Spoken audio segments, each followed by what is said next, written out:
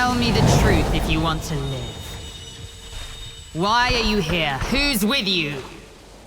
And who on earth are you?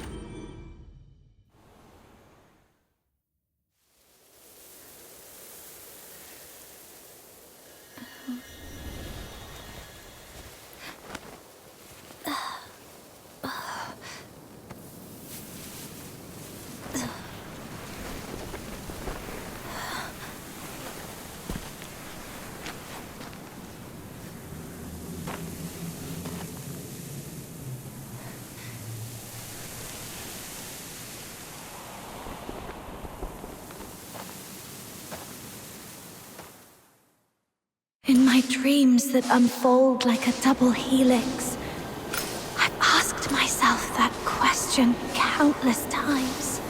But up until now, there has been no answer.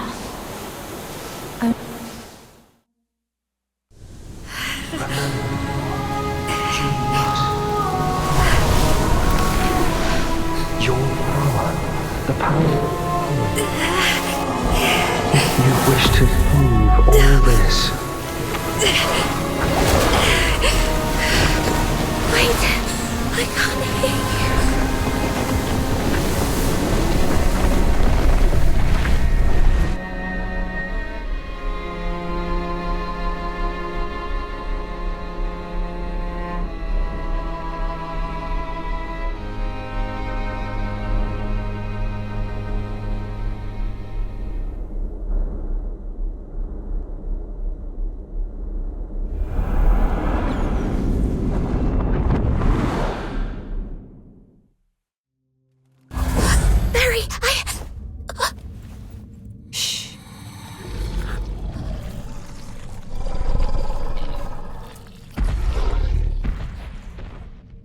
Are you all right? Yeah. Get some more sleep. I won't leave. I'll be right here when you wake up. It's okay. We should get down the mountain and head to the village. You want to go back? There have been roars coming from there for days. I was thinking if we could make it home and grab our weapons, and with your strength, you'll find a way out. No one's going to save us no matter how long we stay here anyway. Let's go then.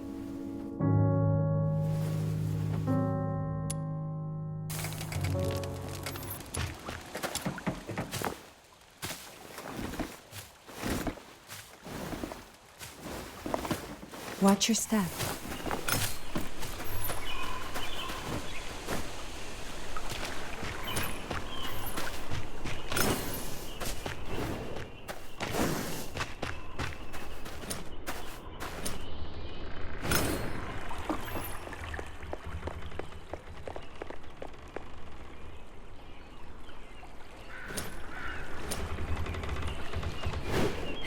You're not fully recovered. Are you sure you can do this? I'm okay. It's just a few scratches. Don't...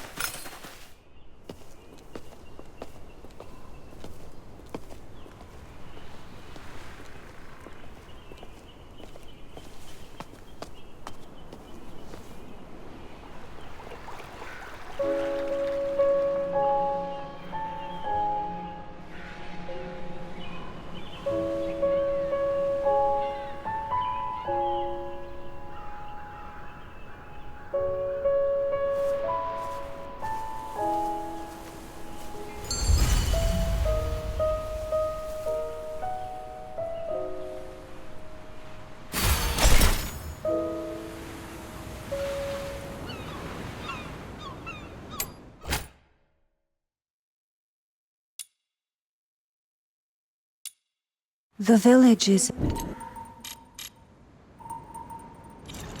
dead silence. I'm afraid they've probably...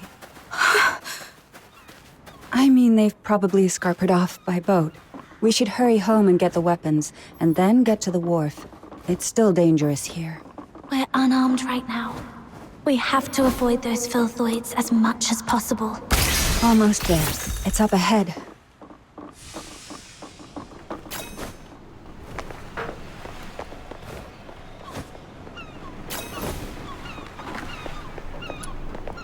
Take that sword with you. It might be helpful one day.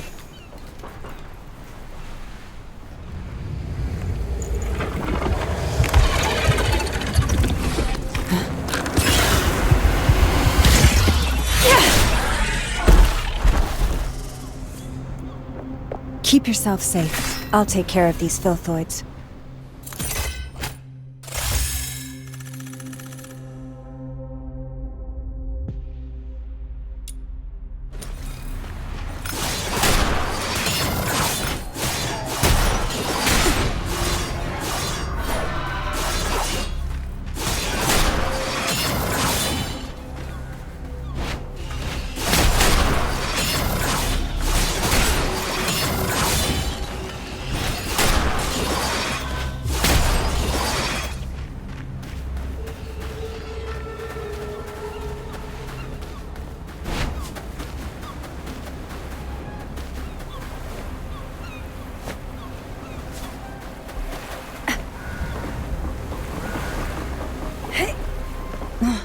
They didn't even leave one single boat.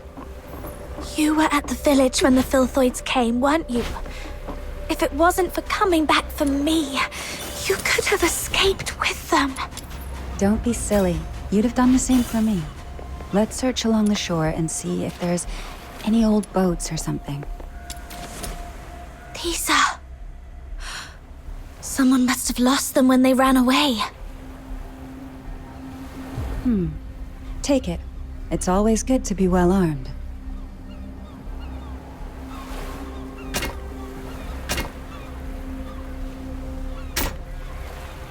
No chance we're leaving by sea. Guess we'll have to count on that thing. Listen, there's actually another ship on this island, up in the mountain ruins. A ship? On the mountain? Yes, a ship that flies. Now follow me.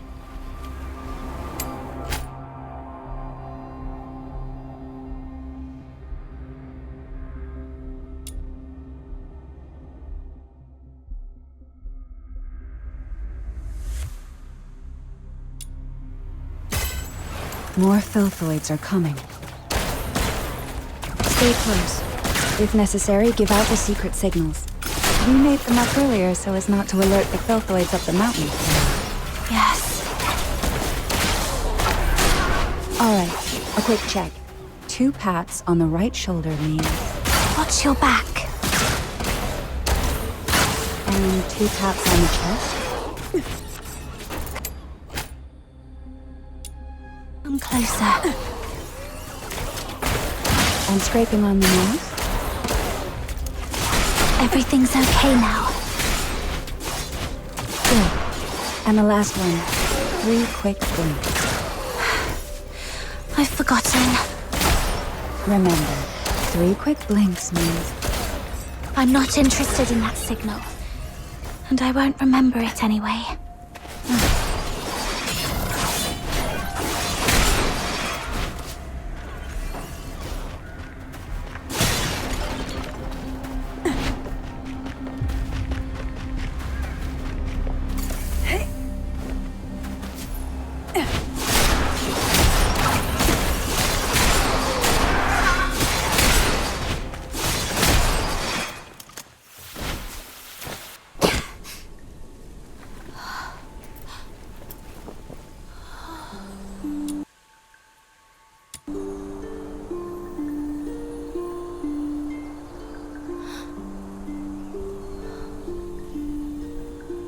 Is this place a temple? Yes. Someone once left that flying ship here. And key.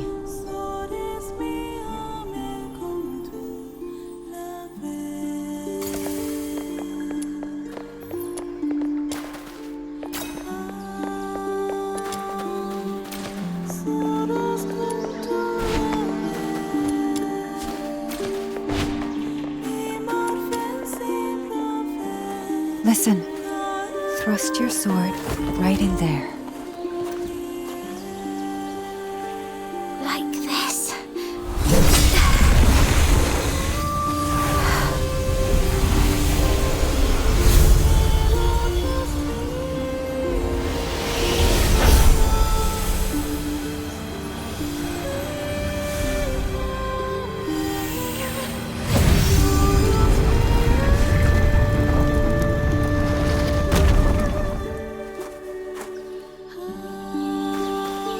The key is this sword.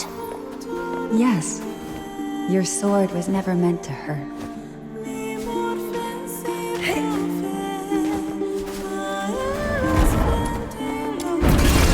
Let's head towards the top of the mountain. There used to be an airship there. If it's still around, we might be able to make it out.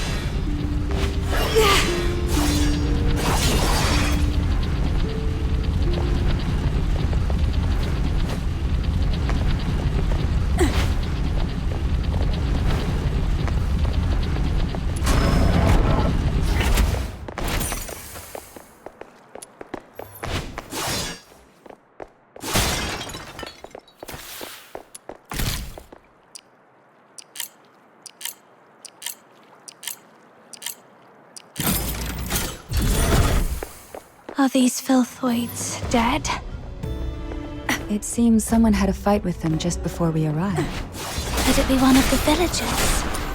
No, we were the first to open that door. Anyway, thanks to that person, we don't have to deal with these filthoids ourselves. Whoever it was, they're not to be underestimated. We must be vigilant.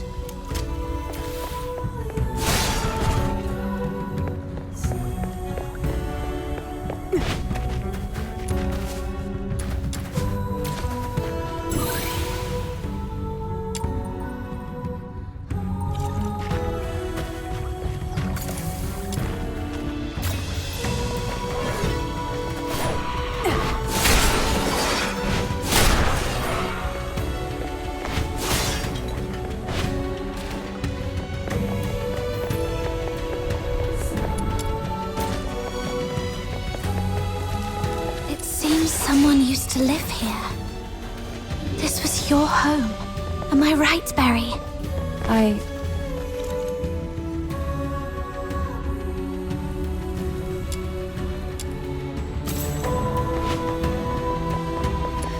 Yes, and no. It was our home. Our home? But I don't remember a thing. It's okay. Maybe it's all for the best. After we make it out, we'll build a new home.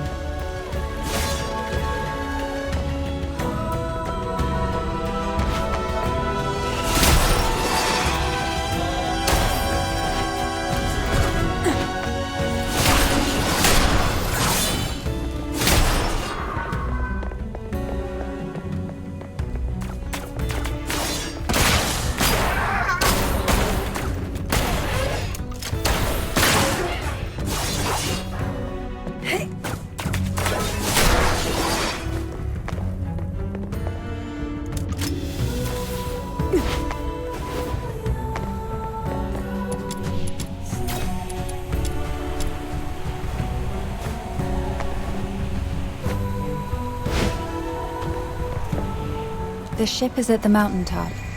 After a short break, we'll push on. Can't believe we'll be saying goodbye to Purgatorio Island soon.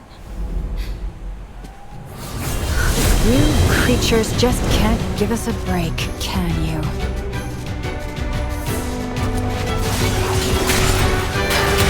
Surrender. Tear you apart. Tear you apart.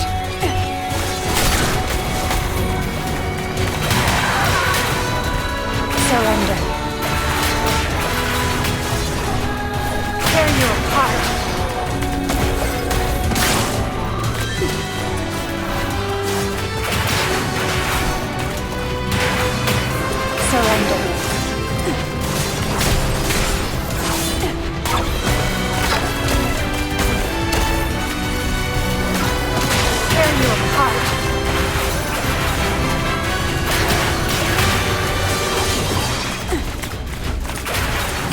many of them are there? Let's get to the top to shake them off.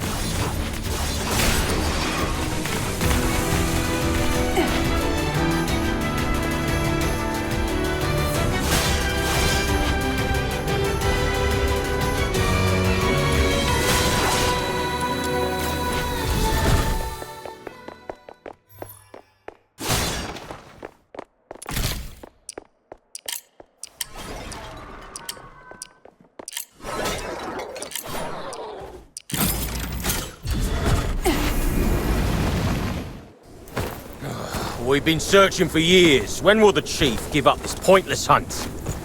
Who's there? Lay down your arms! You're surrounded by the 13th Legion. How come? Surrender. What happened, Barry? The Legion. They found their way here. Anyway, we gotta break out first. They must be up to something. Tear you apart.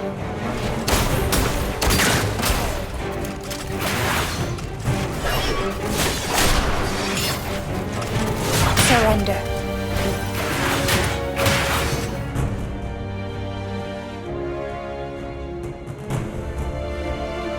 Is this your idea of accurate intel, Randy? You gave me your word. The soldiers did their best with the filthoids. These are indeed unforeseen circumstances, but we did find something valuable on this island today. Alchemical tool she has used, and an airship with a Legion serial number on it. You realize we're looking for number 0, not this useless junk, right? We've been searching for over a decade, but our maritime unit intercepted several of the village's vessels. They might be able to dig up some... Were those gunshots? Randy. Yes, Mom.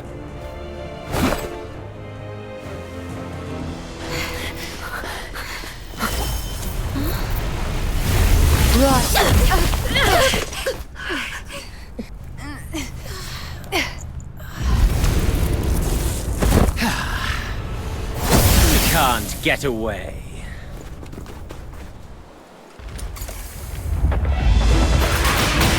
Surrender.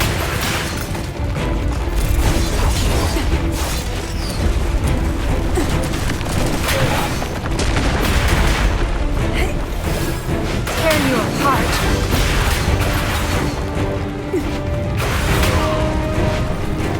Surrender.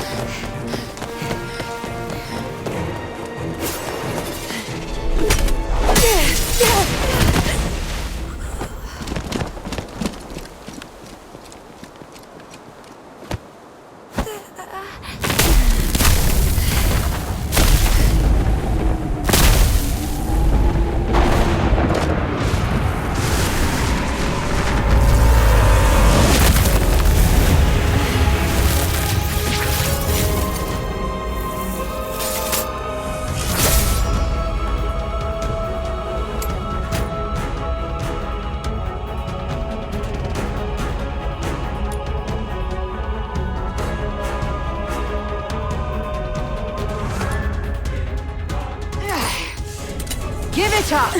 It's over. Surrender.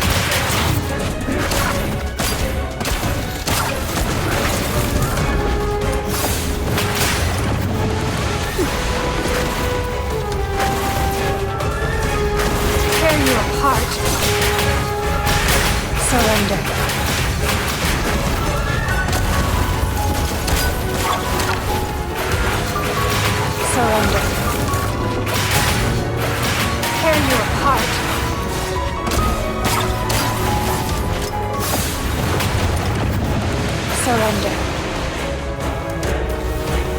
to end this farce!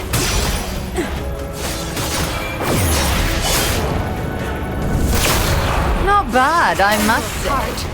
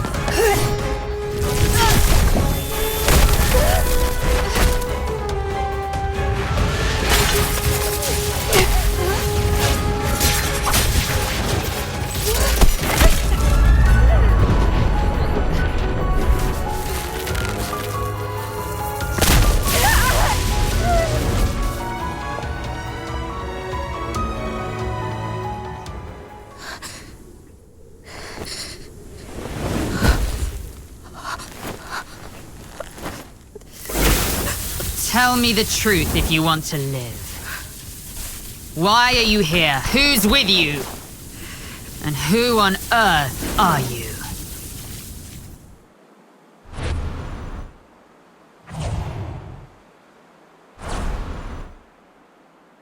That's how it happened.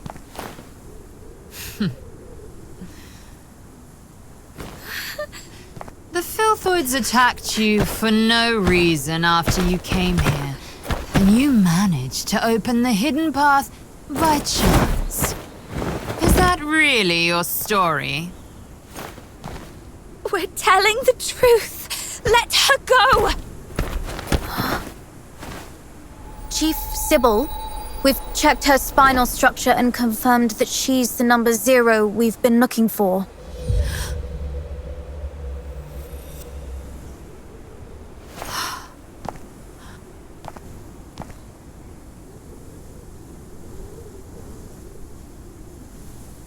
Fortune has finally smiled upon me.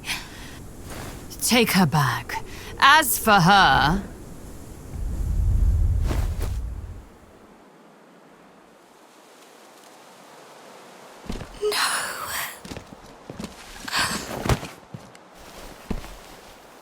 Don't take her. Remember. You must remember. Your power. The power of resonance.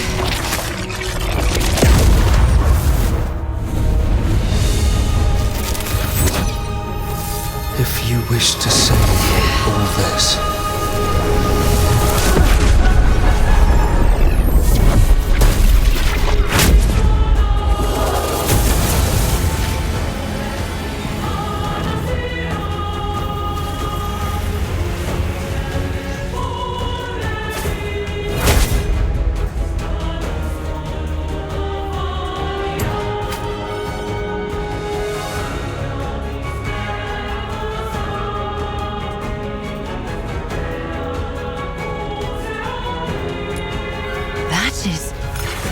Number 0 is not supposed to release all her powers yet. Why?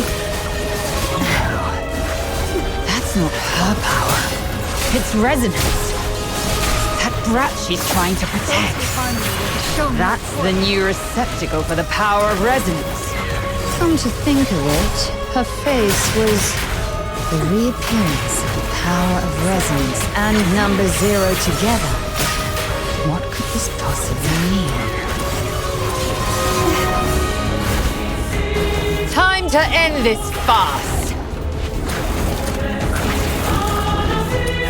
Farewell. Tear you apart.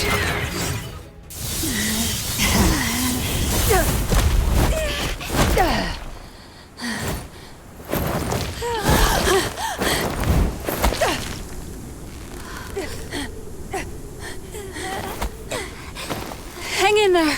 I got you. Give it up, number 0. Even the toughest blade has its breaking point. Come back with me, and you'll live. So will this kid you care so much about. Otherwise, she will... Give me your word. I'll go back with you, but you have to promise to let her go. Give me your word, or you can take 2 corpses back. Perhaps I wasn't clear. This is not a negotiation. It's an order. Barry.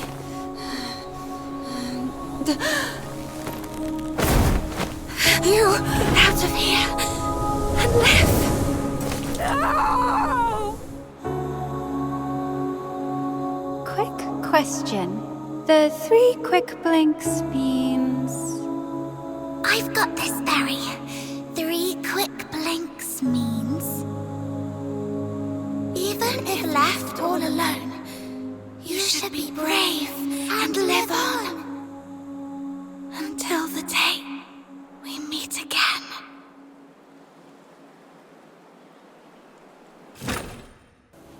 You're back. My other half. My reflection. And my echo. You heard my voice and retrieved the power that belongs to you. The resonance. This power didn't change anything. I fell into the sea, and I'll never wake up again. It's all over. No, I can see it. Your future, our future. It doesn't end here. Someone will pluck you from the briny waters and lead you to a frozen wilderness where destiny will pose the ultimate test. Are you saying I'm still alive? It's time to set off. Life is like a lonely cruise through the boundless darkness of the night. The river weeps, overflowing its banks, while the thorny thickets on either side stand as a testament to its sorrow. I'll keep watching over you, the one across the shore, to see where you're going.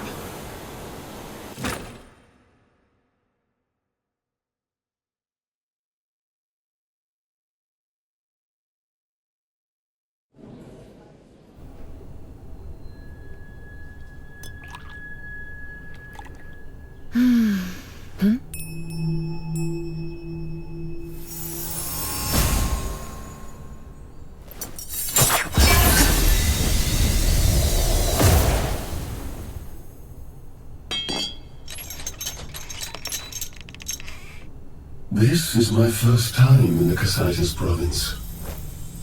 Is this how the people here show their hospitality? I don't want to bother you. I just want to strike a small bargain. I'll pay you whatever you want. And all you have to do, well, it will be a piece of cake.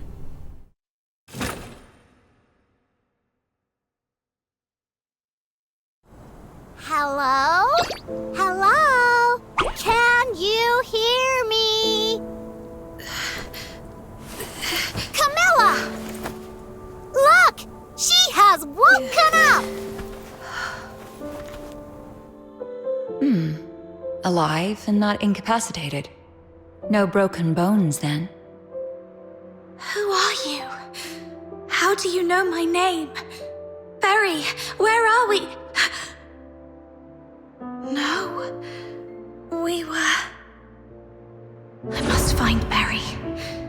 If it weren't for me, she would have managed to escape from those soldiers. Maybe... Hey! Are you even listening? Camilla and Snow have come all this way to save you! You better come with us to the city right now, or else you'll soon become a snack for some wandering filthoids! To... the city? Got a fright, huh? No worries, you'll be safe in a jiffy. Ice Lake is the largest city in northern Hyperborea. Hyperborea? I'm in the Hyperborean Empire. Well, yeah. What's the big deal? Do you know this woman called Sybil? Others refer to her as the Chief, and she's supposed to be in this country. I need to find her. Sybil is a common name, but there's only one that's linked with the title Chief. You want to find her? How did you lose your mind to the blizzard? I thought Charons are supposed to be resistant to cold temperatures. I'm serious. She might have taken something that's very important to me. So I must find her and get to the bottom of it. Espionage, assassination, defiance. With what you've just said, the Imperial soldiers could arrest you for these 3 reasons alone. If you really want to find the Chief, I'd advise you not to rush into it. And for the last time, if you don't want to end up as filthoid fodder, come with us.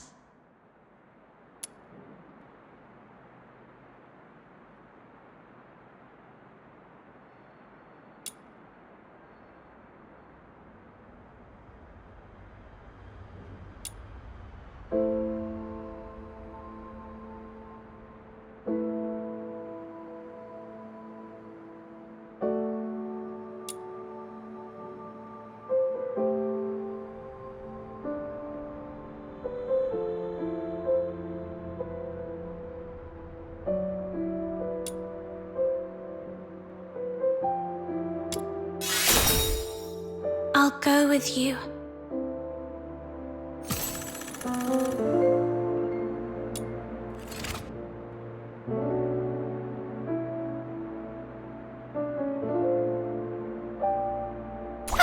Where are we heading for today's haul?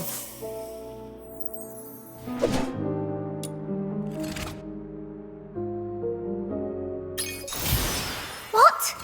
You've already heard of my title? Princess Rubbish Bin?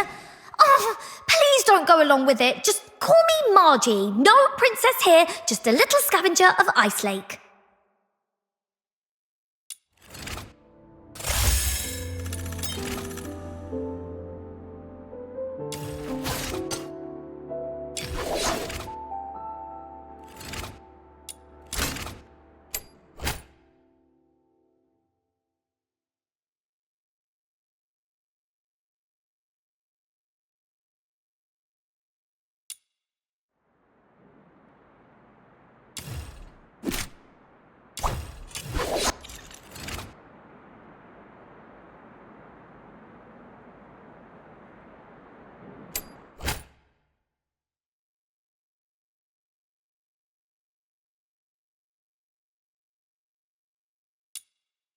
You seem to be all bruises and cuts.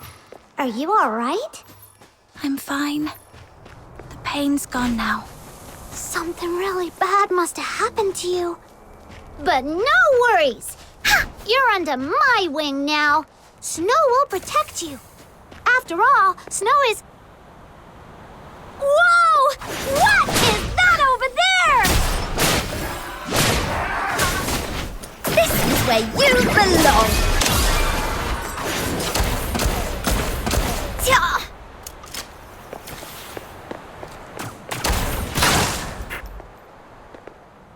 Seems like someone's had a bit of a mishap, and it's even attracted some filthoids. Those nasty monsters. Phew! Thank goodness we took them down.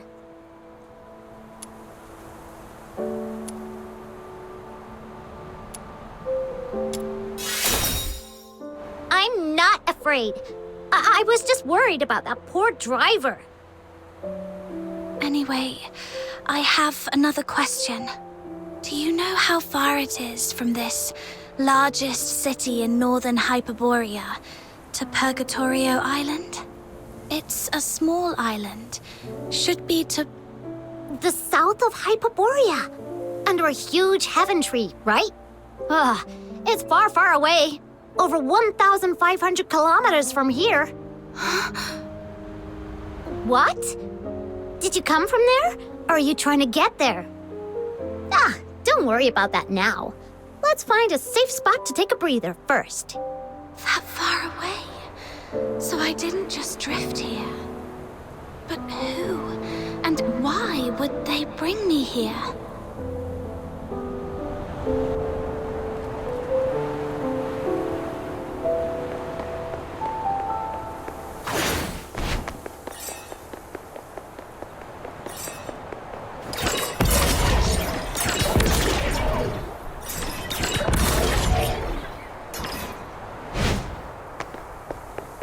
city gate is just up ahead. Follow behind us. We'll get... Stop right there. Ugh, not another check. Don't even remember Camilla and Snow, huh? Looks like your eyes and your brain aren't working very well. Not you, Luno. I was talking to... One Eye. In such a hurry to visit the Security Bureau for tea, eh? You're not from here, are you? Where are you from? Got your travel permit?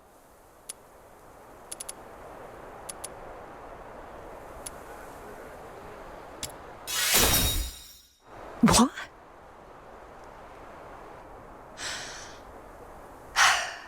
Yes, this is my cousin's child. They were attacked by filthoids on their way from Marburg. My cousin died, but this kid miraculously survived. I'll reapply for the travel permit soon, but the child is quite shaken. Please, have mercy on this poor thing. Let her in for a warm meal.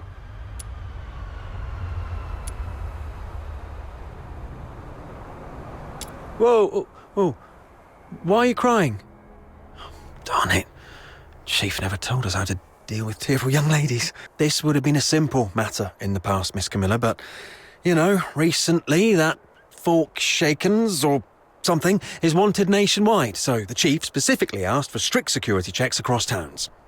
It's the Forsakens. I tell you what, I, Camilla Scarlet, on my honor, assure you that she has nothing to do with the Forsakens. All right, I trust you, Miss Camilla. But remember, keep a close eye on this kid and don't let her stir up any trouble in town. If the chief finds out about this, we'll both be in for it. Thank you. Next time you come to the Asphodel, it's on the house.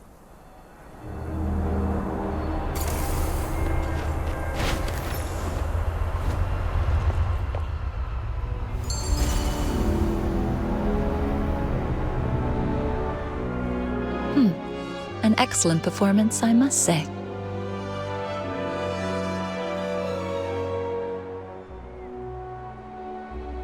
I'd say you're normally an honest kid.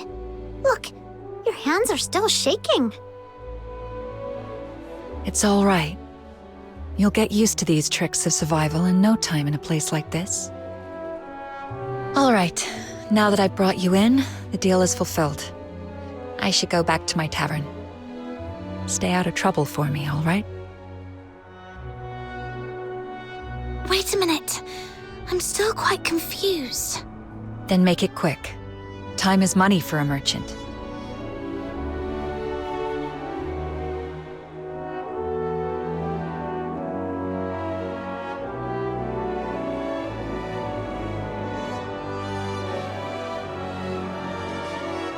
Snow just told you, didn't she? It's leagues away. If you're planning to head back there, the southbound train comes with a hefty fare, not to mention the travel expenses. You'd need at least a few thousand silver coins. Even if you'd rather beg your way across the Hyperborean plains, you'd still need to somehow deal with the inspections in every town you pass. Next time, you might not be so lucky. For all you know, you might well find yourself languishing in prison. Right, going all the way back is no picnic. I must first get some money and, as that soldier mentioned, a travel permit.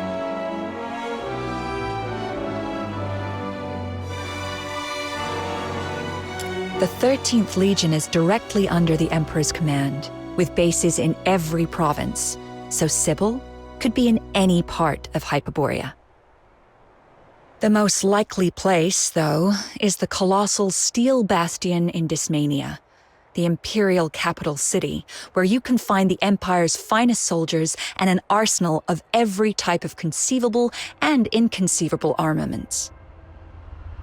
If Hyperborea is a roaring chariot, that place is its engine, its fiery core. If you want to give it a try, go ahead.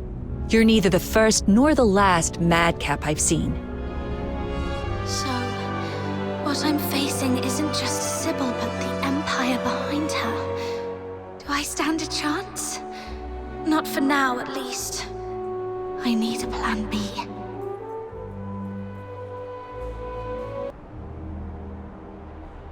Yep. Just yesterday, in the pitch-black windy evening, a fiend cloaked in white light infiltrated Camilla's tavern and threatened her.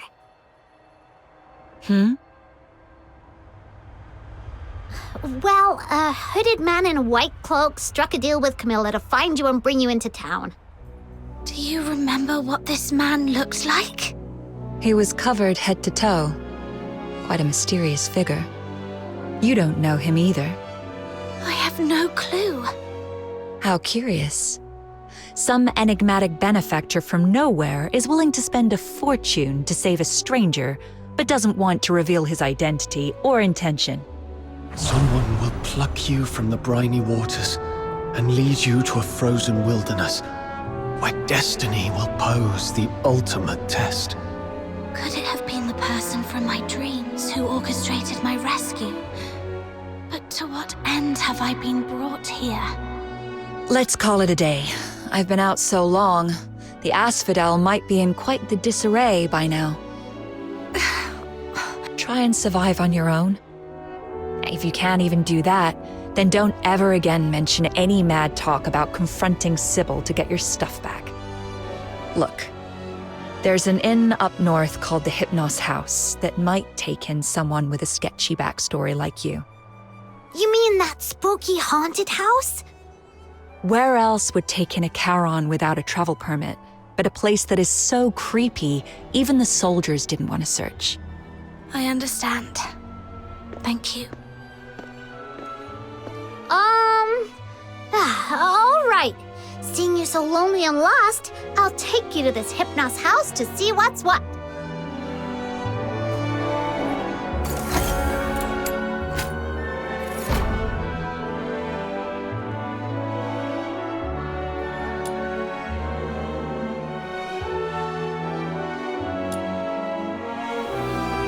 What exactly did you mean by haunted house?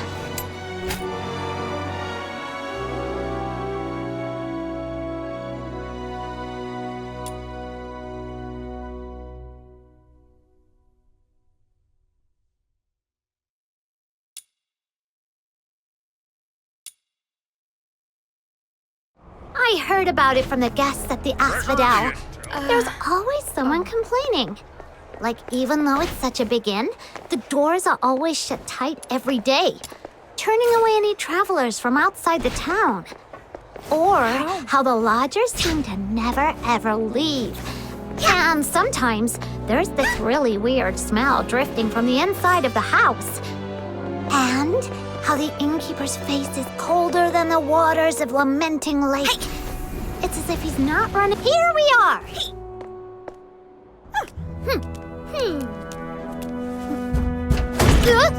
Who is it? I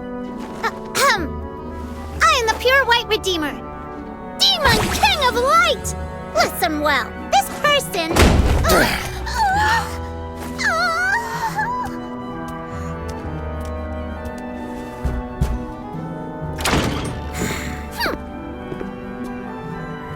Hold on, please. Miss Camilla Scarlet told me to come to this place. I was hoping to stay here for a few days. Would that be possible? No travel permit? That woman's misplaced compassion knows no bounds. All right then, let's see it. Huh? The price you're willing to pay. Haven't got any money? I'll find a way to... Then get lost. You're so rude! A real disgrace to Ice Lake.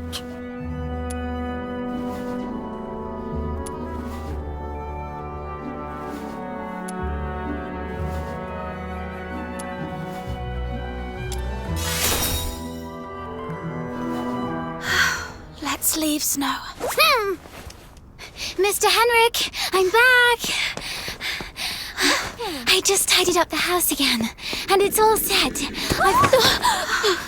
careful.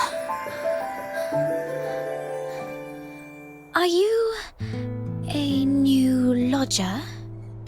Just a penniless outsider looking for a place to stay. I was about to kick her out. An outsider? But if you kick her out, won't she be homeless? That's none of your concern. But the house is still unsold anyway.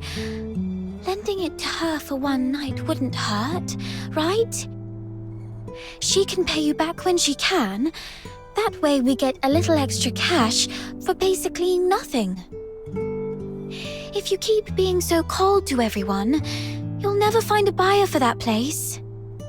You... Fine. Have it your way then. But just for one night. Come morning, you must go wherever you're supposed to. Understood.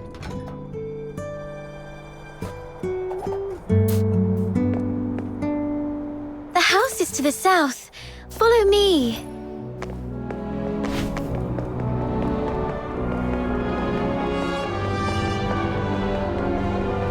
Ha! Here we are.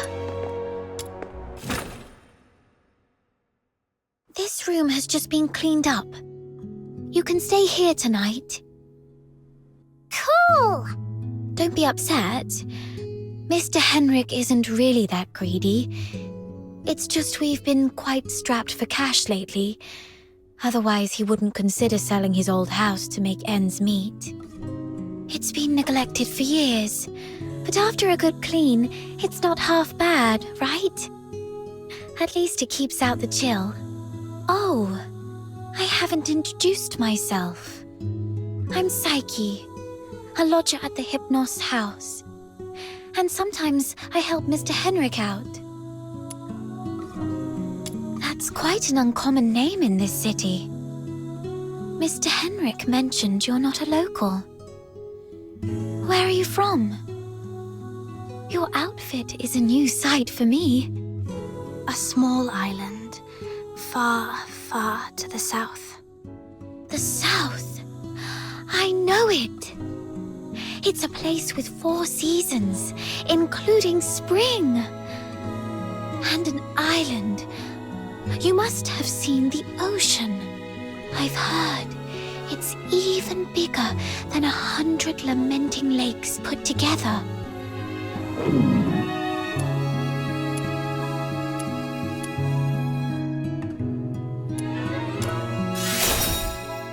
Are you hungry? I'll get you something to eat. Be right back.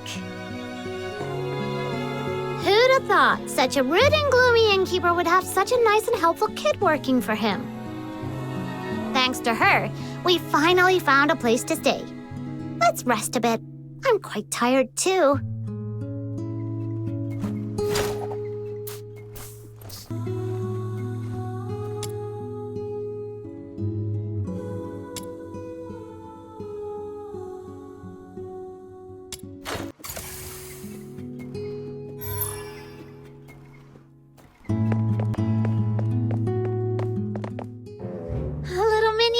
Big news! I mean, like, really big.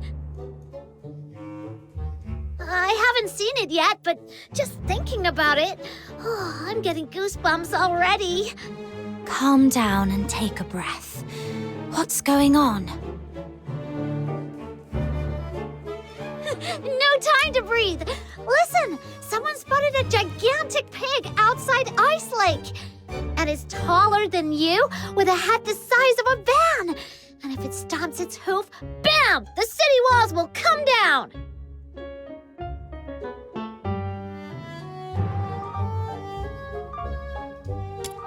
What are you talking thinking about? Are you thinking with your stomach again? Anyway, I'm really curious. Come on, let's go check it out. You weren't doing anything important, right?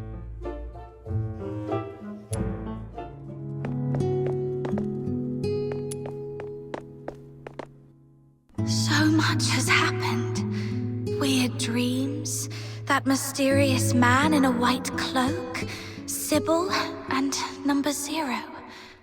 They all seem to be connected somehow, but I can't figure it out. The only thing I'm certain of is that I've lost Berry. If she's managed to escape, she'd surely try everything to find me. Of course, I can't rule out the worst-case scenario that Sybil has taken her to the Legion. The silver lining is, it seemed that Sybil needed Berry for some reason, so she probably wouldn't harm her. Anyway, I need to scrape together some money in Ice Lake, get a travel permit, and then plan for my next move. I'm back. You must be starving. Here's some freshly baked bread. Berry? Huh? Are you all right? I'm fine. Just so hungry that I accidentally bit my tongue. It hurts, so... Then you'd better eat some bread and wash it down with warm milk. That'll make you feel better. Be careful. Don't bite your tongue again. Thank you, Psyche. Are you sad? Huh? Why? I can feel it. Even though you're trying to put on a smile, you're not happy. I'm a bit curious about what you've been through, but Mr. Henrik told me not to pry into our guests' pasts. Anyway, you can take a good rest here and think about what to do next. Thank you. Psyche, I need to ask you something.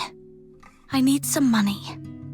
Is there any place in the city where an outsider might find work without too many questions asked about their past? Let me see. Most people here work in the factories. But they all ask to see a travel permit. Well, there's perhaps one place you could try. Miss Camilla Scarlet's Tavern, the Asphodel. You can take up commissions with handsome rewards there. But those commissions are often quite dangerous. You might have to go to places even the local escort would avoid, and you might encounter some wandering filthoids. Camilla Scarlet. I met her today, though I had no idea that her tavern also runs this sort of business. It's okay, I can handle it. Can you take me there? Huh? After all this running around, you're going back to Camilla? Thank you. Count Snow in! Snow's more than familiar with that place.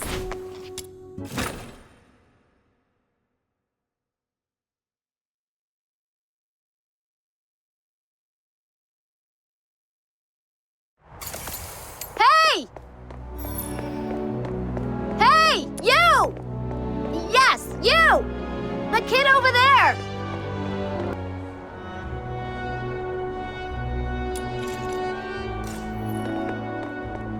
The rain hurt.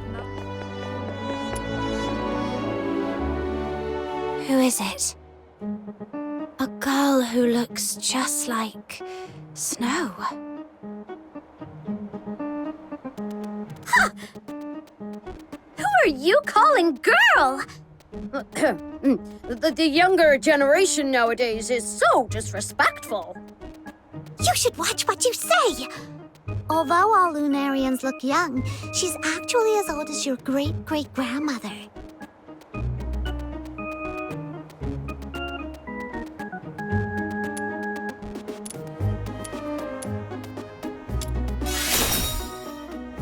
Very well, I'll let it slide this time. Actually, I caught a whiff of something remarkable as you passed by just now. Oh, that's right. It's the scent of a legendary weapon. Do you have any special weapons on you, kiddo? Weapon? This sword is all I have.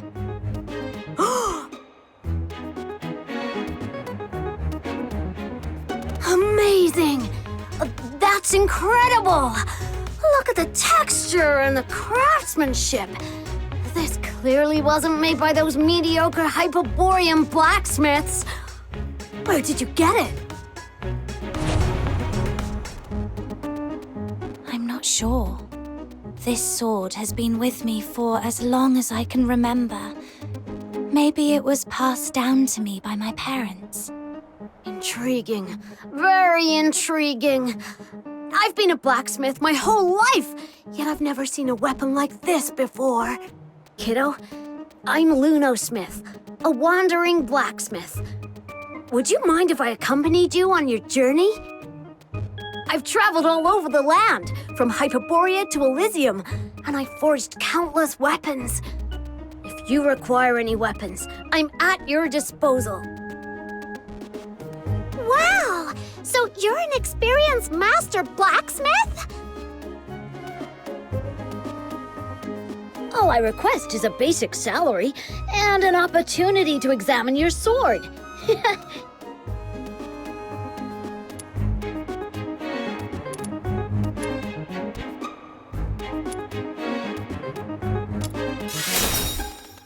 So, you'll have me?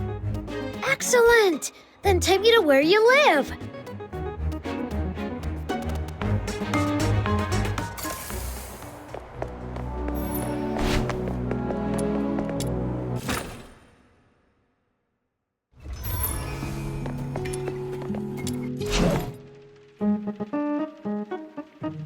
Got any foraging plans, kiddo? Hee hee! My hammer is eager to unleash its might.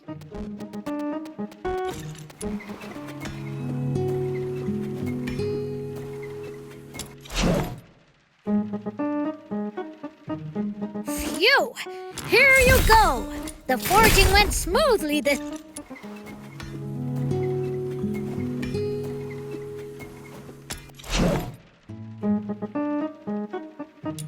Have you come across any treasures lately? Show me, and I might forge a truly extraordinary weapon out of it.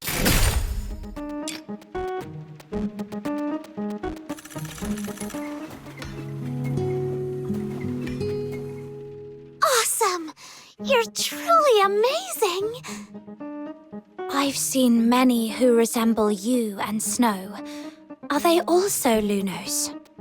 Did you come from a remote village or something, kiddo? Yes. My hometown isn't a big city. Ah, that explains it. In all my travels, wherever there are humans, Lunos can always be found.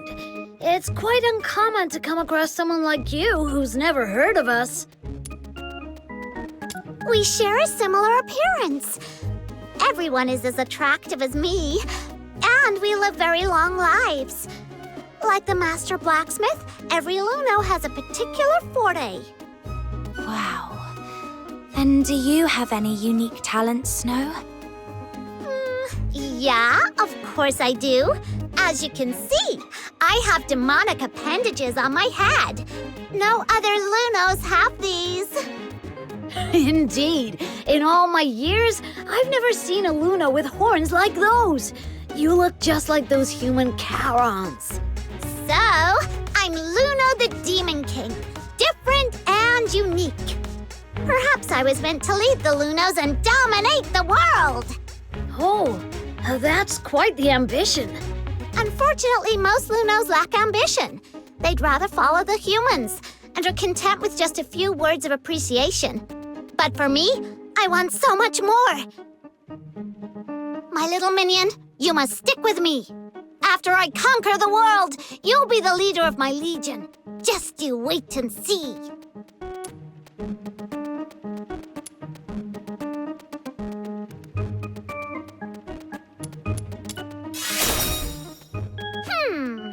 How about 20 letters of praise written by this Demon King. Anyway, we can talk about the details when the time comes. All you need to know is that I'll never let you down. Wow. So unique and different from other Lunos.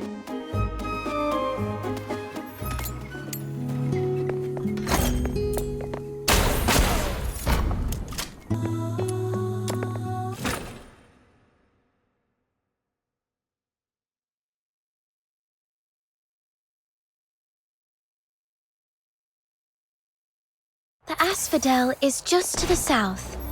Come on! Snow will be waiting for you in the square. Your travel permit. Are you deaf? Show me your travel permit. Sorry, sir. I'm a bit slow at this age. Please, bear with me for a moment. Here it is. Huh? Oh, is this you in the photo? You old codger. Yes, sir.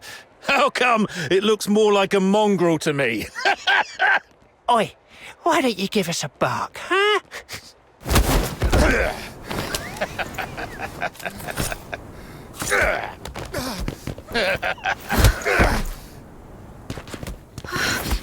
No! Don't.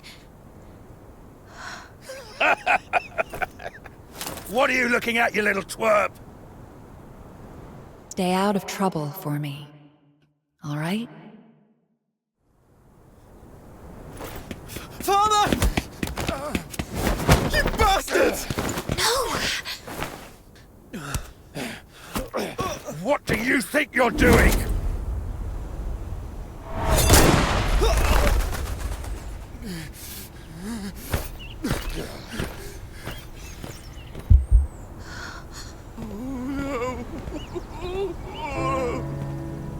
Let's leave.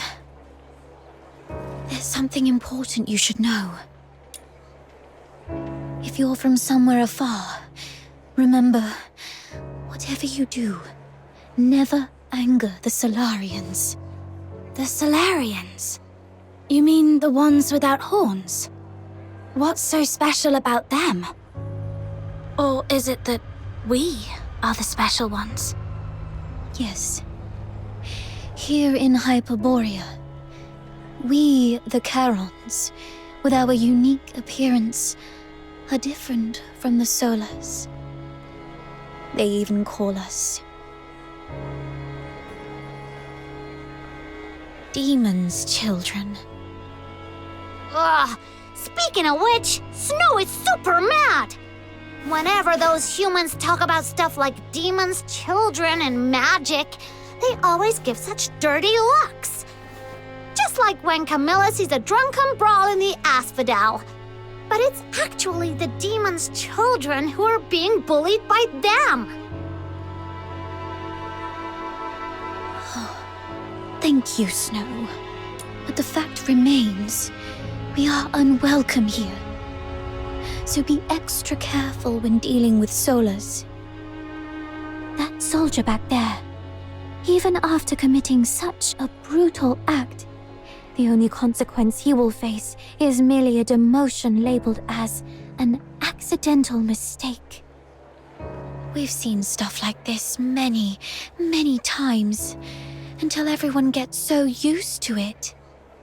Such things are commonplace in this place. They are just as ordinary as the fact that Charons aren't allowed to enter the inner city of Ice Lake or leave the Empire.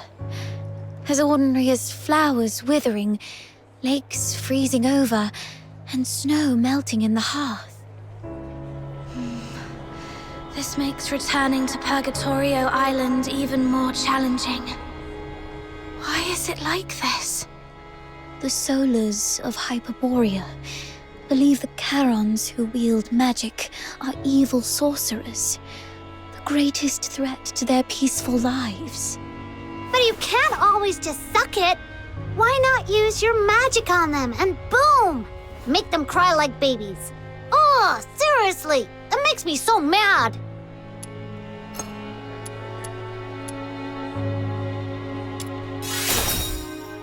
Around 18 or 19 years ago, Charons in the Empire once waged a war.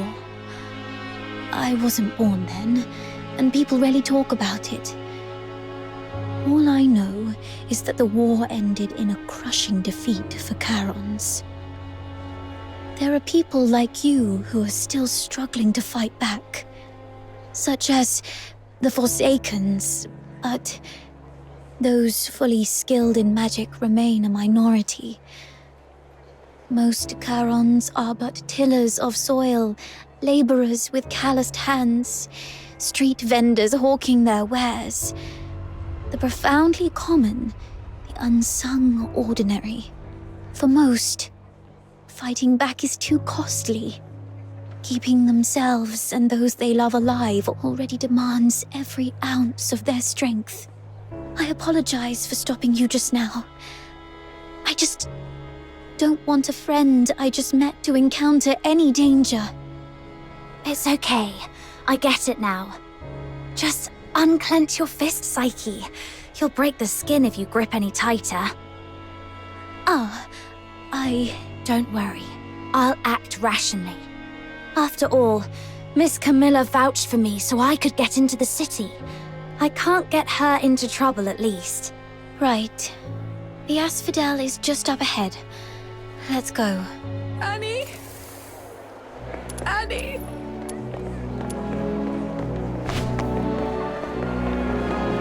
Treasure the intel.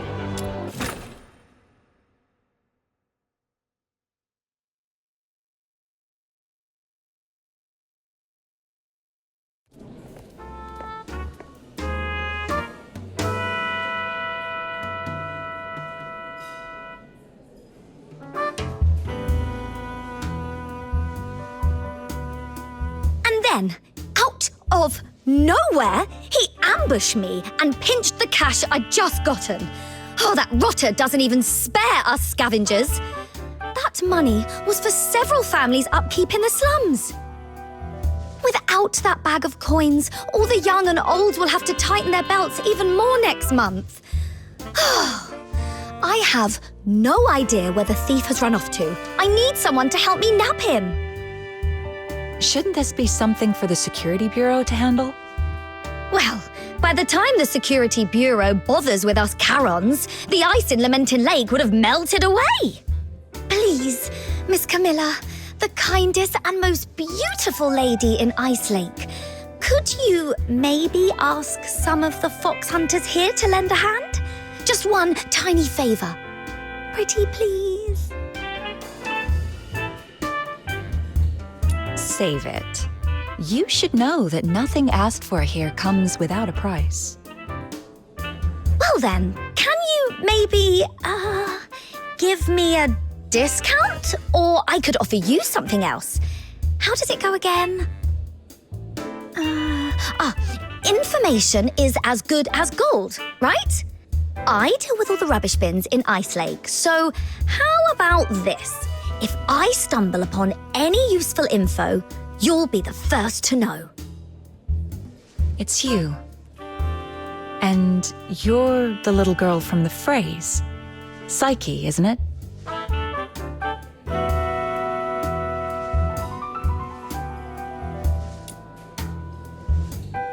Yes, Miss Camilla. I'm staying at the Hypnos house for now. I see. I'm here with a friend. She is looking for a job and wants to become a fox hunter. Then you came to the right place. There's a commission for fox hunters right now. Not now, Margie. Okay. Already made friends. You're quite a charmer, aren't you? As for fox hunters, let's get one thing straight. This isn't child's play nor an easy gig. It's true that in this place no one would probe into your past or background, but the rewards always come with risks.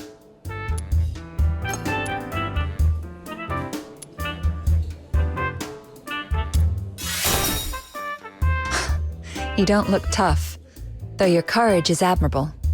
You're indeed stronger than the average Charon. I've seen you in a fight. But brute strength isn't enough to qualify you to be a fox hunter. You need to prove that you're capable of dealing with all possible contingencies and a very mixed group of clients. It just so happens that a chance for that came in just now. Oh, right. Snow heard that someone swiped this lady's money.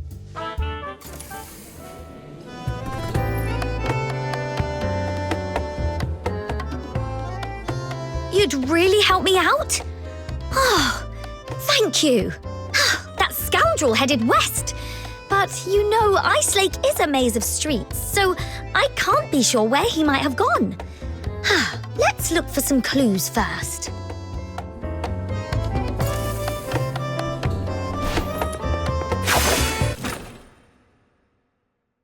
Treasure the intel. Let's start never by miss searching to trail. the west. The thief had dark hair and was wearing a blue top, I think.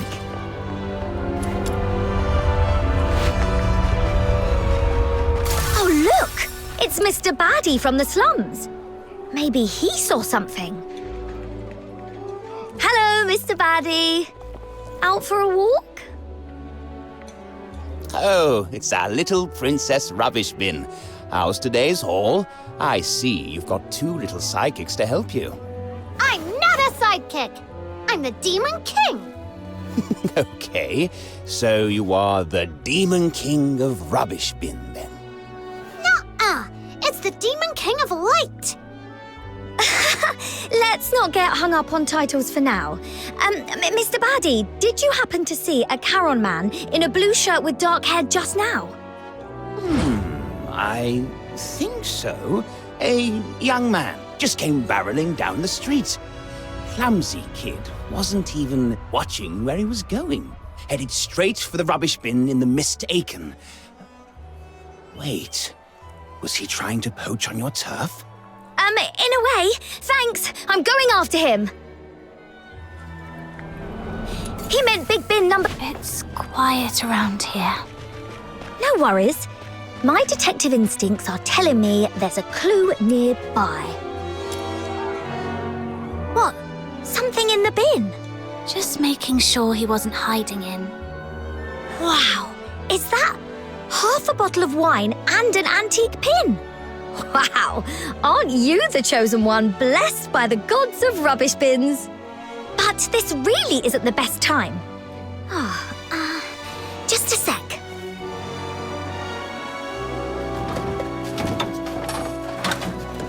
There. All set. I'll come back for these later. Finders keepers. I'll share this wine with you once we've caught the thief. I think I'll pass. Thanks.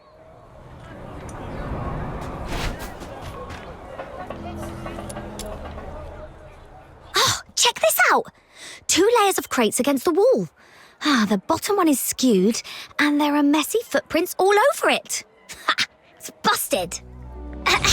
According to the statement of Margie the witness, she just straightened these crates when she did her shopping at Big Bin number 3 this morning.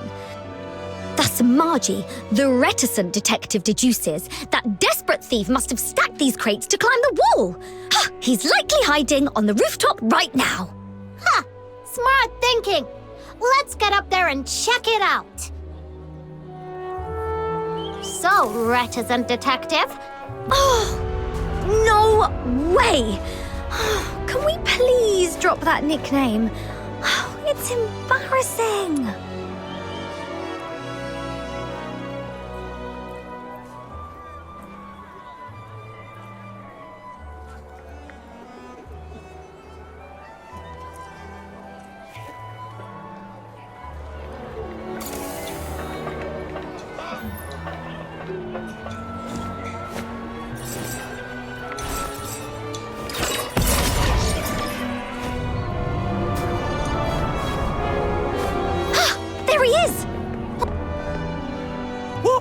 Did you really have to chase me all the way up here?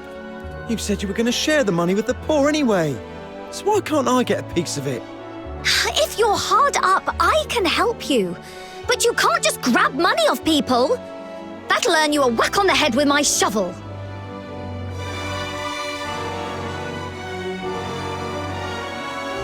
He's disappeared again. What is he? A ghost? He must have ducked into the sewers.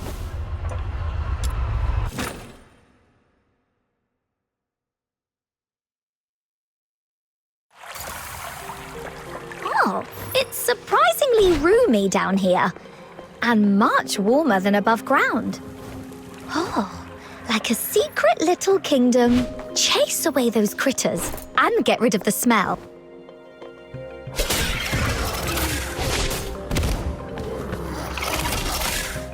The thief's up ahead.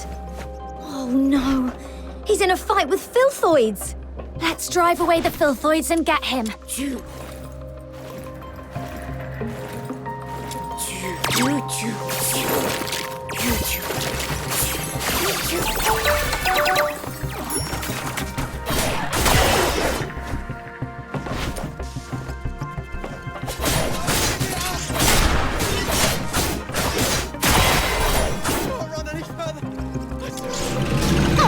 Not so fast! That's for underestimating Snow's minion. Now you know what we've got.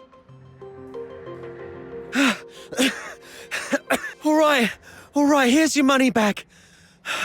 I haven't had a decent meal in days, so I got desperate. I'm sorry. You're starving. Guess what? So is everyone in the slums. And you didn't seem so sorry when you snatched the money bag from me. How about this? You threw a few punches at me, so now I'm gonna hit you with my shovel a few times.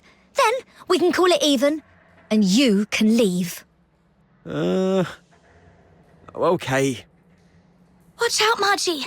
He's got something in his hand. Something just knocked the dagger away. Is that a dinner knife? Remember, sometimes a beast bearing its belly isn't showing weakness. It might be baiting a trap. Drop your guard and you'll get bitten.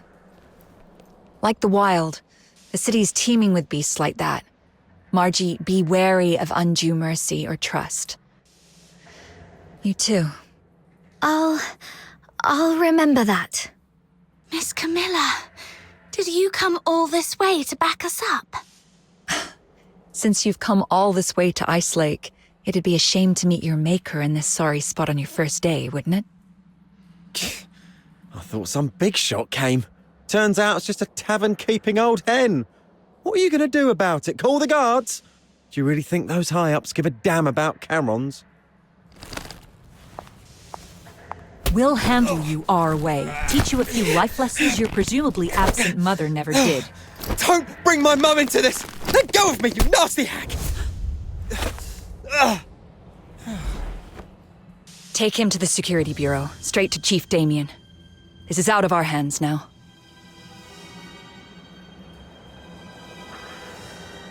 What? No! No! Please! I surrender! Please! Don't take me there! I'll do anything! I'll leave Ice Lake for good! Please, let me go! I'm begging you! Miss Camilla, what's wrong with him? Stay back. He's much more dangerous than he looks. Anyway, Margie got our money back and you've proved yourself. If you're still set on becoming a fox hunter, meet me at the Asphodel. Please! Just let me go! Please! That was weird. Why did Miss Camilla suddenly freak out like that? She's usually so cool-headed. And that thief, too? Shaking like a leaf all of a sudden? Is the Security Bureau really that scary? Looks like he's in for a tough time. All I wanted was to get my money bag back and maybe teach him a lesson. I didn't expect all this. I almost forgot. Here's your reward. Thank you so much. You're a lifesaver. My sister from another mister. Well, I gotta go divvy up these coins. I usually do my shopping all over Ice Lake. If you need me, just drop my name in the slums and they'll help you find me.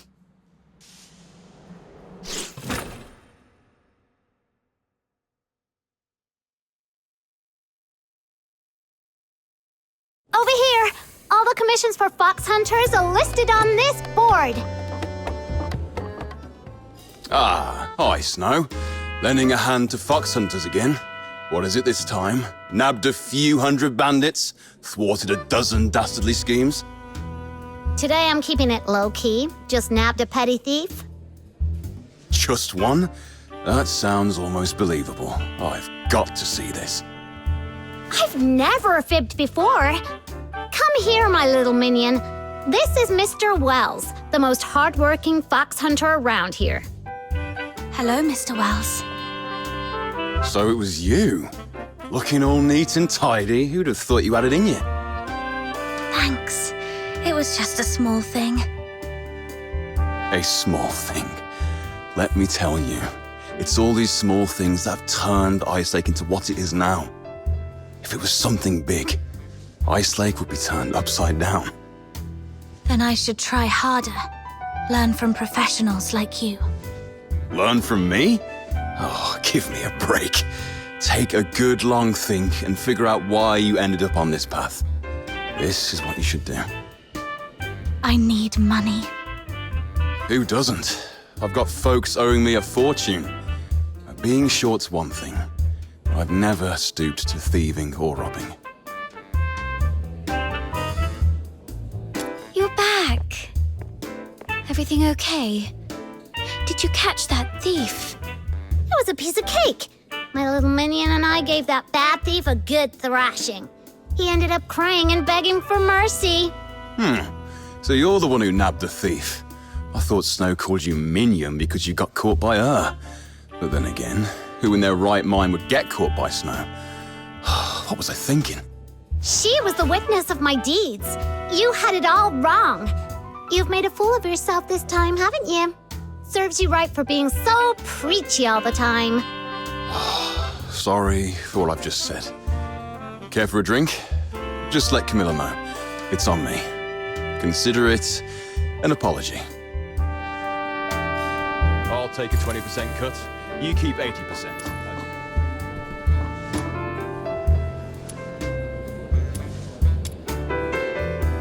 Your first gig was quite slick, and you got on with Wells. Your career as a fox hunter is off to a good start. Here, a hot drink to warm you up. I was gonna treat you to one, but since Wells has offered, we'll put it on his tab. Right. I did mistake this last for a thief. It's the least I can do. Oh, and I can also catch her up on our line of work. To be honest, it's been pretty tough lately. Any commission worth a jot has to be fought for. I just had a gander at today's jobs, and they're all thankless. Except for that hot potato. A right bother of a job. Finding some daft stone. It's no point in telling you. Even us old hands don't dare touch it. Let alone a newbie like you. It's looking for a rare mineral called Crystallo of Stella in the old Glevum pit. The client is Henrik Ethelred. Yes, the very same Henrik you know. Glevum pit is now a den for filthoids. A few fox hunters tried their luck, hoping to find some foxine scraps there, but not a soul came back. So even with Henrik dangling 5,000 silver coins, no fox hunters taken a bite.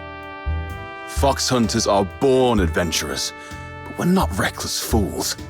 The stone's very existence aside, who knows if Henrik can even cough up the cash? Everyone knows he's recently gone bankrupt, even looking to sell off the family house. Is he planning to gamble it all on trading Crystallo? Wait a minute. Crystallo trading's been banned for years. How's he planning to unload it? Miss Camilla, how much did you say it would cost to go to the south earlier? About the same price. Interested in taking on the commission? You serious? Kid, I'm not joking. This is no child's play. Thank you, I get it. But, Miss Camilla, you once told me, if I can't even handle this, how will I ever find my lost treasure? The Asphodel doesn't interfere with the choices of clients or fox hunters. If you're set on it, I won't stand in your way. Crystallo of Stella is a blue-violet crystal that appears as if nebulae are swirling within it. In the dim mine pit, it is particularly eye-catching. You won't miss it. Here's your payment for retrieving Margie's money bag. Take this with you as well. Make it back in one piece.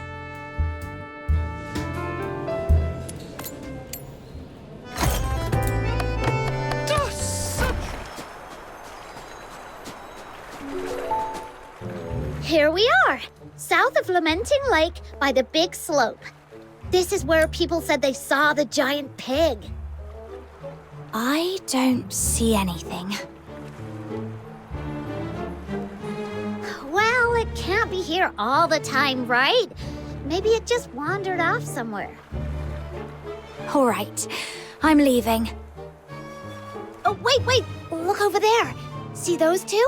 They've been standing there. Maybe they're waiting for the giant pig too.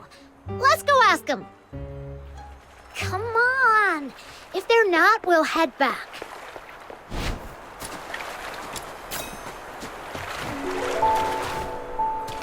Hello, may I ask? Shh, keep it down. Can't you see we're expecting something? Oh, my bad. So, you're also here for... Yep. What, you guys too? First come, first served. No cutting in line. Huh? There's even a queue for this? I mean, it's huge. There's enough for everyone. But fine, we'll just watch from the sidelines. Once you're done, we'll take a closer look. Why do I feel like you're not talking about the same thing?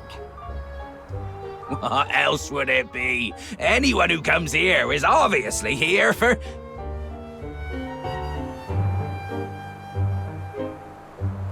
Now, pull the rope!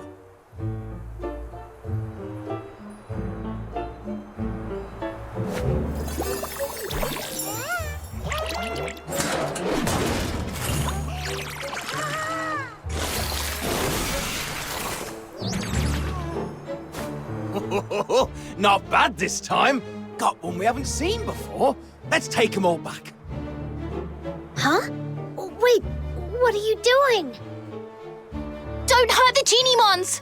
Filbert, knock them off! Oh, for crying out loud! How many more times do we have to run into her?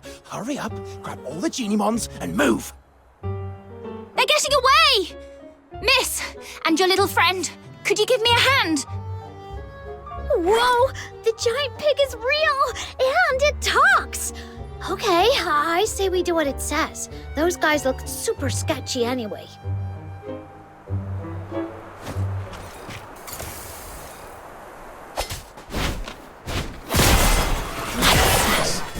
This time, I will be the shield.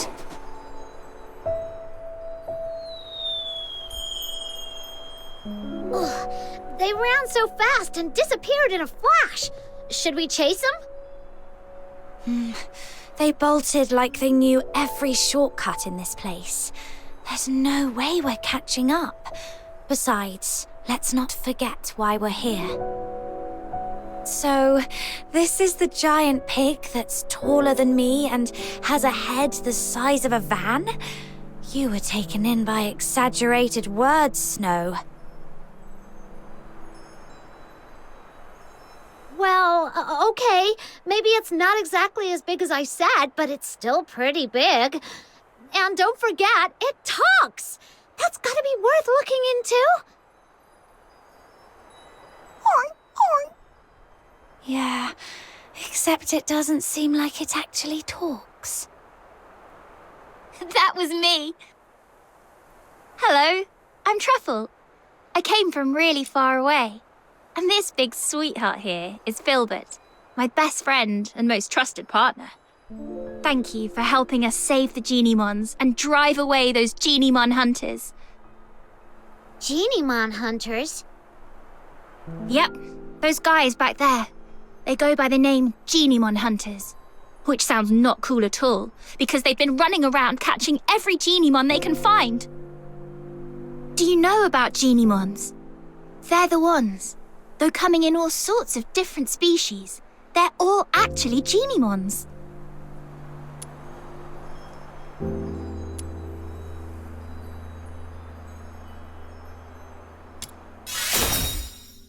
Yeah, kind of like that. You must be really good at fighting to think of a weapon analogy first. Anyway, I read about it in a book, that Genimons tap into the power of Foxine and become various forms to adapt to different environments. Like, if they hang around fire too close, they turn into toasty, fluffy Zepyro. Whereas staying in the dark long enough, they go all shadowy and become Equinix to blend in. Most people don't understand how it works, so they think it's evil magic and get scared of them. But because they can use the power of Foxine, they've attracted the attention of a group intent on capturing them. I don't know what they're up to, but I know it's nothing good. So, I've been hanging around for the past few days, waiting to make them regret their actions.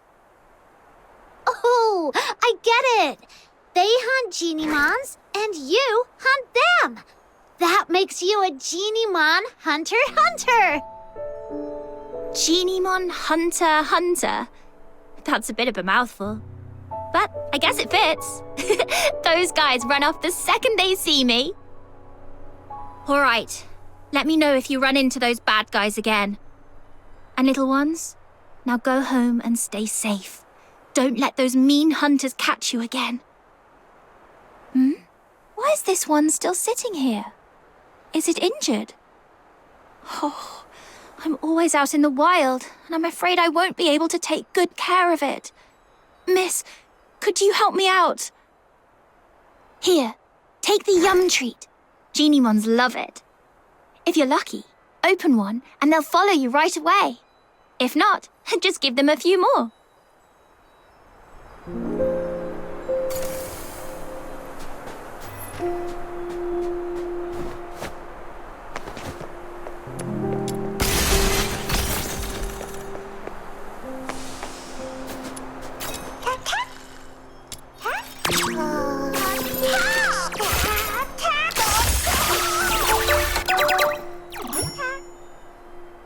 Yes, that's how it works. You're amazing. Miss, look at that. The little guy perked right up. I think it really likes you. What is it, Chirpy? It's talking to her. This little one says you feel familiar, like someone it can trust, and it wants to go with you. You take care of it, and it could come through for you in a pinch.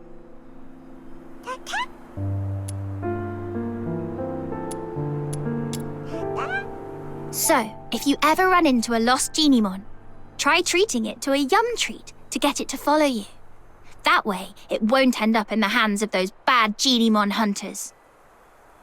All right.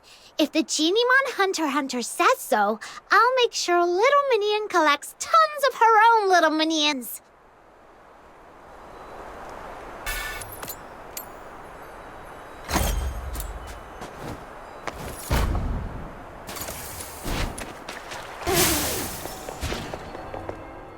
Hold on, please.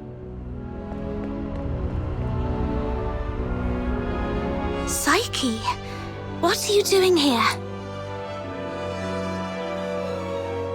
I thought I'd help show you the way. I mean, to Glevum Pit. Snow knows the way. But it's nice to have some company, especially when we're heading out of town. Yeah, outsiders can easily lose their way out there. I saw you accepted Mr. Henrik's, our request, so I thought I should help out.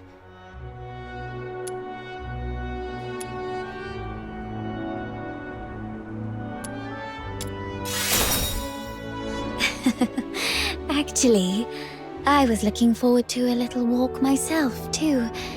Shall we get going?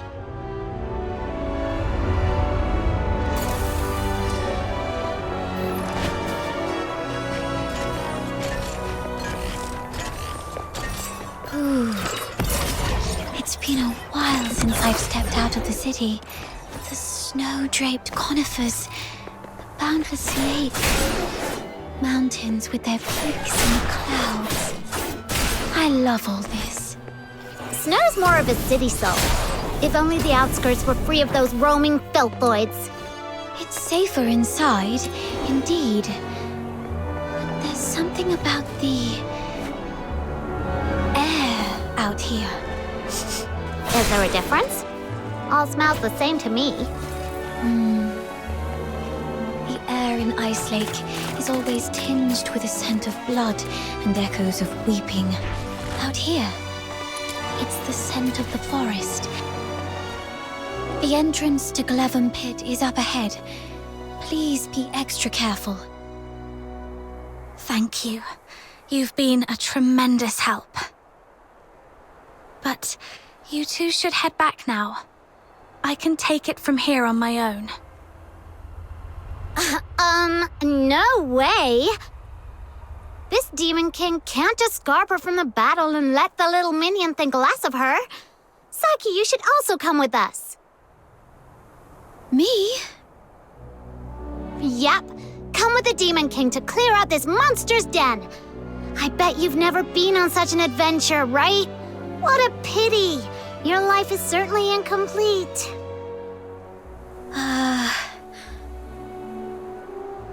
All right. I'm in.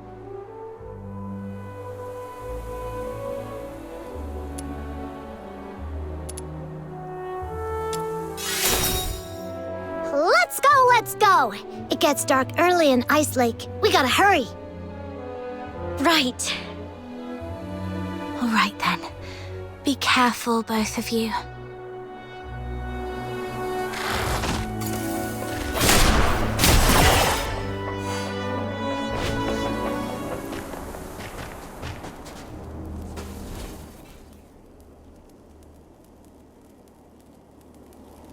It's locked. Watch me bash it open. Ouchie! A door this thick is probably impervious to brute force. Then let's look around to see if there's another way in. Snow, does your head hurt? Let me help you. There. A little puff to ease the pain. Oh, you're so nice. When this Demon King conquers this place, Guided by Snow, the Demon King, the little minion who just arrived in Ice Lake from afar, has become a brilliant fox hunter in a mere day. A new chapter in the legend of this Demon King! Fox Hunter is a cool name. Do they all hunt something called fox? Nah, fox hunters nowadays are actually bounty hunters. It has something to do with foxing a long time ago. Right. I heard it used to refer to a profession that originated right here in Ice...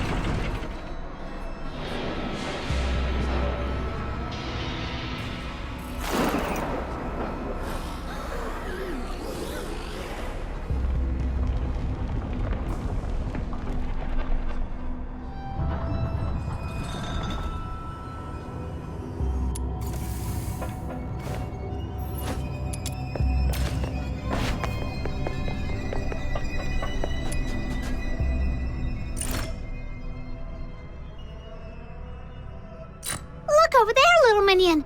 There are several powder kegs. I see. The journal also mentioned gunpowder. Maybe we can use the kegs to blow up the yellow crystals. Let's take them with us then. You can never be too prepared when you're adventuring.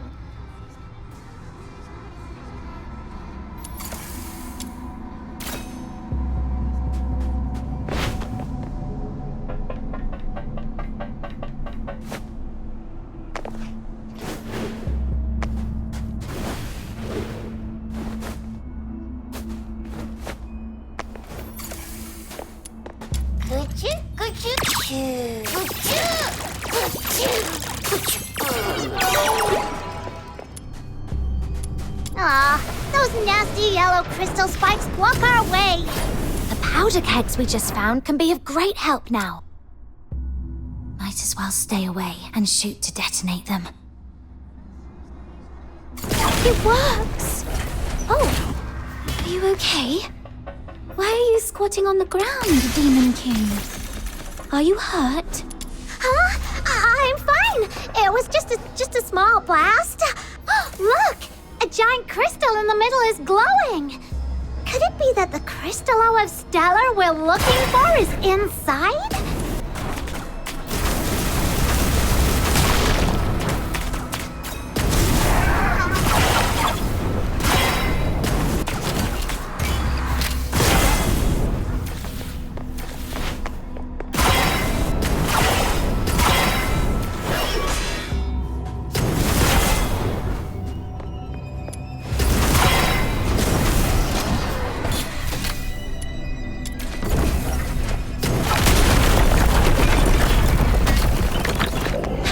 Again!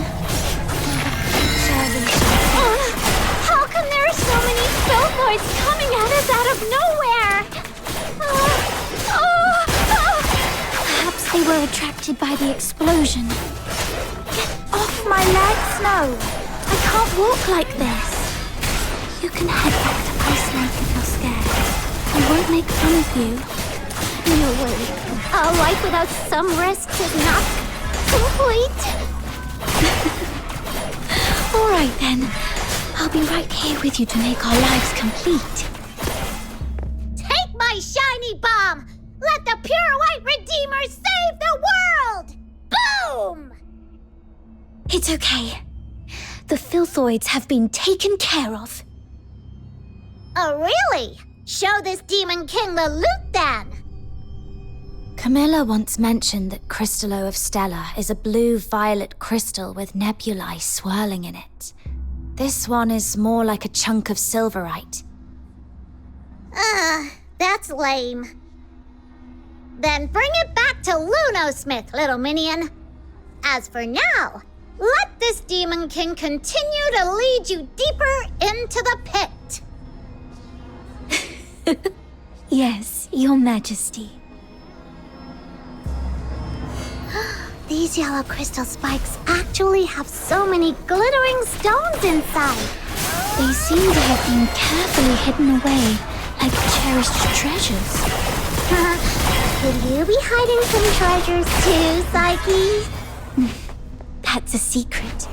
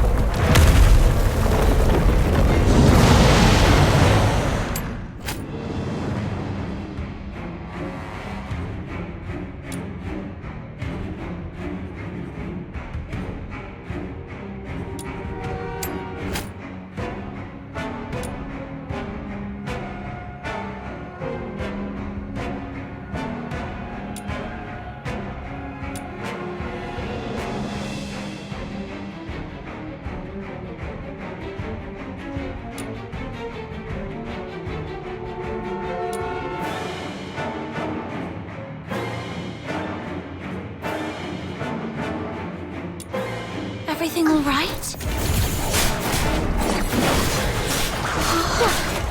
Break free from the cocoon. I really couldn't see clearly back there and ended up slowing down. Looks like those shoulder-looking parts are its weakness.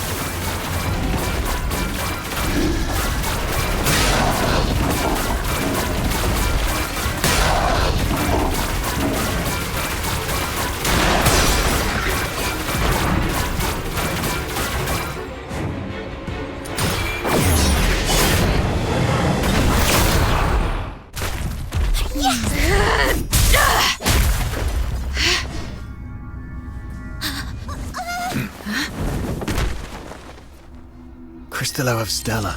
Look at its beauty. No wonder everyone wants a piece of it. What a commotion I just heard. So it was you guys that took out that giant thing? Impressive! Outsider! How come the Crystallo is in your hands? It was my little minion who first... It was just lying there with no one's name tag on it, wasn't it? Come on. In our line of work, there's no such thing as dibs. And you're new here, right? Someone has to teach you this lesson, and that someone just happened to be me today. Consider this Crystallo as tuition, shall we?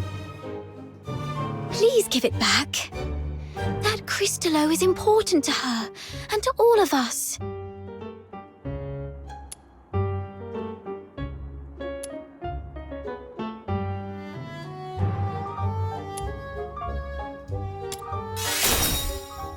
Since you refuse to be a reasonable person, this conversation is over. Easy, kiddo. Don't get mad.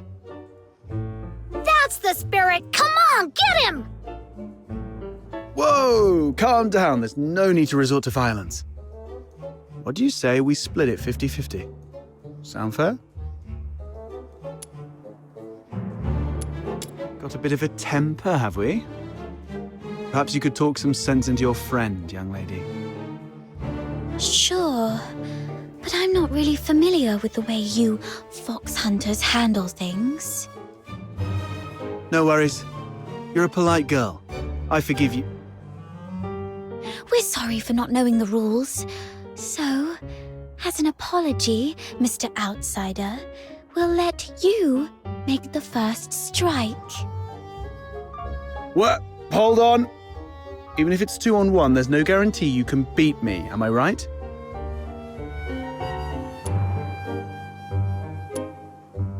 Wait a sec, I'm telling you I'm really strong. No fox hunter around Ice Lake can best me. Ever heard of Chief Sybil? I'm a match for her.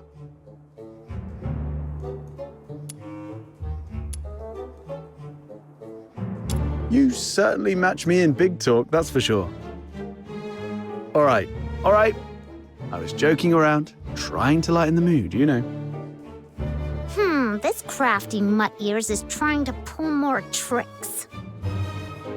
You call the shots in your little crew, right? Tell me, why did you guys go to all this trouble for this Crystallo? I knew it. Well, that makes things easier. I need this Crystallo for my own reasons, but if it's silver coins you're after, I can match that amount. If you've got a moment, I'd like to explain. Are you free tonight? You can rest assured. Everyone at the Asphodel knows me. Well, I've still got things to take care of here. You kids can go ahead without me. What are you up to? See these packs? If it hadn't been for this monster, their owners might be chilling at the Asphodel, sipping drinks and swapping stories. I want to see if I can identify them and return their belongings to their families. Now that I'm here, I can't just leave it be. Thank goodness it was you Daemons that broke in today. If it had been ordinary folks, they might have ended up just like them. Daemons? Those Charons who've undergone an awakening and gained special powers like us. How come you're as clueless as a newly hatched quail? I bet even that little white button mushroom beside you is more informed. course. Snow's really smart. Wait, what did you just call me? How rude! That's not rude, I'm just being honest. My heart is as genuine as this crystallo. I won't descend to arguing with small potatoes like you. Come here, my little minion. Let this Demon King enlighten you. Simply put, awakening is a stage of growth every Charon goes through, usually around adulthood. During awakening, their body emits a very bright light. You must have some memory of it. After awakening, some Charons become much stronger, like you, and gain the ability to use special magic. They are called daemons. It was that moment. No wonder I felt lighter than before, and my wounds must have healed around that time too. As for my magic ability, could it be resonance? Daemons are rare, so you guys are lucky ducks. Most Charons aren't so lucky. At best, they only get a bit sturdier. It's said that some may even turn into scary monsters, though I've never seen it myself. The button mushroom covers about most of it. Ordinary Charons might be able to handle small filthoids if they give it their best shot.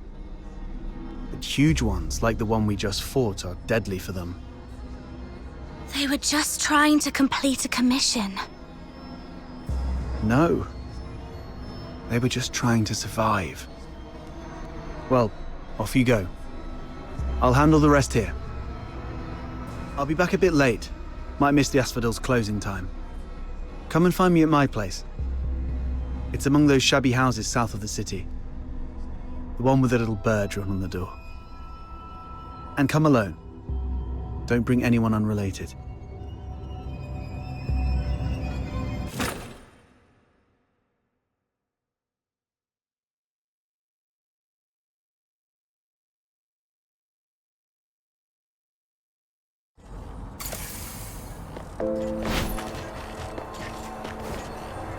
Isn't that Henrik over there? What's... Psyche, come here. Mr. Henrik! You should have stayed at the Hypno's house, instead of fooling around with this sketchy brat. You don't know her backstory, and she really doesn't know you that well. Now, where have you been? Glevum Pit. I wanted to help find the Crystallo of Stella. Forget the Crystallo. Remember what I said on your first day at the Hypnos house. Don't wander off, and inform me first if you need to go somewhere. So you do remember. Before making any decisions, think about what I've told you, and why your parents left you in my care.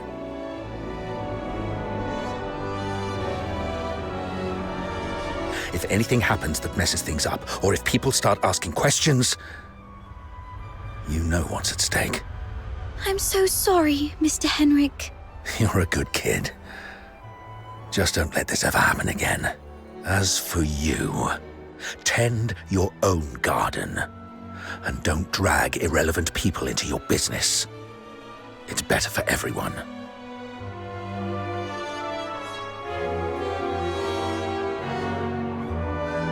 She is not your daughter. Even if she were, you shouldn't deprive her of such simple freedoms. Do you know how happy she was during our little trip?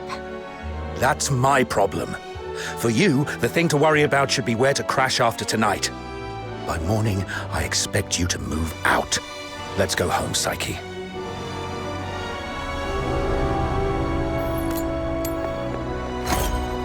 That Henrik always knows how to rile people up.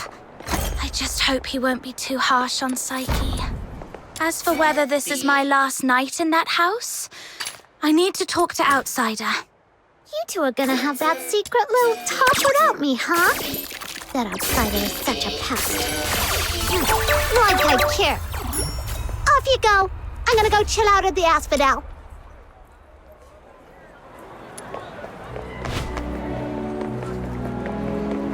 Come try this fine fruit.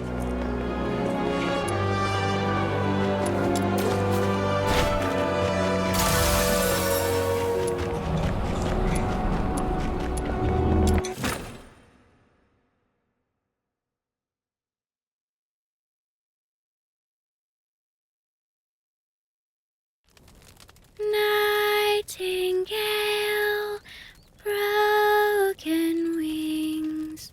You can weep, you can sleep. Nightingale, rise above. You will free, you will see. Little nightingale, look. Your magician has returned. Outsider! You're home so late today. Where have you been adventuring? Was it in the dense woods where snow wolves prowl? Or the swamp witch's tower? I didn't go anywhere. Today is Miss Fina's birthday, so I stayed in Ice Lake. You always say so. Yet new scars keep appearing on your arms. But this time it's true. Look, I went out today to get this for you.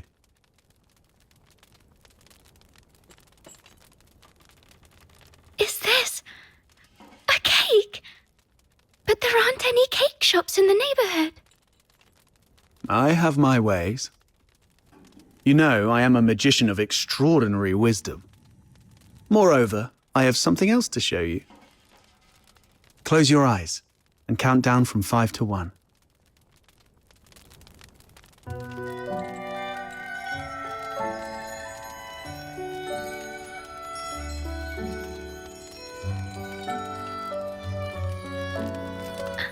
Stars. Twinkling, shining stars. You read the story I wrote, didn't you? The nightingale yearned for the sky, but it was ever so dark. If only I could see the stars once, she wished silently, even but for a fleeting moment. Nights in Ice Lake are always so misty, so you conjured up a starry sky. Thank you, outsider.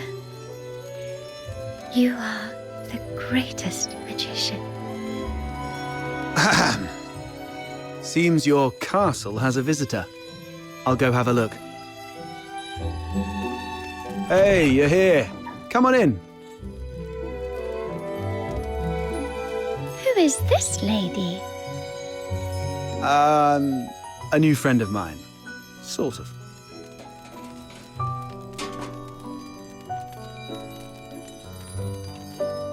Pleased to meet you.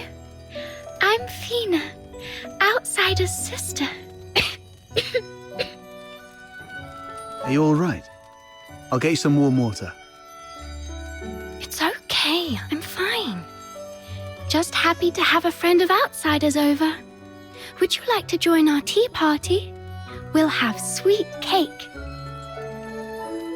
A tea party? It's just water. Don't get hung up on the details. Just play along.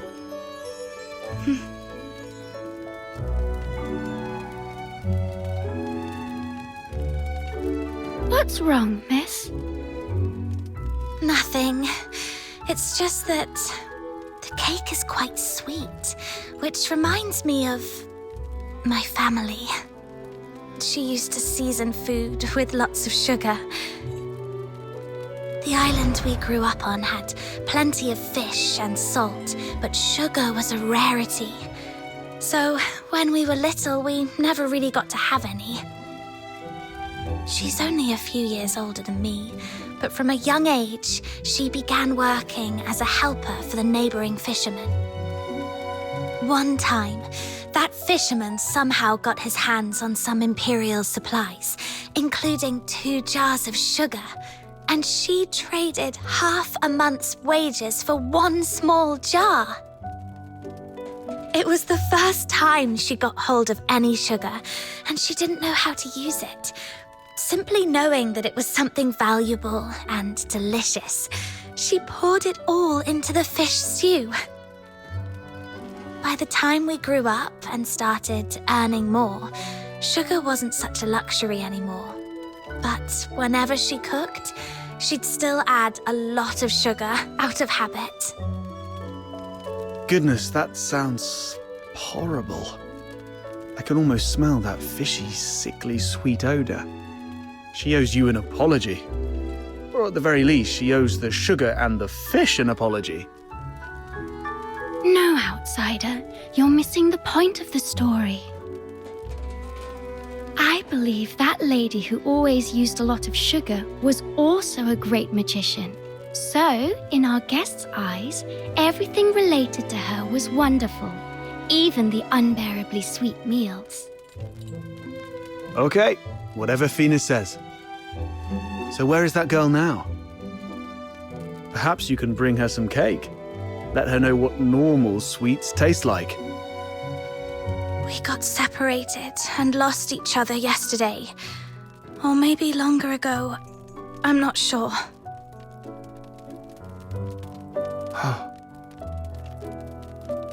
Then you must find her. Because families like flowers and trees, snow and wind, they should be together no matter what. You have to find her. Yes, I will. I will find her. So, outsider, I need money for accommodation, information gathering, and some extra set aside in case I need to set off right away to find my family. Time for bed, Fina. I have other matters to discuss with our guest. Fox hunter stuff. Okay, good night then. Good night to you both.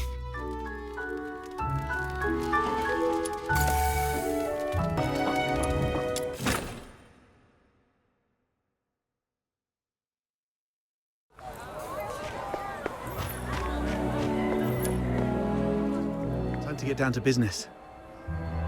I mean, about what happened at the pit today.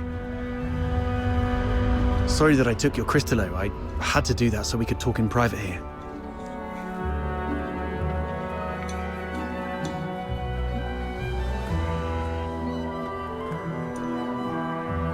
If you're talking about the girl in green, yes. I've seen her going in and out of Hypnos' house.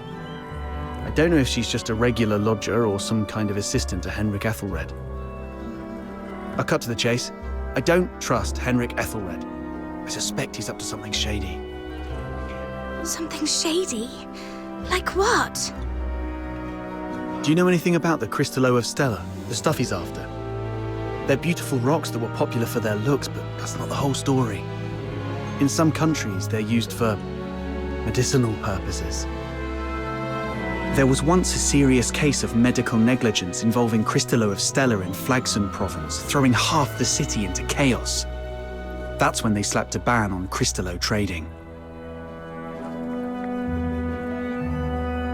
That's not the half of it. How many folks on the streets of Islake can truly claim clean hands? What really gets me are the rumors about Hypnos' house. People in the neighborhood say that Henrik and his lodgers are a weird bunch. They keep to themselves, and though they call it an inn, Henrik's the one picking who stays. Some have peeked inside. The lodgers there are all young people under 20. Stranger still, you see them go in but never out. No one knows where those young lodgers end up. Yes, I've heard some haunted house rumors as well. Makes you wonder. But speaking of which, how did you get onto this? There's this fox hunter boy I used to work with named Hunt. He went missing a month ago, last seen by the scrap picker girl, right outside the Hypnos house. A couple of days ago, I went over there and ended up in a blazing row with Henrik. Even with a dagger to his throat, he kept quiet about Hunt. He just stood there, sneering. You know quite well what would happen to a Charon harming a Solar. I know you have a sister. Better stay out of it for her sake. Damn it, I really want to throw him into the Lamenting Lake. Anyway, I must find out what happened to Hunt and what Henrik is really up to. It's not just for Hunt. I do this mostly for Fina. I don't want to see anyone I care about living in fear anymore. In that case, I'm worried about someone too. I mean Psyche, the girl in green you mentioned. If anything happens that messes things up, or if people start asking questions, you know what's at stake. Whatever's going on with Henrik, that's not my business. But if he's really up to something, I'm worried Psyche might get hurt. Good. We have a common cause then. I was going to get the Crystallo from the pit, then use it as an excuse to apologize to Henrik and take a look inside the inn. I thought no one would take the job, so I went off to sort out a cake first. Didn't expect you newbies to throw a curveball. How about we strike a deal? I can get you something that you really need. An identity. A pass that allows you to move freely in Hyperborea, except for the inner city behind the watchtowers, which is reserved for the high and mighty. Many are willing to offer you money, but few would risk their lives to get you this.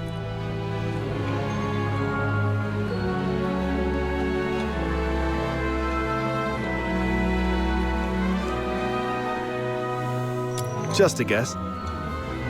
So you really don't have a travel permit, huh? Lucky you ran into me. Without one, you'd be in a world of trouble in Hyperborea. Unless you choose to hide in a shadowy corner all day. He's fishing for information.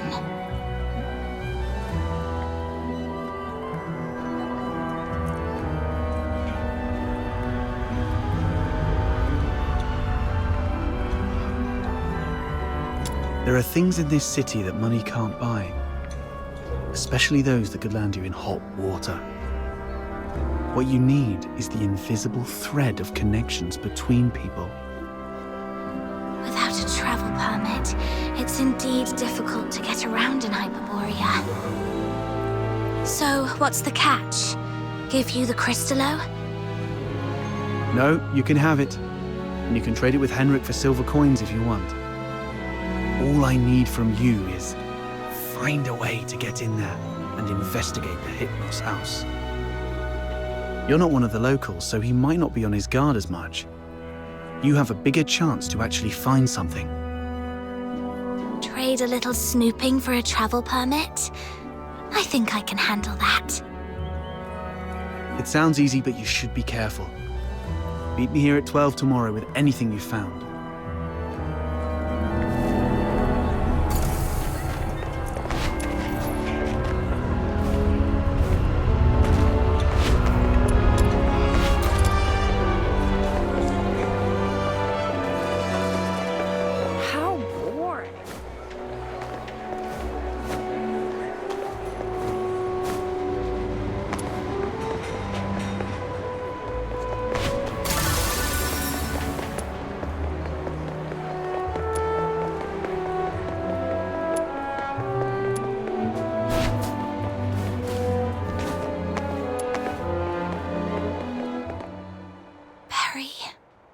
So much has happened today.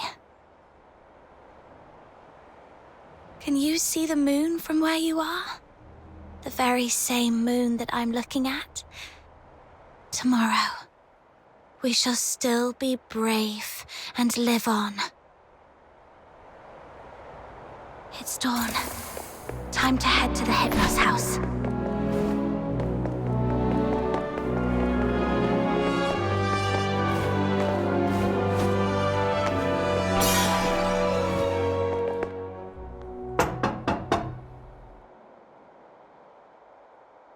It's me.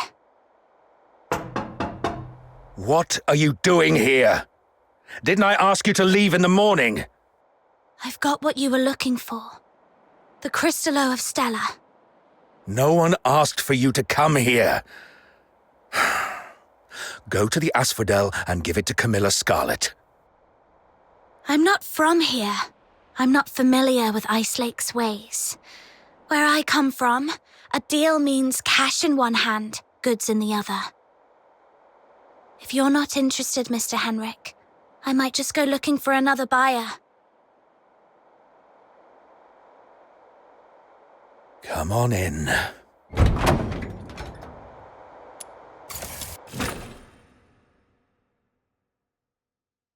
Got the Crystallo with you?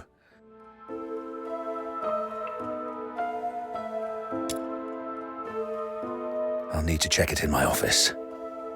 You stay here. No snooping around. Understood?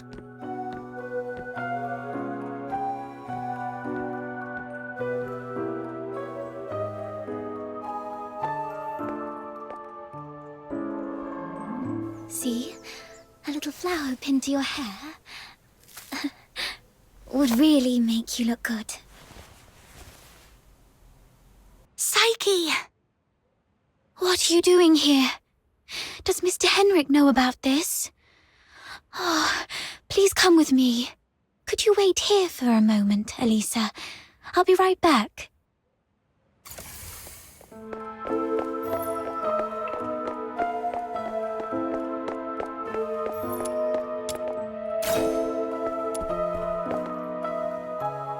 Mr. Henrik doesn't allow outsiders to come in, and you two got off on the wrong foot back then.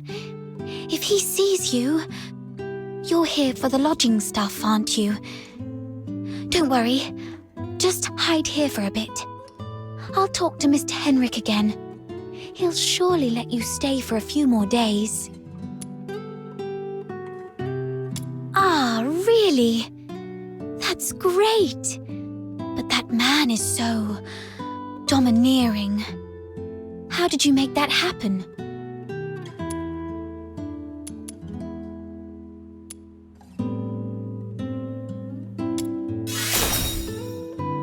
Really?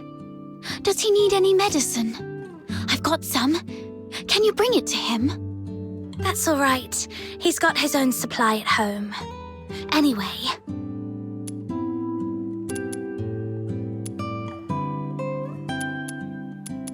I've got off on the wrong foot with Mr. Henrik, so I'm looking to make amends with him. If there's a chance, I'd like to visit him in the future. Really? Mr. Henrik is almost always at home. You're welcome to visit any time, if he says it's okay. If you'd be willing to come here and share stories about your hometown, the South, the ocean, all those places we've never been, everyone here would be thrilled. Henrik is almost always here, which means this place is under his watch most of the time. Mr. Henrik seemed quite upset last night. He didn't give you a hard time, did he? No, I'm fine. Mr. Henrik is just a bit inarticulate.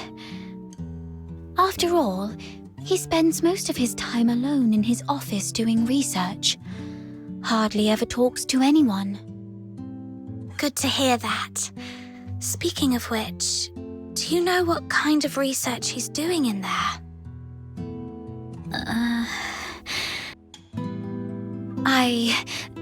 I don't know. Sorry. That's all right. I was just curious.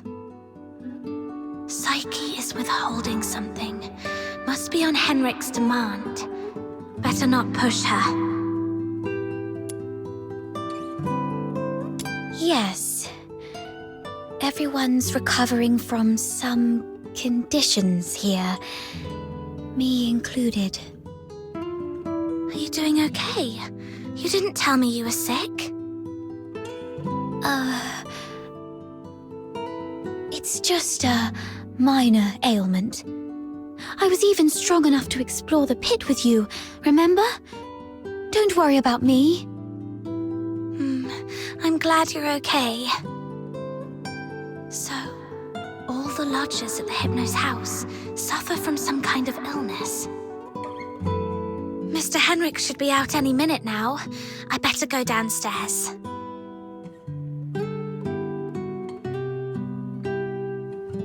You're leaving already? Here, take these cakes with you. They'll keep you going when you're hungry. Oh, just a moment.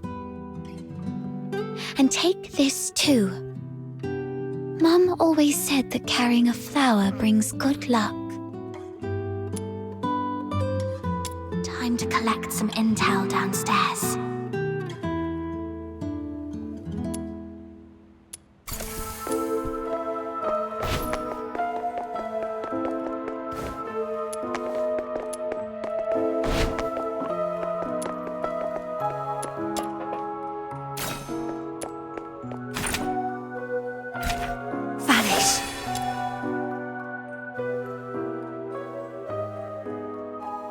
Don't touch that door! The office is off limits. No one but Mr. Henrik Ethelred is allowed inside. No need for unnecessary curiosity. There's nothing interesting there. Only misfortune. Cleaning, dusting. Every day, every shelf, every door. Everything gets wiped down. You don't get it. It's a habit. Filling life with regular tasks. That's what habit is. Like how I clean here daily. Or how Psyche waters her flowers twice a day. Habit fills the void inside.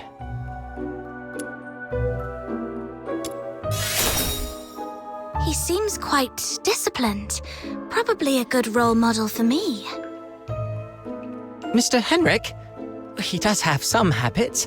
Let me see. When peeling apples, the peel mustn't break. The number of steps from the bathroom to the office has to be even. Every month, he goes out at precisely 8 p.m. on the 20th, then returns to double-check the door lock 3 times. These habits are quite personal, though. I doubt they'd offer much for you to learn from.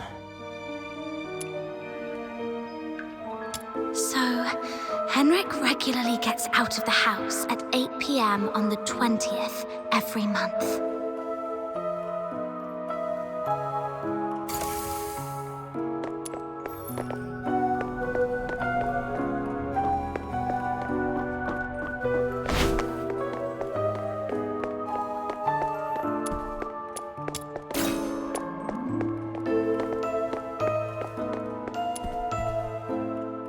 Why?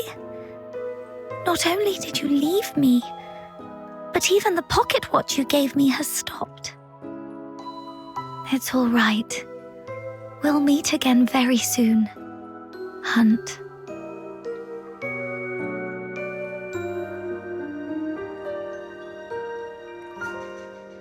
Huh?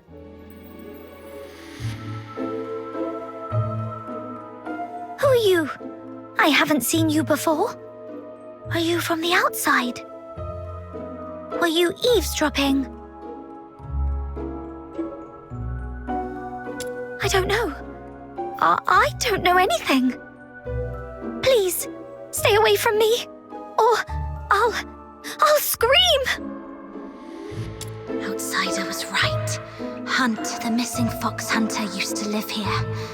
But the lodgers here are tight-lipped about his whereabouts.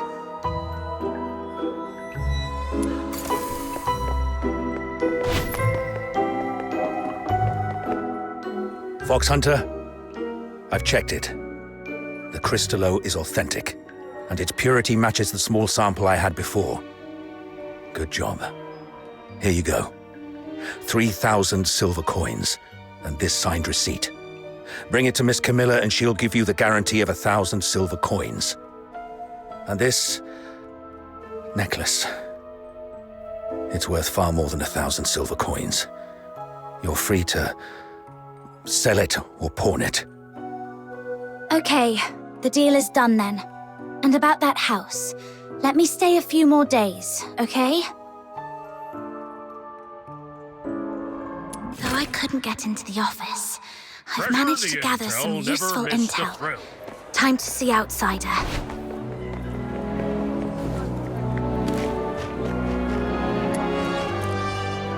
How did the investigation go?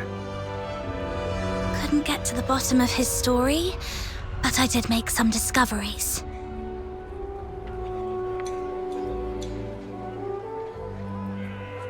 That's Henrik's office. The lodgers say it's off limits. Nobody but Henrik himself can get in. The door is securely locked and watched. Plus, Henrik himself is in there. I didn't want to be hasty. Smart decision. If Henrik lost it, who knows what might happen. But the locked door isn't the only entrance to that room. When I left, I scoped out the house. It appears the room connects to the chimney on the roof. That's impressive. I'm glad I found you to team up with.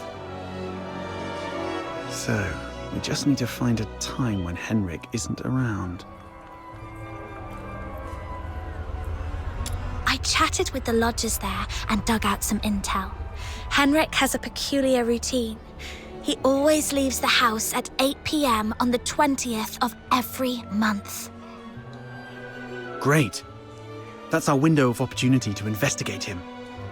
We need to figure out how to secretly follow him, or sneak into the Hypnos house. So, it's actually a sanatorium. What's there to hide about that? I mean, it's true that Charons lead hard lives, but seeking medical help isn't forbidden. Right. I also learned that someone there knew your missing friend, Hunt. Was he ill? Hunt was quite healthy before he disappeared. So, what illnesses do those lodgers have? No idea. They refuse to talk.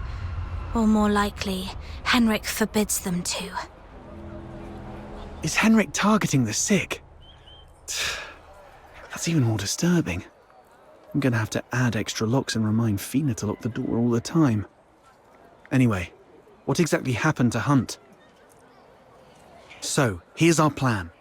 On the 20th of this month, while Henrik is out, we'll try and get into the locked office through the chimney. That room is exclusive to Henrik, so we won't be noticed. You're quite sharp. I'm even considering a long-term partnership with you. Oh, I've been meaning to ask. Since you took down that monster in the pit, you must be pretty skilled in physical combat, right? I wasn't particularly strong, but I've been stepping up my game lately. All right. Over the next few days, let me teach you some fighting skills. It's always good to be prepared. We'll start tomorrow then. And hey, next time you run into Camilla, let her know we've teamed up for now. It'll make our partnership seem legit. It's still early. Maybe I can go to the Asphodel and see if there's any new commissions to take on. Also, Psyche seems a bit lonely. Maybe I should try to make some time for her before leaving Ice Lake.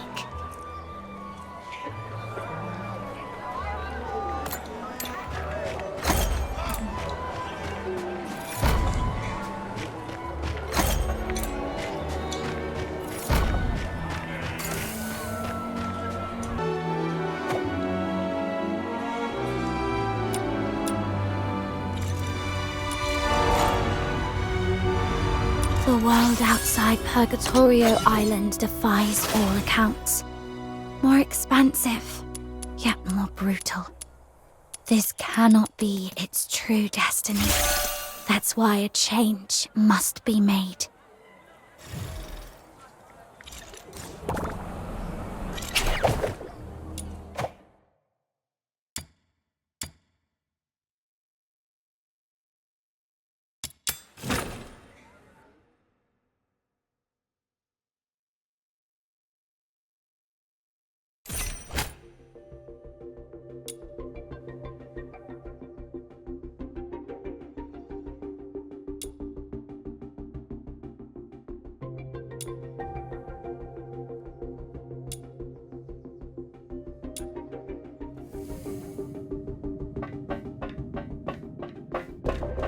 Forsaken have set up a dangerous bomb here.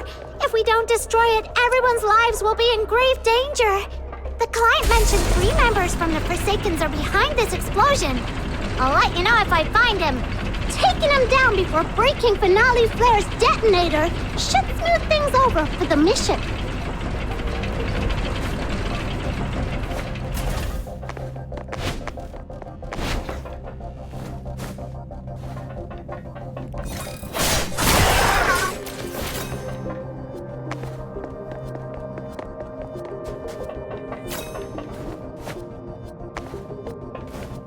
One of the soldiers of the Forsakens!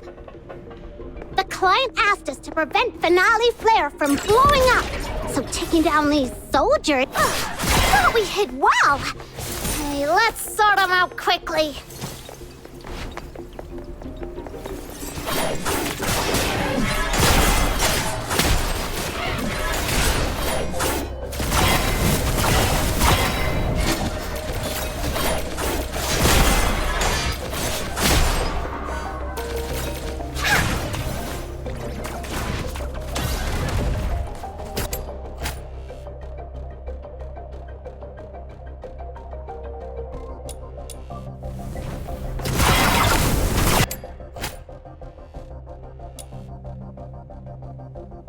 North, south, east, and west.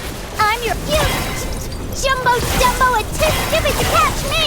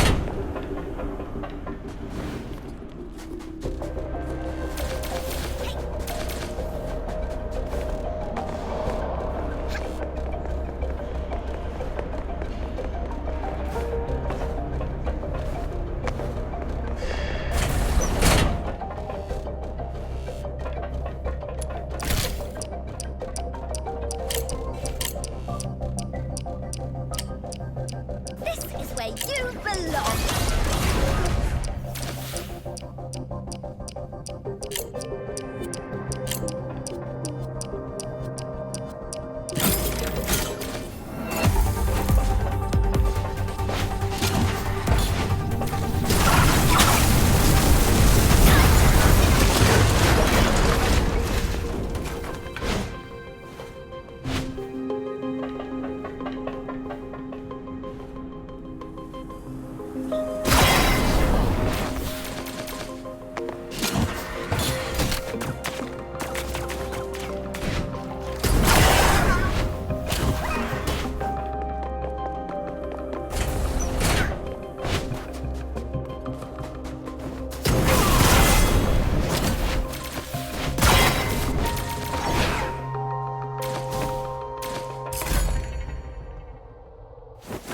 Another step forward. As long as I keep proceeding, I'll get there.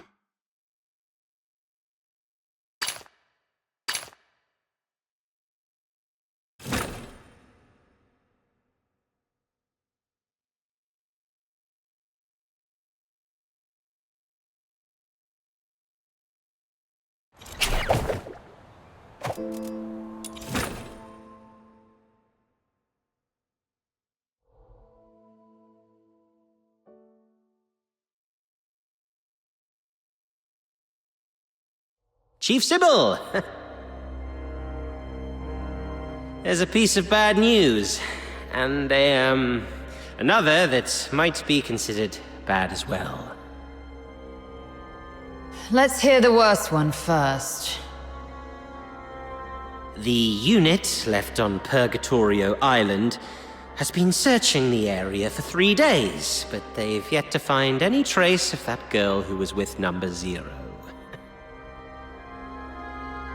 We searched the nearby waters immediately after she fell off the cliff.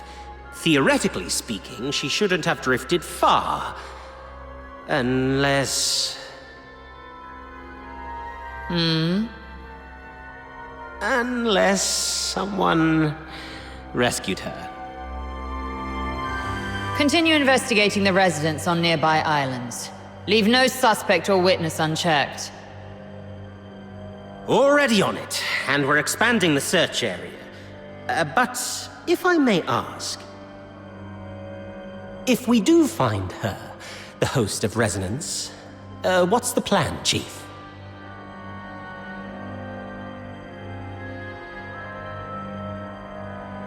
A fully awakened Resonance can exert control over any daemon, but that power hinges entirely on the host's will. Which means, if she won't cooperate, then capturing her does the Empire no good. Worse, it could become a threat, just like last. Then we do what we did before. Wipe it out.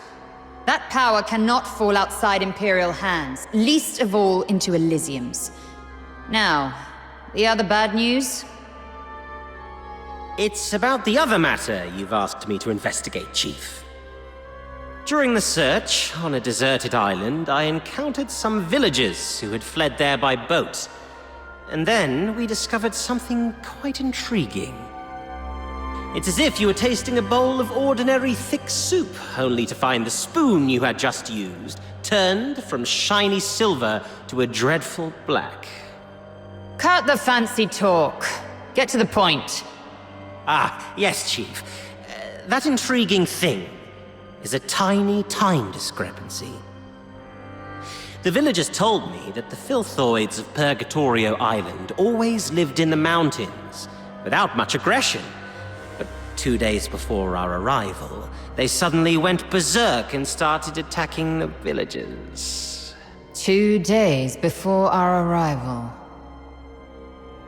It appears you've already figured it out, Chief. Quite a coincidence, isn't it?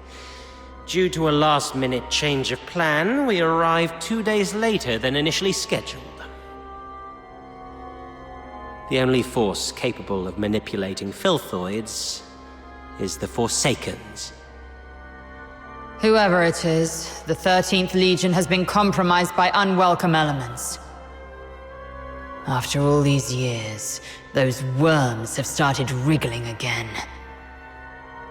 It's time for a thorough extermination.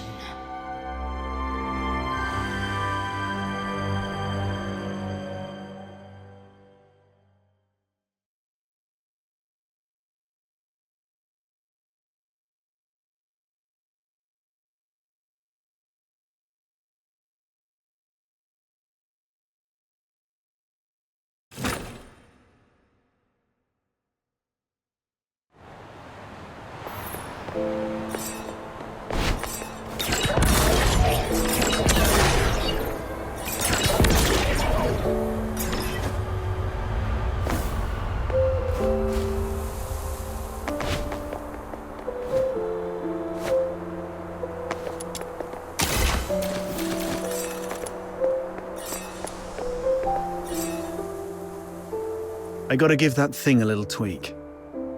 It's still early, so why don't you do some casual practice on those beasts nearby? Just don't wander too far. I've already set up some traps. They may look like junk, they're made from scrap after all, but they work quite well. Be careful with them though. They aren't made of the sturdiest materials and might break if you step on them.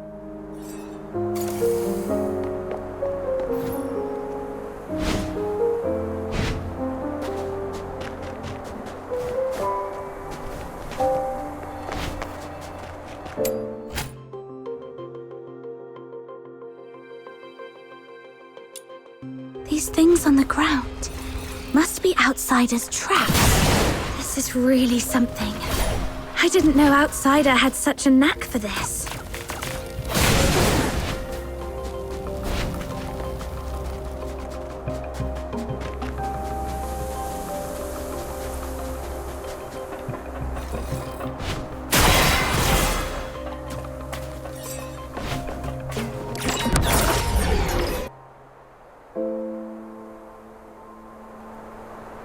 What's going on here? Well, I made a bit of noise while tweaking that thing and these little critters just came at me. Come on, my friend. Help me out here. Serves you right. Fine.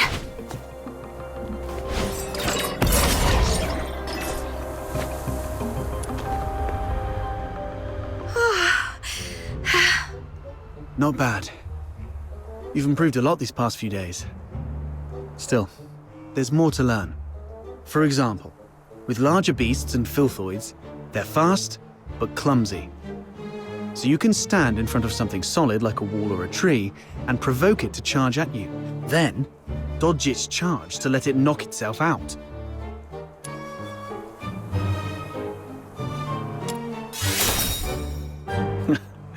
Naturally. It's a trick I picked up growing up tough. It's the same with these enemies. An enraged person isn't much different from a beast. Alright, those random critters weren't much of a challenge for you. Now let's find you a worthy opponent. What's this? Is it your voice howling in there? A piece of scrap metal I picked up from the scavenger girl. It's tougher than it looks, and those filthoids can't easily smash it. I've stuck a loudspeaker inside to lure them. Ah, look, here they come.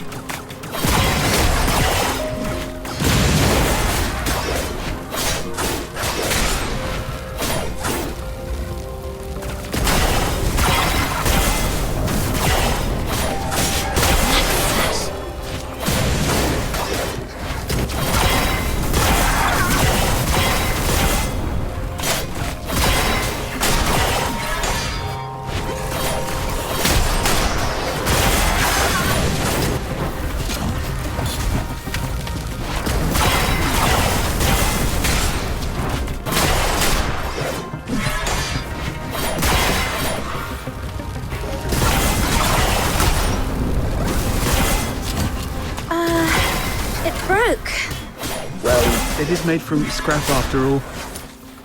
I was surprised it would work. Surely we shall face together.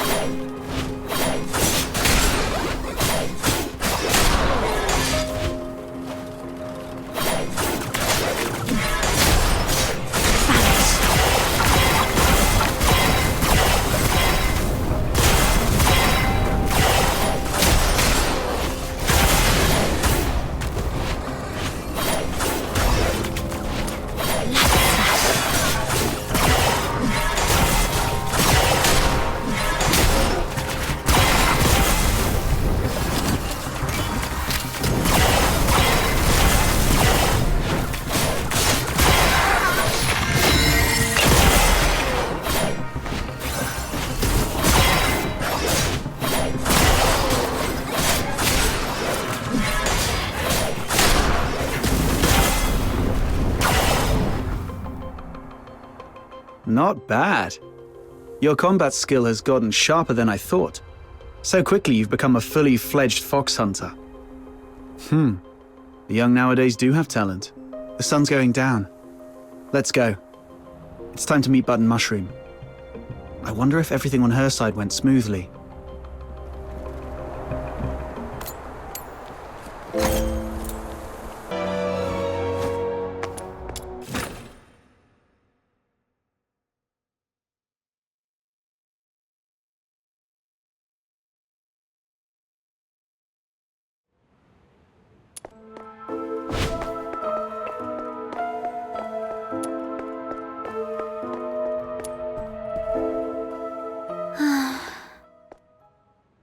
Vicky?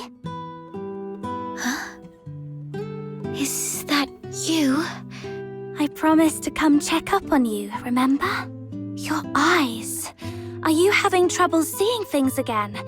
Like what happened at the pit?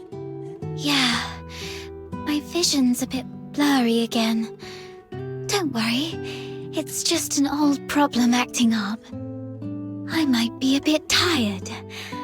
A few days' rest should help.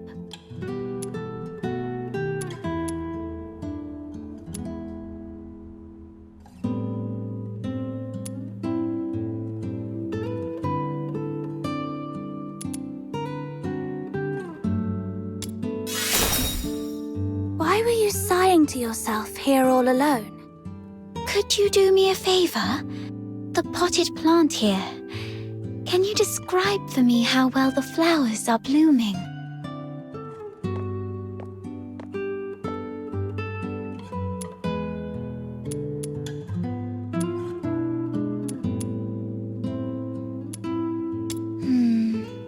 Like I guessed. Could you take a closer look? The well-being of flowers hinges on careful observation, but I can't do that now.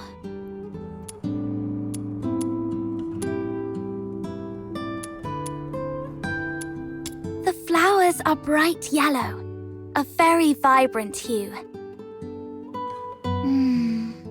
I love yellow flowers. They remind me of the sun and warm my heart. The petals have soft stripes that radiate from the center outward, somewhat resembling the veins of the leaves. However, they seem not to be very plump. The stripes deliver nutrients and function just like the veins of the leaves. Although the flowers usually steal our attention, they're not that different when compared to leaves. Let me see. If they look shriveled, they may be low on nutrients. The petals don't have smooth edges. Instead, there are plenty of irregular gaps running along the margins. Right. Try touching the petals softly. I love running my fingers along the edges of petals. Every petal feels different, as if they have their own story to tell. But these petals seem to have lost their shine. The edges are dark and curled, as though they've been burnt. I believe the flowers are thirsting for some water. I think I understand the issue now. Thank you. Is this kind of flower hard to care for? No, it's quite resilient actually. It can even thrive in places with long winters, like Ice Lake. As long as it is well trimmed, fertilized, and given the proper humidity and temperature, it can bloom beautifully for weeks on end. But I didn't do it well. I'm far from being as good a florist as my parents.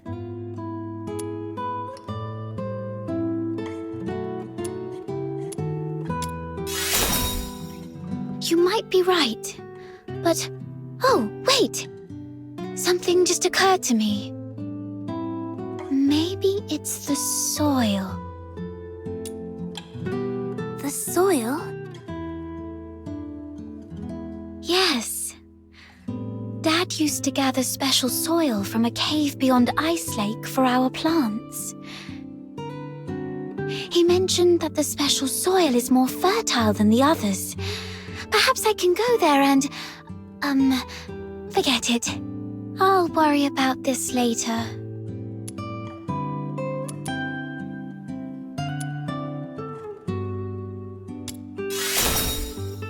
Don't worry. I can collect some for you. You don't have to do that. Just coming here and talking with me is already... It's okay. I'll have to leave town for the commissions anyway. Gathering soil isn't that hard.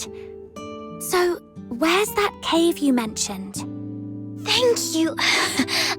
Oh no. I was about to say thank you, but I think we're beyond such formalities with each other. Let me give you the location of the cave.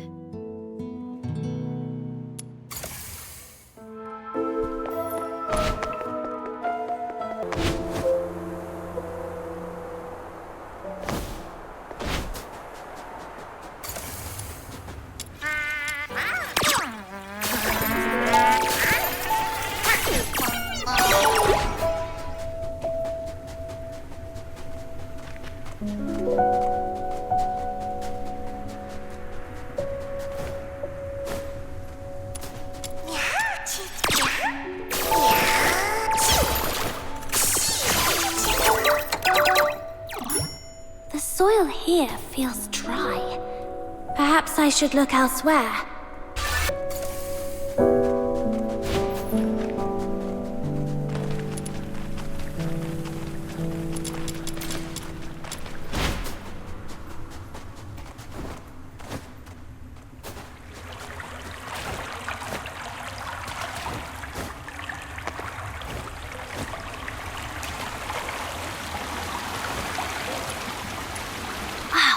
It. The soil is soft and the wetness feels right. I should collect more. Okay, this should be enough. Time to head back and bring it to Psyche.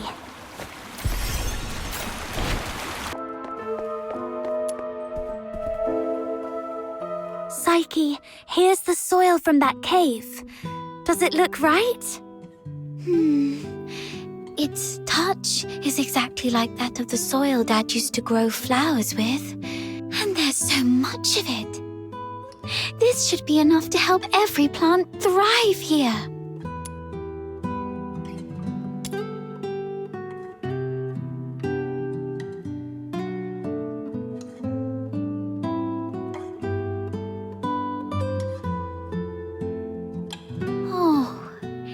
It's that flower I gave you. And you've been carrying it around all this time. Of course. It's a precious gift. You love these flowers, don't you? Is it okay for you to pluck one from the plant and give it away? I was not when I was little. Have you seen freshly cut flowers sold at the florist? I never liked that practice. It always made me feel sorry for the flowers. Flowers, stems, and leaves all belong to the same plant, yet people cut the flowers to admire their beauty, leaving them to wilt and die alone.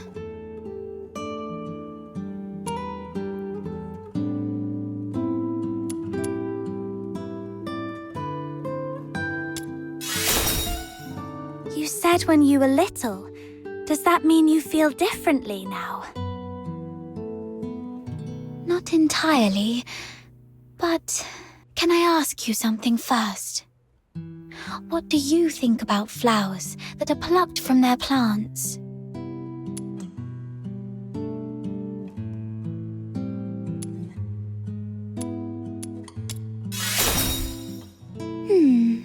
I understand.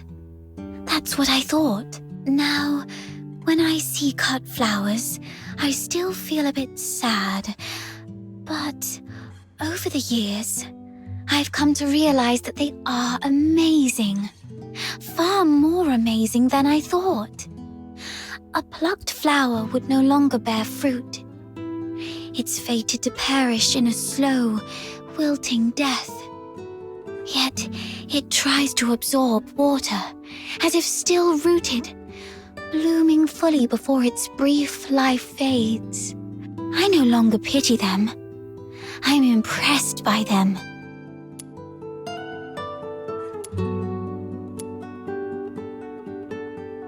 You feel the same, right? Oh, just listen to how somber and heavy our conversation has become. That wasn't my intention. Anyway, the soil you brought back is great. The wetness and softness are perfect. You might have a real knack for gardening.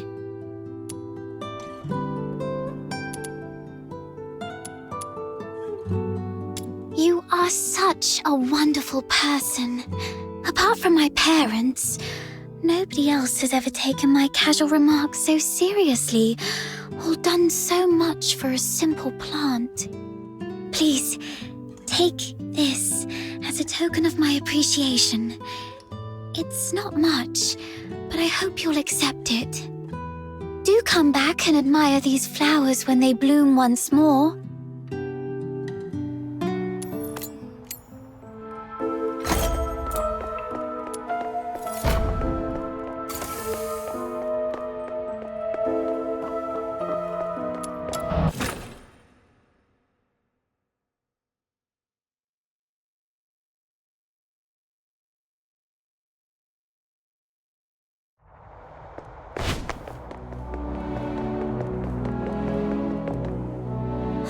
Finally! You're such a pest outsider, making me stand watch here. This Demon King's great talents are meant for leading hunts, not keeping tabs on that gloomy man. That's because you have a special gift for acting by stealth, Your Majesty. Look at us, all big and clumsy. We'd be spotted by Henrik in no time. Smart of you to have recognized my greatness. Wait, that's just a roundabout way of calling me short. No, not at all.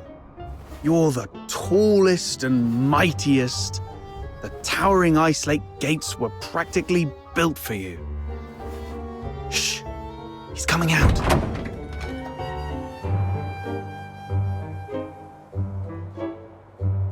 Right on 8 o'clock. If he ever changes careers again, he could offer time-telling services in the town square.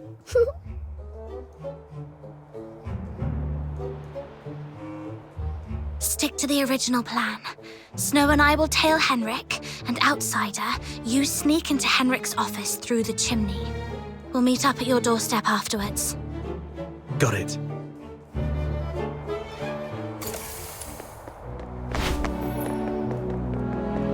Little minion, hurry up! Shh, keep it down, or he will notice us.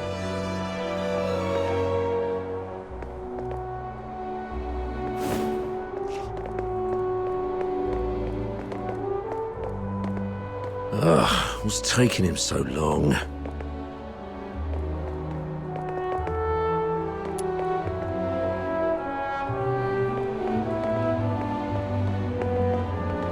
He stopped. We need to find a place to hide. Popcorn!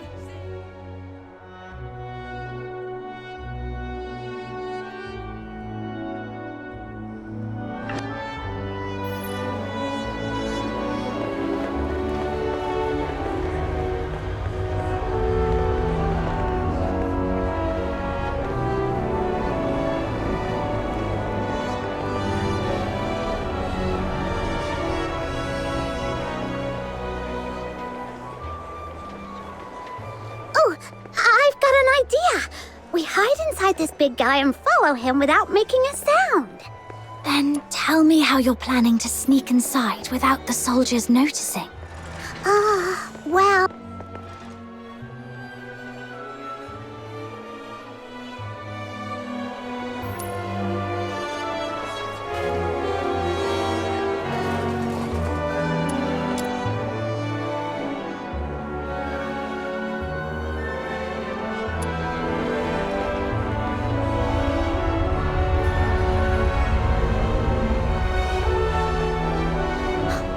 Flowers of Solicitude. It's a flower shop. Wait, is he going on a date? Let's grab a seat across the street and wait for him to come out.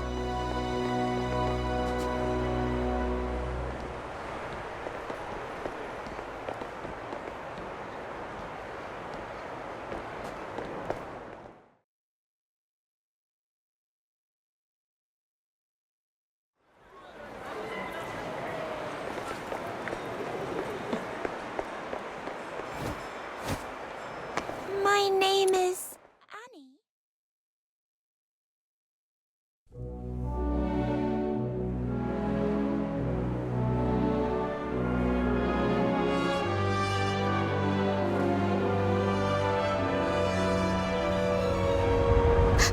he is.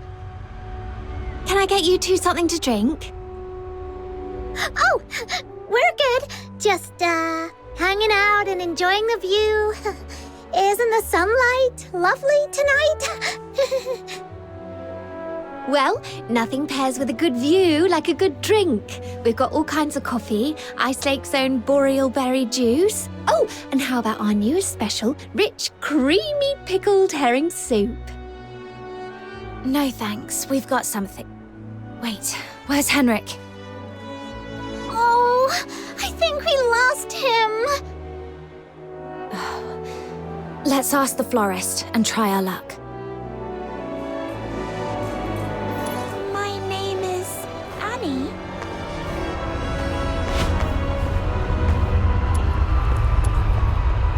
Hello, we found this silver coin. Pretty sure that man just dropped it. We wanted to return it to him. Wait, are you crying? Did that guy say something mean to you? No. It's just some dual pollen in my eyes. Thank you for asking.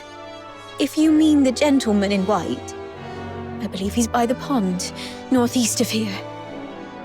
Got it. Thank you. Wait, you... Are you talking to me? No. I might have mistaken you for someone else.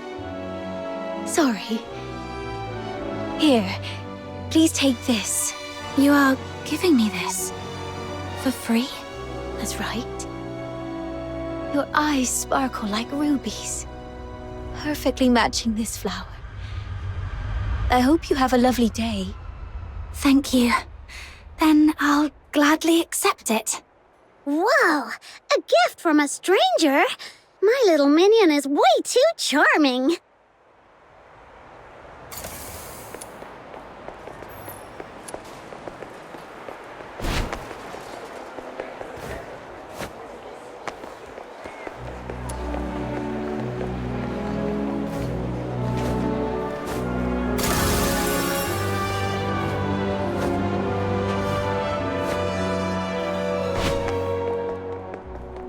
This should be the place. Yep, there he is.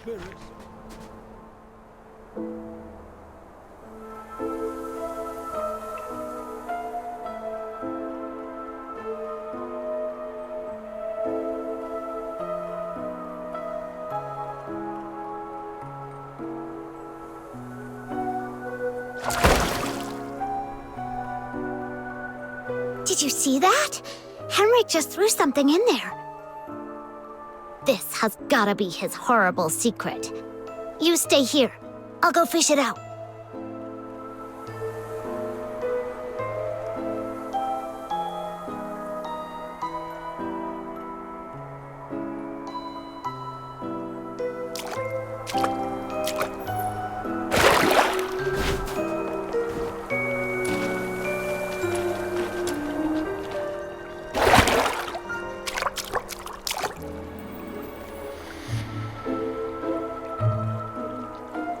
Now comes the most exciting moment! Through great trials and hardships, the Demon King and her minion finally retrieved a precious treasure from the deep waters. With hopeful hearts and anxious breaths, they opened the box, only to find... Huh? It's empty!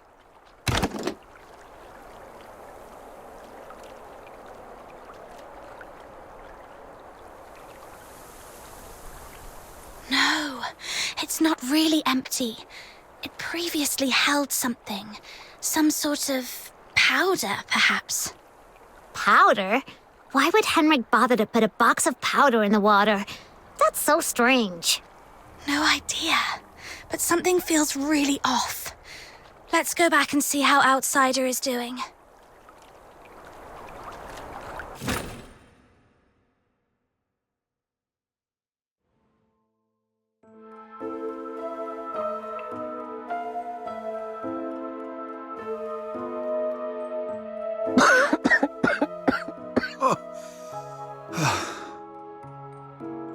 I got all covered in soot. Fina's going to make a fuss about it when I get home. Anyway, finally made it in.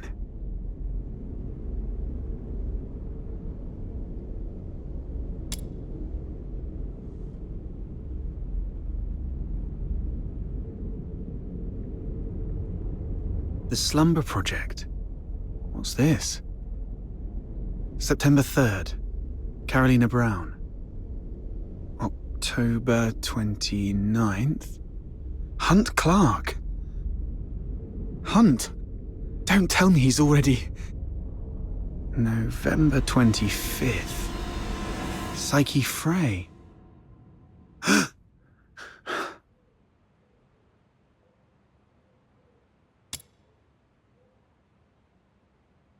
A furnace this big?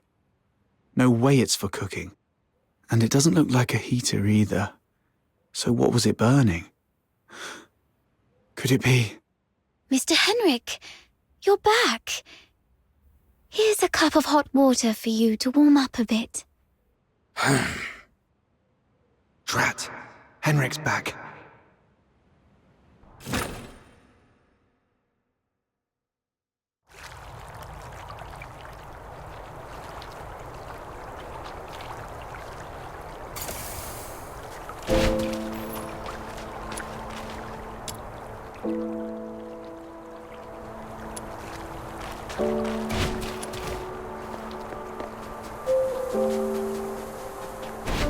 Tools without...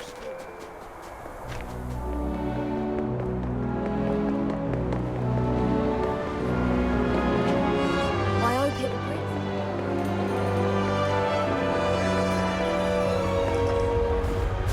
How bored. Treasure the intel.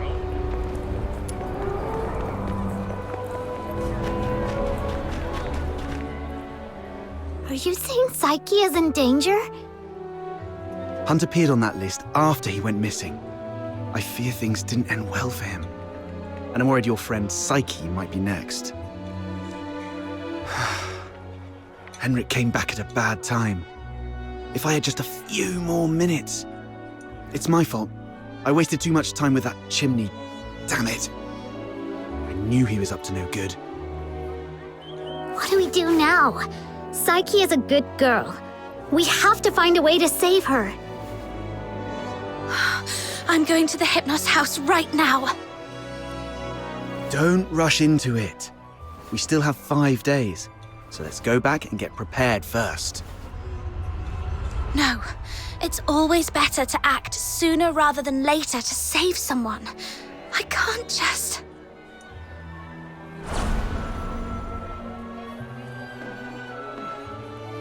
Just stand there, helplessly watching her leave. Right? How did you know? Just a guess. You seem pretty shaken up, tossing all caution and reservation to the wind all of a sudden. She means a lot to you, doesn't she? Imagine being thrown into a foreign land all alone, feeling unwanted and helpless. Then someone reaches out and encourages you to hang in there for good things to happen. If this person were in danger, you'd do anything to help too. Maybe you're right. The bitterness of failure after trying beats the endless regret of, why wasn't I braver back then? But remember, being brave doesn't mean acting recklessly. Being brave is saying, I'm aware of all the possible endings of this path, and I accept them all. Then I tread this path with no regrets, and nothing will change my mind. Thank you. I've calmed down. I'll make some preparations. But tomorrow, I still need to go see Psyche. Don't worry, I've eased things with Henrik. I'll just pretend I don't know anything. Okay. We'll also need a plan after we rescue those lodgers. You're not familiar with Ice Lake, so I'll handle that.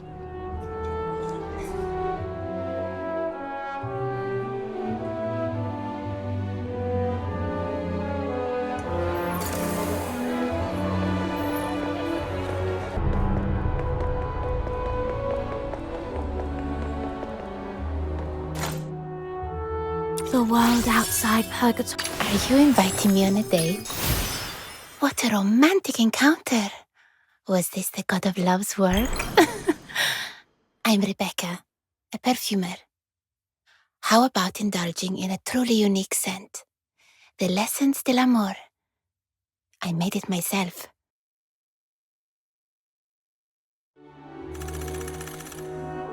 Let's go.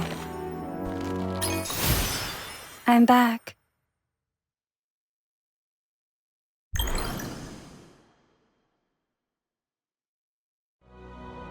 Emergency supplies are packed, ready to deploy at any time.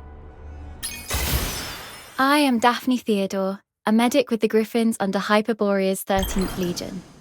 The battlefield is fraught with peril, but rest assured, I'll always be here to provide aid. This is quite a delicate mission. Shall we do it together? We already know each other pretty well. Do I really have to introduce myself? All right, fine. I'm Outsider, from the Noctoyagers. I serve as a guardian of this Sprogridge team, I guess. Kill, this is quite a delicate mission. Shall we do it together? The world outside Purgatorio.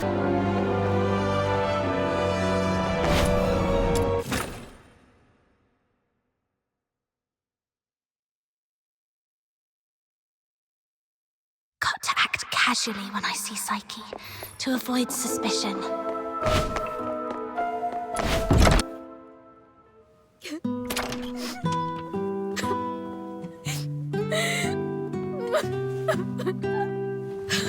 Psyche, are you crying? Sorry, What happened? I'm sorry. Oh, it's you. What's going on? What happened to Psyche? She's sick and needs treatment. And she needs some time to rest. It's nothing serious, but please leave her alone for the next few days. Psyche, would you like to go out for a walk with me? Let's go outside for some fresh air. Don't be afraid. I want to go to the Lamenting Lake. Sure, I'll go with you. Mr. Henrik, may I go out for a walk? Don't worry, it won't take long. I promise to come back shortly. Go ahead. But remember what I've told you. Otherwise, you know what will happen. I understand. If anything happens to Psyche, you won't have a second chance to leave Ice Lake. Keep that in mind.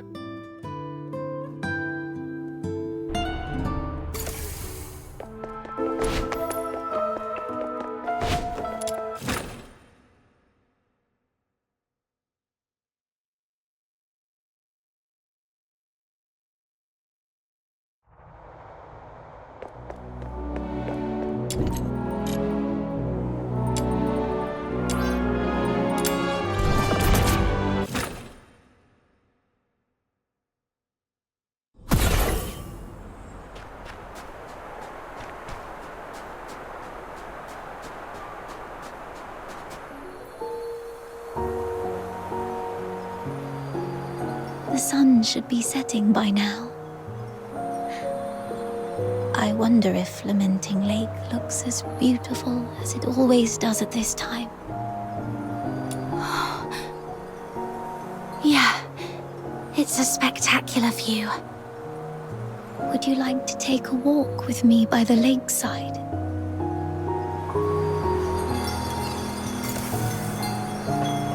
Be careful. The snow's a bit thick here.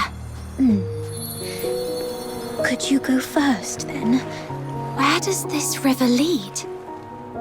I'm not sure. Maybe to the ocean? No. That can't be right.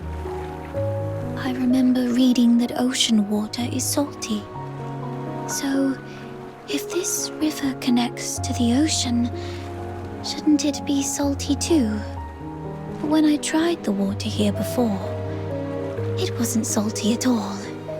Really? Let me try. What's wrong? That's freezing. My whole mouth just went numb. Let's head to the lakeside. When I was little, I thought if I just kept running, I'd leave Ice Lake behind. But no matter how far I ran, the lake never ended. This flower looks familiar. Really? Let me feel it. Ah, it's a star frost.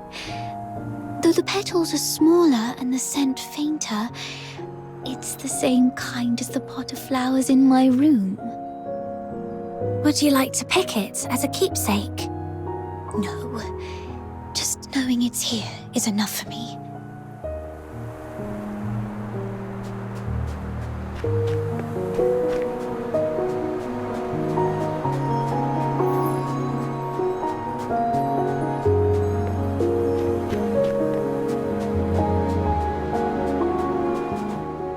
It sounds like a steam whistle.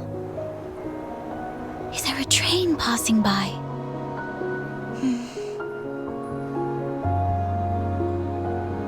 That's nice. Do the passengers have lights on? Are the windows looking pretty and warm, like tiny flames in a fireplace? Psyche, when did your eyesight start to fade? When was it? I don't really know. I thought it'd be the same as before. Just blurry for a while, and then it would go away. But now it just... Let's not talk about that. There's a place I'd like to visit. Could you come with me? It's by the Lamenting Lake, near an old tree stump. My dad once took me there when I was little. Here we are.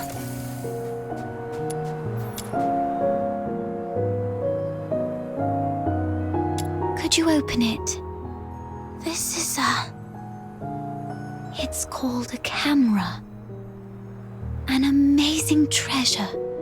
Dad gave it to me when I was 4. That year, he had managed to grow beautiful Lamenting Lake bellflowers. A wealthy man from the inner city loved the flowers and gave this camera to Dad, which he then gave to me as a birthday gift. But I cherished it too much to actually play with it.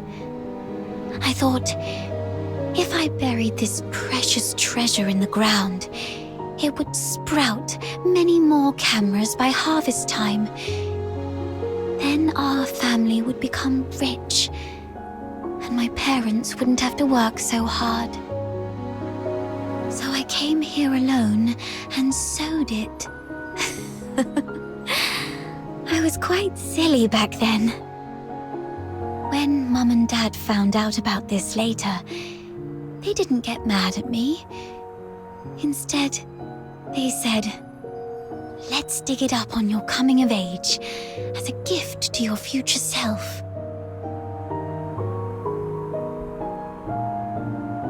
Thank you for keeping me company these past days, but I don't have anything valuable to give you. Please, take this camera as a gift from me.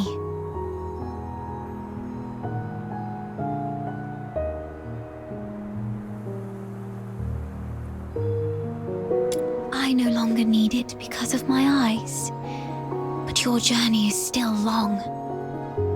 Please see the world for me with your eyes. Since we're already here, how about a little stroll around the lake?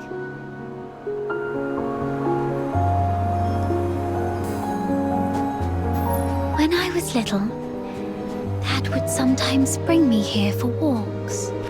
Despite the occasional hide and seek with the filthoids, I always looked forward to coming here because I loved the floating ice and mountains here.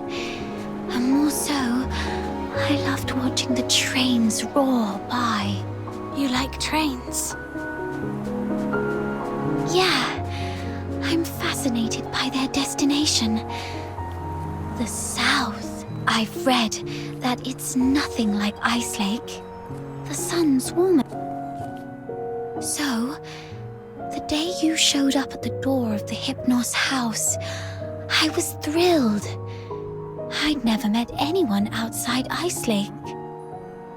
I've always secretly wondered what your homeland is like.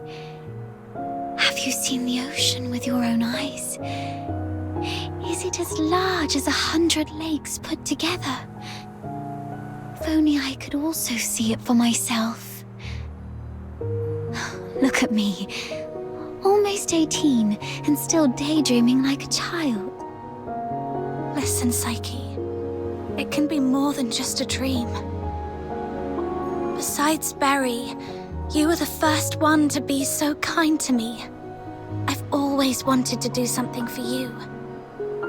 There's no one else here, so tell me, have you been under threat? You can trust me, no matter how scary the enemy may be.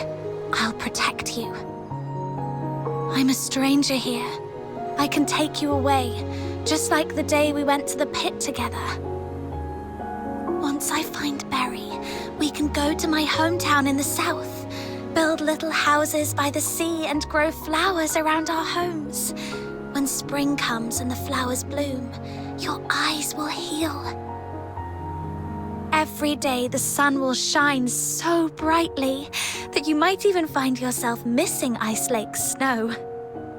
Oh, it might be a slight damper on your dream, but are you scared of bugs? The ones in the south are bigger and noisier. Thank you.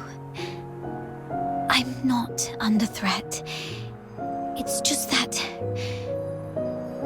I just can't leave Ice Lake, no matter what. What do you mean? Sorry, I can't tell you. Let's just say it's my little secret to keep. Could you take another photo of me? And make sure Ice Lake's in the frame. I don't like this city. I hate the ever-present smell of blood in the air, the towering walls, the guards' heavy boots, and the endless whimpers that fill every alleyway. But it's still where I grew up. My one and only home. So, I'd like to take a picture with it.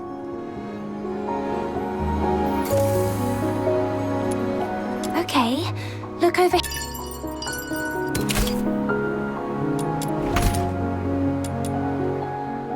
Say cheese. Let's take another one. 3, 2, 1. Psyche! Henrik! It's not safe outside the city. You've been out too long.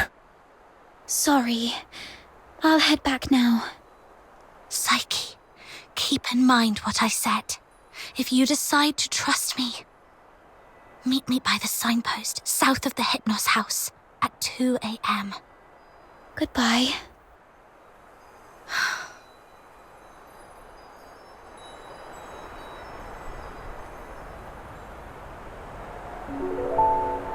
Can't believe Ice Lake. That guy over there looks familiar. Have I met him before?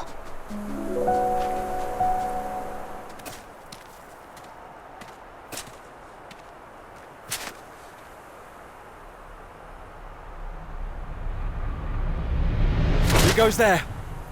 Stay back, or I'll shoot.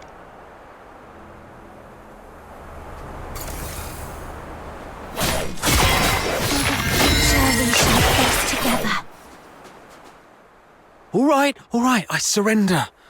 But it wasn't me. I swear. It's you! All right, I trust you, Miss Camilla.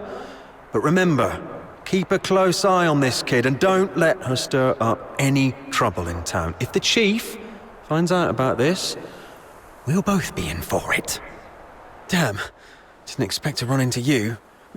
Do me a favor, miss. keep this between us, will you? Who is this? All right, here's your money back. I haven't had a decent meal in days, so I got desperate. I'm sorry. You executed him. I don't think he deserves this. Keep it down. I told you it wasn't me. I was just trying to sneak the body out.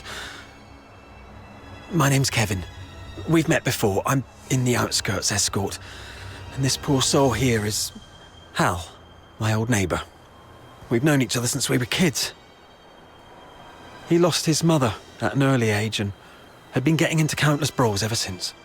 My family doesn't allow me to interact with Charons, but he was an old friend from when I was a kid, so I'd sometimes help him out. One day he came to me, acting all weird. I thought he'd racked up debts again, or that he came to moan about being hit by his drunkard dad. But to my surprise, he said he was showing signs of deterioration. What exactly is deterioration? As a Charon, you don't know about deterioration. Are you really a native?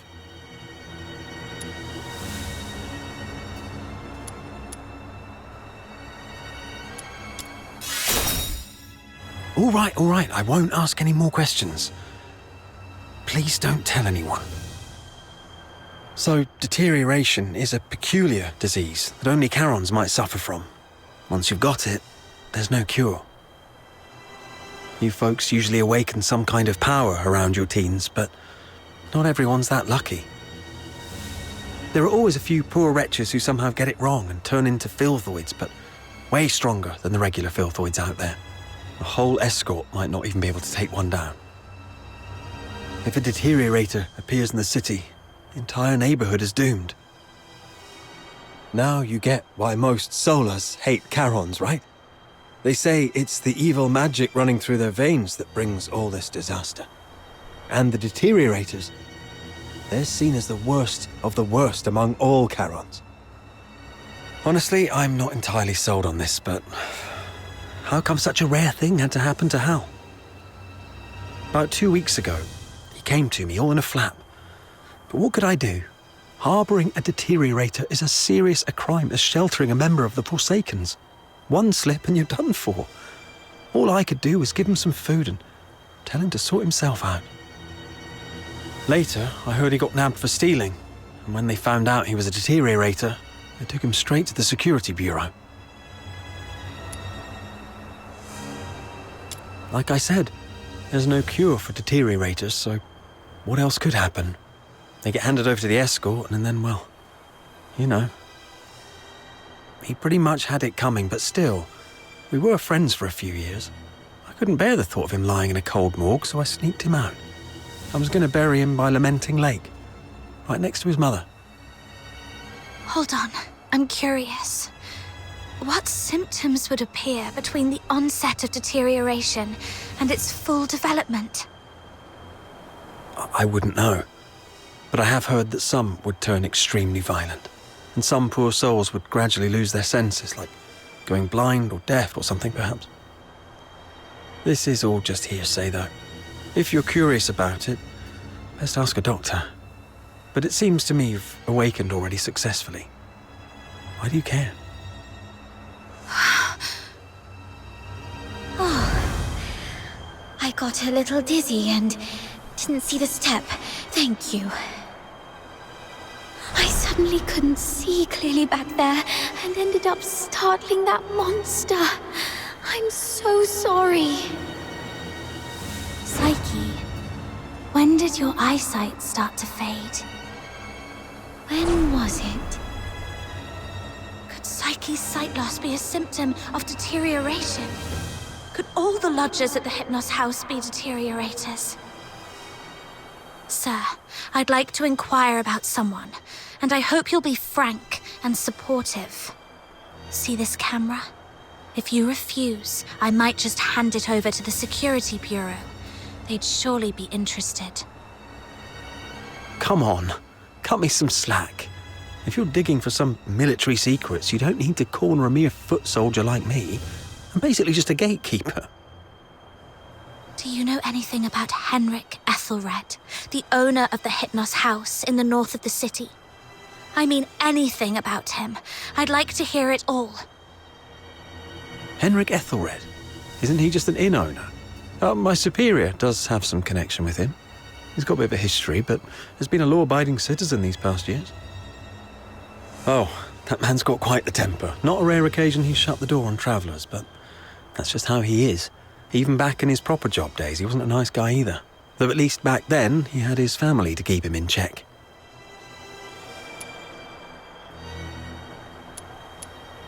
Well, it was, some 14, 15 years ago. Henrik Ethelred committed a murder up in Scarlet River, Flagson. The victim was a Charon, one with signs of deterioration, as I just said. Not a major crime, though, so he only served a few months before getting released.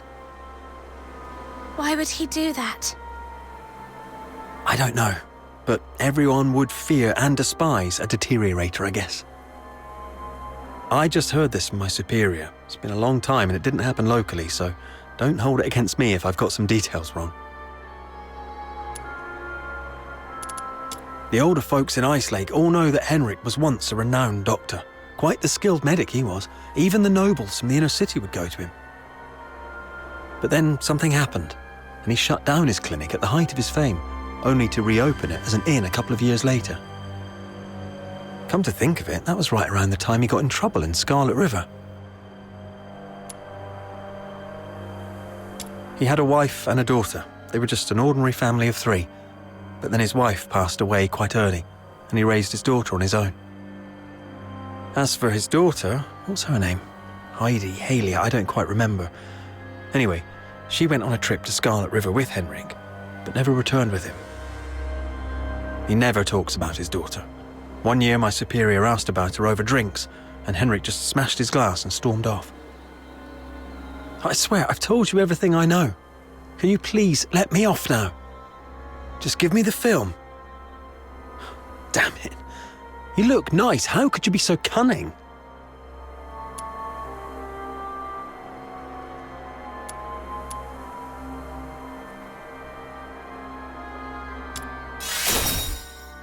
Well, take care, sir.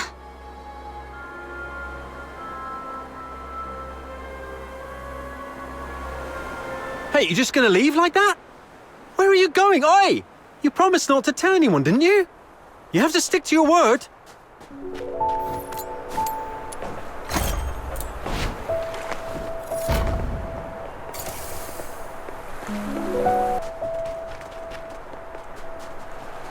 Properly disinfected, it can become a delicious...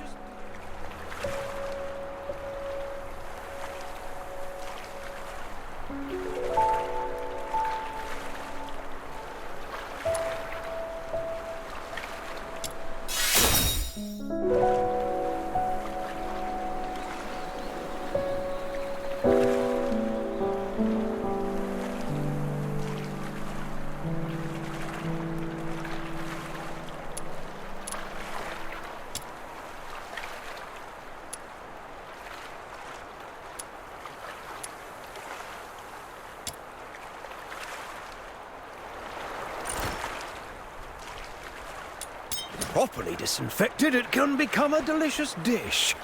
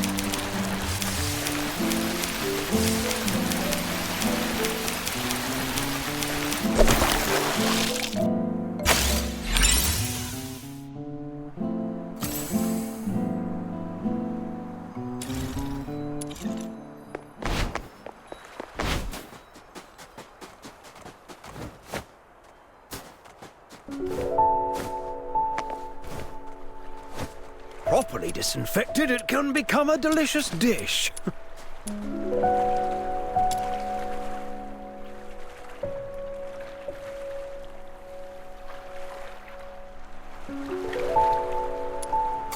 Properly disinfected, it can become a delicious dish.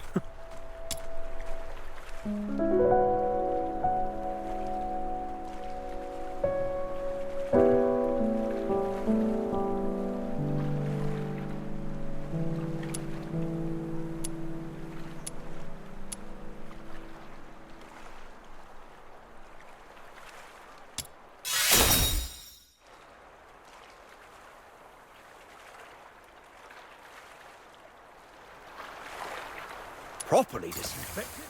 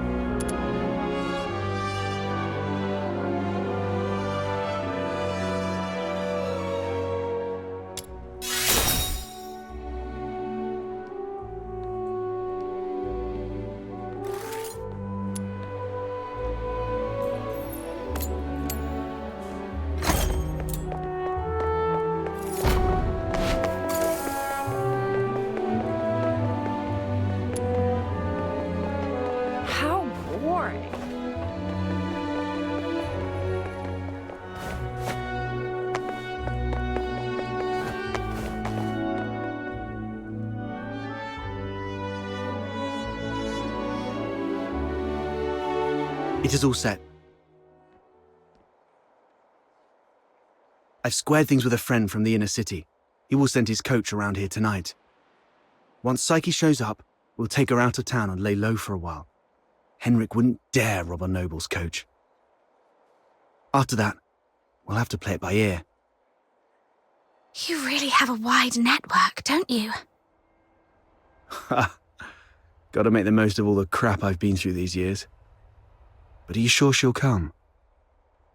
I'm not sure. Anyway, if she doesn't show up, we'll go with Plan B. We break into the Hypnos house and confront Henrik. Ha! Sounds like the story of a hero from some pulp novel. But don't get your hopes up. Even if we manage to save Psyche today, she won't last much longer. Remember the thing we saw in the pit?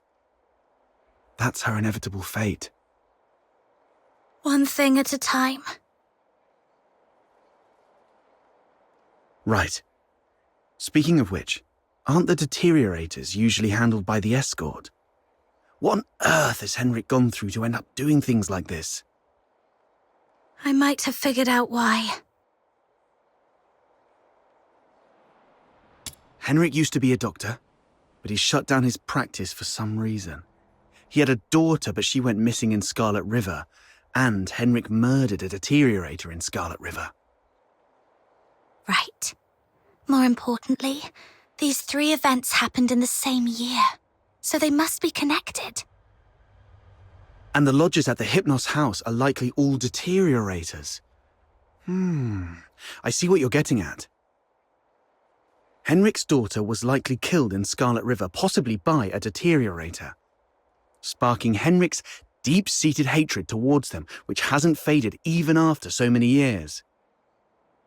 So, he somehow managed to control some of the deteriorators and administer his own brand of justice.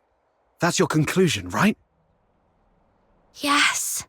But regardless of what he's gone through, or what the deteriorators would eventually become, we must...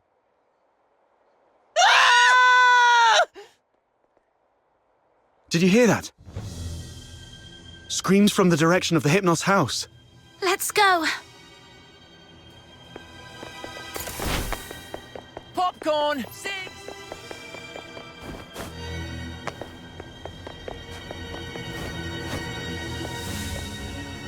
You're finally here! You've no idea how scary it was! Was that you shrieking just now? What happened? I was just keeping watch here as you asked me to, and just like you expected, Psyche came out. I ran to her, ready to take her to you, but she suddenly lunged at me, looking all scary. Lucky I was quick on my feet, but was that really Psyche? She was nothing like her usual self, more like a wild beast. Oh no, the deterioration started. Please help us! Mr. Henrik is in really bad shape. What? Please help us. Follow me. Over here. Mr. Henrik's in his office.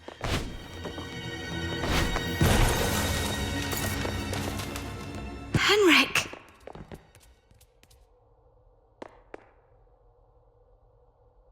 He's still breathing. Snow, see if you can find any bandages or strips of cloth. Anything. Don't waste your time on me. I deserve this. Please. You... Don't bother, he's a goner. Let him finish his last words. You have to stop Psyche. Stop her? The Hypnos house shelters deteriorators.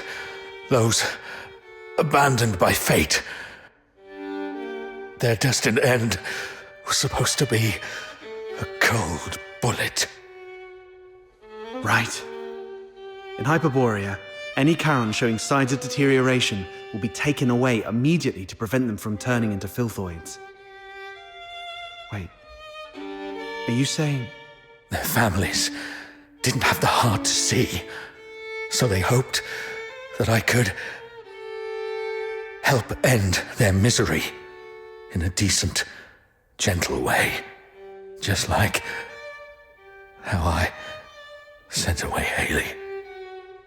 Are you saying the deteriorator who was killed in Scarlet River was your daughter, Haley? You know about that too. That was merely the last desperate struggle of a father in despair. We've been wrong about you all along. We're truly sorry, Mr. Henrik. Do not forgive. I brought them to sleep.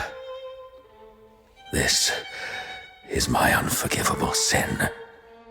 Then what happened to Psyche? I tried with the Crystallo of Stella, but still couldn't avert deterioration. I was supposed to let her go, like all the others. But that child was so special. She knew what was coming. Yet she's always worn a smile. For months, she shone like a ray of sunlight in this God-forsaken place. Just like my Hailey. I'm old. I couldn't do it again. So, in your hesitation, you missed the last window. Psyche lost her mind, attacked you, and ran away. How come... I can't believe all this. Your demons. You can stop that child. She has such a gentle soul. Hurting others is the last thing she'd want. Please. Save Psyche. Save my Hailey.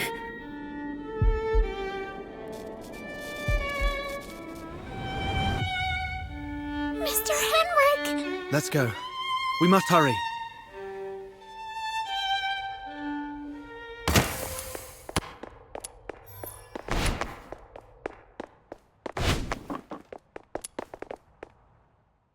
Stopping a deteriorator won't be an easy task. Make sure you're well prepared before heading out of the city to look for Psyche.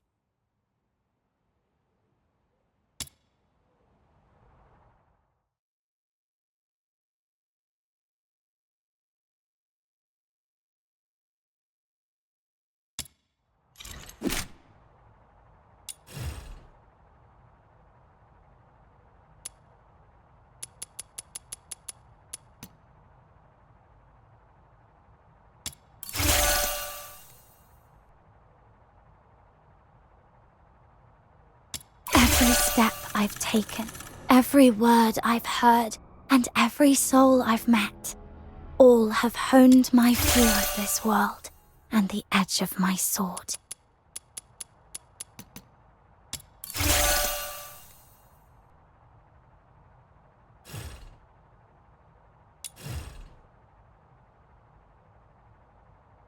Every step I've taken, every word I've heard, and every soul I've met, all have honed my view of this world and the edge of my sword. Are you off to find Psyche? Please take this with you. Psyche often gave us flowers. Even though some of us can barely smell or see them clearly anymore, she kept doing it, saying flowers bring good luck. But by the time I wanted to return her kindness, it was already too late. Please bring this flower to her. It's her favorite.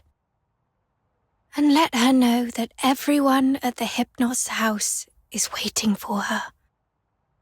I will. I'm going to do everything I can to save her. Or at the very least, stop her from doing something she'd regret.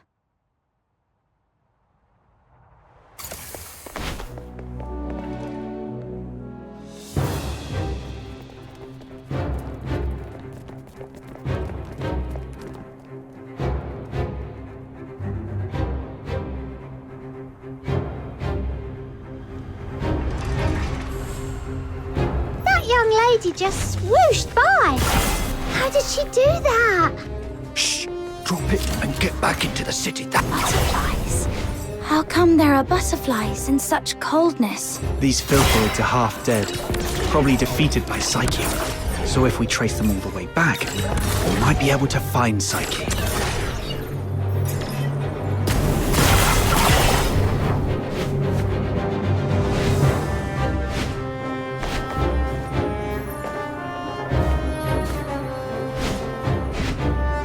It's okay. We already know where Psyche is gone. All we have to do is follow her trail. Right. As long as we can find Psyche, there's gotta be a way to save her. Thank you. Whoa! The wind's gonna blow me away! Stay Stay behind us, Snow. We'll make our move when it calms a little. And if the wind gets strong, we can stay behind the rocks to take a little break. Don't rush in.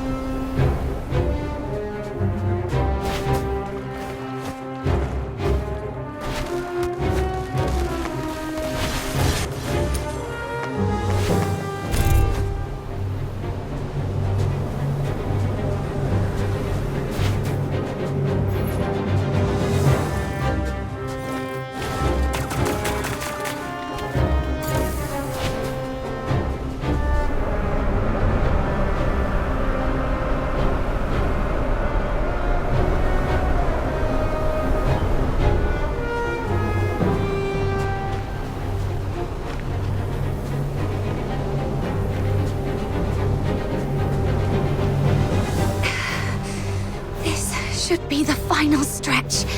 Psyche, wait for me.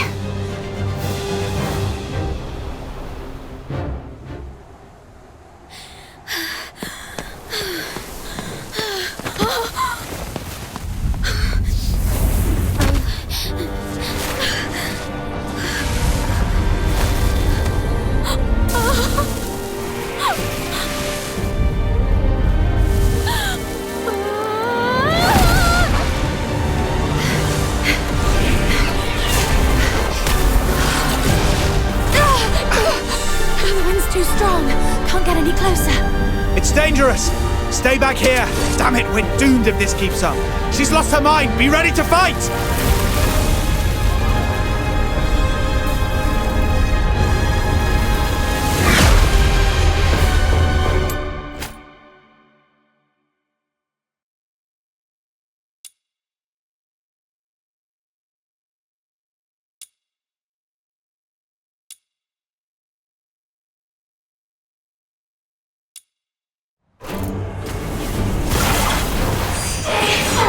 Psyche, can you hear me? Talk to me, Psyche. You said it yourself. There's so much you want to do. You'll leave Ice Lake for those unseen places.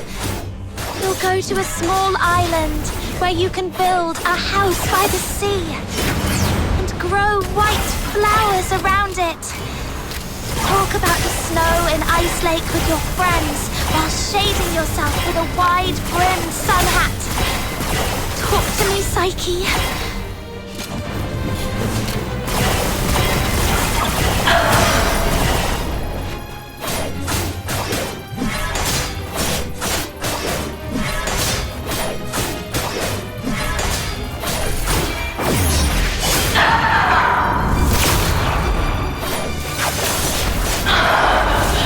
Return to the misty sea.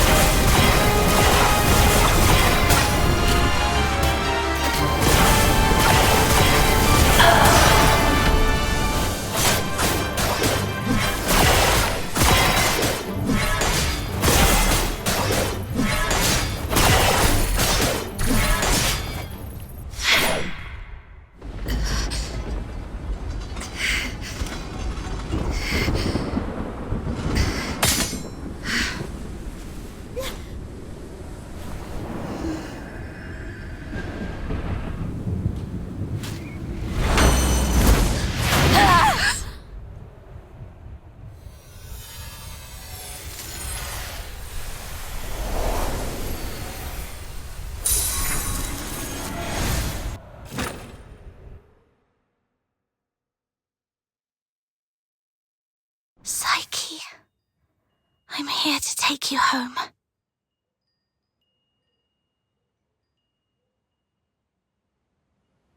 Is this my home?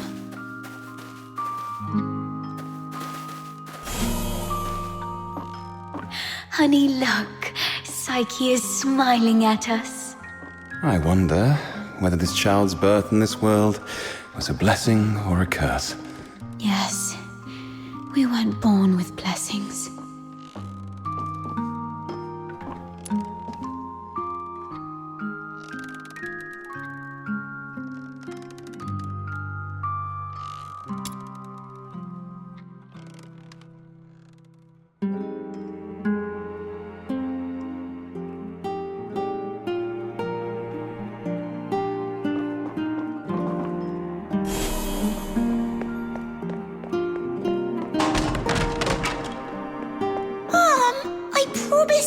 I'd bring her home today to play with blocks. Who says you can play with her? How many times have I told you to stay away from these unclean people? Do you want to get killed by dark magic?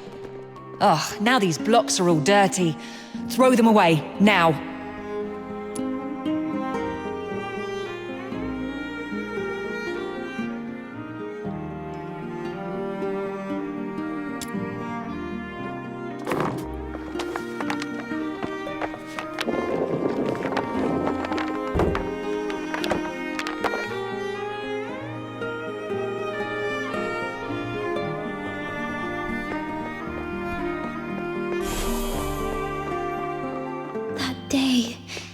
Feeling wronged and confused, I bathed. Please, sir, you've got it all wrong. My daughter is a good girl. She knows better than to steal a necklace and hide it in a flower pot. Save it.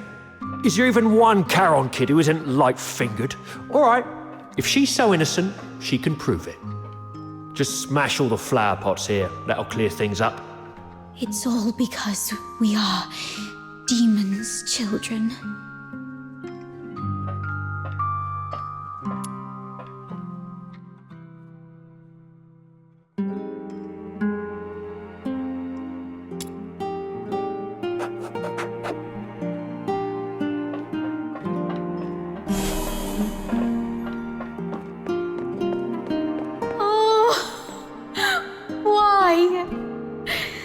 Such a kind child.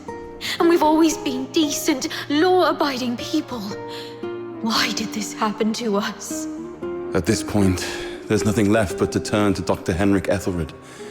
It's the last thing we can do for her. Mom, Dad, I'm sorry.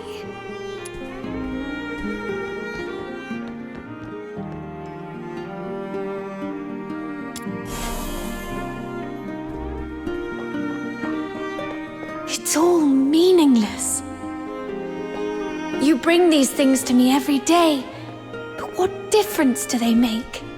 Psyche, you should know what it means to be sent here. Yes, I'm aware. But are we just living for some kind of meaning?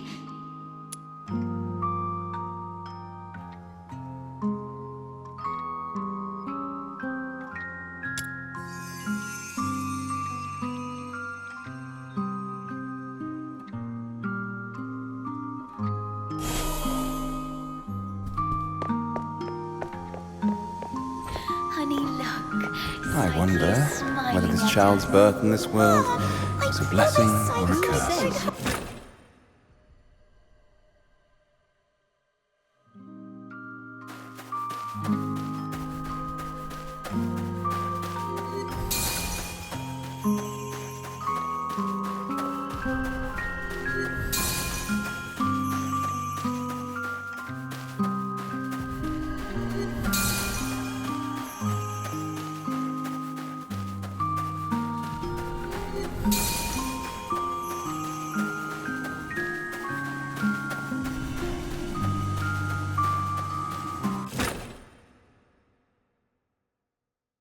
You've witnessed your entire life. A cursed beginning and a meaningless end. It's all meaningless.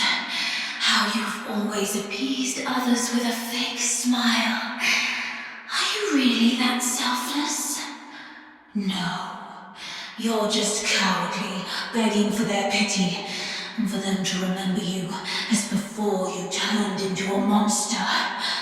It's all meaningless.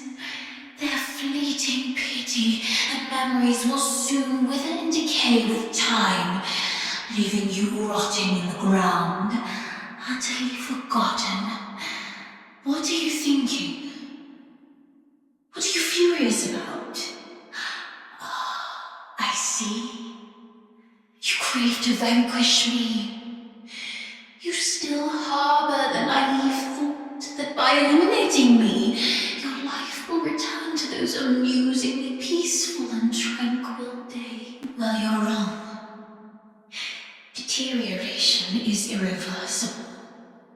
Once I die, you'll vanish along with me. Just embrace me and yield to the primal urges of this flesh. Be a beast. None of this absurdity can hurt you anymore. You, demon's child. Just be a beast. You, demon's child.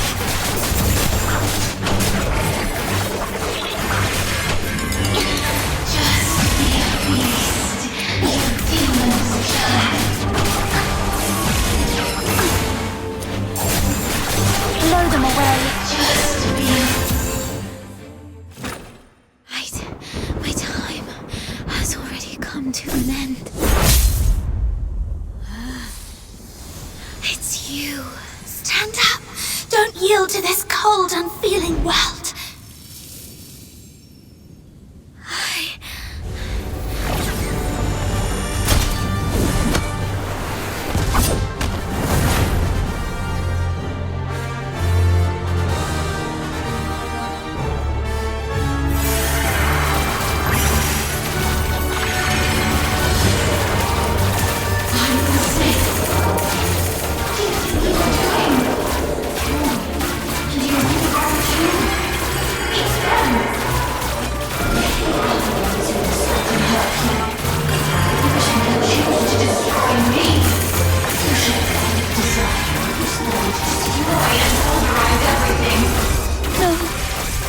This is not right. As I remember. Psyche, pinky promise. We'll be best friends for life. I'll remember that you lived in this world. We'll wait for your return.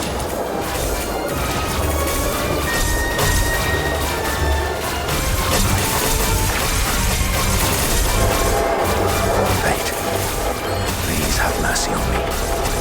Let me help her fulfill this wish.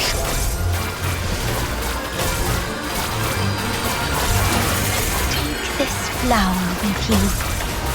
It will bring you good luck.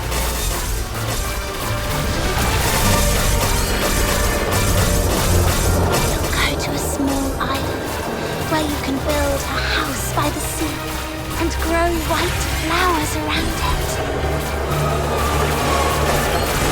Psyche, I'm here to take you home.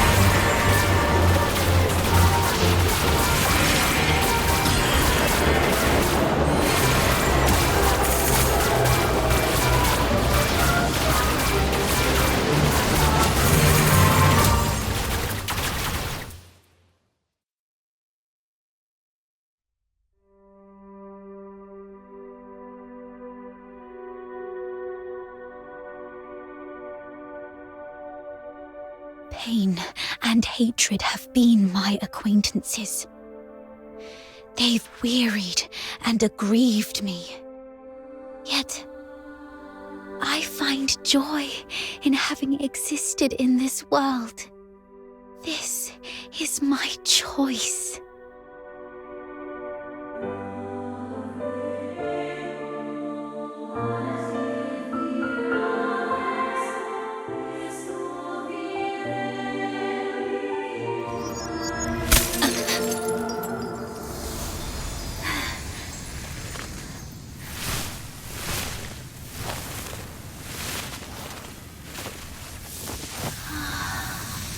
Psyche, do you remember what your deepest wish has always been? Yes, I remember now. I've always wanted to leave this place and see the world. To find a warm place where flowers always bloom. I wish to make it there. I will make it there.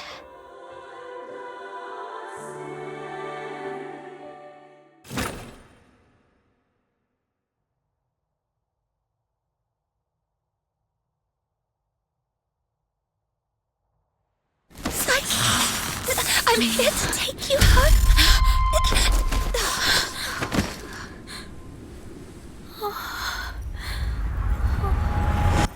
I've still ended up hurting you all. I'm so sorry. It's okay. Let's go home together. They wanted me to tell you. They're all waiting for you. Home. But it's already too late. Outsider, aren't you a know-it-all? Didn't you say your brain was 1,000,000 times smarter than mine? Do something now!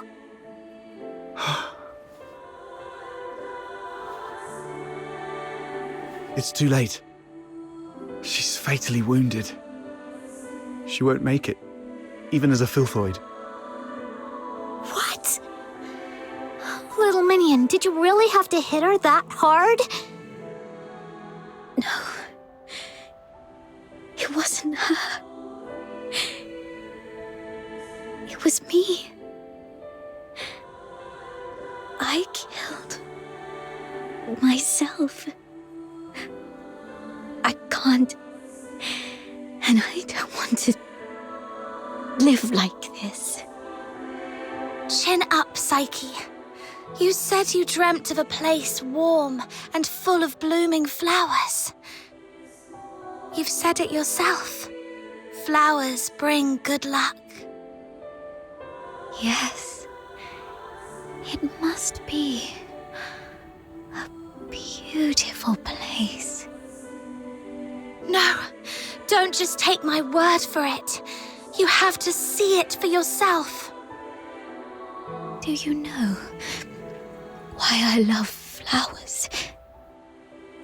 'Cause their seeds, carried by the gentle wind, travel to distant lands, over city walls and mountains.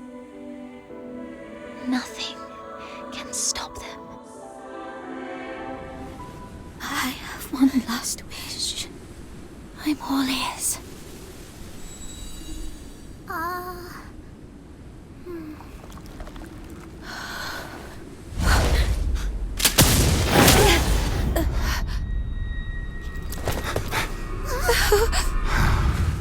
Target missed. Unable to confirm status of target or hostage from this range. Prepare for direct engagement.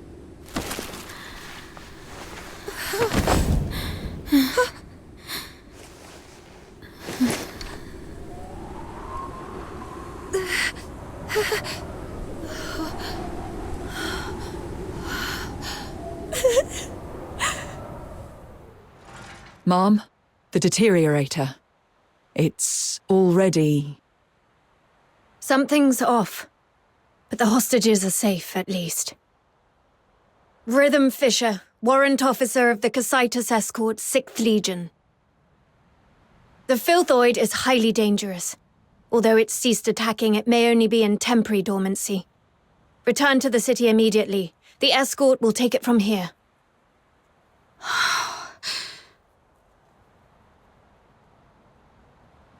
No need, ma'am. We took care of it before you got here. No point wasting more bullets. Took care of it? I see. That would explain why the target was more stable than a typical Filthoid. Although... was it just the two of you? You look like fox hunters from your outfits, am I right? Precisely. That's not it. Ma'am, during my earlier scouting, though from a distance, I saw these Charons using magic. They might be accomplices of the Deteriorator. These low-life beings, all wicked sorcerers, they should all be...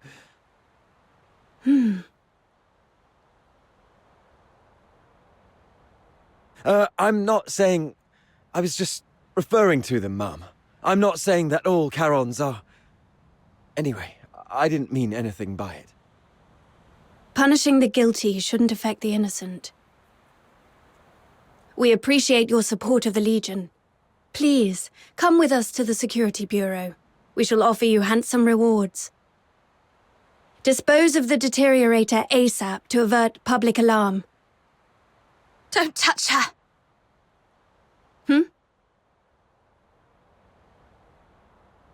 She was trying to keep away from the crowds. That's why she ran towards the outskirts so desperately. Even in her last moments, she was still trying to do something for others. What do you mean by dispose of? How could you even? What did you say? Are you all right? Should I arrange a military medic for you? Not at all, ma'am. My friend is just a bit shaken up. We'll be fine after a few warm drinks at the Asphodel. We'll talk about the reward another time. Got another commission to attend to.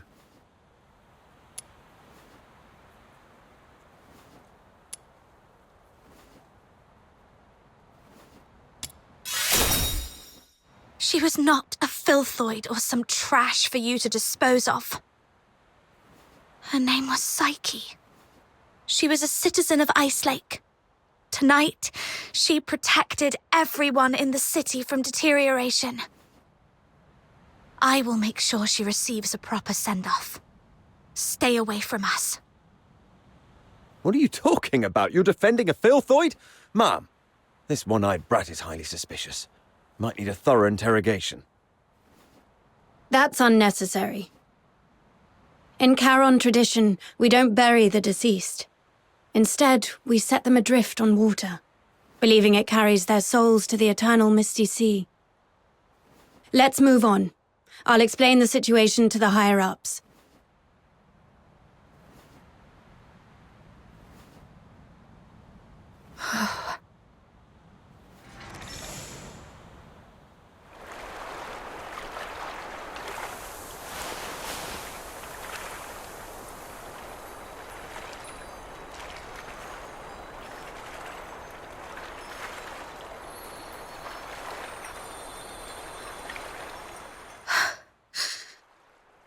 I thought you wouldn't act so recklessly anymore.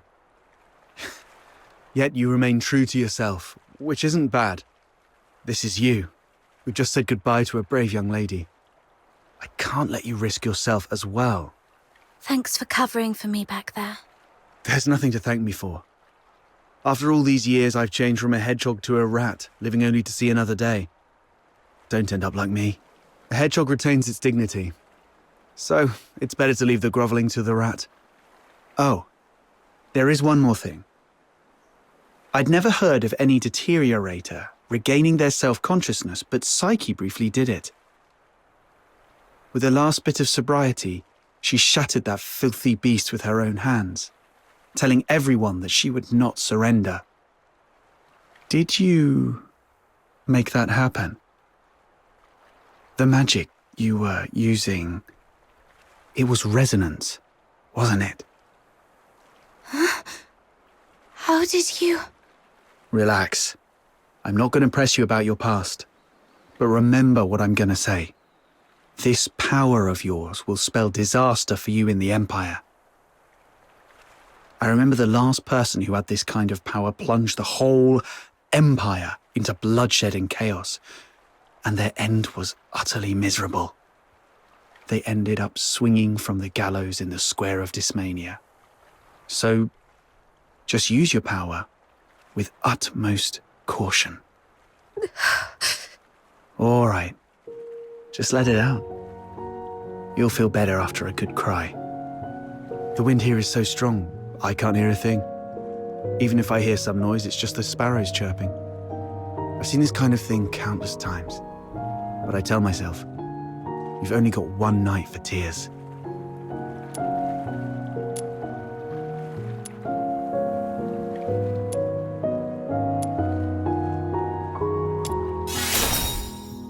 Anyway, pull yourself together. That girl would surely wish you to face tomorrow with a smile, even if we were once deceived by this world.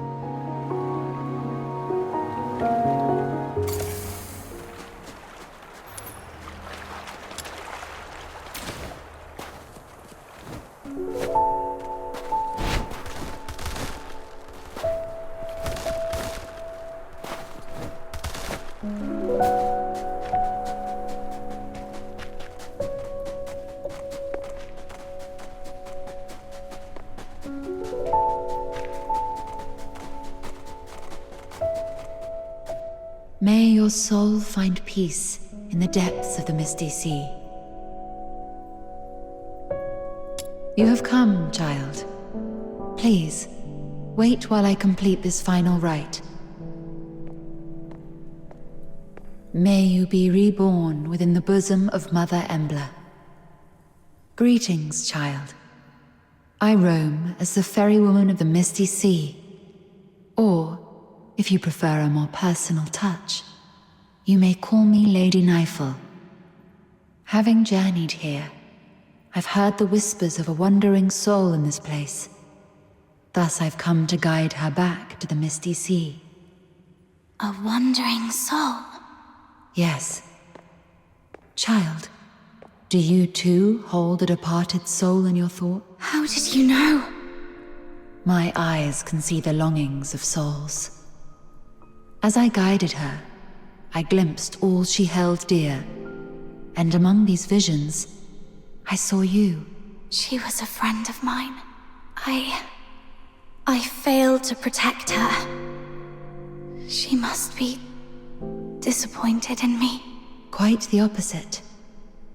Many souls I've witnessed depart with intense grievances and bitterness, their cries thick as the fog along the riverbanks. But her voice was very gentle.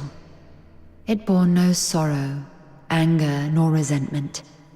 Only expressions of gratitude and blessings. Perhaps those were meant for you. What? Child, I have lived long and bid farewell to countless souls, and I've heard such words time and again.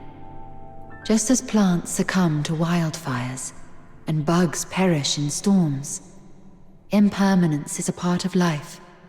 Sooner or later, death touches us all. Rather than cursing fate's indifference and cruelty, or lamenting our frailty, we can choose to cherish the memories we hold dear. After all, if death is the inevitable, then every moment alive is a miracle that defies the odds, isn't it? I believe that the gentle soul who journeyed to the misty sea would also wish that when you recall your time together, you'd find yourself smiling, not crying with grief. The misty sea is the cradle and resting place of life for Charons. Souls of the deceased return there, and the living emerge from it. Life flowing in endless cycles, case?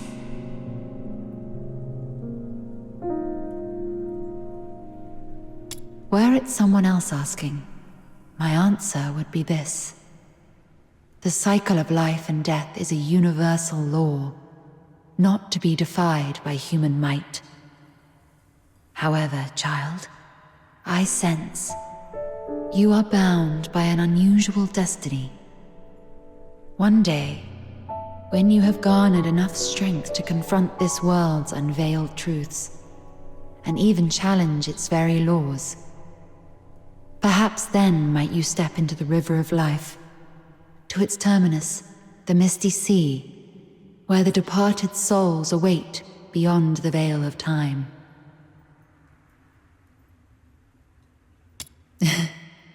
I am merely an observer by the riverbank. The answer to this question must be discovered by yourself. If your heart truly yearns for it, then proceed on your path. Godspeed, dear child. The misty sea, departed souls, the world's truths and its laws.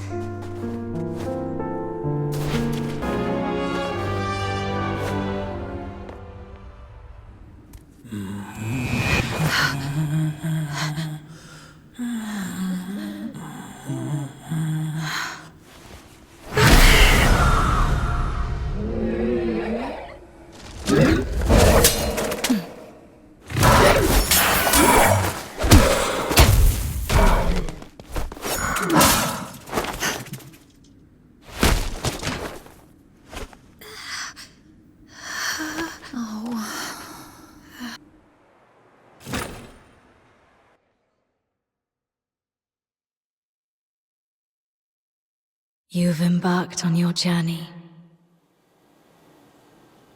Perhaps you've explored new places and have met new friends. You seem sad. Yes. I had a sad dream. Well, I'm not sure if it was a dream. I feel like I've lost something important. Trying hard to hold on to something, yet it slips away like sand through our fingers. Time and life, it's all like this. To be born is to be destroyed. To meet is to part ways.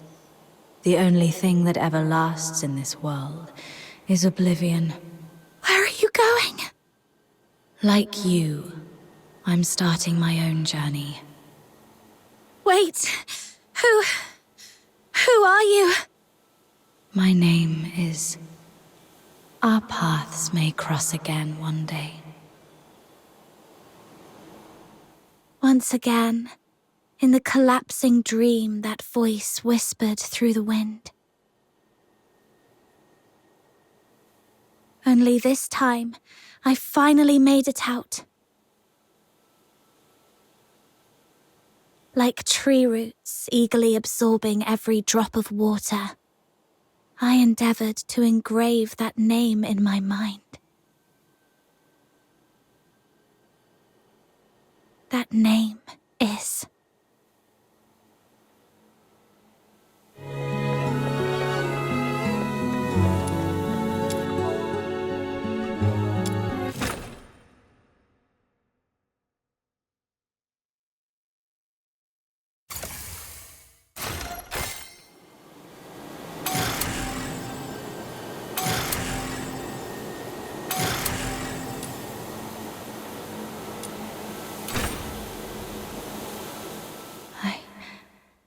I'm having this dream again.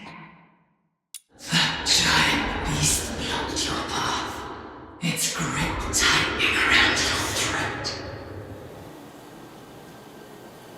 Your body shrinks as you suffocate, sharp pains triggering the deepest desire within your soul. That voice again. Kill it. Listen to its death throes, bathe in its blood, and embrace the sweet release of death.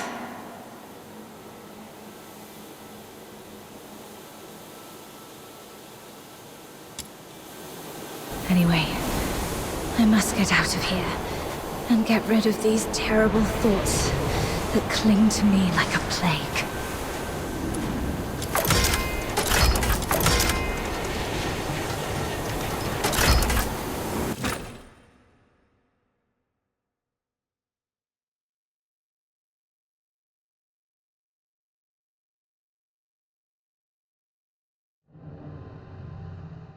Wake up, or you'll die!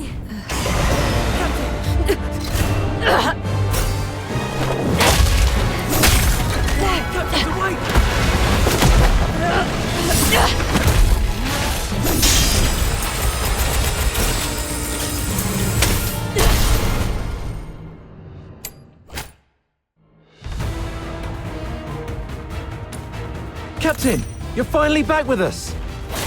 That filthoid is on its last breath. Keep it up and finish it! Urian, retreat to the rear with me. The wound is opening up again. Trust her.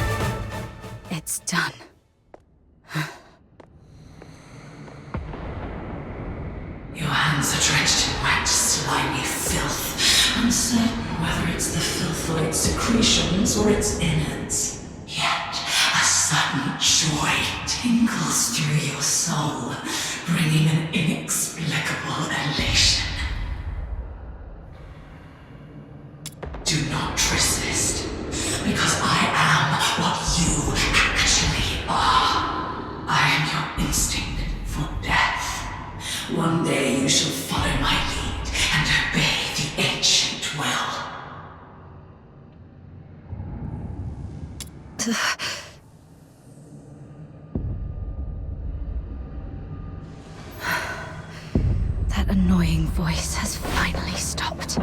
I should go check on the others.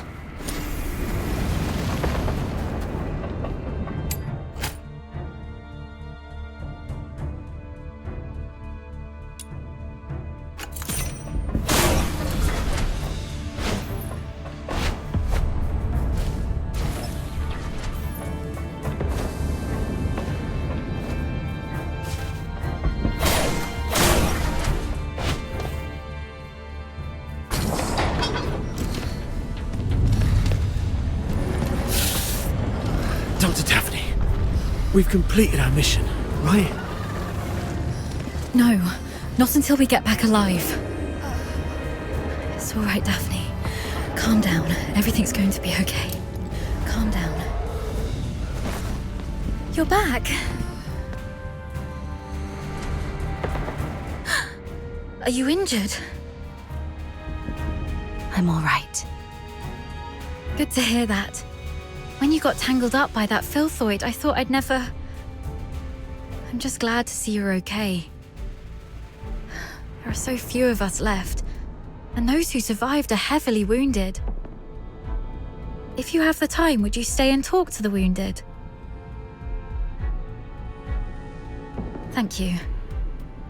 I'm heading back to find something, so please take care of them for the time being. The soldiers look up to you. Your encouragement will make them feel better. Where are you going? The battle map shows several warehouses near our location. We might find some first aid kits there if we're lucky. I'm already out of coagulants and painkillers, but some of the soldiers haven't been treated yet. Their injuries can't afford any more delays. You should stay. I'll go. This is the medic's job. And the medic stays.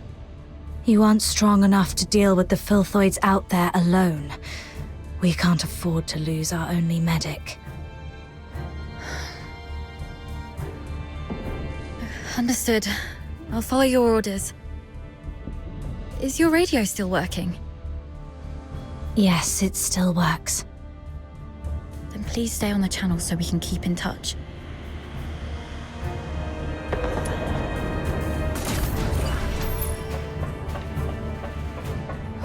Fall asleep. Damn those freaking rotters.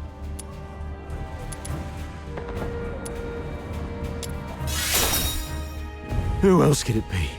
The bastards who call themselves the Forsakens. Those despicable cowards are using Filthoids as their weapon. The Forsakens are monsters, just like their Filthoid pets. And those blasted airheads giving us the orders are just as bad. The mission brief mentioned nothing about the Filthoid hordes down here. Oh, sorry about that. I shouldn't have vented my frustration in front of you, Captain. It's all right. Letting out emotions is better than being unable to speak at all. You always know how to soothe people, Captain. And thank goodness we have you. We thought we were goners. It's just that we're too green. If only Commander Avar were here. As a veteran, he must have a way to get us out. Sir Avar. Still no word from him. Damn those Filthoids. Damn the Forsaken. Doctor? Dr. Daphne? We're stuck in this bloody dump. Please, Dr. Daphne. If I don't make it, do me a favor and bury me.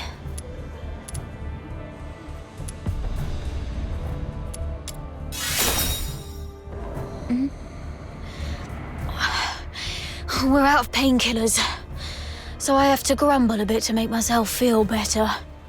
Dr. Daphne and you covered our retreat just then. How is she? She's all right. She told me to come check on all of you. Good to hear that. A highborn lady like her could have stayed at the academy, but no, she chose to serve with the 13th Legion. Eternal glory and loyalty to our Emperor. Those aristocrats say that all the time. I wonder if any of them would still be so keen on that when they're actually in a filth pit like this. But Dr. Daphne has real medical skills and a soft, pretty voice. We've got to keep her safe, Captain. Don't want her to die here.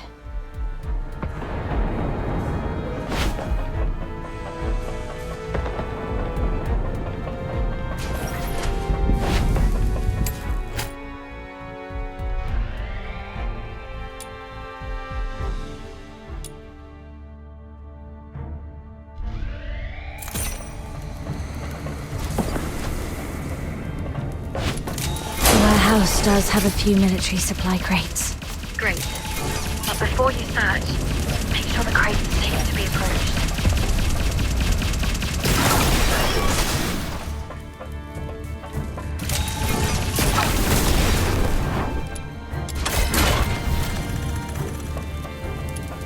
I got it. The medicine appears to be in good condition. That's great. Thank you. Careful on your way back. Filthoids are probably lurking around this place.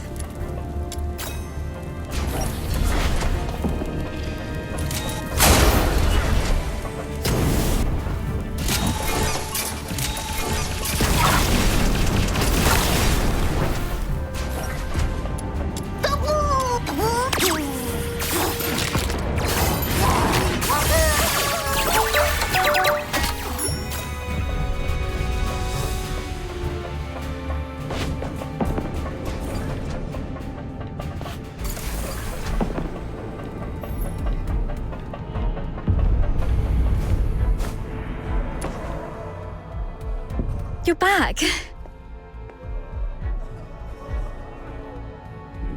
Great. This will help stabilize the wounded.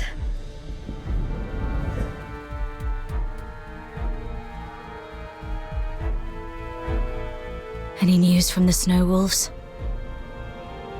Not yet. While you were away, I tried reaching out to Commander Avar of the Snow Wolves and Chief Commander Fulvis, but none of the comm channels were working. Keep trying. And meanwhile, let's see if we can find a safer place for the wounded. Actually, I have a plan. What is it? Take a look at this map. We're currently in the storage area where the exit is blocked. However, there are some underground tunnels that we haven't checked yet. Most Imperial cities and fortresses have elaborate networks of underground sewers. In recent years, some of these tunnels were expanded and reinforced to serve as air raid shelters. If we're lucky enough and the Forsakens didn't set up any ambushes, maybe we could get the wounded there to rest and recover. Besides, the sewer tunnels run all the way outside the fortress, so if our reinforcements arrive, they can easily get to us. Of course, the tunnels might be risky as well. If you think it's feasible, allow me to scout ahead first. It's worth a try, but we can't risk having our medic do this alone. But now only the two of us can move or act, and the Filthoids might attack this place any time. You should stay and keep the squad safe. I may not be a professional scout, but over time I've picked up some useful skills, so... All right. Be careful down there. Make sure to sidestep any confrontation with the enemies. Understood. I'll stay on the radio while you keep contacting the others. And... don't be scared, Daphne. Everyone's survival depends on you. Don't be scared.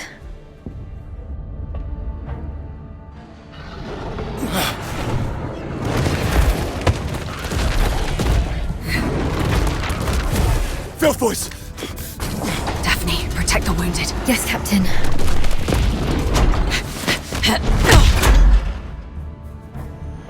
Hang in there. I've got nothing. Copy. Copy. What's the weather like inside the door? It's raining British mainland. This is Lieutenant Colonel Above. Return to the misty sea. This is NZXT here. Currently at... Done. Filthoids just keep showing up.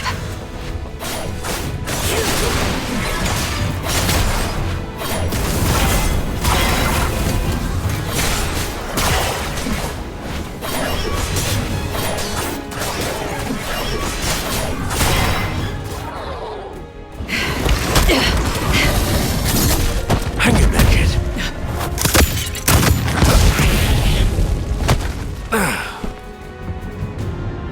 Sarava.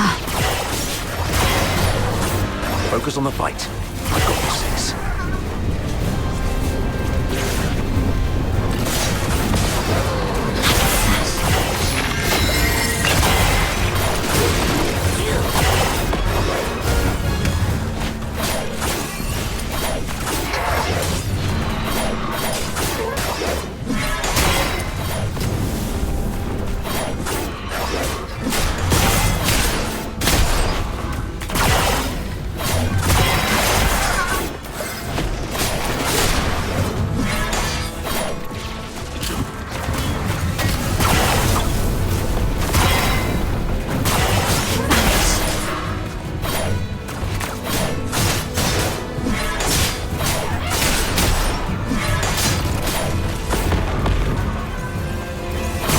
Take out that Forsaken guy first.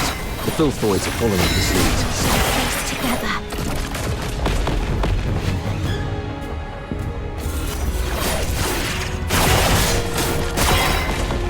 Return to the misty sea. Don't tell me you're the only Griffin left alive. Where are the rest of your squad? They're right ahead. Most of them are heavily injured. Please follow me. We've repelled the Filthoids and set up a temporary shelter, but I don't think this place will hold. I've checked on everyone. Why the grief? You still have your arms and legs, so stand up straight and pull yourself together. I know what you've been through. I've seen many of our fallen soldiers along the way. But you are soldiers. Save your condolences for when you're home and safe.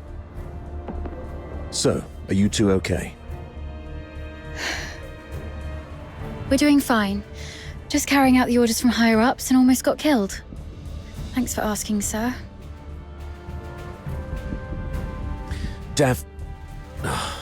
Never mind. You, do the report, please. Yes, sir.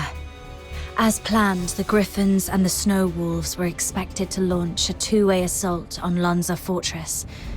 However, the Griffins were ambushed shortly after we began our infiltration. The passageways between the zones were blocked. We lost contact with some of our men, and the rest have suffered heavy casualties. Our comm links have been severed too. We're essentially trapped here. Actually, the Snow Wolves went through the same situation as yours.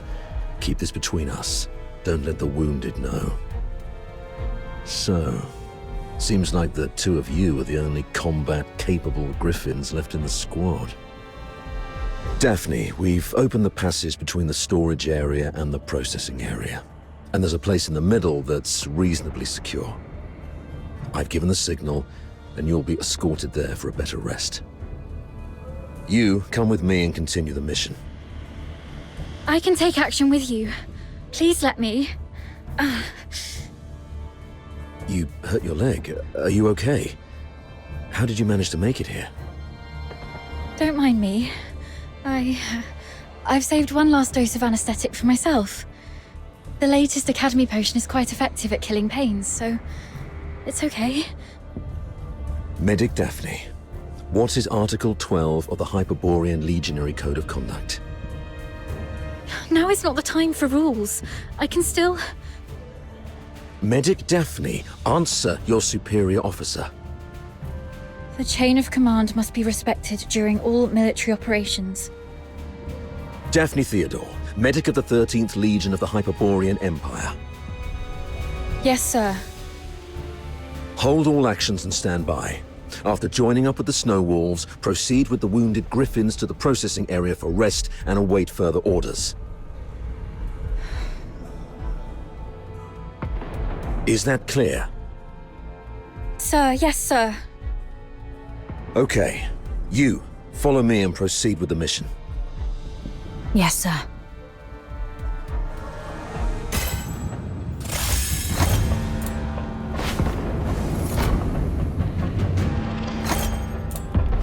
So, you're not going to ask me anything? You just said soldiers must obey. Given what we've been through, are you really going to be as rigid as a piece of wood? You also said that one must fully concentrate when engaging in combat. The current circumstances are perilous. Being sidetracked by criticism might lead to casualties.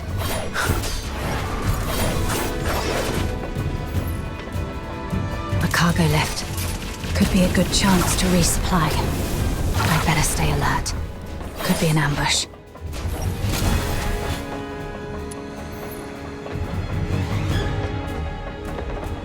Let's sort through the situation here, but...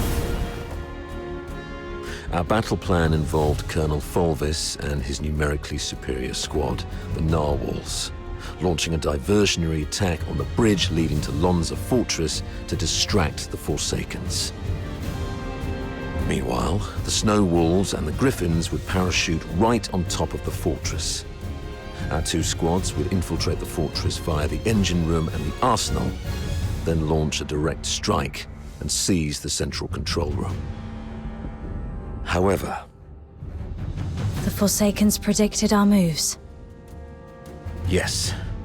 Either they have intercepted our communications, or there is a spy working for the Forsakens in the Legion. Regardless of how our plans got out, the Forsakens were undoubtedly well prepared. They used the fortress's defense systems to ambush us, and even lured a bunch of filthoids here. We planned for an infiltration strike, so none of us were equipped with heavy weapons for large beasts. The only option was to throw our lives at it. Given that Lonza Fortress was designed by Imperial engineers, you might know how to disable its defense systems, right? You literally slept through your cryptography courses, didn't you? I cannot believe you're still sore about that, sir. Never mind. Acing those courses wouldn't be much help in this case anyway. The Forsakens have modified the mechanisms in the fortress. We don't have time to go through each hardpoint and crack every code. But disabling the systems first would be the right call. So we should reach the engine room next. Cutting their power will shut down the systems, giving us the time to rescue our trapped soldiers. That's our main objective in the next move. Operating the devices there requires 2 people. Thank God I took you with me. Hold on, we're getting a call. Hello? Does anyone copy? What's the weather like in Hyperborea today? It's raining tonight in Dismania. Commander Avar, is that you? I'm Vic. Avar listening. Give me a report. After we split our forces, Monica and I took the path along the outer perimeter. We're about to reach the engine room. Engine room? Are you trying to... I'm calling you specifically to give you an update, sir. We'll make an attempt to shut down the power unit. The engine room is probably full of traps. Cease your actions and stay where you are. The captain and I will get to your place in about 15 minutes. Please, let us try, sir. Every moment we delay puts our comrades in greater danger. You... And one more thing. Since the captain is with you, may I ask how the Griffins are doing? My brother Simon is in that squad. We have yet to secure his body. He means Simon's got some injuries, but the medic has taken care of him in a temporary shelter. There's no need to worry about him. Understood. Thank you, sir. Your way with words. Take my advice. Never try to comfort anyone, okay? Loud and clear, sir. Vic, Monica, hang in there. We're coming.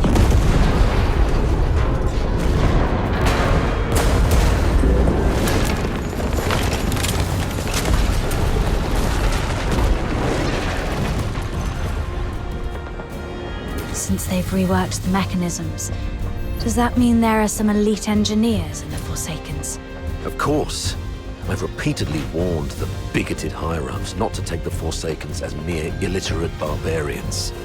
They have controlled the fortress for over 6 months. If they are barbarians, what does that make us?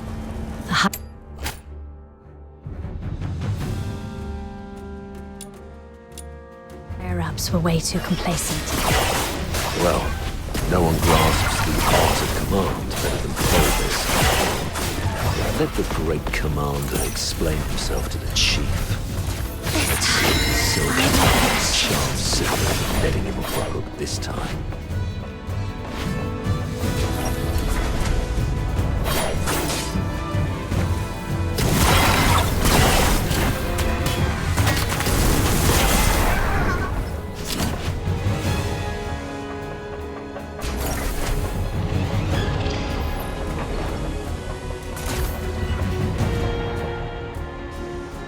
You've made it.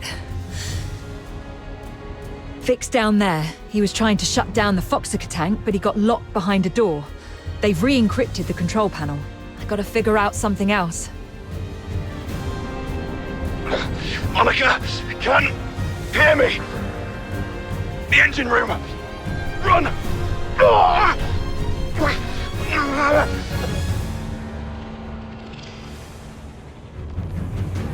Vic? What happened? Vic! Hang in there. I'm nearly finished. Almost there.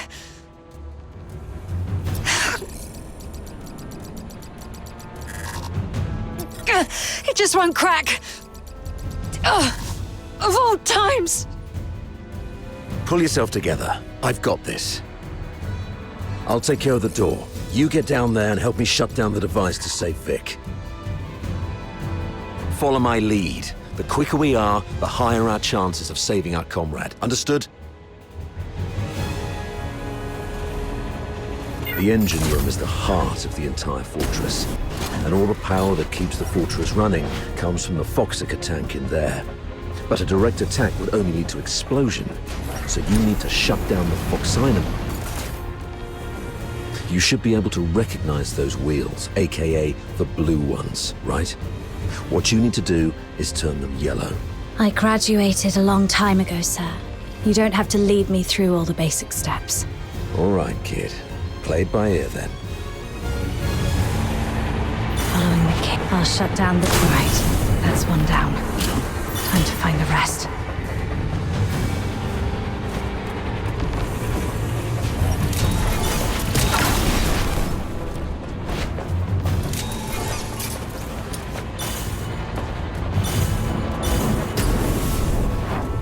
That was complicated.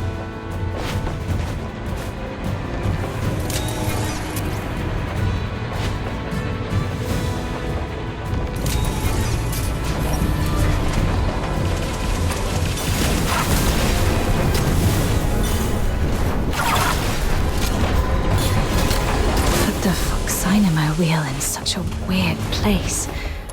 Those engineers sure know how to make things involved.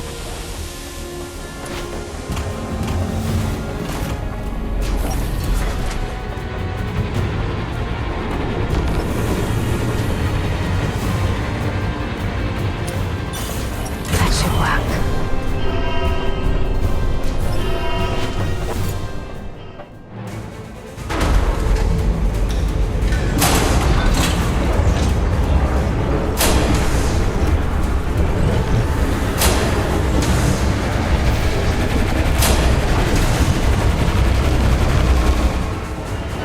Damn it! Warning. Foxaker tech overload risk detected. Please check if more than required Foxynamo wheels have been activated. Overload risk. Listen, I need you to go to the lower floor of the engine room, activate all the backup Foxynamo wheels, then evacuate immediately. Since we can't shut them down our way, we can let them do it in a self-destructive way. You mean exploding the Foxaker tank by overloading it? Got it.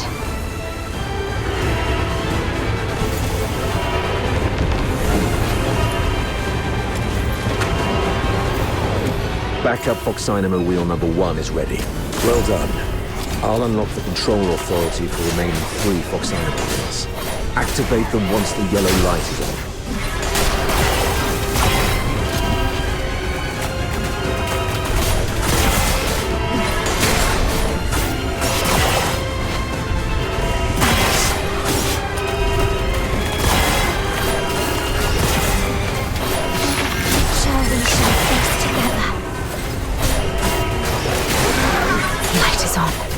Looks like Saravar has made it on his side. Warning. Foxaker tank is overloaded by 50%. Please shut down the Foxynamo wheels immediately. Unauthorized departure is not permitted. I need to hurry up.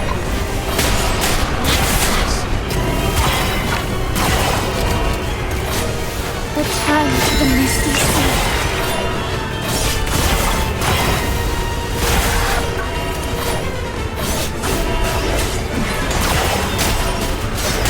Number 3 is also ready. Go get it.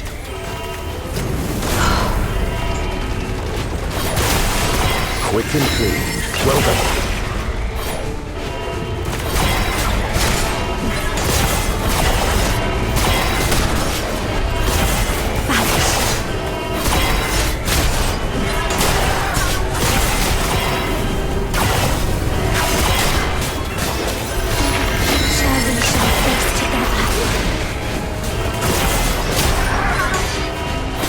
The control authority is unlocked.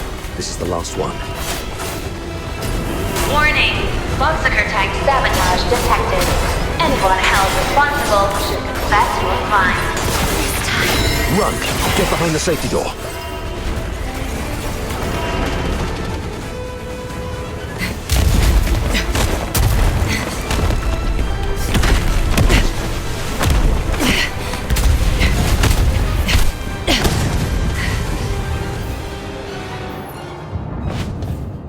Fantastic job, kid. You are indeed the best among your peers. Okay. Most of the defensive weapons within the fortress have been disabled. The rest of our squad should have an easier time. So, can you continue? Let's go if you can. We've got other comrades to rescue. Hold on, new communication coming in.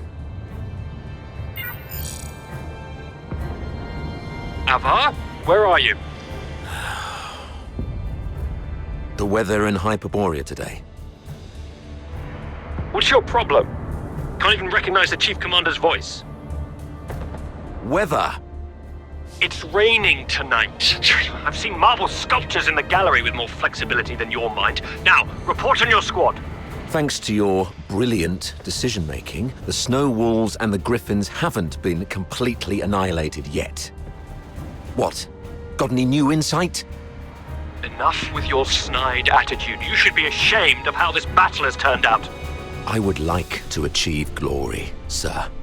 If you exercised proper secrecy and came up with a more credible plan, our soldiers would be popping champagne bottles in the central control room at this very moment, instead of waiting for body bags. Avar Horodland, I'm warning you. What's your tone when speaking to your superior? Antonius Fulvis, I'm also warning you. Stop wasting the lives of my comrades. I have no time for this right now. I am here to demand a progress update on the mission. The two squads have been ambushed and suffered heavy losses. I'm preparing to search and rescue the missing soldiers first, then regroup in the processing area, waiting for your support. Your mission is a rapid infiltration assault. No field officer of mine is permitted to make their own bloody choices. Straying off the planned course of action will only alert the entire fortress. I order you to stick to the plan and launch a direct assault on the central control room. Are you even listening to yourself? Alert the fortress. They're already in ambush positions, waiting to wipe us all out. We've sustained 80% casualties. 8-0! Isn't that enough for you? Casualties! Forget about your bloody casualties. All I know is that you're significantly behind schedule. You've brought shame to the Legion's banner. The soldiers of Hyperborea are not cowards who would stop because of trivial losses like this. From Emperor Dis I to Legion Chief Quintus, the mastermind of the Divine Elegy Offensive, no Hyperborean commander ever balked at taking losses. I gave you the elites of the 13th Legion. You should have more than enough resources to take this puny fort.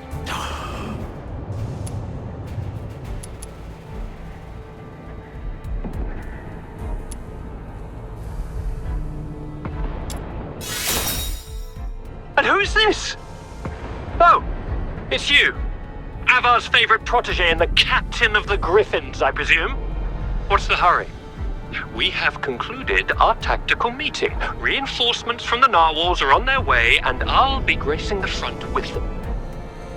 Stick to the plan. You hear me? As Hyperborean soldiers, you fight until your last breath, or face the consequences. Serapha.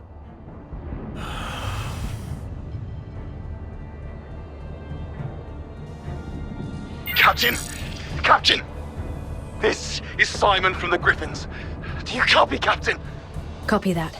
Simon, where are you? We're trapped by a filthoid horde along the rail track. If you have any forces to spare, we need an extraction. Please, Captain! I also picked up a signal from another squad reporting their position, right after Fulvis ended his call. What are you gonna do?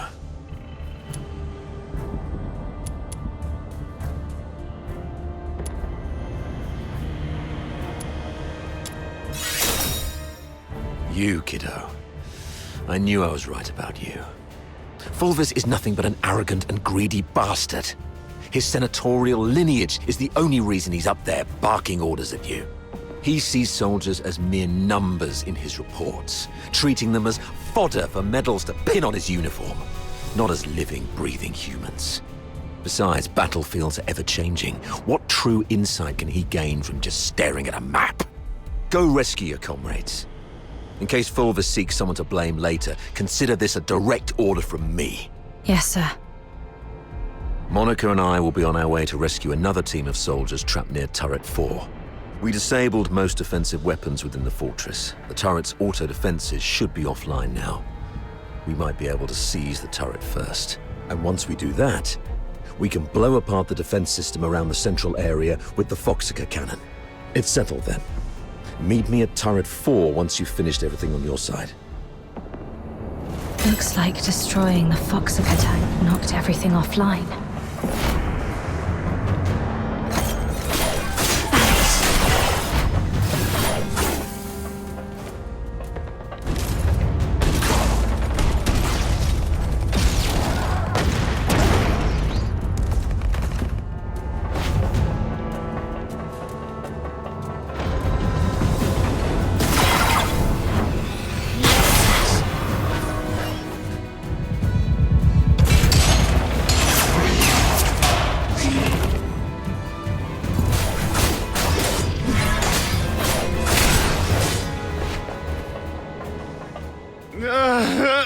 Simon.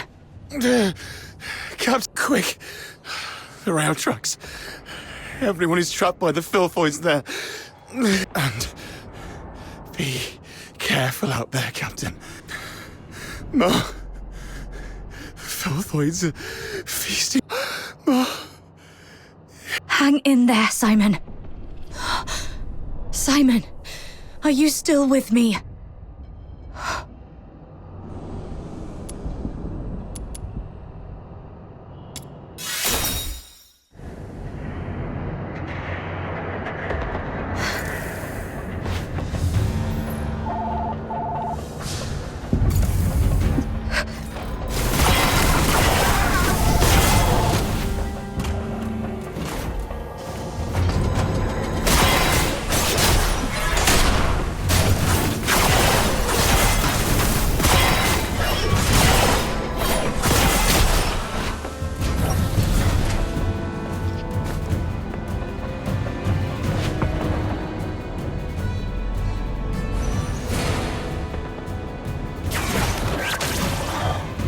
These beasts. They killed everyone. Let that hatred fester.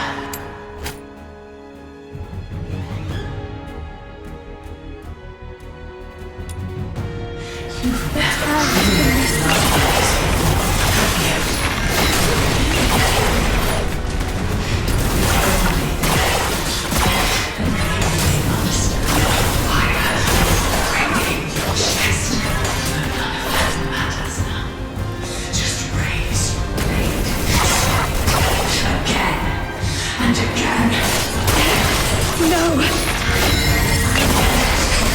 They're waiting for me. I can't let these filthoids drag me down.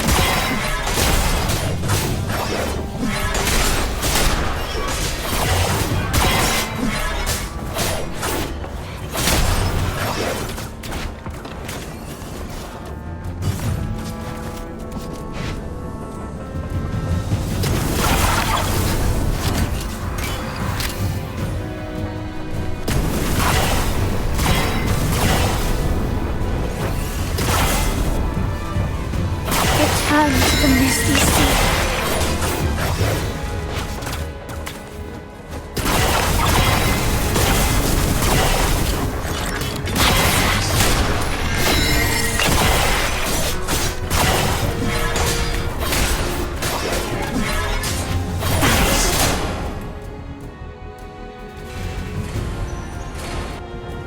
Hello? Do you copy? I'm Daphne Theodore, the medic of Squad Griffins. Is that you? Why aren't you saying anything? Are you hurt? Where are you? I'll seek permission and come for you right away. I just... Hang in there. The captain's on the way.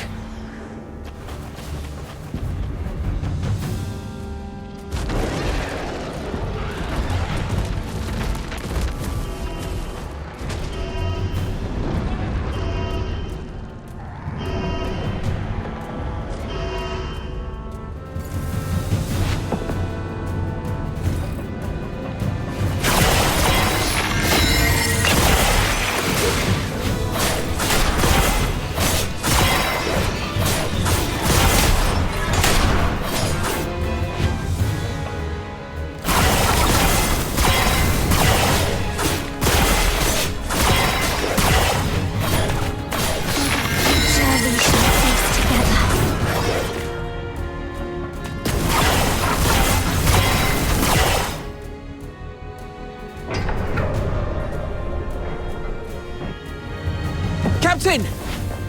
Captain, over here! Oh, Captain. My dear Captain. You finally came for us. Something's gone wrong with our comm channels and we couldn't get in touch with anyone. Simon's gone out looking for help. I was just trying to get everyone to keep it together. Told them how good you are and how you're gonna come flying in and get everyone out of this mess.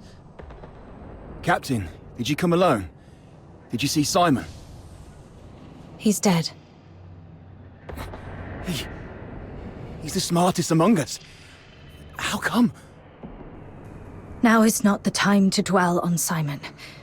We need to focus on this battle and surviving. You're right. He didn't risk his life going out there to look for help so that we could end up here like crybabies. Get going once you're ready. I ran into Commander Avar on my way here. We plan to join them at Turret 4. Turret 4? Are you sure about that, Captain? That's pretty far, and God knows how many filthoids there are along the way. There aren't many of us. Can we make it? There's actually another way. Shut up, Charon. Who are they? The Forsakens. We captured them on the way. Your pet filthoids killed a close buddy of mine. Reminded me just now, I ought to carve a few holes in you to honor his memory. Stop it. We should keep the captives alive. We need to take them back for interrogation in the Imperial prison. Sir? If sacrificing one Charon can quell your anger, then take me. But first, please let me explain. Come back, Katya. Don't be silly. Sir, we may be Charons, but we are not part of the Forsakens. We're just ordinary folk living in a town nearby. The Forsakens grabbed us from our homes and forced us to help rebuild this fortress. They left the Solars in peace and only took the Charons. You can't be serious. The Forsakens are enslaving their own people. Exactly. They exploit us because Charons are stronger and withstand extreme heat and cold better than Solars. You may think we're the same as the Forsakens, but they've never accepted us as their own.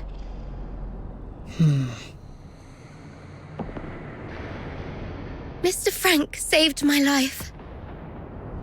Just a few days ago, I had to take a break because my stomach was acting up. But those Forsaken rotters whipped me dozens of times and left me for dead. It was Mr. Frank who gave me water, food, and this ragged robe to cover me up.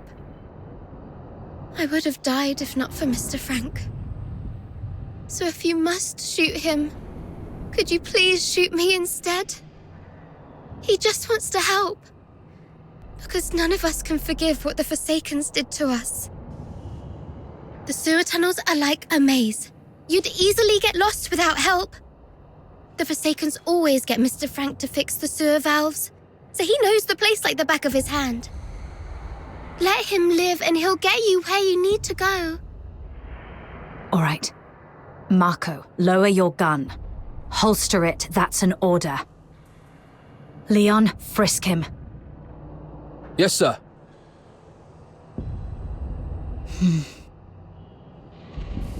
Just a few days ago, I had to take a break because my stomach was acting up. But those Forsaken rotters whipped me dozens of times and left me for dead. It was Mr. Frank who gave me water, food, and this ragged robe to cover me up.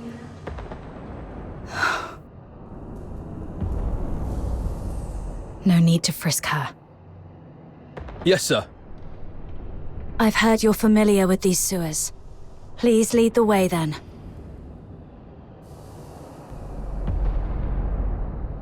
Stay alert and keep a close watch on them. If anything seems amiss, we'll pull out immediately.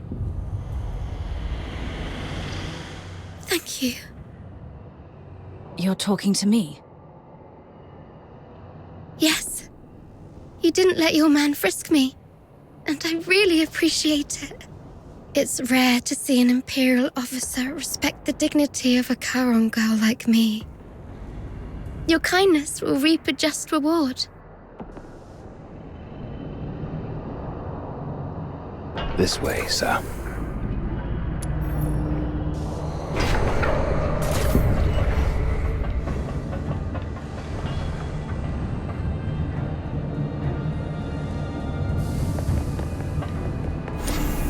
Sir, you can get into the sewer tunnel, sir. The hot steam. Watch out! There's a condenser up ahead. You'll get hurt if you get too close.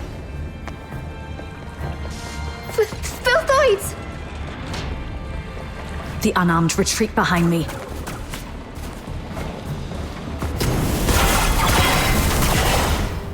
Thank you for saving our lives. It turned out not all Imperial soldiers are... Oh, sorry. I mean... The world out. I used to think that Imperial soldiers were no different from those forsaken rotters. But now I know I was wrong.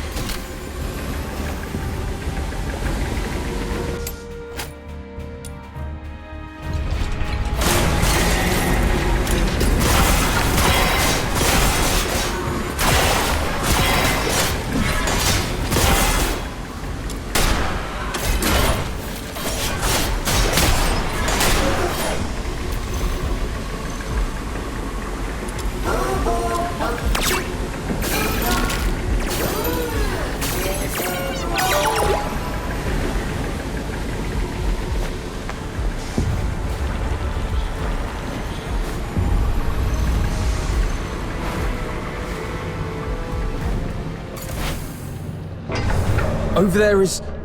Saravar! Nice. We can safely... What did you say? The reinforcements are delayed? The Forsaken sabotaged the narwhals at the bridge. Now we're stuck here. You expect me to storm the central control room with just 2 battered squads? You can't be serious, Volvis. They've got the hazering messengers in there. Messenger, messenger. The Legion doesn't feed you daemons out of kindness. This is what you're for. And you've got her with you. That one's just as strong as any daemon. The central control room is right ahead. It's less than 50 yards away from the turret you're at. 50 yards further, and we can dedicate the victory to His Majesty. What's so hard about that? How are things going on your side?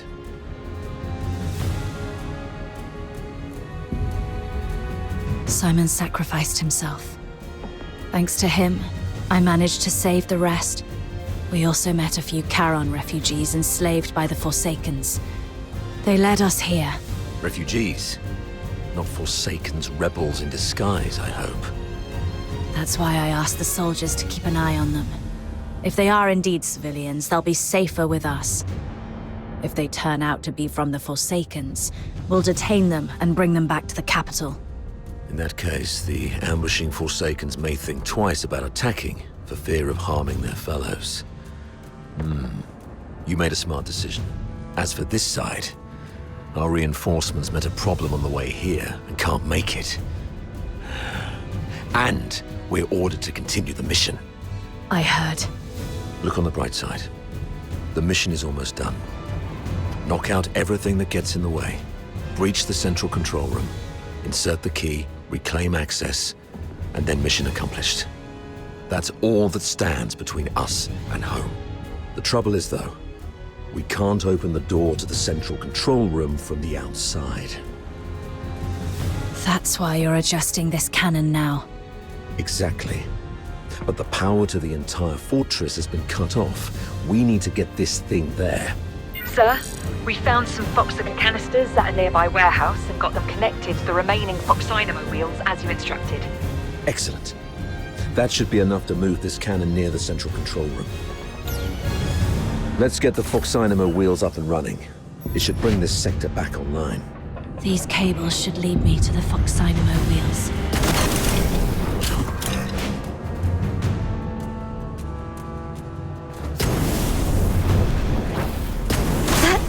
Amazing!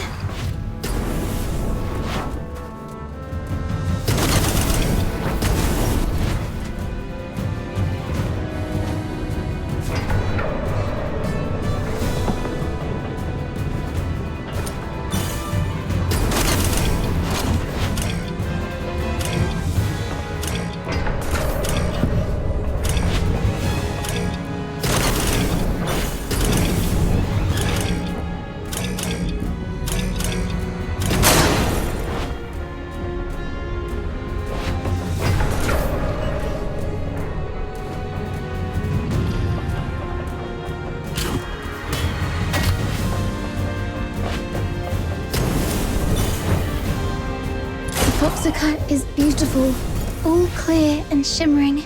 If only it wasn't used for killing people. Yeah.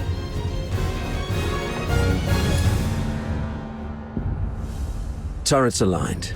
The sim battlefield's powered up as well. Let's head to the control panel. I'll open the gate with you.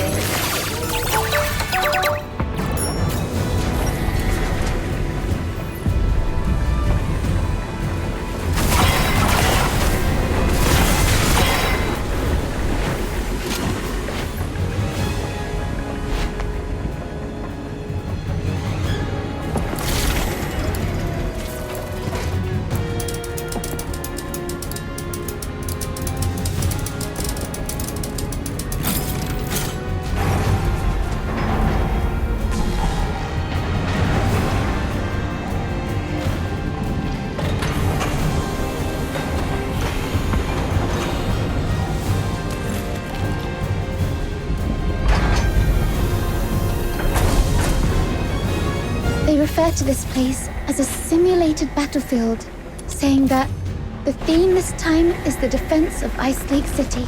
I heard that this Ice Lake City is covered in snow, something that I've never seen in my entire life. How I wish I could go there and see it myself. Well done. Now, let's move the cannon to an optimal spot to bombard the central control room. I heard that this Ice Lake City is covered in snow, something that I've never seen in my Keep the cannon from the filthroids. Let me check the map. I know maps don't like me.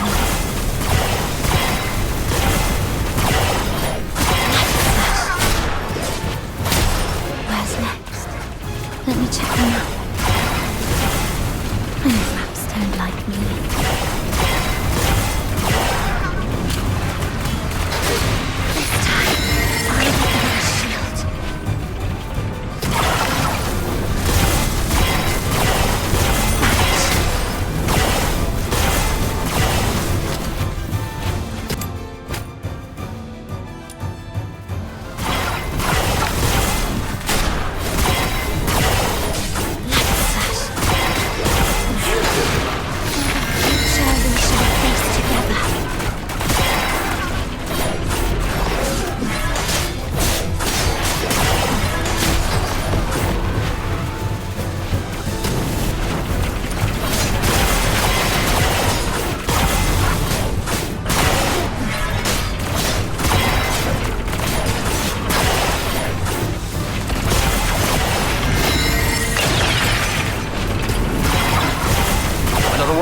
Defend the turret!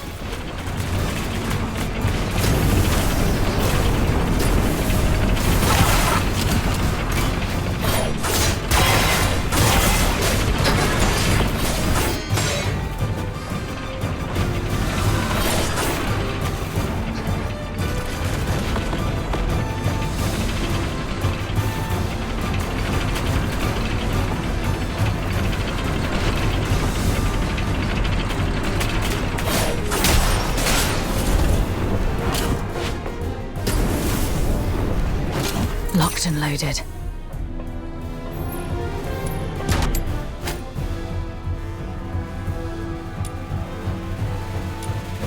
Take down the filthoids first. Don't let them distract you.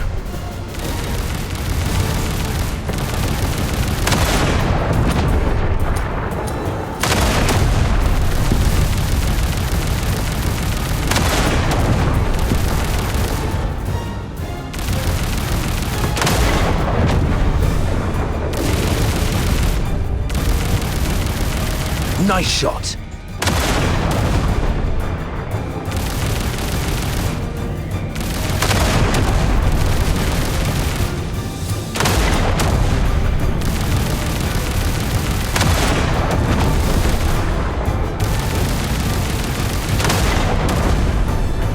Watch your six.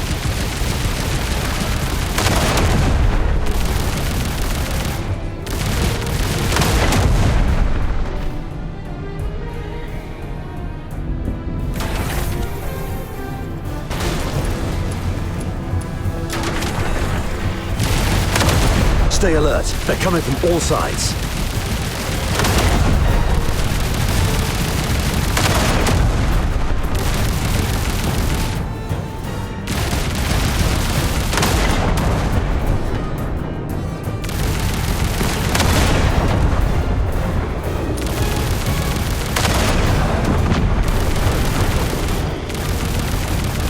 That's their leader. Bring it down.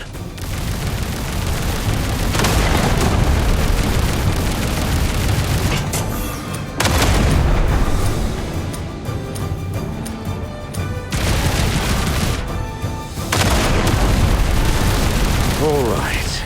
All cleared out. Next, let's start with a relatively thin side door.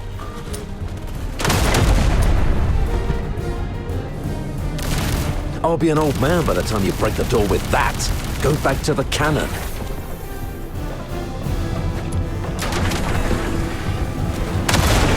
Keep it up. Use the high explosive shells. That's our cue. Move in.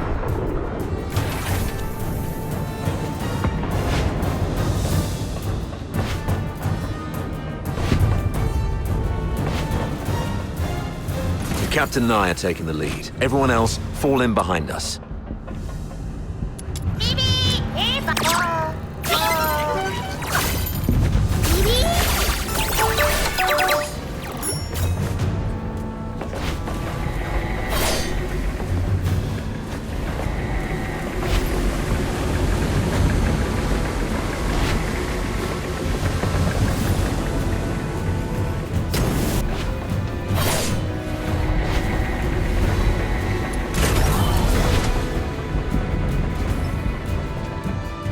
Wait.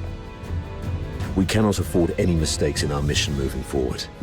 We have to rule out all the potential risks. This girl and the old man, they should stop here.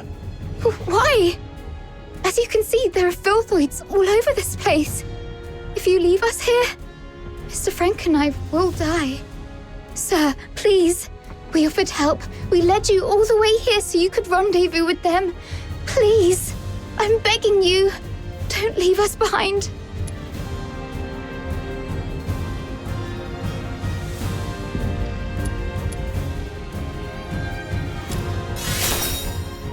Maybe you're overthinking it, sir. If they were enemies, misleading us in the sewer tunnels would be a better idea. But they didn't do that. What if they're up to something else? Don't you think that they are too familiar with everything in this fortress so far? The central control room is the core of Lonza Fortress. Even the Forsakens wouldn't let their enslaved labor in such an essential place. You're not supposed to know the routes so well. That's because... If you're so interested in acting, little girl, I suggest you find a job in the Grand Theatre in the capital. We're running out of time. Let's go. Leon, stay here and keep an eye on them. Hey, what's wrong? Why are you squatting down? Don't you play the victim here? I won't buy it. Get up and go. Easy, sir. I'm just doing some preparation. Now I'm ready.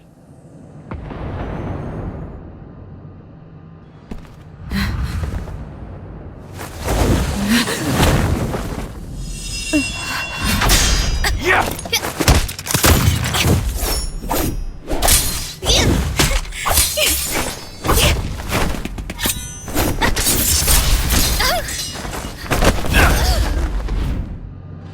This girl's with the Forsakens. Keep an eye on her.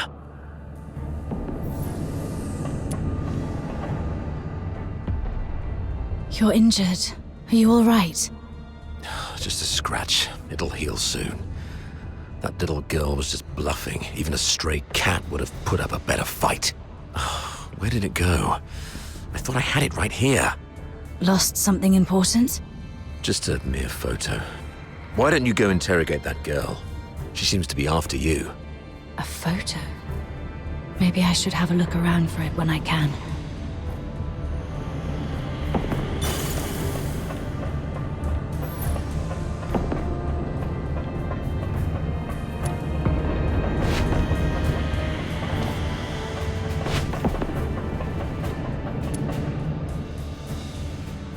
crazy girl. What are you laughing at?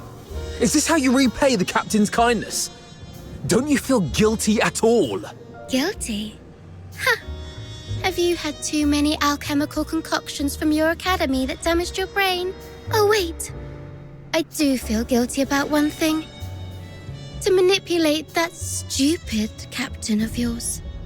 I lied about the Forsakens and blamed them for what the Empire did to us.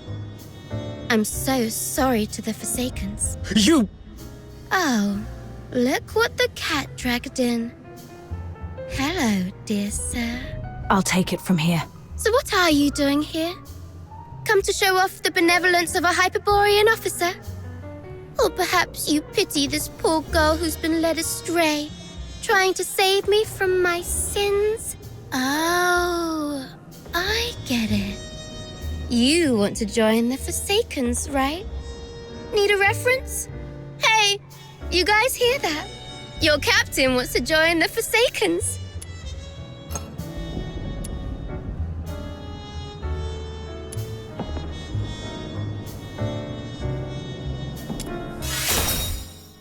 Because you're always so on guard. I couldn't find a chance, even while we were alone.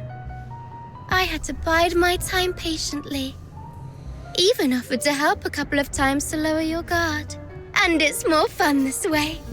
Betrayal by a trusted friend is far more memorable than a stab from a stranger, isn't it? You... Oh, you look like an angry bull. I'm so sorry, sir. I forgot you like it better when I talk like this. Cut the act and answer my question. Sure. Ask away. I'll answer whenever I feel like it. I deserve to know why you stabbed us in the back after I helped you. Is it out of plain hatred for the Hyperborean Legion, or an assassination attempt targeting me specifically? If this is your question, sure, I can answer that. Given that you've been naive enough to fall for my trick. The Forsaken simply want all Hyperborean dogs to die here, and preferably at the hands of the killing machines they created. I hope you enjoyed our fiery gift. As for me, well, I personally came for you. I heard that you, the top graduate of the Imperial Military College, who was also known as the Pale Reaper, were coming to Lonza Fortress. How could I not come have a good look at the Pale Reaper myself? You've heard about me? Have we met before? That's for you to guess. My sources said that our great Miss Pale Reaper only has a few years' worth of memories. You know nothing of your past. You don't even know where you came from. Let's play a game then. Now, honey, take a guess. Was I your neighbor, an old nemesis, or a complete stranger? Maybe I just hate you for being one of Hyperborea's honorable people, and I simply wish to destroy that which they cherish. Your head hurts, right? The jabbering of this mad girl is whining through your skull like a leech sucking at your brains. See, you have a sword in your hand. That's right, it's the one you've wielded in countless battles. The hilt still carries your warmth. You're familiar with the slick feeling and the subtle tug of resistance when its blade slices through flesh. You can easily slit this creature's throat, and make its detested lips gurgle and whimper in pain. It's... that voice again. Why now? Enough! Shut up! Okay, looks like somebody needs anger management here. Leon, keep a close watch on her. Bring her back in one piece, and make sure she doesn't harm herself. Use Frank as leverage if necessary. Yes, sir. Wait, remember what I said back on our way to the turret? Your kindness will reap a just reward. Lend me your ear. I've got a secret that's just for you. Rest assured, you've just frisked me. I am really out of weapons. It may be extremely important to you. You sure you don't want to hear it? Someone in your legion wants you dead. What did you say? Secrets are meant to be whispered once. Take care, sir.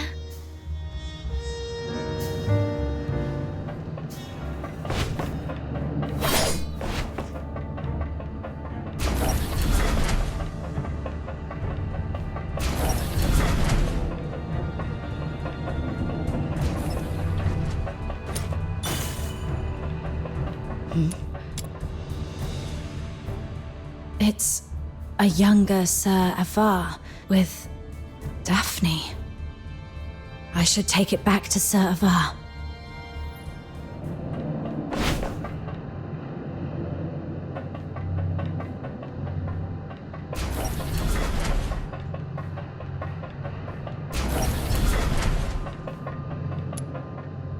Sir, I found this.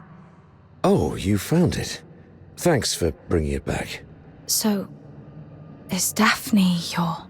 Oh, she's just my neighbor's little girl. I suppose it's time for the truth.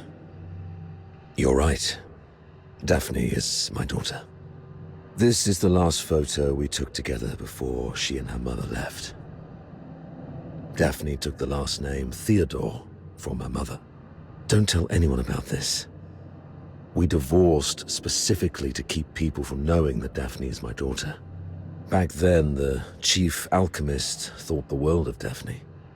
She believed Daphne had what it took to become the Empire's finest. She'd long since stopped taking apprentices, but for Daphne, she made an exception. Because of Daphne's talent? She's talented, but it's more than that.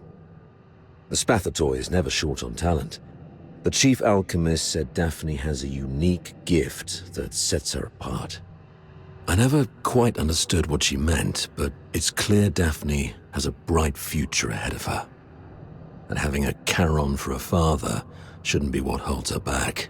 But Sir Avar, you're not just any Charon. You're a laureled Charon. Doesn't make much difference these days. Even in the Senate, even in the Legion, people have started to question where our loyalties lie. Wouldn't surprise me if one day an edict comes down and we all get sent back where we came from. If it comes to that, Daphne's future might go down with mine. Or so her mother feared. Does Daphne know? No. She has a heart of gold and adores her old man. How can I tell her? So, I play the part of a bad father who's done with family life. And when Daphne calls me Dad, I tell her, zip it. I'm not your father. Address me as your superior officer. But Daphne's such a sweet kid. She couldn't bring herself to curse at me, and always ended up blaming herself instead.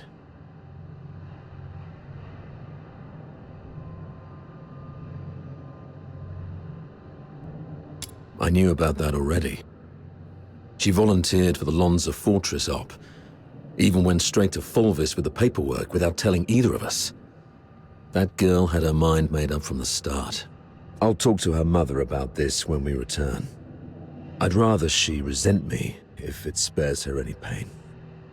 If we make it back, I'll take her to the Opera House. When I was just a grunt, I never got the chance to take her to any fancy places. I guess it's time to make it up to her. I heard there's a new show in Dysmania coming from the northern province of Cocytus. It's called... something... from... Sure. I doubt Fulvis will bring reinforcements anytime soon. The central control room is just ahead. Should we push forward? The messenger of the Forsakens might be inside. I'm not sure how many assassins like her are waiting for us. Yes, death is a real possibility. For you, me, probably all of us. Soldiers of the 13th Legion. Before us lies the central control room of Lonza Fortress, the ultimate goal of this mission. This is our chance to claim glory. However, I must apologize, as I won't be giving you the lion's share of this victory. Huh? With glory comes great danger. And this action is more dangerous than ever. You're young, with many years ahead. There will be other opportunities for glory. But today, the old man here will seek one more medal. And he isn't keen on sharing it with any of you. Stay at your posts by the turret. If you lose contact with me, continue to shell the control room from a distance and wait for reinforcements. Do not assault it directly. Commander Avar, you can't do this alone. I know you didn't mean what you just said. What are you talking about?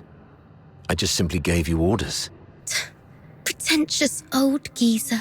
I understand your concerns, but I've been through a lot of things like this. I was once like you, young and tearful, thinking my commanding officer had a death wish, but he always returned safely.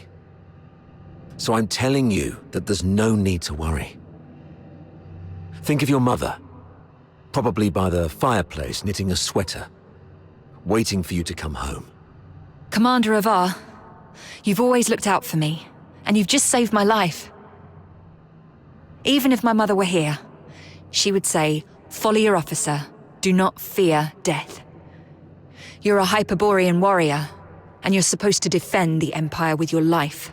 It's not about fearing death. I just don't want any lives lost in vain. It won't be in vain. Every step we take pushes the front line forward.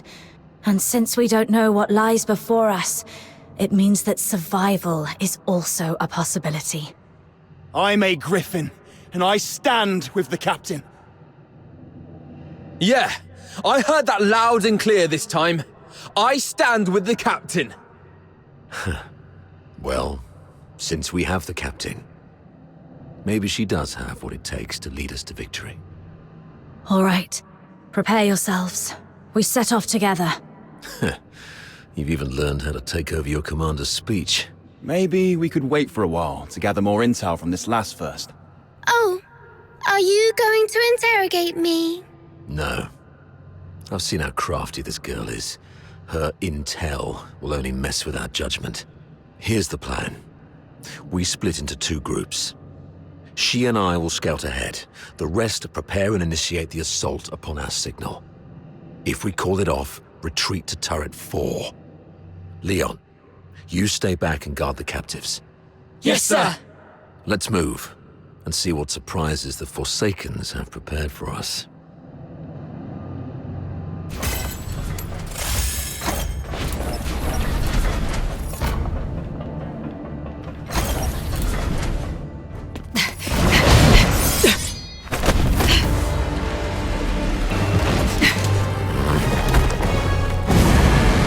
This one is tough to deal with. Be cautious.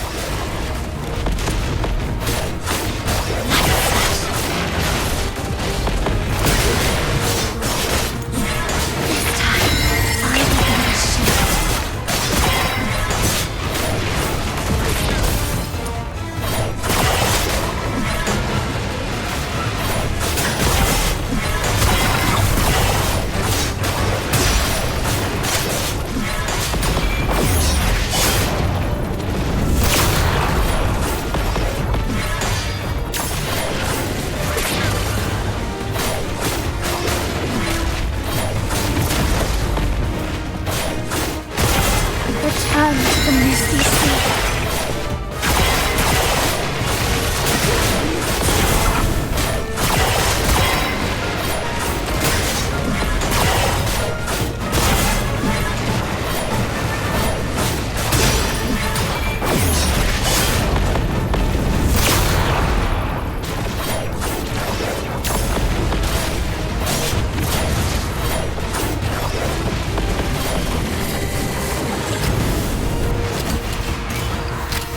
Careful.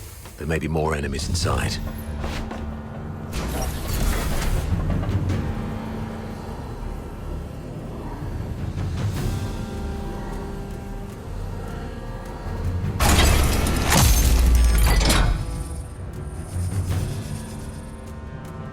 It's an ambush! Defend yourselves! Wait. The defense system here is off. The central control room is empty. Has the messenger left already? Something's off here. The original blueprints of the fortress showed this room should have the strongest defense system, including a self-destruct mechanism. But they've only locked the door, and there's no sign of any defense systems engaging. What do you make of this?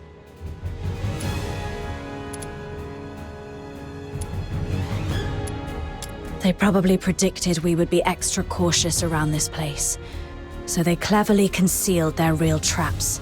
True. The central control room is key to regaining control of the fortress. It doesn't add up that they'd leave it undefended after all the elaborate traps we've encountered. I'm about to access the fortress's control panel with my key. If all goes well, that should complete our mission. Understood. I'll take a look around for anything suspicious.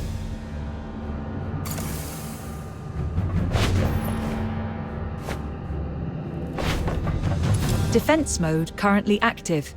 Please switch to safe mode to proceed.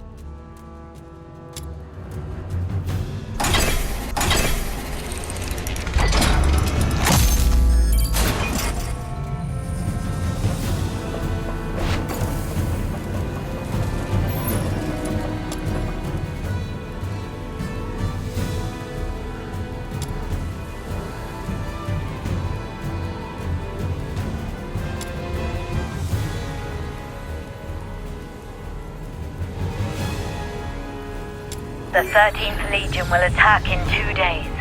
Antonius Fulvis has vowed before Sybil that if his forces fail to breach the fortress, he would shoot himself with his own gun.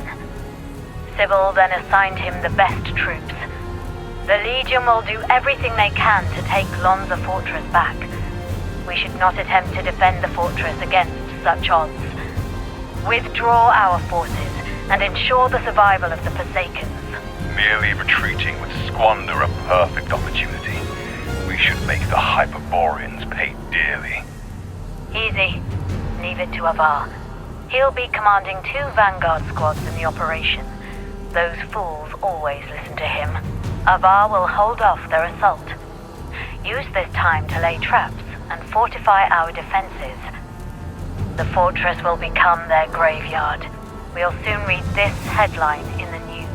During the battle in Lonza Fortress, the 13th Legion valiantly defended the Emperor's lands. The Vanguard suffered 90% casualties in the fierce conflict.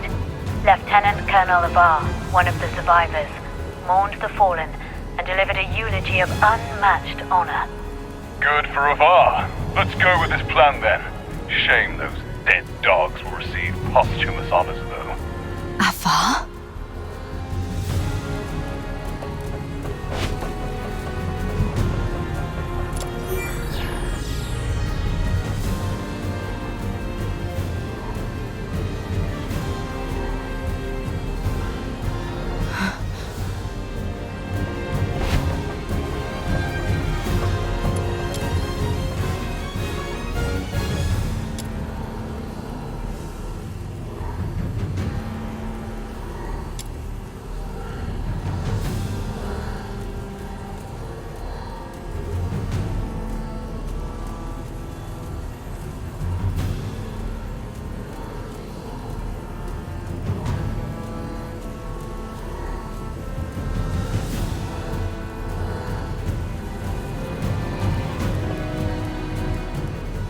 Authority override successful.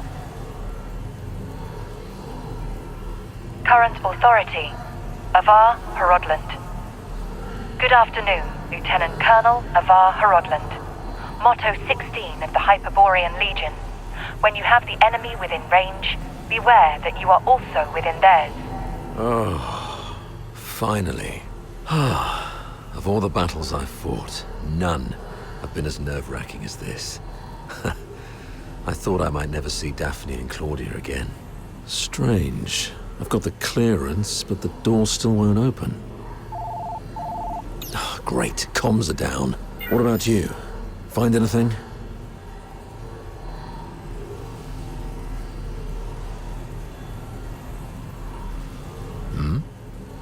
You look like you've seen a ghost. What's wrong?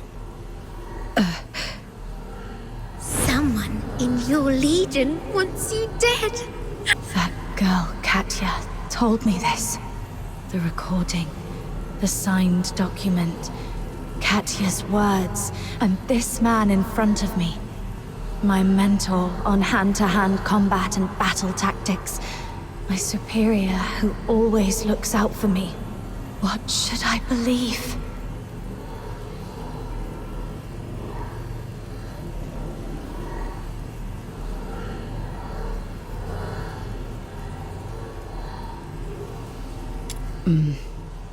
What's in your hand? Show me. What is it that you have to keep secret from me? Hand it over. Is that so? Well then. We need to have a serious discussion about this.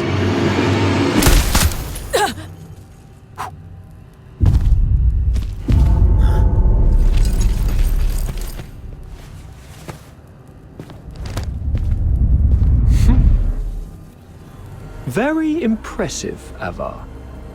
Didn't think you'd make it this far. Fulvis, you scheming bastard. You fabricated all this evidence, didn't you?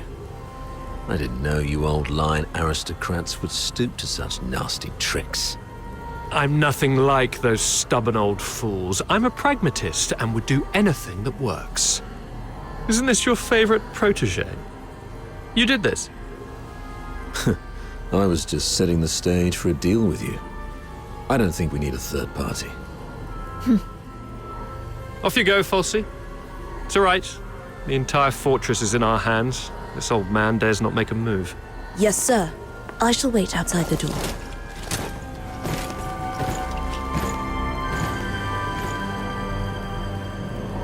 Now, why bother making up all this false evidence? You really think the higher-ups are that stupid? Of course not. They're actually smart enough to turn a blind eye and play along. Use your head, Avar. Why do you think I dare to make this bold move? It's naturally because someone wants me to. Since you're a goner already, I'll show some mercy so you won't die a fool.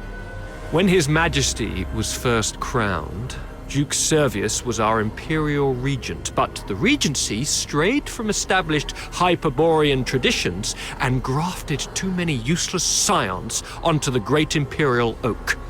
Those fools let so-called laureled Charons into the military council and the legion, even handed high office to some of you. It's absurd. Though His Majesty is now aware of these mistakes, they continue to plague us. I'm merely helping him prune the oak. So, you went through all the trouble just because you don't like Charons? You should have told me earlier. There's no need for such an elaborate ruse. Just let me off this time and I'll retire early and stay out of your way forever. If you need my loyalty, I can do that too. We can blame her for leaking our battle plans. Both of us walk away clean. Hell, we might even get a reward for uncovering a spy. You'll gain an old dog obedient enough to follow your orders. How quaint, Avar. Didn't expect you to stoop this low too. But you don't know the half of it, Avar. You're worth far more to us dead than alive. Use your head. Imagine the uproar if it came out that a high-ranking Charon officer defected and joined the Forsakens, resulting in the deaths of many of our best young soldiers. Laureled Charons in high office are already a thorn in plenty of sides. A scandal like this, it'll drag their names straight through the mud. Take our beloved superior. Do you have any idea how many people wish to watch her crash and burn? You mean Sybil? You wish her gone. You're after her position and power. Perhaps. Maybe I want more. But that's no longer your concern. Wait. We should talk about one more thing. About number 0. Oh? She is the most precious weapon of the 13th Legion. Sybil controls her now, but to complete the second Scion program, she still needs the crucial catalyst. Sybil has ordered you to find the catalyst in Flagson. But your search doesn't seem to be enjoying much success. Get to the point, Avar. There are many paths to power, Fulvis. Even if this charade pushes Sybil off her seat, how can you be sure the Emperor will let you take her place? You need some kind of unparalleled credit to propel you to the Legion's head. I'm listening. The second Scion program is too important to the Empire. It's worth far more than 100 Lonza fortresses combined. If you find the catalyst, which is the final piece of the puzzle, the entire capital will chant your name. Antonius Fulvis. It's the unparalleled credit you need. And I, by circumstance and chance, happen to know of its whereabouts. I'm willing to concede this to you. Now we're talking. That would be my end of the deal. All I ask in return is your word. Let me and my people walk out alive. What a noble commander. All right. Tell me where the catalyst is. Right here, right now. No stalling, no tricks. You don't have leverage. Fine. It's it. Oh, thanks. As for now, I just need one last thing.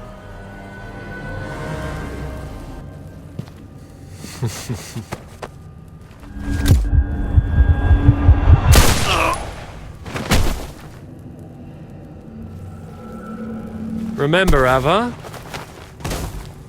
never trust a pragmatist. Stay behind, Fulci. Clean up this mess. Yes, sir. Fulci, control room. Yes, sir. A mini recording device. Why would she have this? Lieutenant Colonel Avar Horodland, you have yet to enter any command. Motto 17 of the Hyperborean Legion, obeying orders and trusting your comrades give you a better chance of survival on the battlefield.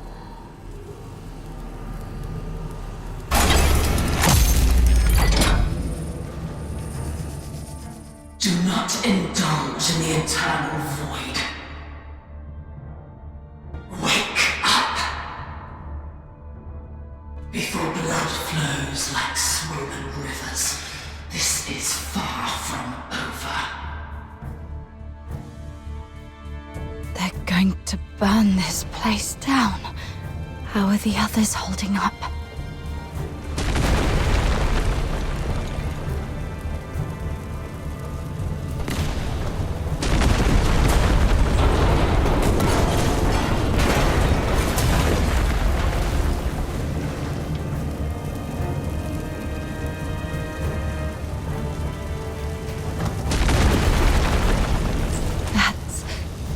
Sir Avar.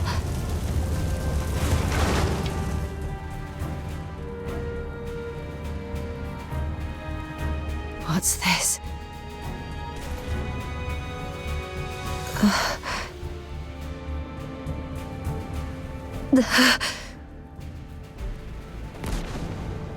Attention to all 13th Legion soldiers in Lonza Fortress. Daphne Theodore, the former medic of Squad Griffins, is now classified as a Forsaken spy. Daphne Theodore is to be executed upon sight. Daphne, a wanted spy. Warning. Self-destruct sequence initiated. Estimated time to detonation, 20 minutes. Evacuate immediately. Repeat. Evacuate immediately. Time's running out. This should keep me going for a while. I need to get out of here now.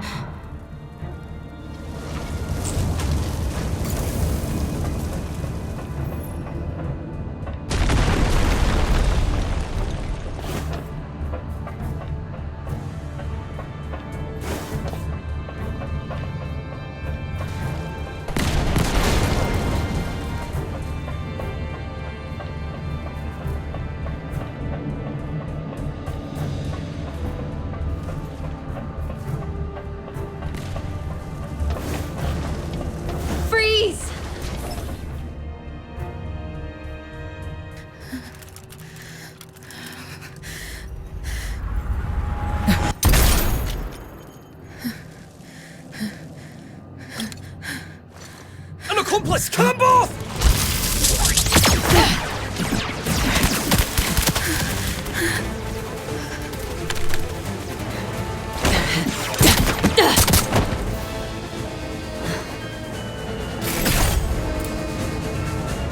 This time, we'll make it back safe. Just like always. Together.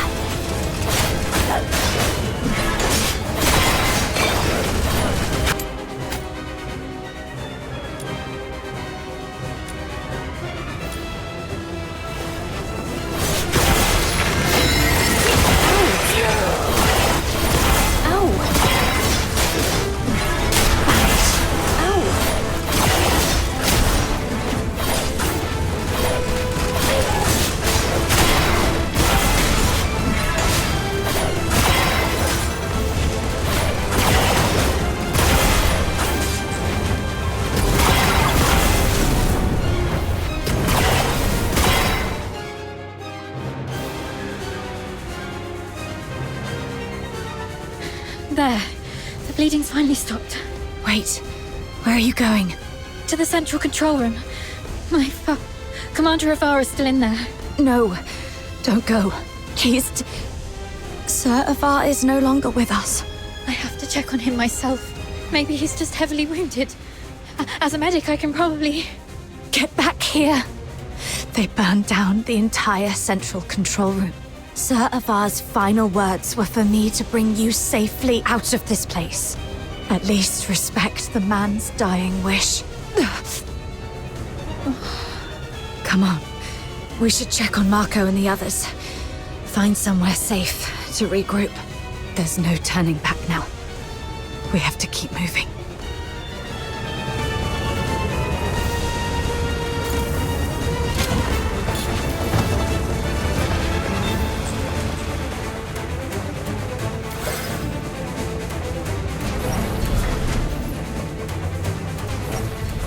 Leon, Marco, and Monica.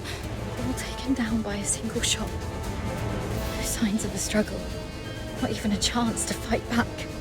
They were killed by someone they trusted. From the blood, it must have happened while we were trapped in the central control room. Oh, damn you, Fulvus. Let's go, Daphne. We must get out of here alive. Where are you going? The underground sewers. The fortress is filled with Fulvus's men. We have to try our luck with the sewer tunnels. Okay. Watch out for the soldiers around here. We may no longer have any allies.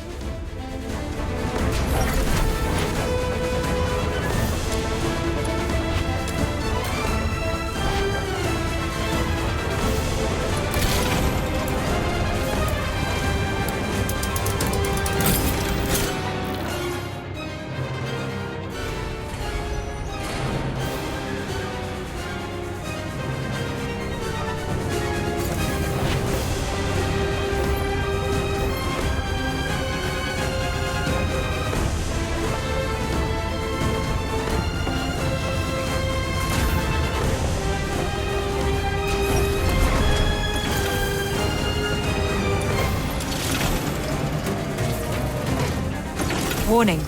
No access privileges. They've already revoked our authorizations. Target sighted! Over here! Knock them out and use their key to open the door.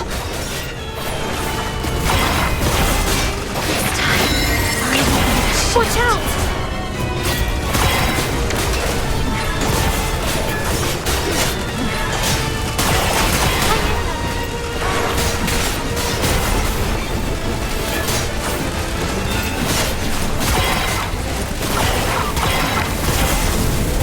Nothing on him. Keep going.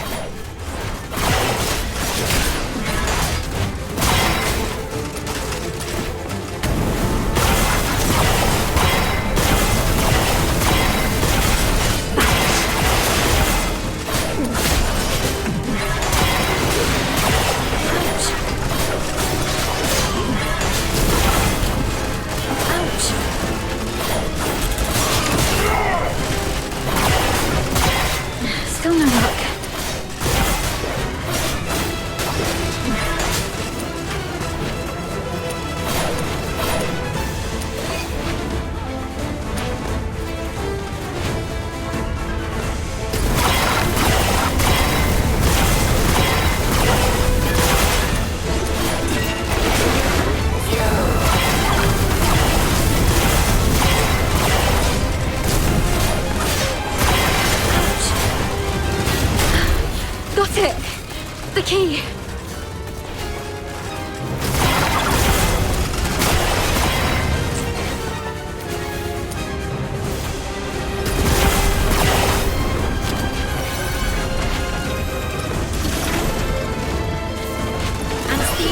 Arrival ready.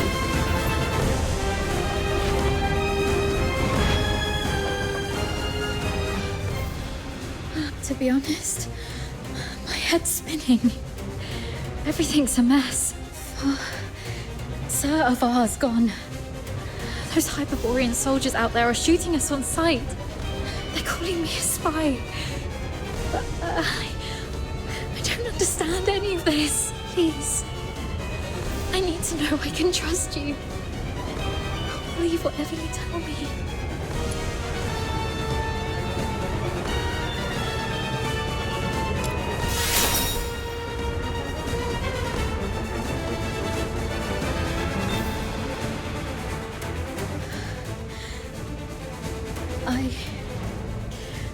I've pulled myself together now. Sorry. You're so heavily injured. Yeah, I was there acting like a crying baby. I still have some of the medication you found. Let me help you with your injuries. Let's rest here until the medicine takes effect. I'll explain everything that happened outside. One of them got away. Yes, ma'am. A female medic named Daphne Theodore. The Vanguard squads fought back fiercely, allowing her to escape.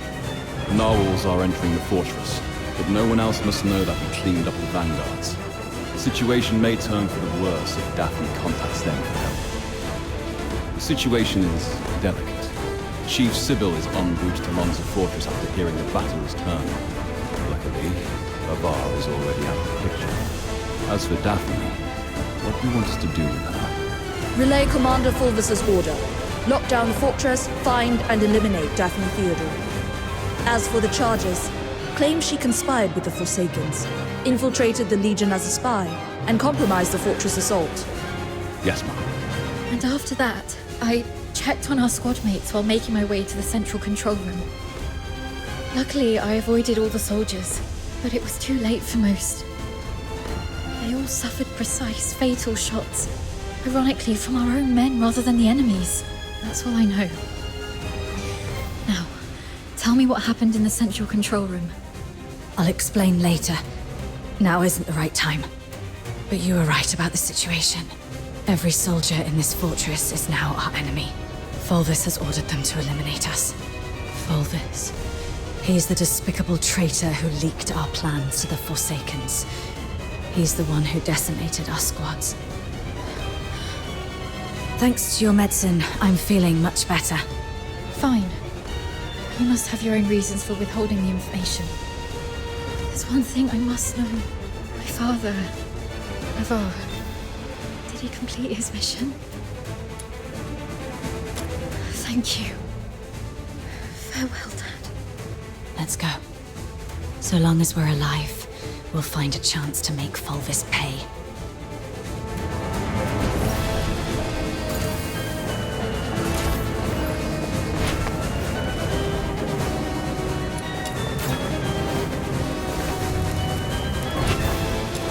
Daphne Theodore and an unknown accomplice are currently hiding in the sewers near Reservoir 1. Initiate the flooding to force them out. They found us. We need to get out before this section floods completely.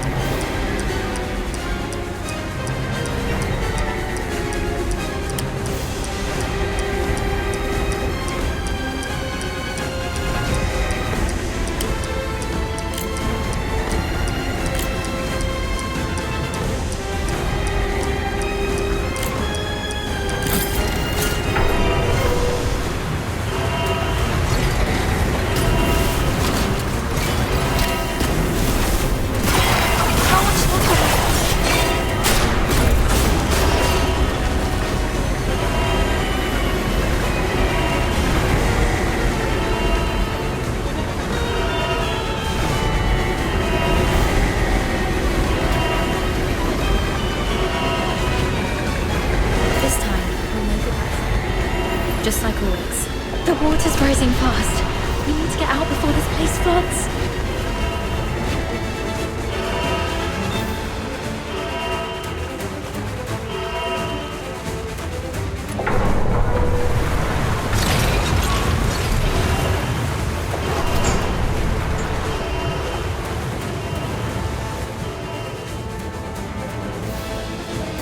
Current water level exceeds safety threshold.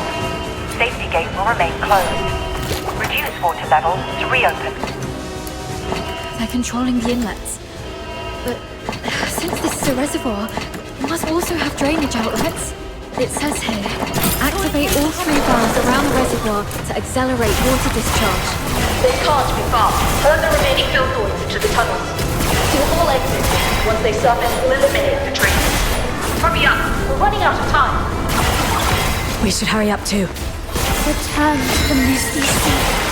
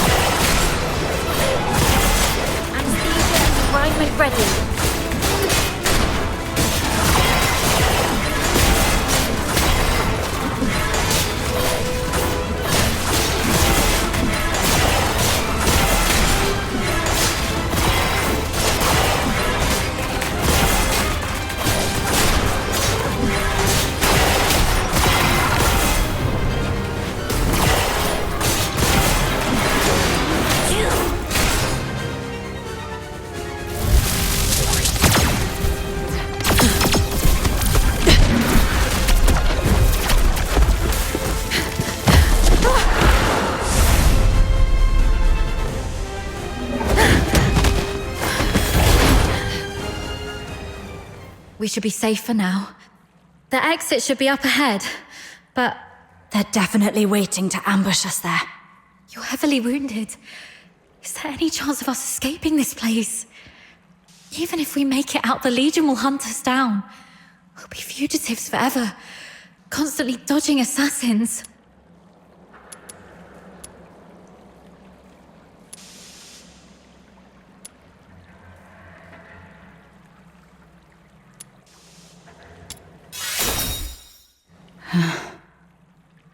Take off your clothes. What?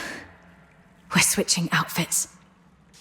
They think I died in the central control room, and they have no idea who your accomplice is. You are the only target they can identify. I'll wear your uniform and make a run out there. The medic's uniform is conspicuous enough to draw their attention. You'll make your escape during the chaos. Are you serious? We're completely different sizes. They'll quickly realize they're chasing the wrong person. The longer I can distract them, the better your chances. This is the plan, Daphne. Honor Sir Ivar's last wishes. Don't hesitate, hurry up. No.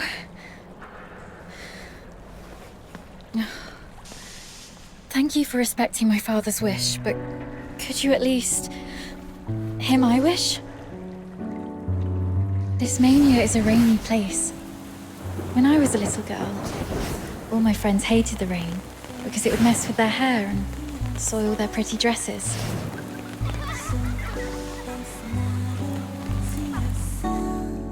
But I didn't hate the rain because it never reached my shoulders. In my eyes, the rain was just little ripples sprouting around my boots and droplets dripping off the brolly.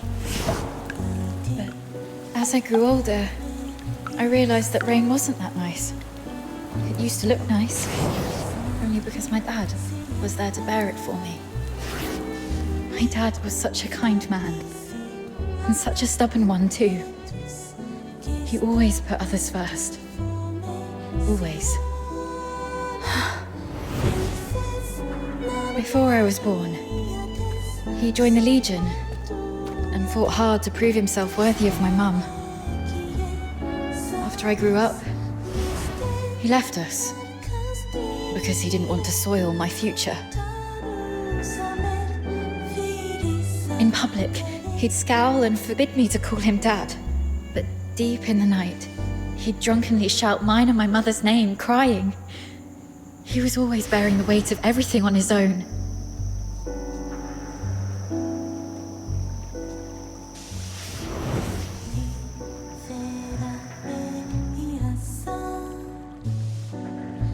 But he never asked if I wanted any of this. Just like you never asked if I wanted to live knowing you sacrificed yourself for me.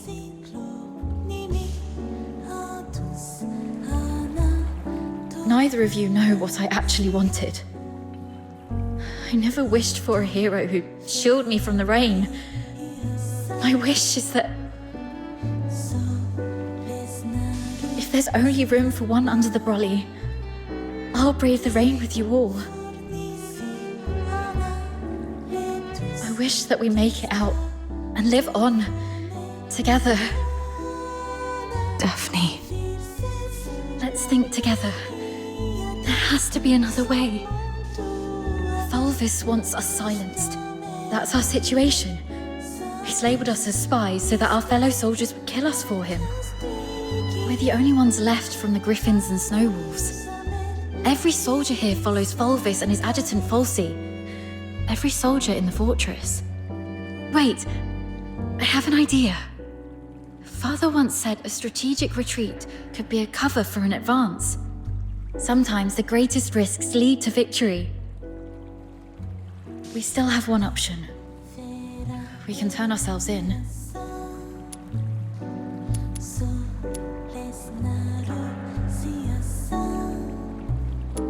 No, not to Fulvis. To someone else. Remember what Falsey said in the broadcast. Seal all exits. Once they surface, we'll eliminate the traitors. Hurry up! We're running out of time! Lonza Fortress is currently under Fulvis's full control. We're little more than rats in a cage. Why is Falsey in such a hurry? Do you remember what I overheard earlier from one of the soldiers? Chief Sybil is en route to Lonza Fortress after hearing the battle has turned. So you want to seek protection from Sybil? Correct. But Fulvis has already condemned us, and even fabricated evidence. Wait, I get why you want to turn ourselves in. Chief Sybil is also a graduate of the Academy. From what I know of her, she wouldn't tolerate betrayal from anyone, not even those she holds dear. Which is also why Sybil would carefully review any acts of treason. She would not make any hasty decisions to execute the suspects, because she'd want to get to the bottom of it. If we manage to meet her, she's most likely to throw us into the Imperial prison. The prison is reputedly so well guarded that even a fly could not escape the place. But it'll also keep out anyone who wishes to silence us. The Imperial prison will be our safest refuge. We can prove our innocence during interrogations. This is our only chance to survive. Your reputation will suffer, though, as you'll be interrogated for espionage. But once we endure the questioning, we'll be able to clear our names and bring the real traitors to justice. Being questioned for espionage. Any chance that word gets out beyond the Legion? Perhaps the royal family will hear of this. The army has always been the focus of Emperor Julius. Moreover, His Majesty personally founded the 13th Legion. I believe it will reach his ears. Then perhaps that person can help us. All right, let's go with your plan and find Sybil. Time's against us. Let's move.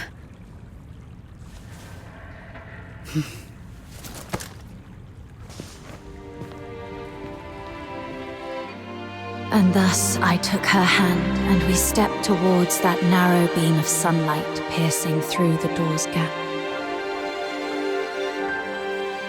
It felt as though we were stepping into a shimmering grave of our own making.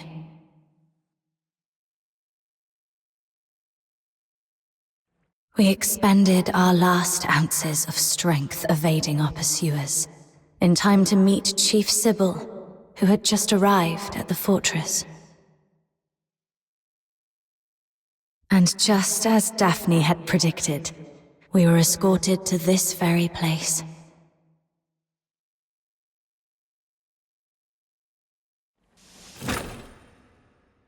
What a riveting story, which completely contradicts the testimonies provided by the narwhals. Since you claim that you and Avar Horodland are innocent, explain this. Why was a signed oath of allegiance to the Forsakens recovered from the fortress by the narwhals? One bearing Avar Horodland's handwriting and fingerprints, both verified with full precision. Handwriting and signatures can be forged. It's not that difficult.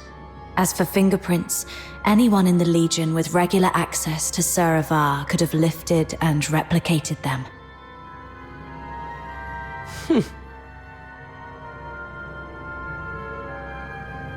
Autopsy reports show multiple casualties caused by the fortress's own defense systems, and the encrypted logs from the central control room list only 2 active operators: Avar Horodland and you. How do you explain that? We accessed the defense systems to shut them down, not to activate them. As for the logs, if someone had stolen Sir Avar's access key, they could have erased or falsified entries under his name. Do you have any idea what you just said? I absolutely do. I'm formally accusing Antonius Fulvis of orchestrating the events at Lonza Fortress. Then are you aware of the consequences if your accusation against Colonel Fulvis are proven false? It's 10 years in prison for making false accusations. Incorrect. You'll be charged with treason, espionage, and making false accusations. And the highest penalty in the Empire awaits you. Being hung upside down with thorny vines and crucified on the heaven tree in the center of Tasmania until your very last breath is taken. I'm telling the truth. Since you have chosen to interrogate me and Daphne Theodore separately, you must be aware that our testimonies can perfectly corroborate each other. Despite suffering grievous wounds, you have endured intense interrogation without changing your testimonies. Admirable, I must say. Warden Hellfire, I've been waiting for this moment. To speak with you face to face, because I had to tell you the truth myself.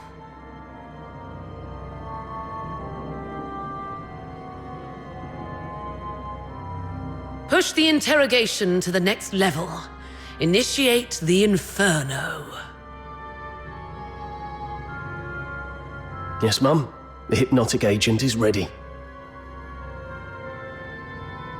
Survive this, and I'll consider the veracity of your testimony. Fine.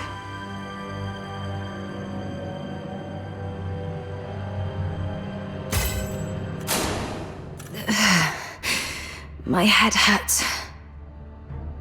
Traitor of the Empire, if you claim to be innocent, prove it to me. Where am I? Leon, you're still alive. As you can see, Mom, all our plans have been leaked. Commander Avar participated in the formulation of the Vanguard Squad's combat plan. He's a Charon.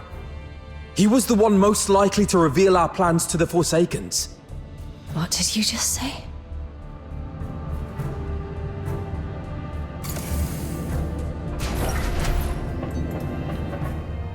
Marco! The Forsaken set traps in every path. As you can see, Mom, someone betrayed us. No, this is not Marco.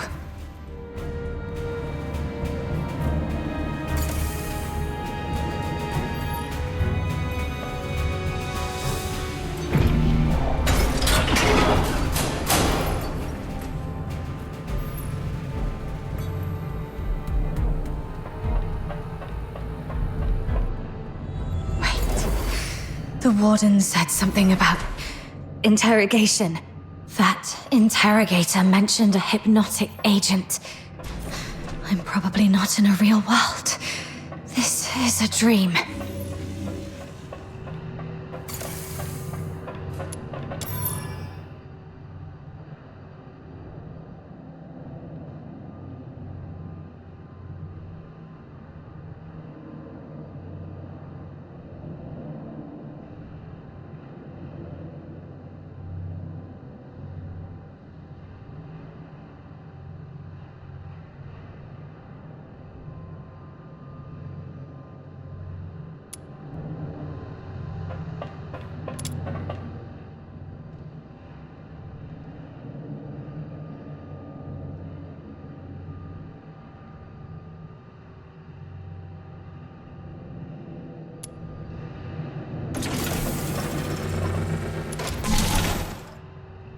As you can see, Mom, I am Daphne Theodore, daughter of Avar Rodland. My father and the captain, they planned to split the payment for selling intel to the Forsakens. But at the heart of the fortress, they disagreed on the division of the spoils. My father he was killed in a ruse woven by the captain. She then deceived me about how my father died. I've brought the murderer to you, Mom. I humbly request you to deliver a fair and just verdict. You're not Daphne.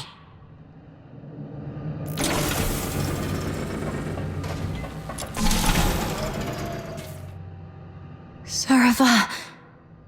As you can see, Mom, I am Avar Rodland, commander of the Vanguard squads in this mission. I turned my back on the Hyperborean Empire. I betrayed the 13th Legion.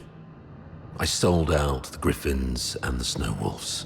My accomplices include my daughter Daphne from my ex-wife Claudia Theodore, and my protege at the Imperial Military College, the captain. So this is the charge Volvis had prepared for me. Shut up! You're not him! Huh.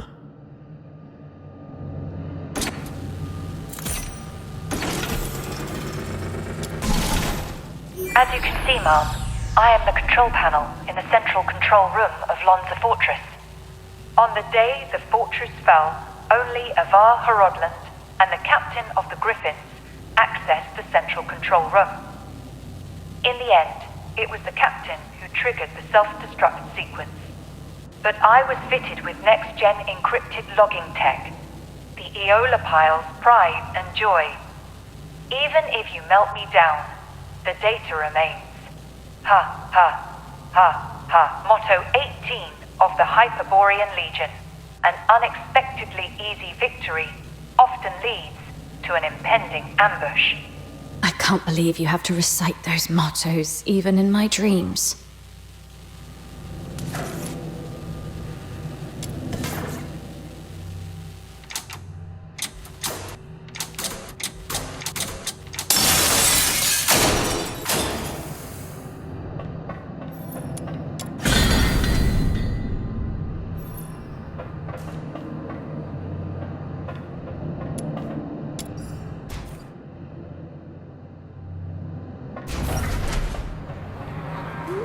The Forsakens.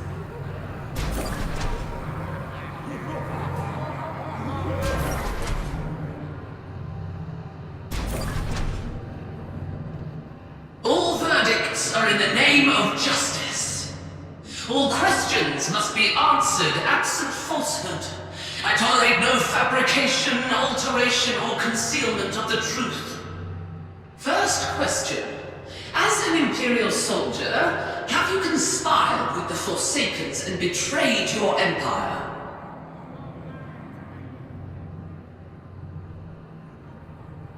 Should you betray the justice of the Empire, these filthoids shall tear you apart with their claws. This one's easy.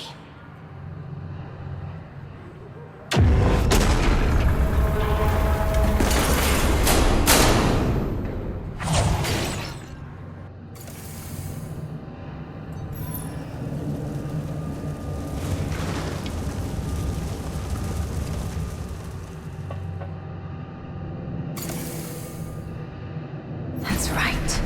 I won't confess to a lie.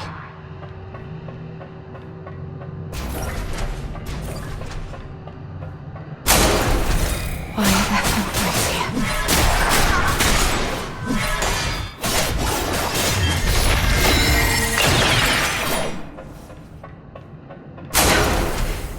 Stay calm. Those are the Vanguard troops.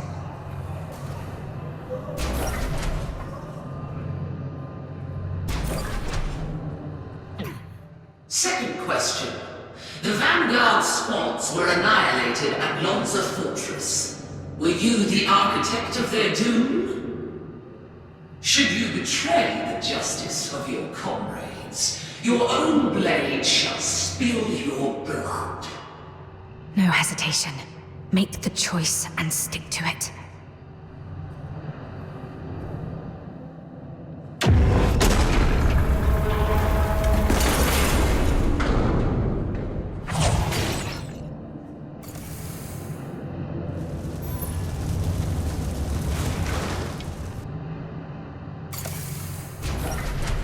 Yes, I have to keep going.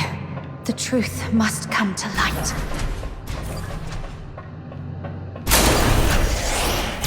You're not me. You're just a cheap imitation.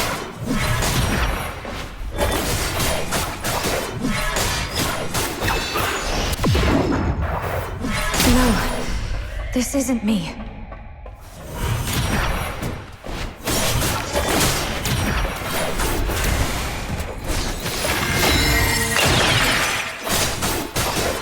Get lost.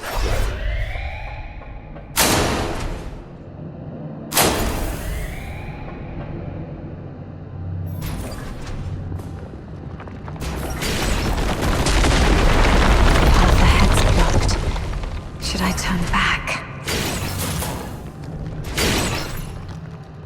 You who claim innocence, will you resolve falter in anger? How's the clean? Flawless. It's them. Fulvus and Fulsi.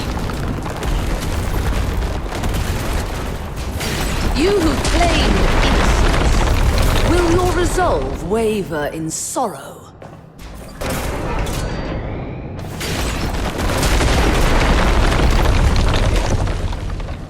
You, my cadet. Serva!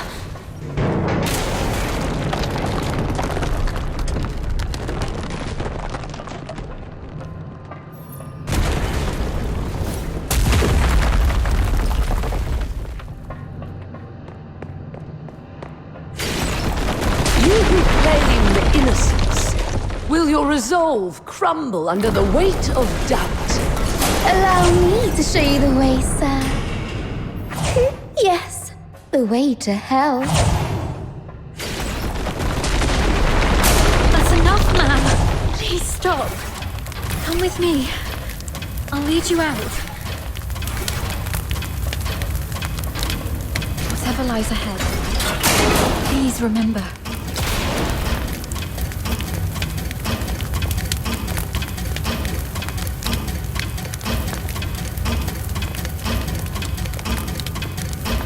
We will survive this together.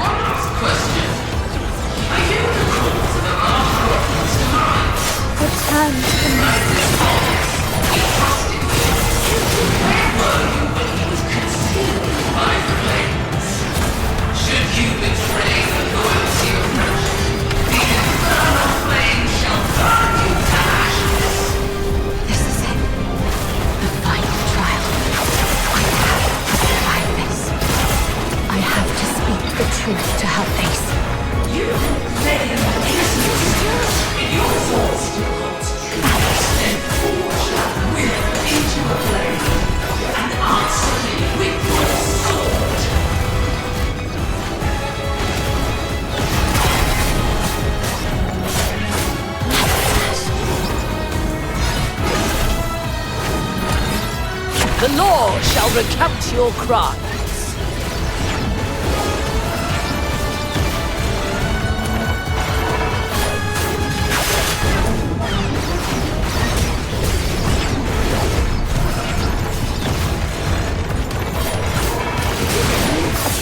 No escape from the Inferno's grasp.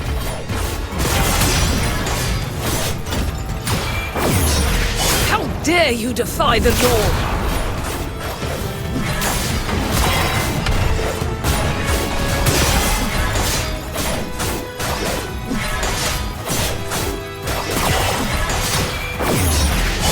Dare you defy the law? Return to the misty sea.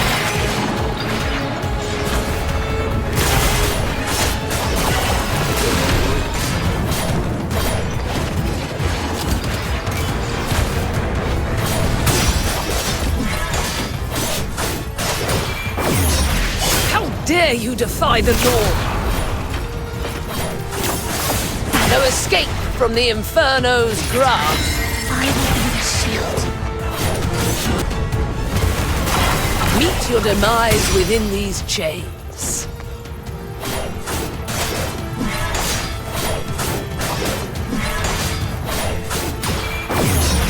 How dare you defy the law?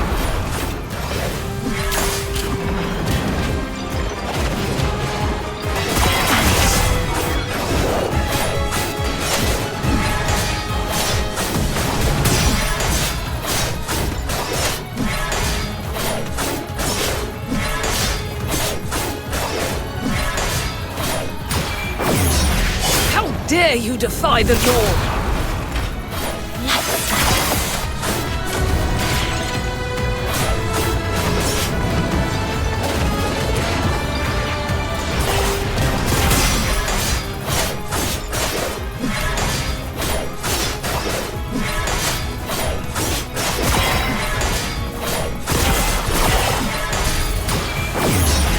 How dare you defy the law?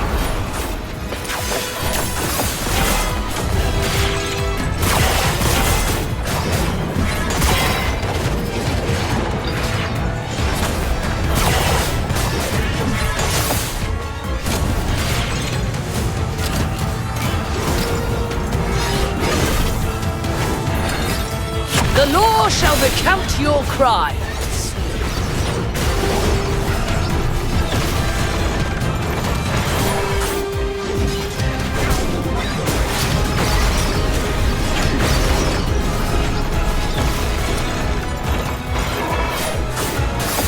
No escape from the Inferno's grasp.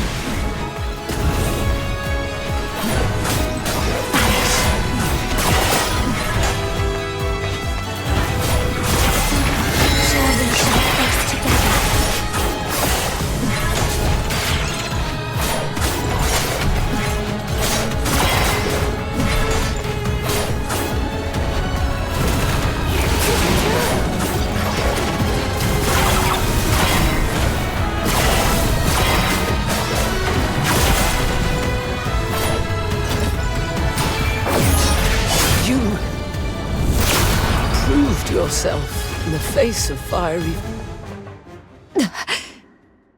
Why did you wake up? My questioning had just reached a pivotal point. It's all right, Mum. I remember what I told you in my dreams. But this is classified. I request a private conversation with you. I'll tell you exactly what happened that day. Once you've heard the truth, I hope the justice within your heart will guide your decision. Go ahead. On that day. We need to have a serious discussion about this. I'll keep it short. We're out of time. If we still can't reach the outside, I shoot you with this gun, and you play dead.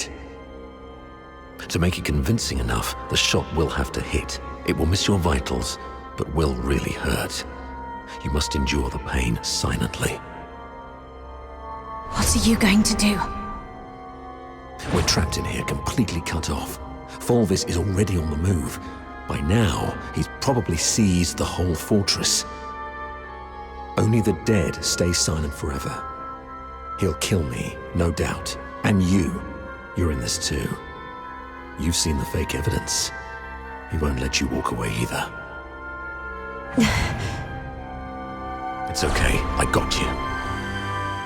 If I kill you and feign allegiance to him, he might lower his guard. You'll slip under the radar. It's your only shot. No. Saravar, once that door opens, we're going out together. Think.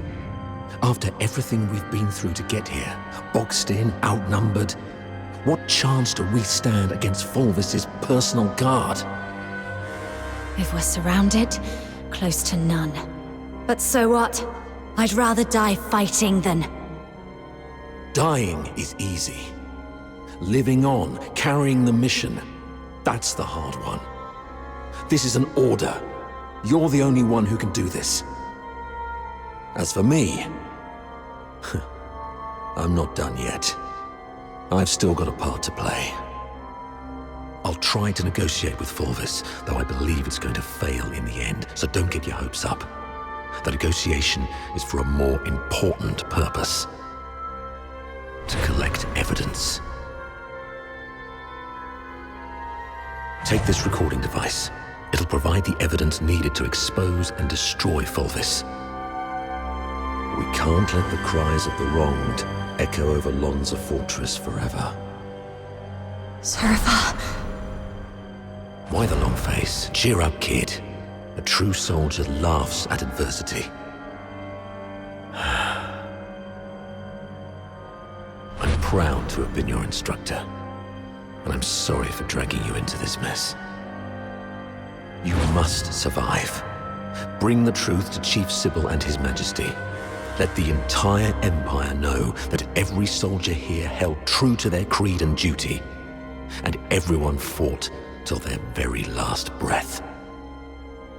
All glory to our Emperor. That's exactly what happened in the central control room that day. Saravar fought valiantly, confronting a conspiracy far greater than any individual could withstand alone. He sacrificed his life to secure crucial evidence, his final act in defense of justice. But we underestimated the enemy's meticulousness. As I drifted in and out of consciousness, I sensed Fulvis's adjutant, Fulci, removing the recording device from me. By the time I fully regained consciousness, Fulvis had seized control of the fortress. Confronting him would have led to our deaths, and the truth would have been buried with us. That's why we came to you like this. Framing Avar was never the real goal. What Fulvis truly wants is to purge every Charon born from the Empire's upper echelons. If he succeeds, you know what that would mean. For the Empire, and for you. Warden Hellfire, I know you hold justice above all else, and I believe you possess the means to defend it. Please, go get Falsey. She holds the truth you want. If we're lucky, you'll recover concrete proof. If not, even her testimony will carry weight. Let me face her, right before you. Let the truth speak for itself. Hyperborea functions like a vast machine, requiring every component to operate flawlessly. My role is to uphold the law and protect the justice defined by Hyperborea. If anyone attempts to manipulate me to subvert this law, they will face severe consequences. I will investigate Falsey. Be aware of the consequences if what you said proves to be false and a waste of my time.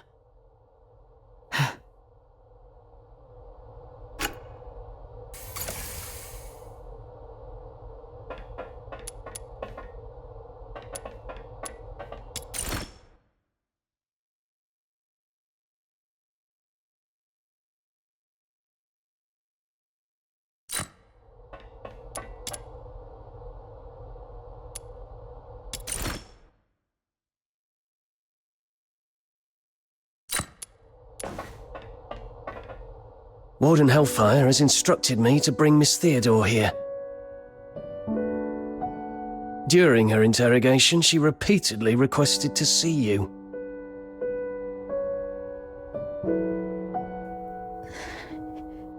You weren't supposed to know that part. Well, I don't know what happened, but the interrogator seemed much more accommodating this afternoon. He even asked if I wanted anything.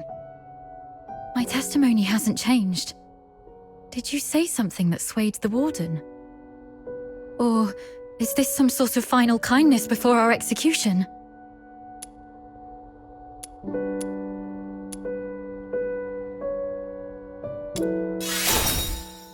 Oh, that's great. You've got a lot more injuries. They must hurt. I'll beg them to give me back my first aid kit. I'm fine. You should take care of your own injuries, though. If Warden Hellfire's investigation goes well, we'll be free soon. I hope so. And one more thing. I'm sorry, this might bring back painful memories, but I must ask while I can. Back at the fortress, the situation was so desperate that you didn't have time to tell me about my father's death. But I've sorted out my mood. Can you tell me about it now? Did my father leave anything behind? Saravar kept this with him at all times, in the pocket closest to his heart.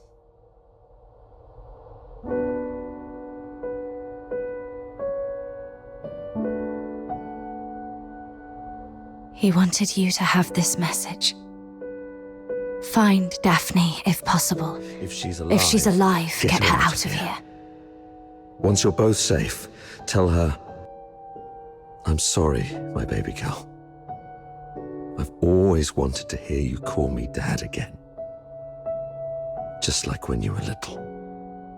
He kept this photo all along. So long that I'm not the little girl in the photo anymore. All right. Both of you have again passed the Warden's test. Miss Daphne, you may leave now. Were you eavesdropping on us? Per the Warden's orders, I was to confine you both here and monitor your interactions. Right. If we were guilty, we'd make use of every opportunity to collude in our testimonies. I understand. Thank you for giving us a chance to prove our innocence. Perhaps we'll leave this place soon. Neither of you are leaving.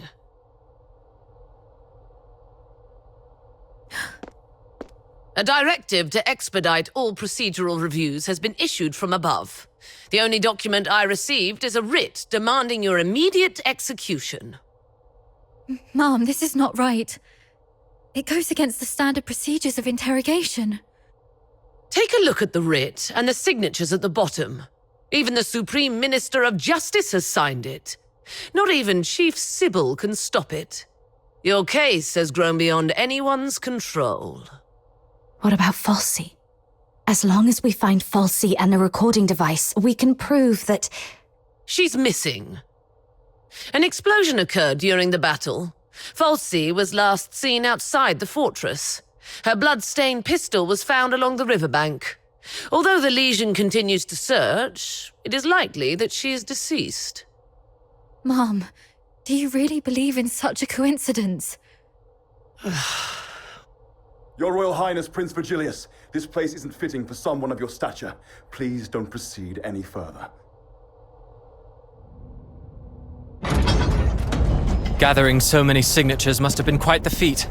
Yet these signatures might weigh less than the one in my hand, I suppose. Your Highness, does the royal family intend to intervene in this military case? Intervene, I must ask. Do you view His Majesty's decree of pardon as an intervention? Is the royal military prison no longer under the Crown's jurisdiction? I need to speak with her alone. Everyone else may leave.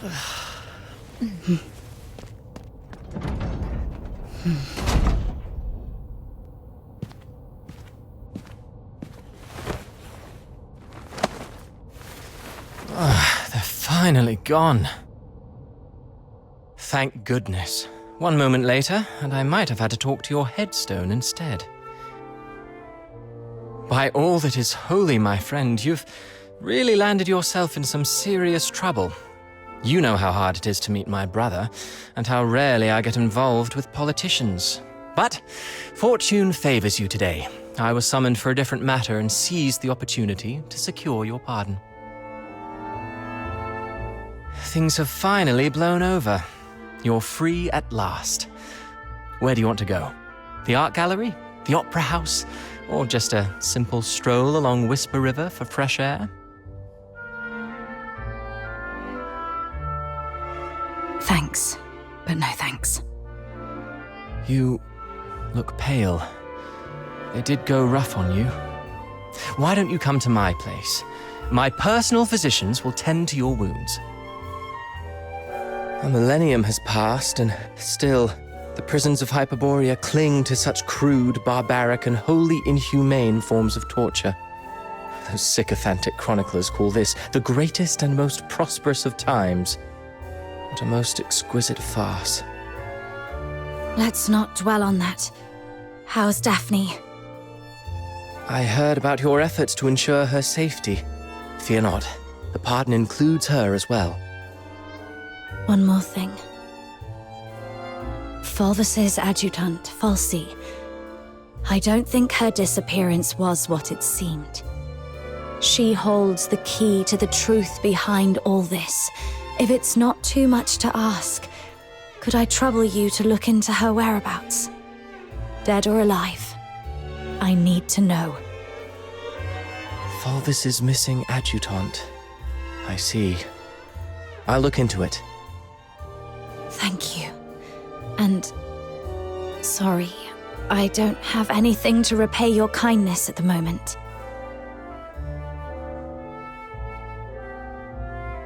Repay me? How about serving as my bodyguard for 6 months? Bodyguard? I'll explain later, after you've had some proper rest. The stench of blood here is proving itself noisome. Let's leave this dismal place, once you're ready.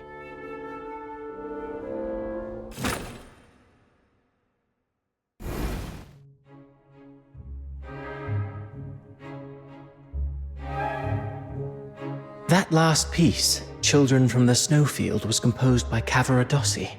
It was inspired by a folktale in his hometown, Ice Lake. One about a mystical creature that roams the snowy wilderness. You're not really listening, are you?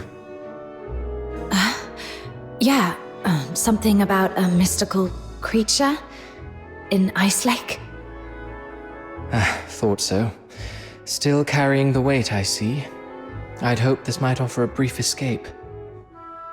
About that bodyguard role you mentioned. I need to know what it actually entails. There's something I have to deal with. I need to know if this gets in the way. That's what I wanted to talk to you about. So, I've been assigned to Scarlet River on royal orders. A 6-month posting, give or take. It would ease my mind to have you accompany me. And staying away from the Legion might be wise for now. The stigma of a criminal charge lingers. Going back to the Legion at this point could be awkward. I submitted your name as my aide when I met with my brother 5 days ago. He approved. So, you're asking me to leave Dysmania and head for Scarlet River Flagson? Yes. Just think of those signatures. How many people are watching you in Dysmania? Your prowess may deter approaching filthoids, but not hidden assassins.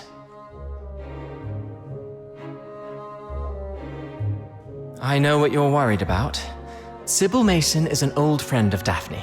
She's obviously inclined to your innocence, so she will at least ensure Daphne's safety. Understood. Then I'll go. What I'm looking for lies in the same direction anyway. Shall I swear an oath of service, Your Highness? Come on. You know there's nothing I hate more than these pointless customs and etiquette. But you're in the mood for jokes now, which is a good sign. Pack your things. We'll leave in 3 days. Sure. Flagson. There is something there that I didn't even tell the Warden. The other piece of the second Scion program. The catalyst of Number 0.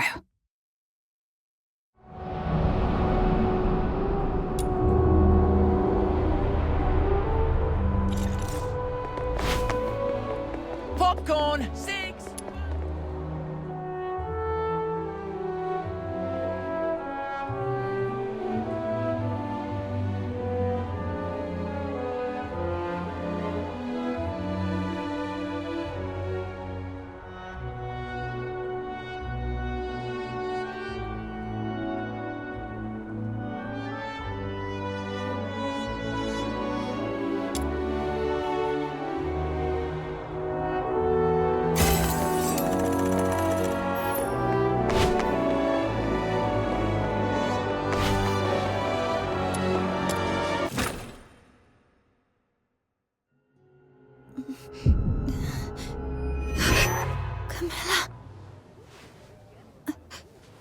Swallow the medicine first.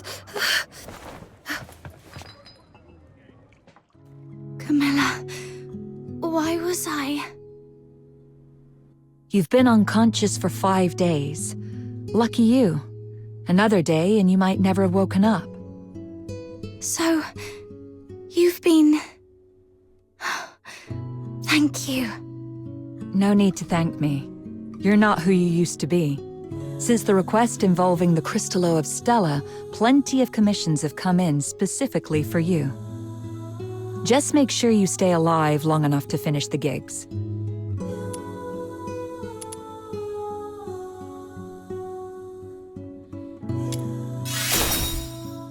You little smooth talker.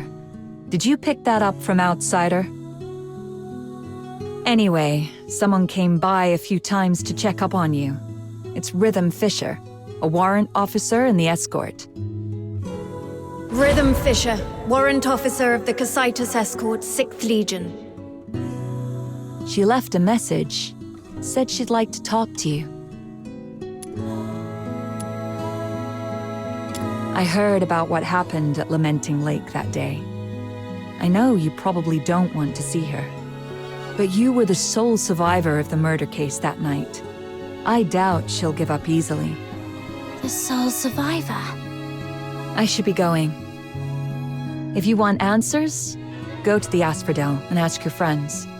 They've been worried about you these past few days.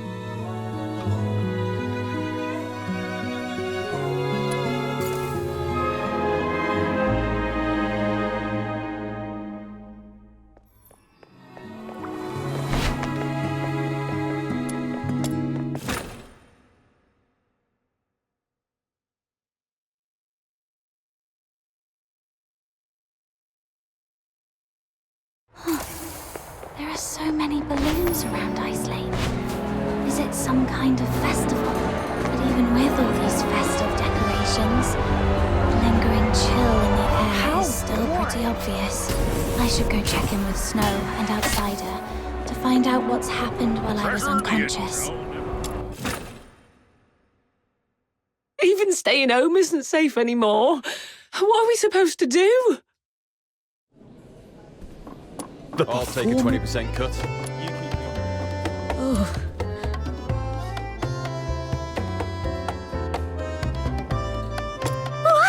Little minion! It really is you! Ha! Surviving the Charon hunt. I've got to say, you're tougher than an iron shell nut. Honestly, I thought the ship of our Noctoyangers would sink before it even left the dock. Says the guy who's been running all over town looking for doctors and groveling to Camilla to take care of her these past few days. Now that she is all better, you're talking hot air again. I did not? I'm warning you, Button Mushroom. Quit twisting my words, or else.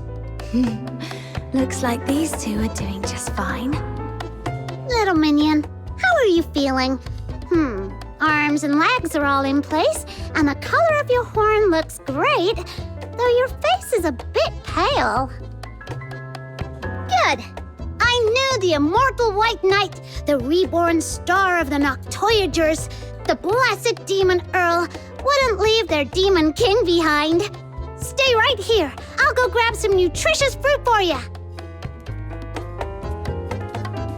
Why is my title getting longer, but the rank keeps dropping? Oh, right. I can't let Snow's silly titles distract me. What were you talking about earlier? Charon Hunt. What's that? It's a trouble you can't run away from. Excuse me. Is she awake? Eek! Speak of the devil, here comes your trouble. A big one, with a name. Rhythm Fisher. Yep. She's been stopping by every day around this time to ask about your situation. Since you say every day, that means you've already dealt with her a bunch of times. She's all yours, Outsider. You've got this. Not so fast. I told you, this trouble is something you can't run away from. Charon Hunt is a string of serial murders in the outer city. As the sole survivor, there's no way the Legion won't want some information from you. It's only a matter of time. Honestly, she seems pretty reasonable for a Legion officer. If it was someone more heavy-handed, you'd be wishing it was her instead. All right, I get it. If you're not ready, I'll go talk to... I see you're finally awake. There's an important case that requires your cooperation. She saw me. Well, no way out now. Go on, my friend. What's meant to happen will happen. Oh, you're right. What a big trouble I can't run away from. All right, let's see what she wants. Oh, these old Even staying home isn't safe anymore. I'll take a 20% cut. You keep it. It's great to see that you're recovering well. Would you like something to drink, officer? Tales of Ice Lake is on special today. Half price. No, thanks. Imperial Military Code Article 142 prohibits soldiers from drinking while on duty. Besides, I don't drink anyway. Let's get straight to the point.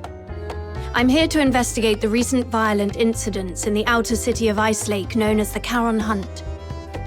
This is your first inquiry. I need to verify your identity according to standard procedure. Could you show me your travel permit? I was in such a rush when I left home that I forgot to bring it. Let me go grab it now. Your head must still be foggy from your injuries. You left your travel permit at my place a few days ago. I was just about to return it to you.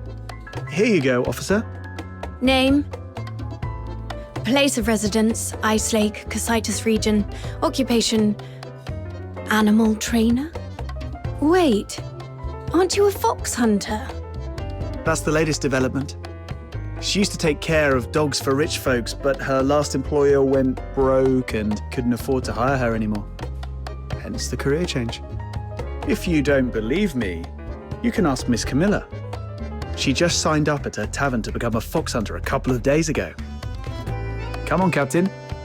Show Officer Fisher your awesome dog training skills. Come here, boy. What? I'm not a dog. All right. I've verified the travel permit.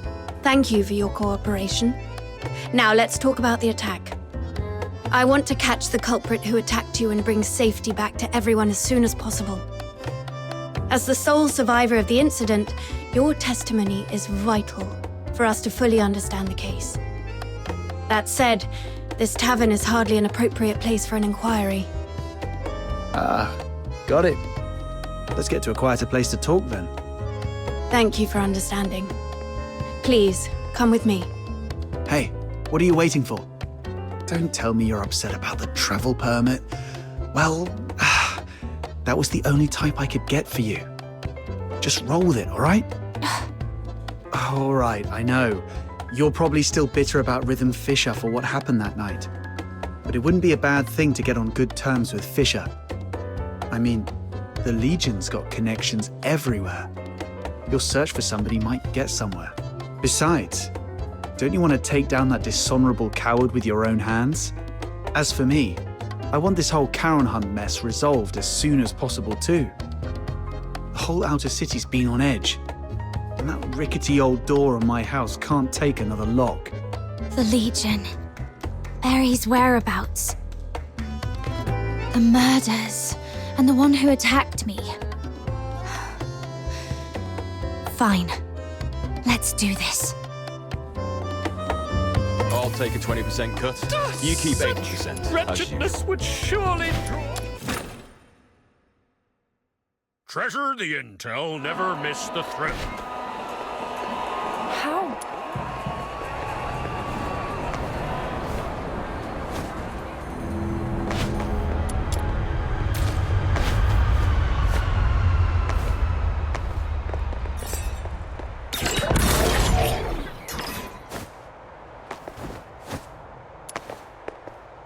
I thought it would be somewhere like an office. I come here to clear my head when I'm feeling overwhelmed. It's quiet and there's rarely anyone around. Perfect for discussing serious matters. So, the Charon Hunt is a series of murders that took place here in Ice Lake. I assume you've already heard about it. November 22nd, early morning. 5 dead, 1 injured. November 25th, early morning. 13 dead. The attacks primarily occurred in the Eastern District, home to many Charon residents, which is why the case has been dubbed the Charon Hunt. Yeah, we've heard about that. What do you need from her? I need her to provide as many details about the case as possible. In a while, I'll take you all to the scene where she was attacked 5 days ago. That street is currently sealed off by the Legion. But I understand revisiting the scene might bring up unpleasant memories. If it's too much for you, we can conduct the inquiry at the Security Bureau instead. It might not be as efficient, but it's an option.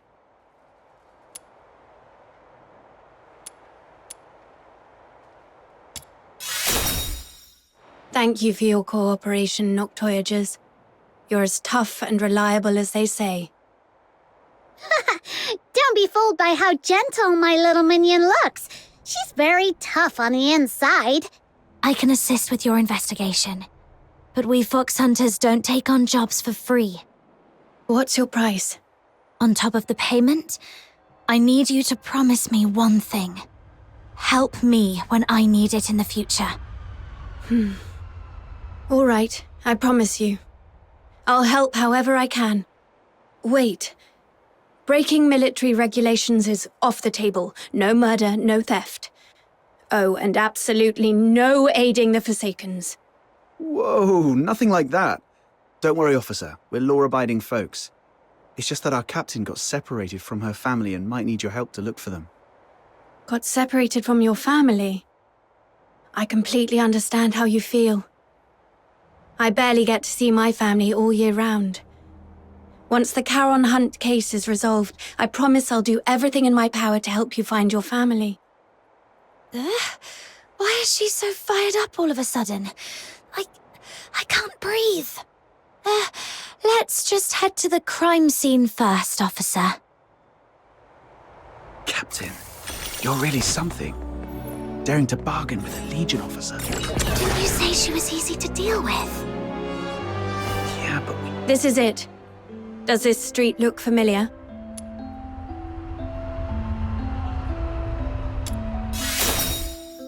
Do you recall the approximate time of the attack? Not really. At the time, I was not feeling great. I figured I wouldn't be able to sleep, so I decided to take a walk around the city. As for the exact time, I was preoccupied, so it's a bit of a blur. we should have stuck together that night. It's fine. It was me who insisted on having some time alone. Wait. I remember when I reached this street.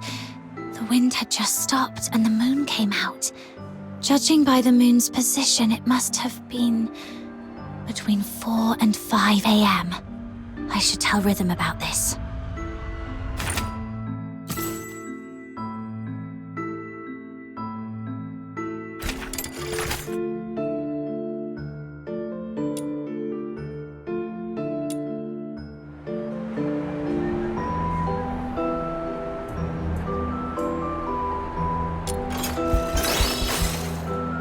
Between 4 and 5 a.m.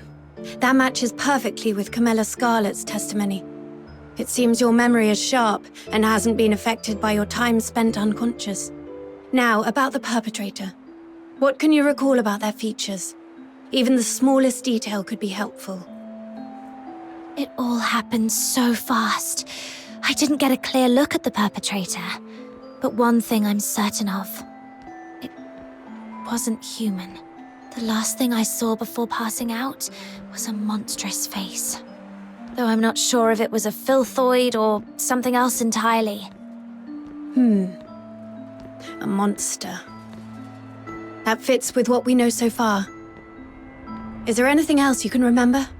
Wait, there's one more thing. Please, go ahead. The singing voice. I remember something following me on this street. Along with its footsteps, I heard it singing. Yes, that's it. Its voice was raspy, broken, almost like wind blowing through shattered pipes. But that monster was unmistakably singing. A singing voice? No one else has mentioned that. Great. This is a brand new lead. I knew your suffering wouldn't be in vain. Officer, that might come across as a bit insensitive, don't you think? My apologies. I was just thinking that with this new clue, we might finally end this case and restore peace to everyone. I didn't mean to trivialize your pain and suffering. I'm truly sorry. Thank you for your understanding. All right. Let's put everything else on hold until the Charon Hunt case is wrapped up. Since you went to all this trouble to bring me here, let's focus on the investigation and get it done.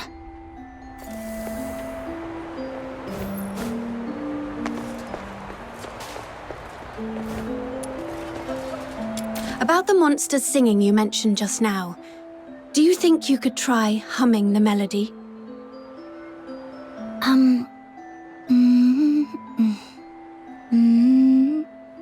Oh, sorry, I couldn't do it. I can't get the tune right. I understand. Music isn't my strong suit either.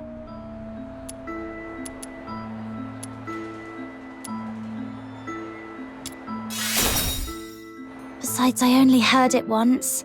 It's hard to remember the tune. But if I hear it again, I might be able to recognize it. All right. I'll count on you to keep an ear out for it then.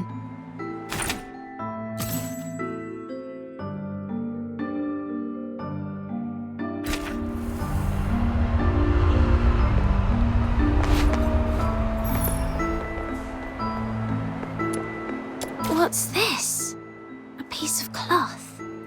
It feels pretty nice. Berry would definitely love this fuzzy texture. Let me take a look. It's velvet. Judging by the patterns and creases, it looks like a piece of a stage curtain. The only place nearby with a stage is the Gallia Theatre. They've been preparing for the Silver Candle Carnival, and with all the hustle and bustle, it wouldn't be surprising if someone accidentally discarded an old stage curtain. Silver Candle Carnival. Is that what all the decorations are for? This piece of fabric alone doesn't tell us much. But if we connect it with the clue you mentioned earlier... A stage curtain. It does seem to connect to that clue somehow.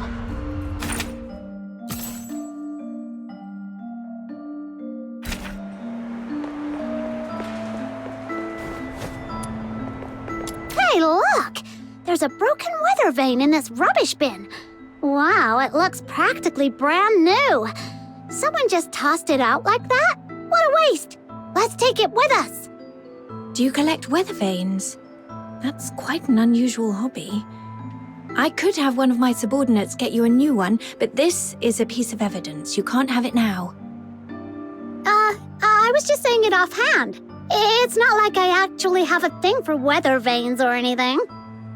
Aw, someone actually took my words seriously for once. I'm so touched. Oh. Officer Fisher, when was this street sealed off? The morning after the first Charon Hunt incident. That's fairly prompt. Since this weather vane is practically new, it shouldn't have been discarded on purpose. Could it have been the strong winds that night? No. After the storm 5 days ago, the Security Bureau did receive numerous reports of property damage, but this weather vane wasn't blown off. It's much more likely knocked down by the perpetrator. According to Miss Camilla's account, the perpetrator jumped onto the rooftop after engaging with her. This weather vane must have fallen from up there. The rooftop? Might as well check it out.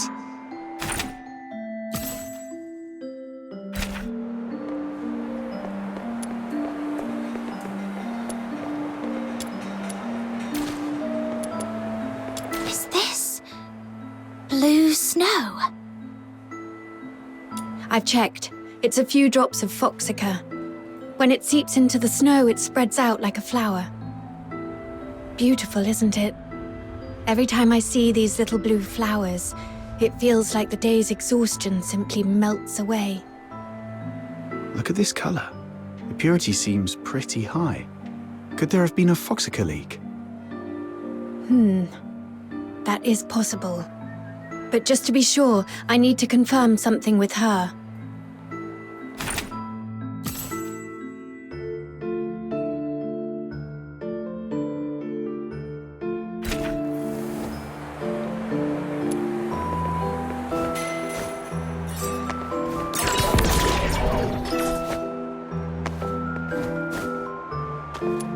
This is it.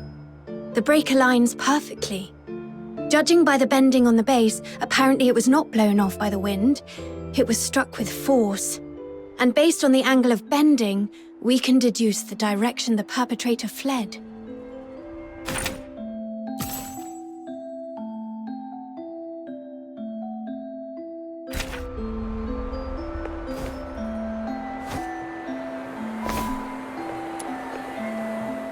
The foxica. There's something I need to ask, just to clarify. When you encountered the perpetrator, did you notice any strange smells? Something sharp and unpleasant? like a mix of 80% paint and 20% moldy bread. Sorry, I'm not great with analogies. What kind of smell is that supposed to be? I'm not sure what you mean, but now that you mention it, I do remember being hit by a sharp, acrid smell when the perpetrator lunged at me. Oh, so you think this foxica might have come from the perpetrator? Exactly. The foxica produced by the Aeola pile is mixed with irritant gases. If you noticed a strong smell at the time, it likely means the perpetrator was covered in a large amount of foxica, and these blue flowers must be traces of it dripping from its body. There are only a few places in Ice Lake where someone could come into contact with that much foxica. Combine this with the other clues, and we should be able to narrow down the perpetrator's hideout.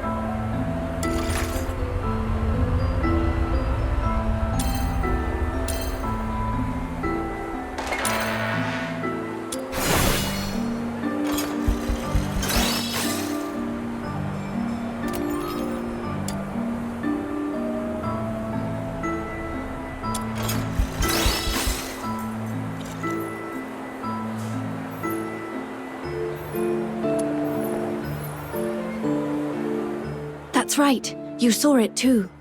The perpetrator fled southwest. If you already know that, why hasn't the escort gone over there to search? We're short on manpower, and our intel is incomplete. We've been systematically combing through the factories, residences, and schools in the southwest, but the sheer scale of the area has made progress slow. So far, there's been no major breakthrough. To be honest, it's just me and a few of my subordinates working on this case. And one of them was killed by that perpetrator. He was among the victims on November the 25th. When we found him, all his internal organs had been crushed, like dough flattened under a rolling pin. My condolences. Catching the perpetrator is the only way to honor him and deliver true justice and closure to all. But we haven't found that monster yet. I've requested reinforcements from my superiors multiple times, but my applications keep getting denied. Or rather, they say I need to pinpoint the perpetrator's exact hideout before my request can be approved. Let me guess. It happened in a Charon neighborhood, and the monster isn't headed for the inner city. So your superiors just don't care. I wouldn't dare make such assumptions. Then let's pick up the pace and help Officer Fisher solve this case as quickly as possible. Thank you so much. Looks like that's about it. I don't think we'll find any more clues around here. I apologize on behalf of the escort. The fact that such a heinous crime occurred in the outer city is a failure on our part. Officer Fisher, you weren't in charge of this area before, right? Did you just get reassigned here recently? That's correct. I used to work on different tasks in the Western District.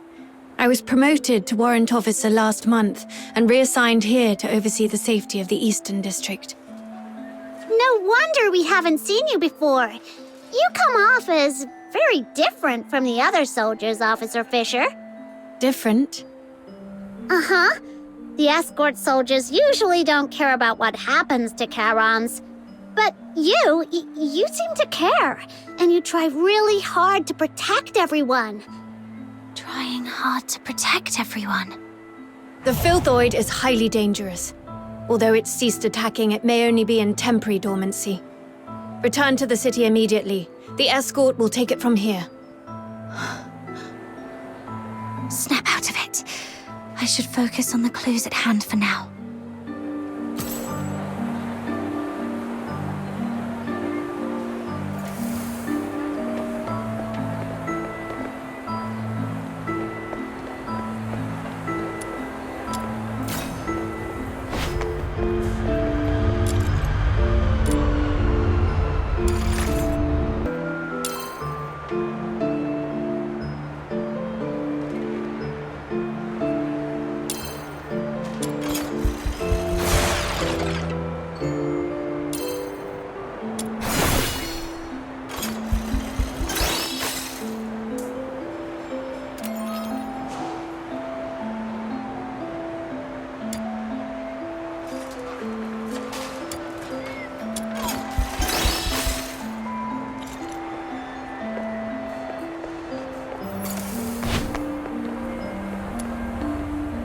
Based on the clues we have, there are 2 locations that stand out.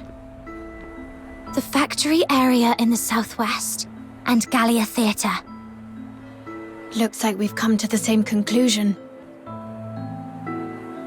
Thank you for what you've done for the city. The information you've provided has been invaluable. Without it, we wouldn't have been able to narrow things down so quickly. But there are 2 places, and we've got 1, 2, 3, 4 people.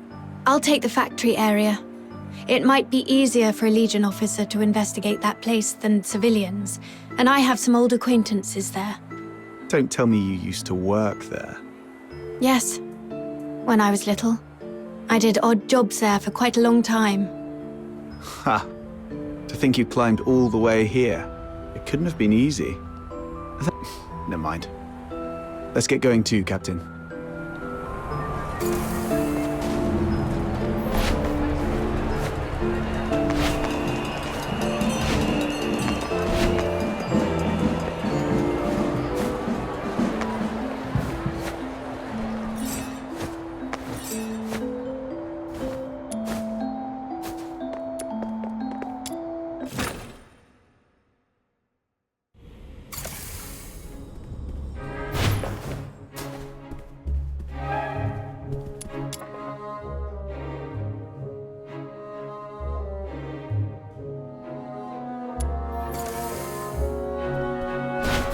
Hey, you folks over there. The show hasn't started yet.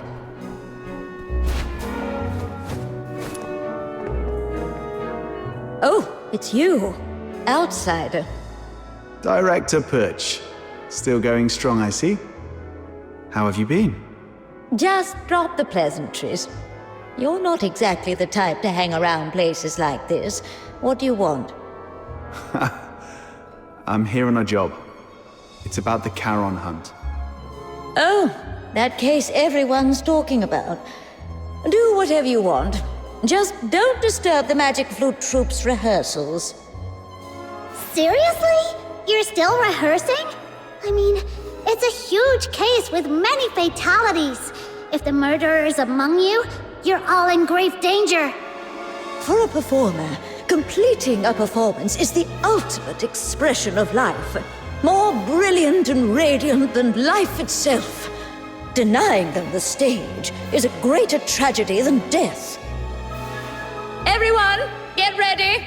The 3rd rehearsal of the day starts in 5 minutes. Ugh, she's really not making this easy. Let's split up and ask around. At least she didn't stand in the way of our investigation. We're early. Where's Dennis? Curtin's just days away, and he's... Excuse me, may I ask? 15 flower crowns, check. 9 pairs of riding boots, check. All right, inventory's done. Now, who are you? What do you want? Can you tell if this piece of fabric is from the theatre? The stitching is a mess, and the pattern's just as bad. Gallia Theatre would never use something this shoddy. Who sent you? Are you some tabloid hack trying to smear our theatre? Whoa, calm down, we're not tabloid hacks. We found this at the Charon Hunt crime scene and just wanted to get some information. Now you're accusing us of being involved in a murder case? You filthy tabloid hack!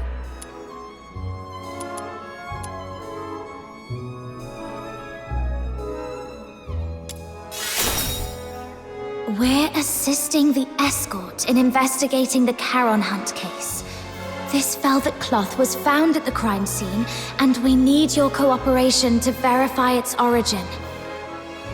The escort? All right. Guess I was too sensitive. Sorry about that. Ever since that incident 2 years ago, tabloid hacks have been spreading rumors about the troupe, calling us a fraud. It was so bad that the director fell ill and couldn't get out of bed for weeks. Anyway, this fabric is definitely not ours. The props inventory is right over there. Check it yourself if you don't believe me. Now, if you'll excuse me, I've got work to do. Hey, you little punks! Put those wigs back on the mannequins when you're done. Get back here! I swear I'll sew those wigs onto your scalps!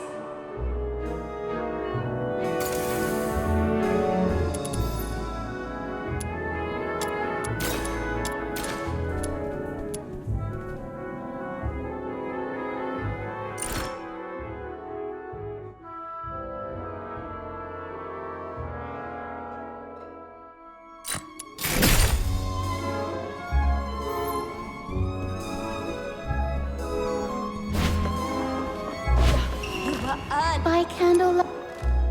Your throat is too tense. Relax. Let your mouth open fully and let your breath carry your voice. Place the sound further back. Imagine projecting it to a single point at the back of your head. Sorry, Miss Violeta. I'll try again.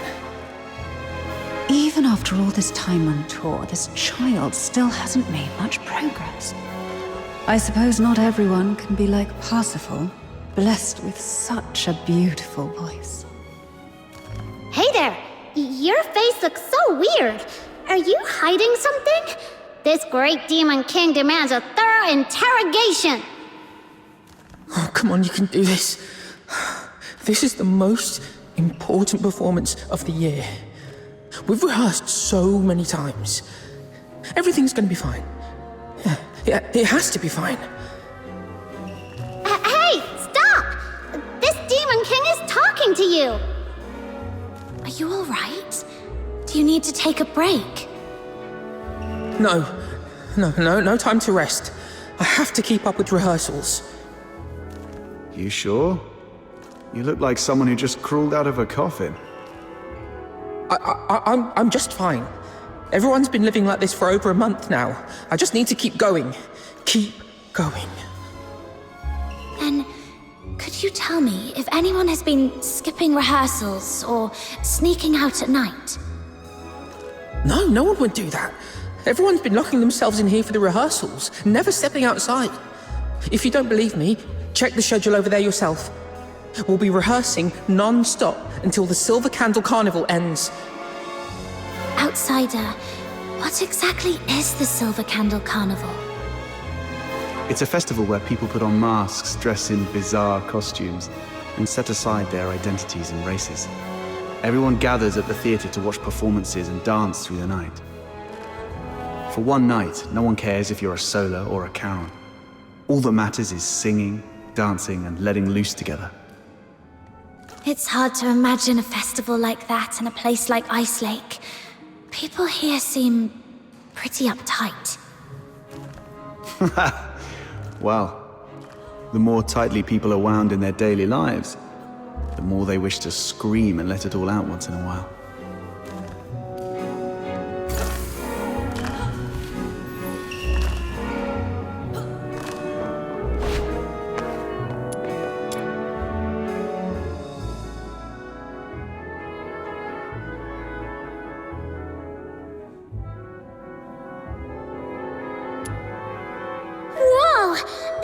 Microphone's so loud!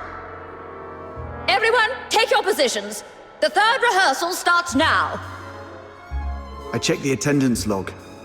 It shows nobody has left the theatre at all for over a month. Even hibernating bears get out more often than this. With such intensive rehearsals, no one would have had the chance to sneak out and orchestrate a hunt. Let's go see if Rhythm has found anything.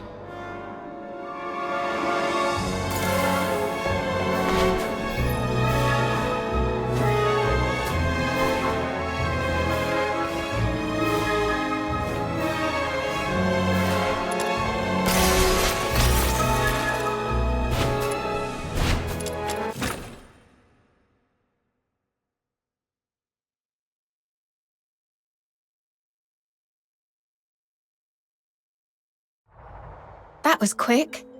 Faster than most soldiers I've worked with.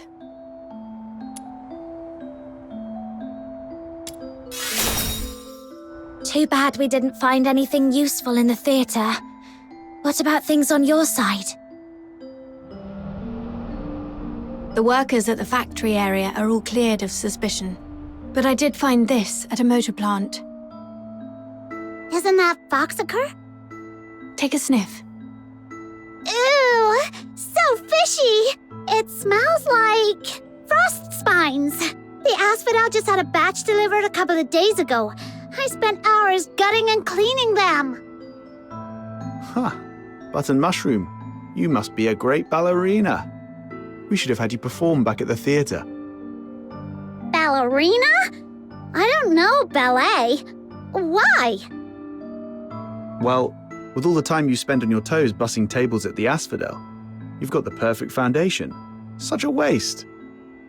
Nah, I always stand on a crate. Wait, hey! That's mean! All right, no more messing around.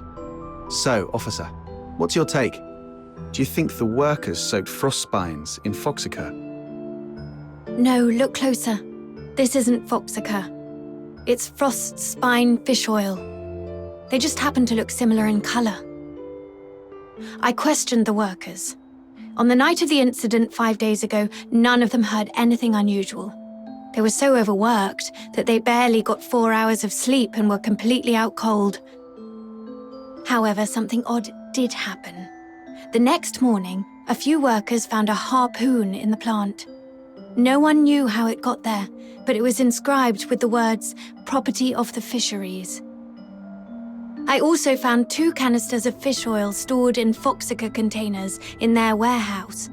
The workers didn't notice anything off because both liquids are pale blue. Are you saying that on the night of the incident, someone swapped 2 canisters of Foxacre with fish oil? Exactly.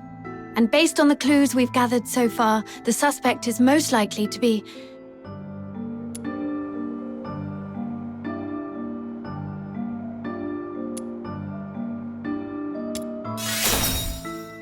I agree. Most of Ice Lake's fishermen live in Mistaken, aka the slums. Let's head there immediately and see what we can find.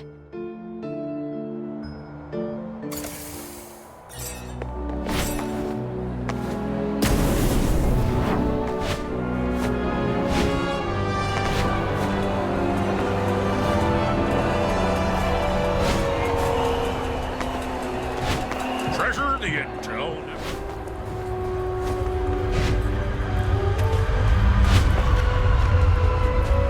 This area's full of fishermen. Where do we start, Officer Fisher? Meow! Meow!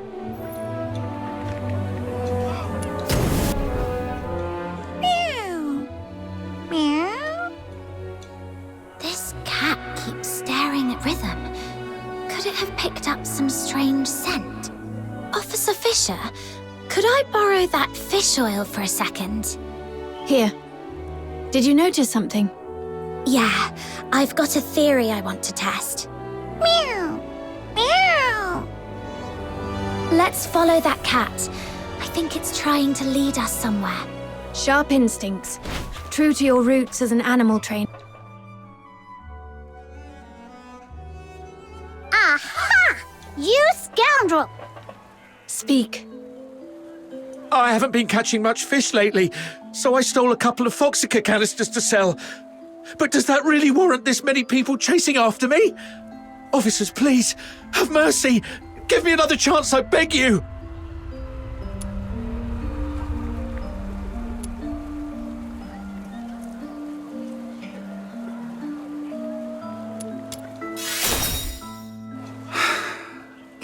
calm down.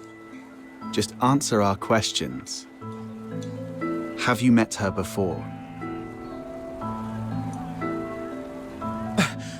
Someone this sharp-looking and impressive? No way. I'd definitely remember if I'd seen her before. Quit sucking up and just talk straight. 5 days ago, around 4:30 a.m. Where were you, and what were you doing? I snuck into a motor plant during the shift change to, borrow 2 canisters of Foxica. Borrow? Sure. And what else did you do besides borrowing the Foxica? Nothing! That's all, I swear! Is that so? Officer Fisher, remind me, when was the last time that gun of yours made a fresh hole in someone? All right! I was scared they'd noticed the Foxica was missing, so I swapped it out with fish oil instead. That's really all I did! I swear, nothing else! So you know nothing about the Charon hunt? I've heard of it. It's that horrifying string of murders. Everyone in the outer city's freaking out about it. Wait, you don't think I'm behind it, do you?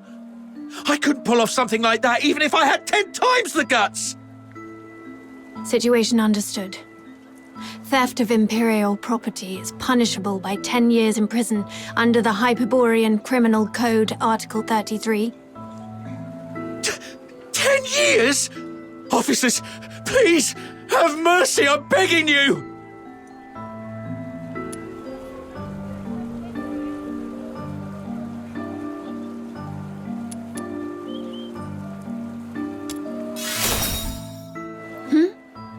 Oh, yes, that's correct. Wait! I have important clues about the murder case. The Charon hunt you mentioned earlier? Tell us everything. Do not leave out one single detail. But you have to promise me that you'll protect me. If I talk, that monster might come after me. I give you my word, that creature won't lay a finger on you. All right. That night, after grabbing 2 canisters of Foxica, I was climbing over the wall to leave, and then I saw it. A monster crawled out of the sewer right in front of me. It was twice as tall as a man, had a filthoid's head, a bear's strength, and fire shooting from its eyes and mouth. That sounds like a filthoid. No. Filthoids are unintelligent and typically rampage openly through the streets. The fact that this creature hides during the day shows a level of strategic awareness. It's avoiding detection. I was so terrified that I threw everything I had at it. My harpoon, the Foxica, everything. All the stuff I risked my neck for, gone just like that.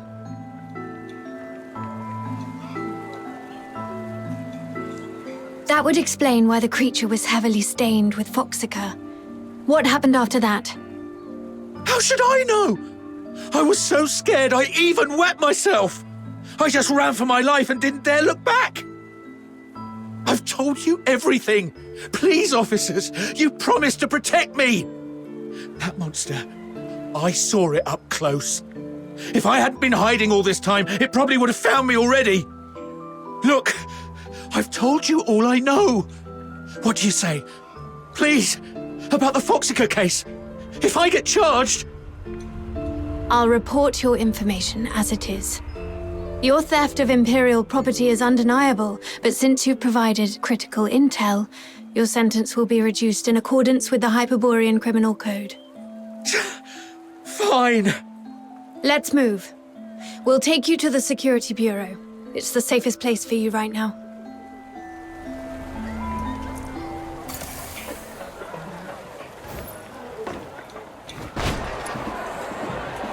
Now we know what the perp looks like and where it's hiding.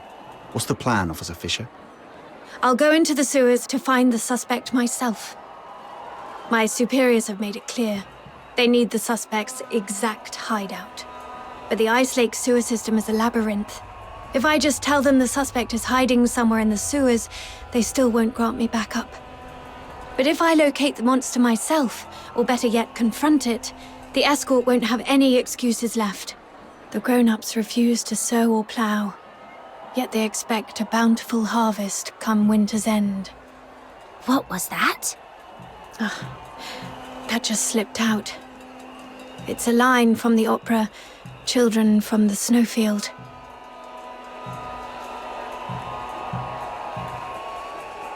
No, I wasn't questioning how the escort operates.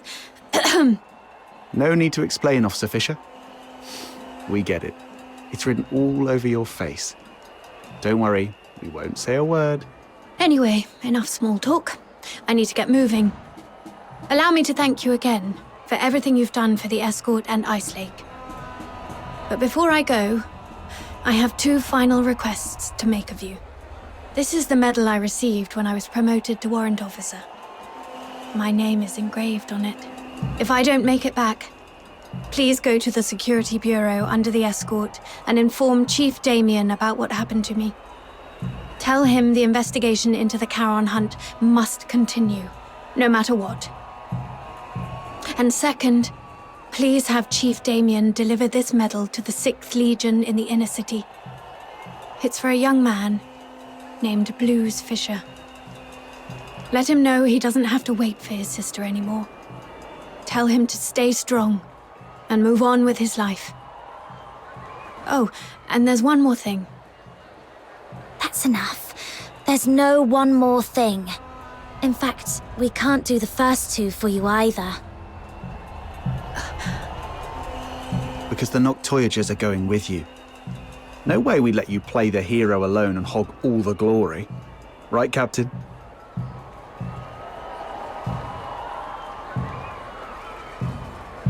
It's getting dark, Officer Fisher. You don't want to drag this out and risk another victim tonight, do you? I see. Let's go then. Wait! Aren't you guys the least bit curious about what Officer Fisher's 3rd request was? Oh, I was going to give you the key to my secret base. All my savings are there. If I didn't make it back, you could go there yourselves and collect your payment. But since she insists, and after seeing what you're all capable of the first time we met, I trust we'll make it back together.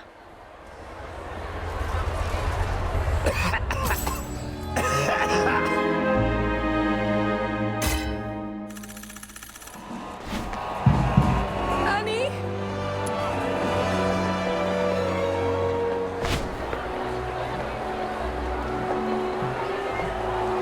Treasure the intel.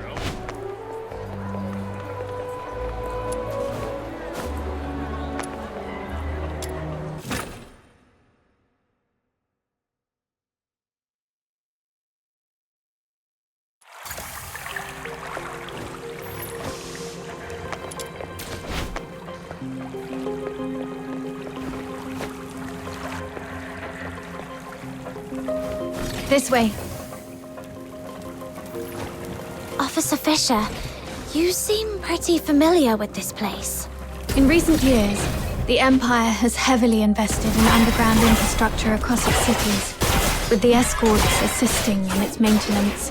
When I first joined the escort, I was assigned to clean this place every single day. Cleaning sewers every day.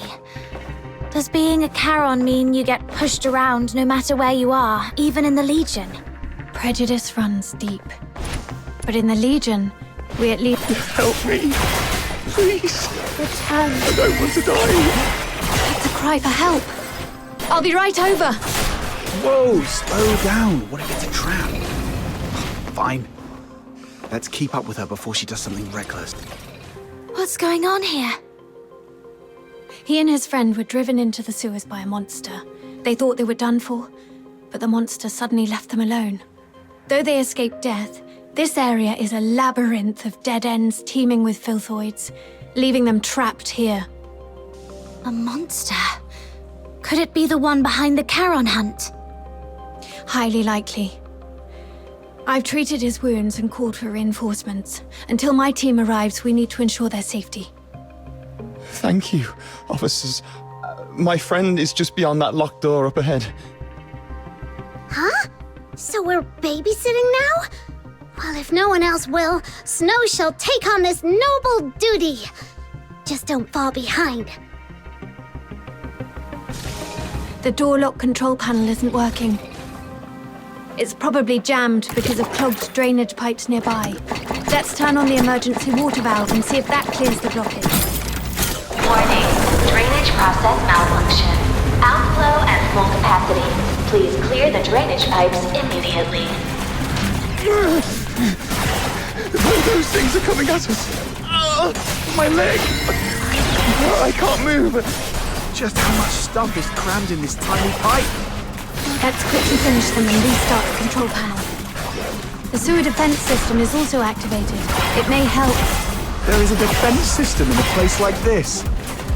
Yes, most devices in the sewers are installed by the Eolipile Academy, but they just warned us not to pry. They rigged the sewers with military equipment. What are they up to?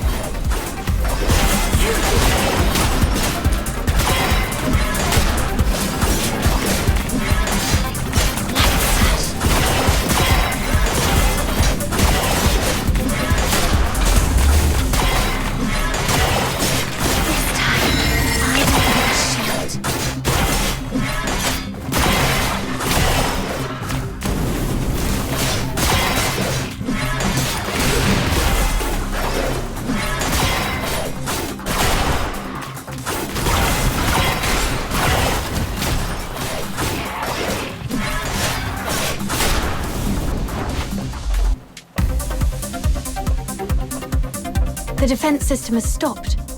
Looks like the control panel is back in function. Did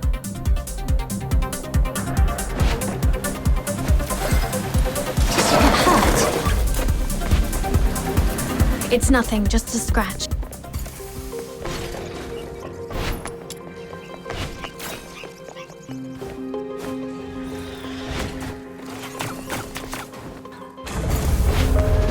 There! Behind the device! Hey! Someone came to save us! Run! Filthoids? Hang in there. We're coming for you. We need to deal with the filthoids ahead first. It'll be too risky. Watch out! Officers! Here they come again. I can't even catch a breath with these pests.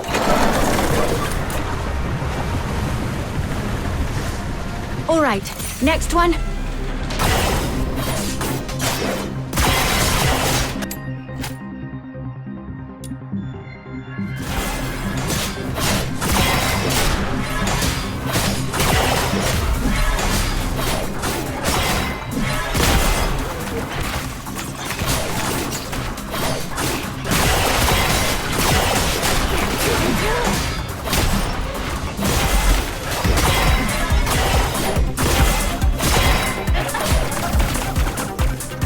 Return to the misty sea.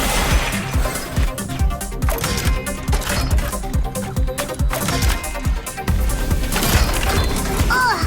This water valve stuck like a rock! Little minions, I'll leave it to you to prove your strength!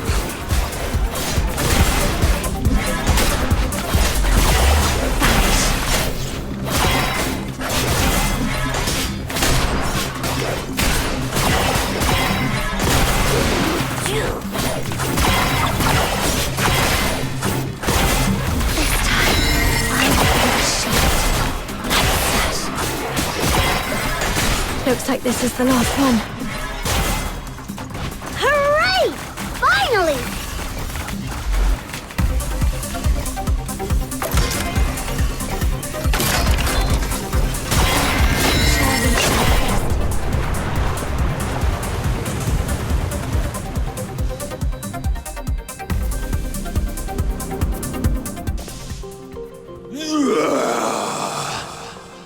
That sound, it's the monster. It's coming!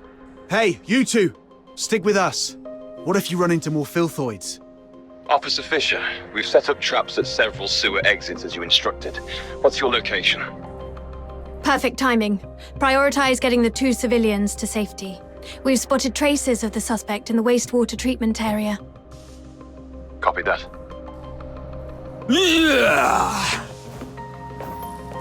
Where could that monster be hiding?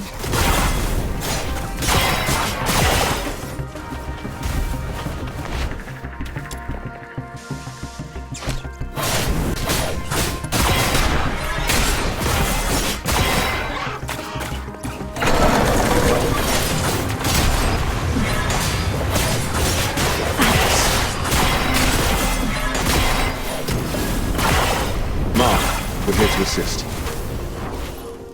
How are the 2 civilians? They've been sent to the hospital. We also contacted HQ. They've finally agreed to send reinforcements. Are these the helpers you mentioned? Yes, they're the Noctoyagers, an excellent fox hunter team. With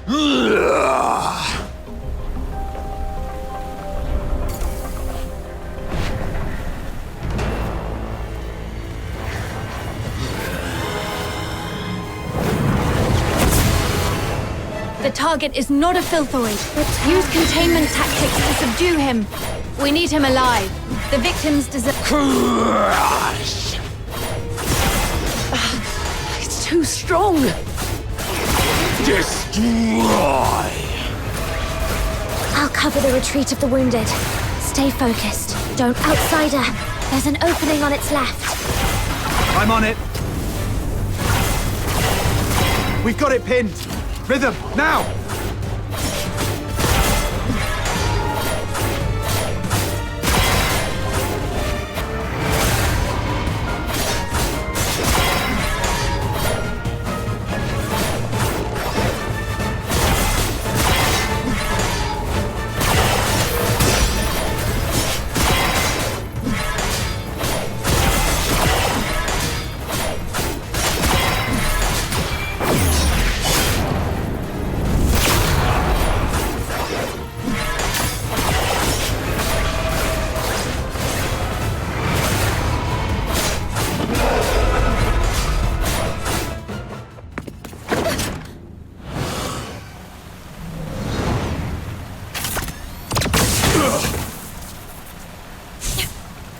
Retreat! There's more than one monster!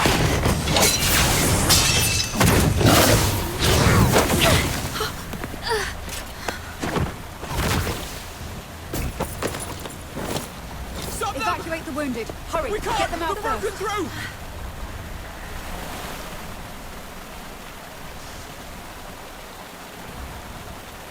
I'm okay, but Officer Fisher is... It's all right. Protecting civilians is my duty, as long as you're all safe. Officer Fisher! Thank you so much for your help. Without you, the escort would have suffered far more casualties. Still, we truly appreciate it. I'll contact my squad mates and have them escort you out. Ugh, the comms are acting up again. Never mind. You'll run into them on your way out. We'll have to seal off the tunnels you just came through. Just head that way, and you'll see them soon. Man, you've had it rough. Just woke up from a coma and now this. If Rhythm hadn't stepped in, you'd probably be taking another long nap right now. Yeah, you almost gave me a heart attack back there. I was so worried my little minion would end up with serious brain damage and not even recognize me anymore.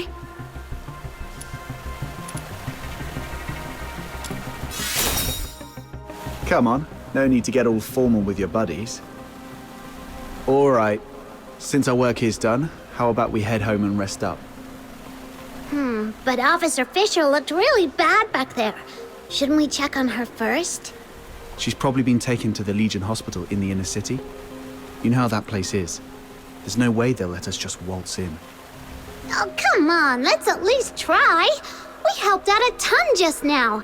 Maybe the soldiers will help us get in. Let's give it a try. After all...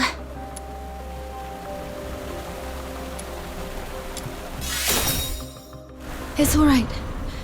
Protecting civilians is my duty, as long as you're all safe. All right, all right. Whatever you say. So, should we go now?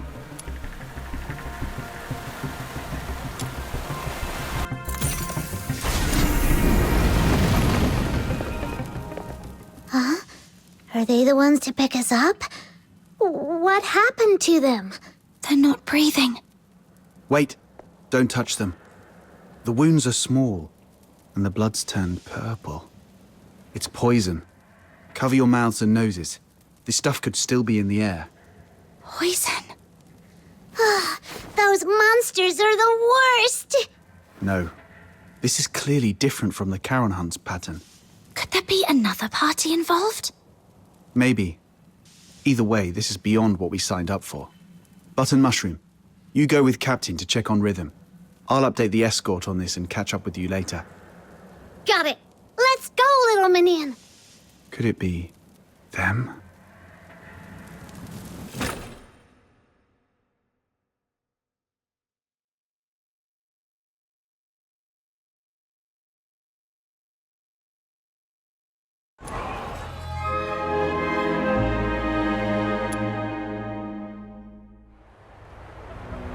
This way, little minion.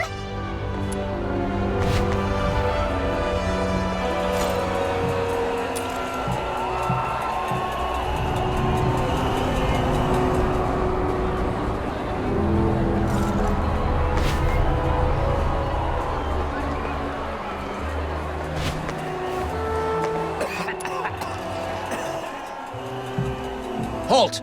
This is the inner city. No Charons allowed without special clearance. Oh, it's you guys. Ease up. They just did the escort a huge favor. What brings you to the inner city? We want to check on Officer Fisher and see if she's okay. I heard she made it through, though she's still unconscious in the hospital. I can take you there. Just lay low and follow me.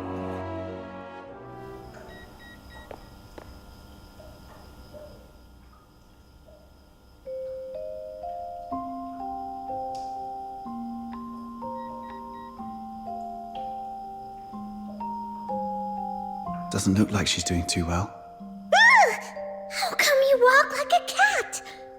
Not a single sound at all. There you are, outsider. Did you manage to report the situation with the poison to the inner city soldiers? Yeah. Took a while, but they finally got it. How's she holding up? They said she's stable, but it doesn't look like she'll wake up anytime soon. She will. Why? Don't tell me you're also a medical expert. Not at all. It's just that I read people. Look at her hands. Calloused, roughened. Those come from years of hard work. She's indeed a dedicated soldier. And those eyes of hers, always so stubborn and full of determination. People like that never know when to stop or take an easier way out. They always have to push until they hurt themselves badly. So she's not going to stay down for long. She'll drag herself back into the fight before the Charon Hunt case is resolved. For now, all we have to do is have a good rest and wait for her to wake up.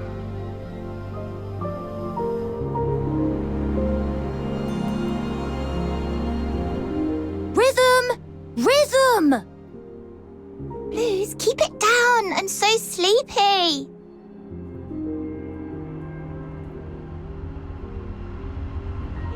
Seriously? You're napping in the middle of the day again? The test's tomorrow. Do you even remember where I left off? Something about Karen's sins? Yes. Oh, what was that again? Oh, figures you've been slacking off in class again. Working at night always leaves me too sleepy for school the next day.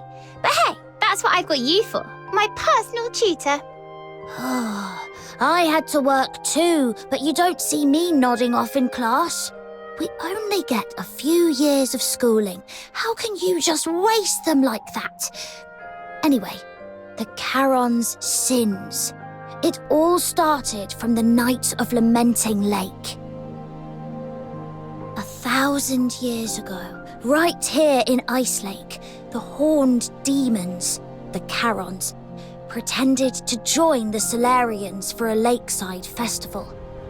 But that very night, they did something terrible. Nearly every Solarian there was slaughtered. After that, the Charons started a war across Hyperborea, killing anyone they saw, until His Majesty Disgalia, the merciful founder of the Empire, ended the bloodshed and restored peace. That's why, for the crime of the Knights of Lamenting Lake, every Charon born since must carry the burden of that sin for the rest of their lives. But it's been so long. Do we really have to spend our whole lives paying for something we didn't do? Yes, repayment is all we can do. But if we join the Legion, become loyal soldiers of Hyperborea, or even earn the title of Laureled Charon, maybe things could change for us then. You'll make it, Blues. I believe in you. With your faith in me, the 6th Legion's entrance tests don't seem so daunting anymore. Well, let's wrap up today's Fisher's tutorial with a beautiful tune from my harmonica. Oh, wait, where is it? I told you to tie a strap or chain to it ages ago. But no, it was too expensive and not worth it. Fine, I'll make one for you. How'd things go at the factory? All sorted. With the 6th Legion's appointment letter, the factory owner doesn't dare push me around anymore. Oh, how's it going with the escort? Are you settling in all right? Well, I'm just getting started, you know. So, not going too well, huh? See, I told you not to rush into joining the escort like that. You could have focused on prepping for next year's 6th Legion entrance tests. Nah, it's pointless. I'm way below the passing line on every test. Hard work can't make up for everything. But if I can make a difference in the escort, I might still have a shot at becoming a Laureled Charon, right? Plus, I can help the people of Icelake in the process. Sure, it would be great if we could pass together. But if I don't have what it takes, I won't force it. I'll just stumble my way through and see what works. Rhythm, look over there. What do you see?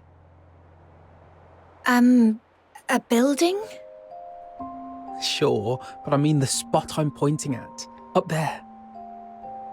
The watchtower? Exactly. More specifically, the light on top of the watchtower. That's the highest point of Icelake. Every time I look at it from here, it feels so high, so far away, and so bright. Like a beacon from a storybook. Right before my eyes, yet always out of reach. But I'm not the same as before. I'm a Laureled Charon now. Those dreams I had, performing, playing music, they're not just pipe dreams anymore. Now I can get into the inner city, climb to the top of the watchtower, and stand under that light. It'll feel like I'm the king of Icelake. Soldiers, hear my command! Full assault! For the glory of Hyperborea! Shh! Keep it down! Are you trying to get yourself into trouble? Sorry. Got a little carried away.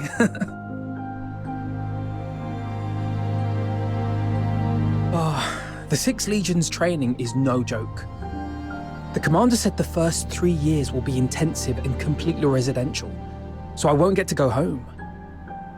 If you miss me, just look at that light. I'll be in the inner city waiting for you.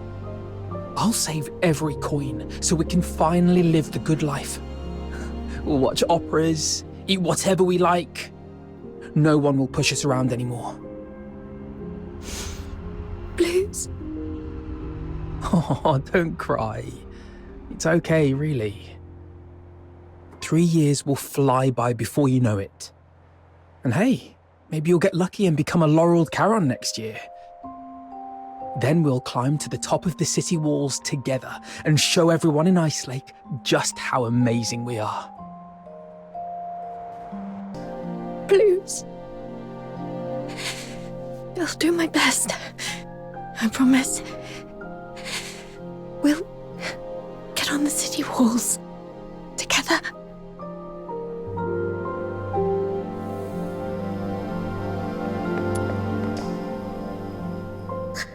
Officer Fisher, you're awake! Wait, are you crying? Did you have a bad dream? I think I dreamed of so many things from the past. Little Minion, Mud Ears! Quick, come here! Officer Fisher's awake!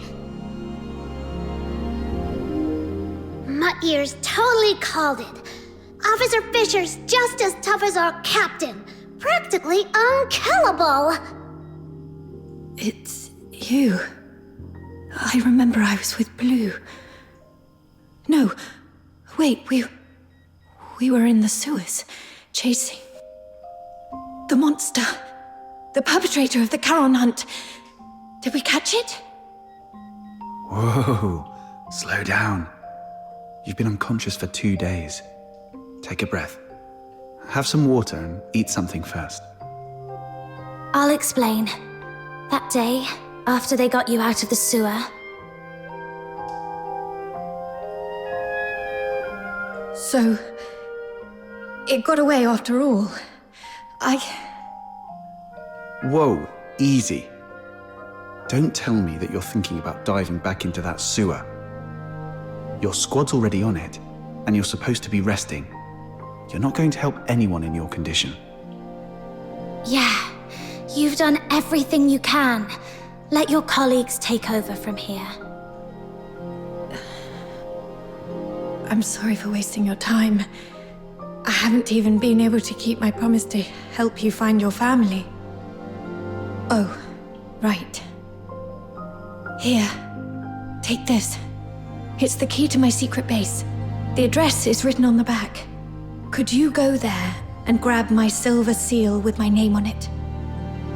I'm in no condition to do much for you right now, but I can at least write a few letters to ask for help on your behalf.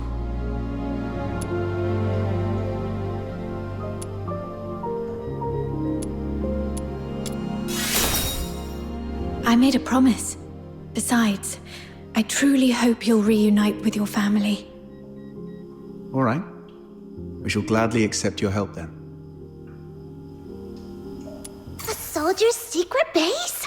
I bet it's packed with cool stuff!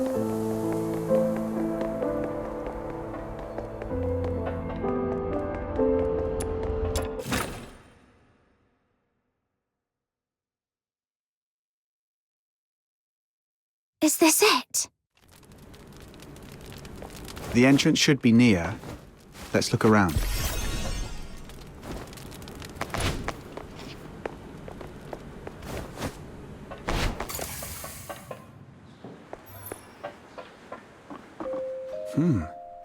Looks like this place used to be an old maintenance room.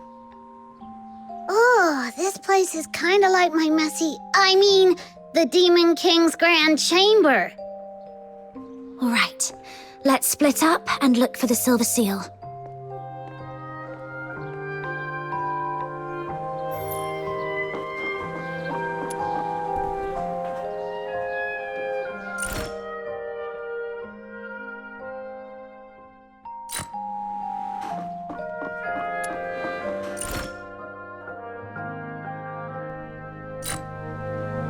Take a look at this.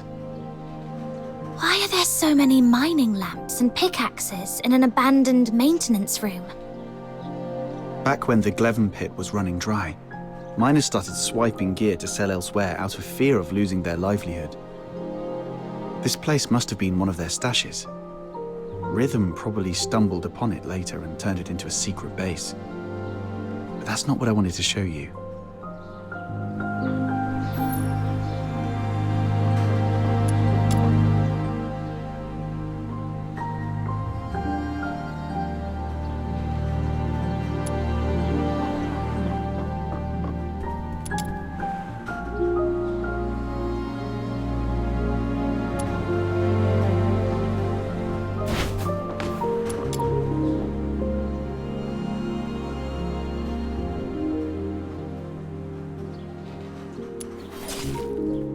I was wondering who the genius was that sent painkillers to someone in a coma. Now it makes sense. That's so Rhythm. Anyway, this is all I found so far. What about you? Found the seal yet? Not yet, but I've learned something else. When Rhythm was young, her parents were killed by a filthoid. That same filthoid took the lives of so many others. The filthoid is highly dangerous. Although it's ceased attacking, it may only be in temporary dormancy. Return to the city immediately. The escort will take it from here. Protecting civilians is my duty, as long as you're all safe. Maybe that's why she joined the escort, to make sure no one else has to suffer like her parents did. Then, you've forgiven her for what happened that night? Or maybe, deep down, I never hated her to begin with. I just needed a vent to ease the pain inside. What I truly hate is the incurable deterioration and the gnawing helplessness back then. Nobody's at fault for what happened to Psyche. If anything is to be blamed, it's this broken world we live in. Yeah. It's getting late. Let's hurry up and find that seal.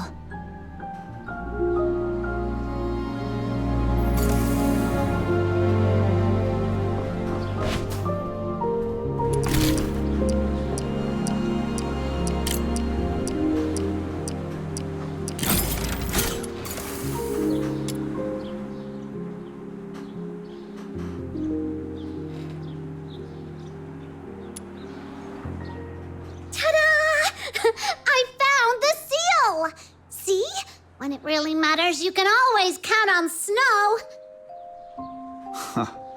Nice work. I guess you've earned yourself a prize. How about a Duet flower crown? I'm not some little kid you can brush off with just one flower crown. I want two.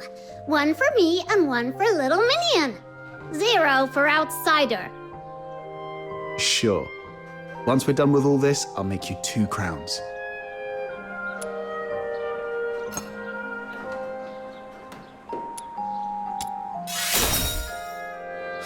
What gibberish are you spouting? Just get moving already.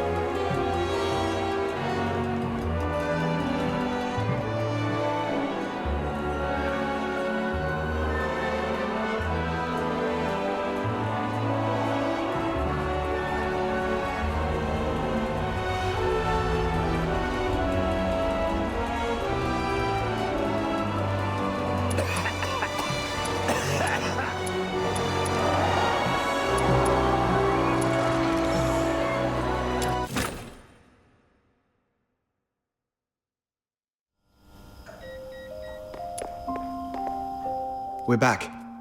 This is the seal, right? Yes. All right, let's get straight to it.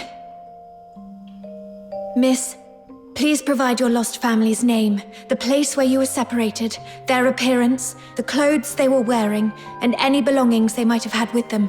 Be as detailed as you can. Don't leave anything out.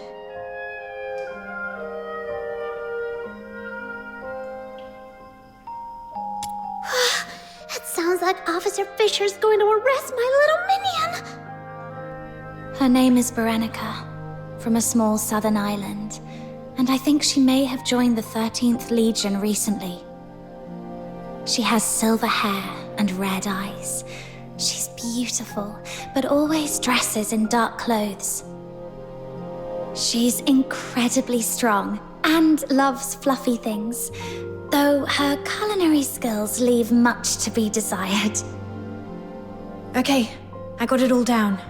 The 13th Legion keeps their information under wraps pretty tightly, but I'll reach out to some reliable contacts.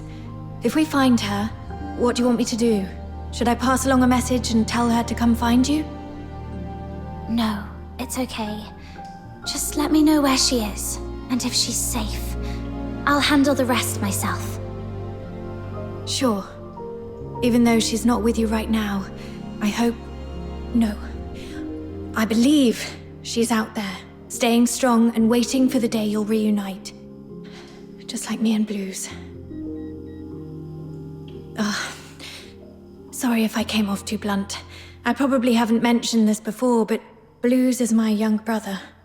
He's currently serving as a laureled Charon candidate with the 6th Legion in the inner city. Laurel Charon? That's no small feat. Only the strongest of the strong can make it. Yes. Blues. He's nothing like me.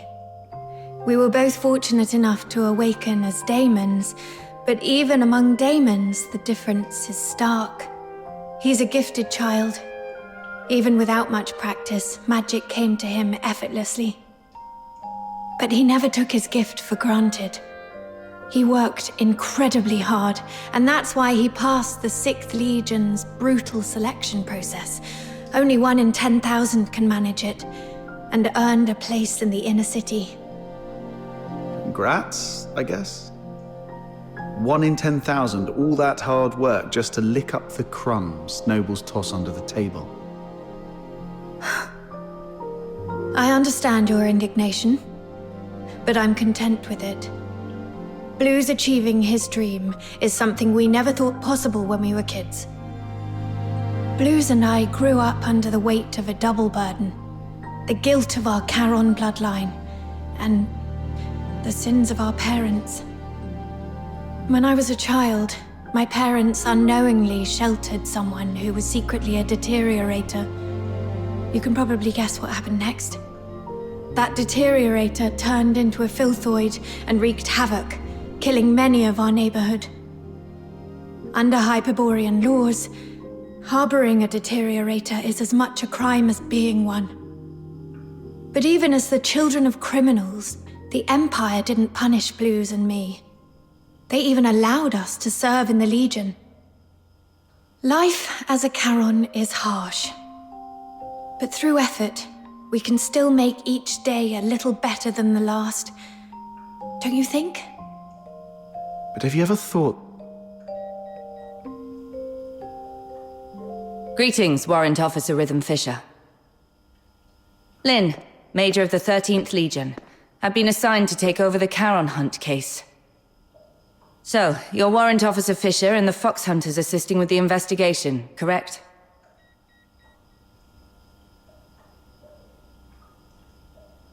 The 13th Legion? Stay calm. She doesn't seem surprised to see me. My cover should still be intact. If the 13th Legion is taking over, we'll get out of your way. You've done well on this case. You civilians shouldn't have been caught up in this. Thanks to the 6th Legion's bunch of good-for-nothings. I came to Ice Lake for only one thing, the Charon Hunt. Warrant Officer Fisher, I want the full report on this case in my hands within 2 hours. And fox hunters, since you're already in this deep, might as well keep assisting us if you can spare the effort. Certain matters are better left to the locals. They know the lay of the land, after all. Come find me when you're sorted. The pay's proper. It's all for the safety of Ice Lake.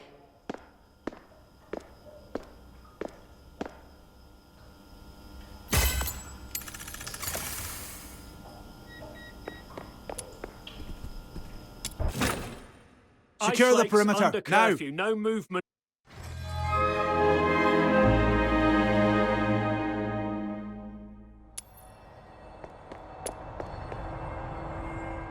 Good. Smart choice. Now, fox hunters, here's your first task. Take this list and head to the parking lot to find Clive for the weapons and ammo we'll need. Got it. I'll join you once I've finished preparing the investigation report and handed it over to Officer Lin. Huh. The streets are full of soldiers in the 13th Legion. What a grand scene. Why did Officer Lin head towards the inner city alone? This must be the pickup spot. Whoa, why are there snow wolves here? You're the local squad Major Lin sent, right? The shipment hasn't arrived yet. While we wait, help me clear out this area. Great. Another chore on the pile.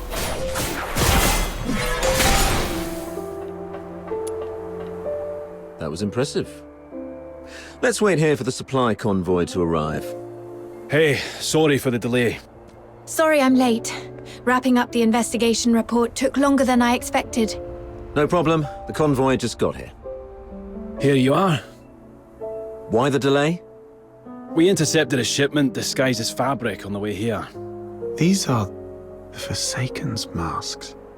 Huh. For a fox hunter from a one-horse town, you're quite well informed. Just read about them in the papers. So, with this many masks, does that mean the Forsakens are planning to stir up trouble here in Cocytus? Better not poke your nose into matters related to the Forsakens, unless you've got a death wish. I'll handle the supplies. You take care of the tasks on this list. Whoa, what a big long list. 8, 16, 24, and more? We shouldn't have taken the job! Sir, if we finish all these, do we get honorary enlistment? Less of the sarky whining, and put that smart mouth to work. If it weren't for the 6th Legion's negligence, the 13th Legion wouldn't have to clean up their mess. Negligence? The Charon Hunt perp you failed to catch made it to the inner city. They killed His Majesty's loyal subjects and defaced the place with anti-Solarian graffiti. If that's not negligence, I don't know what is. The lockdown isn't just about catching the perp. It's also to keep the news under wraps.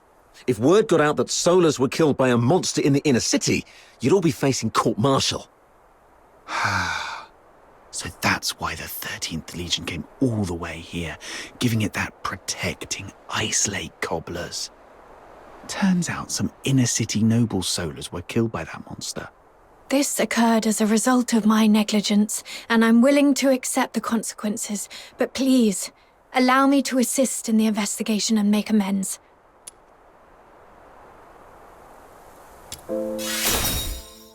Save it. Who faces the penalty is for the military court to decide. If Major Lin hasn't ordered your arrest, then just focus on doing your job. Yes, sir. I'm sorry for dragging you all into this. Enough with the downer talk. Let's move. We've got our hands full for the next few days.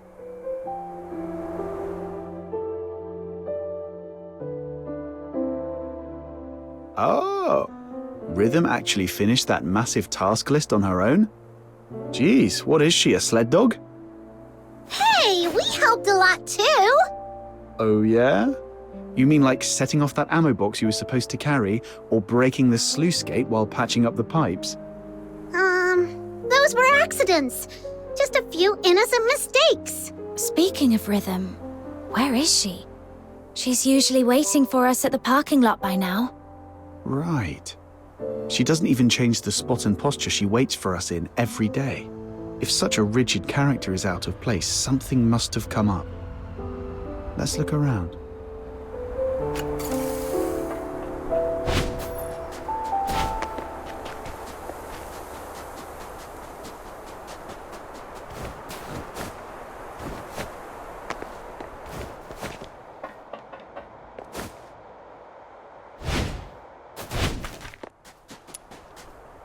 Whoa! You've got another list? Don't tell me the Legion dumped more work on you. No, this is a supply list I put together. Ever since the 13th Legion took over the case, it's been harder for citizens to get around, especially in Mist Aiken, where food supplies were already scarce. I thought I could at least help by delivering some essentials. Wow. You sure don't know how to take it easy, do you? I know. Save the "it's my duty" speech this time.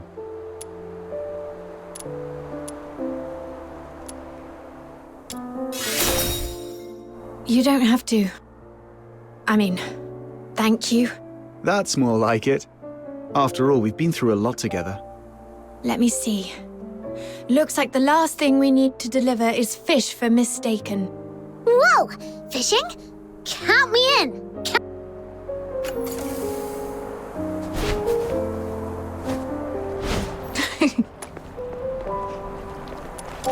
What's so funny? I was just remembering the last time I fished here. It was 3 years ago. Blues. That kid's smart, but he's always been boisterous. He fished all day and ended up with an empty basket. I wonder how he's doing in the inner city now. Maybe he's finally learned how to fish.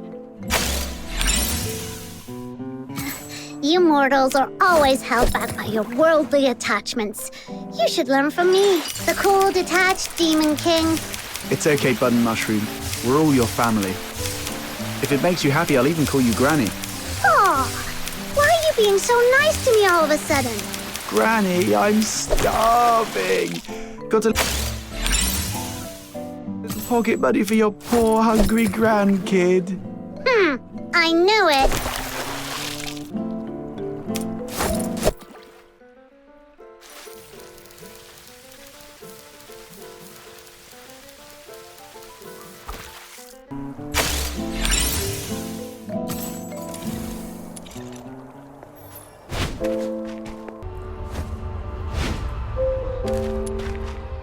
Wow, Officer Fisher, I can't believe you brought all this food, and even sooner than you promised. Let me see.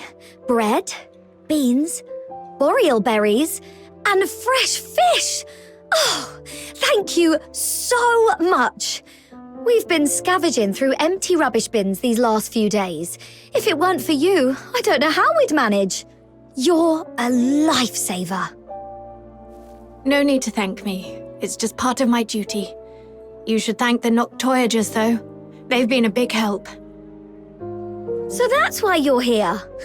I knew it. My sister from another mister. Always has my back. But how did you guys manage to rub elbows with the Legion officers so fast? You've got to show me the ropes. All squads, attention. Assemble at sewer entrance number 8 immediately. Repeat, sewer entrance number 8. Assemble immediately. Is the 13th Legion making another move? Yes. Looks like the operation's moving to the next phase. Let's keep going. Oh, you're leaving so soon. Well, when you're not busy, be sure to stop by again. I'll have tons of fun little trinkets ready for you next time.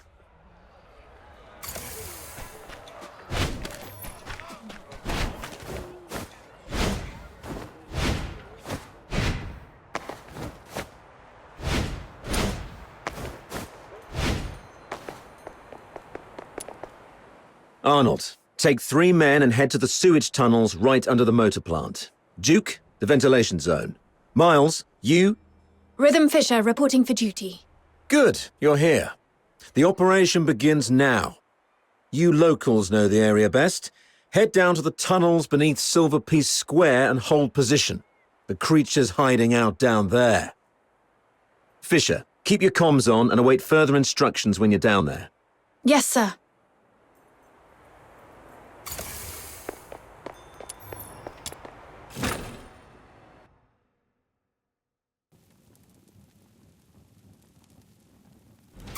soldiers everywhere.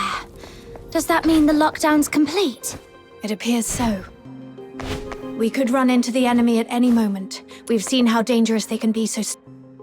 Miles, get me 2 more mags. Do you copy? God, is this comms on the blink again? Oh, it's you. Isn't your AO up front? Move on, this mission allows for 0 slip-ups. Yes, sir. Stay sharp. We should be close. Yeah, that's the tunnel right beneath Silver P Square. This is it? But the whole passage is flooded. Oh! Princess Rubbishbin said something about a... Filzoid's coming. Watch out, everyone. All that big talk about tightening up the underground facilities and a quick whack on a sewer pipe is kicking up more filtroids than wastewater. Wonderful. So, I'll definitely be stepping up patrol of the sewers in the future. I wasn't talking about you. Forget it. Let's deal with these uninvited guests first. For the future we shall face together.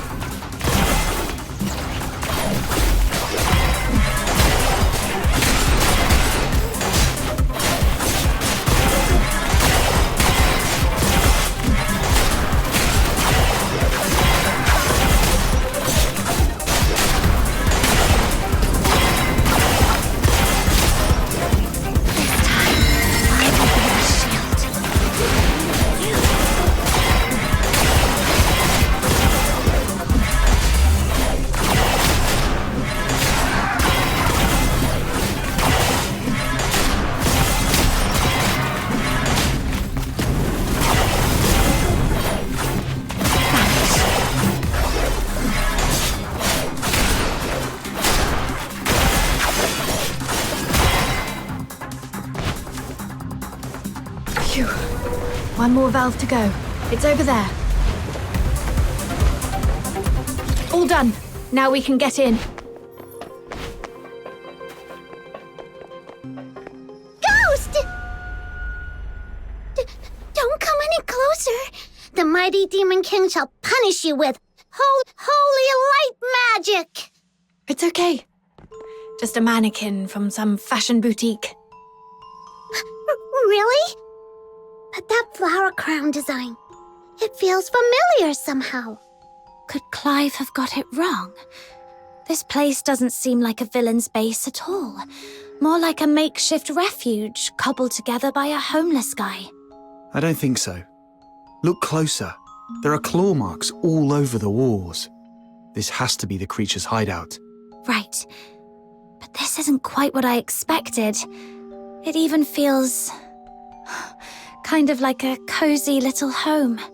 When we were kids, Barry would hang colourful strips of cloth all around our home. She said it would make the place feel warmer and less lonely. Upon a closer look, they've set this place up pretty majestically. Maybe they're the real Dukes of the Sewers. Dukes of the Sewers? What's that? Let's not get hung up on that. The setup here's a bit strange. Let's split up and check for anything off. Okay.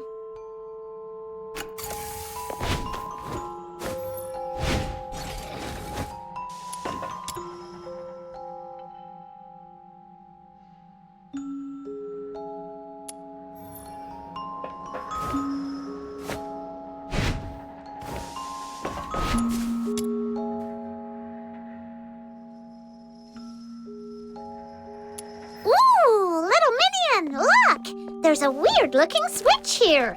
No, Butter Mushroom, don't touch that. Could be a trap.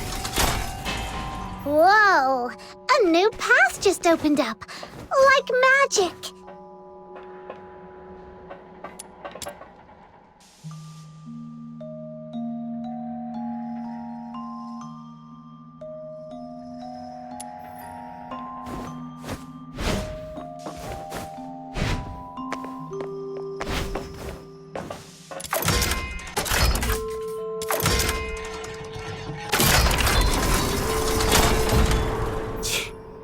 Nothing at all.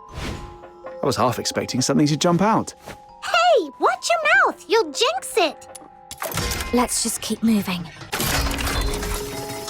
Gotta say, this place has got style. Feels like a mini theatre stage.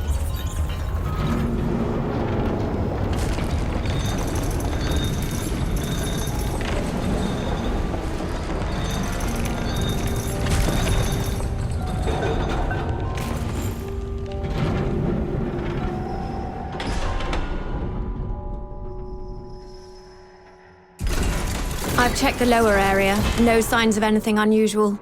What about your side? I found something. This fabric matches the piece of curtain cloth from the crime scene. But now that we've already found this spot, it doesn't seem to matter much anymore. The curtain. Wait, I remember something. That mannequin's pose and look. I've seen it before on an opera poster Blues once sketched.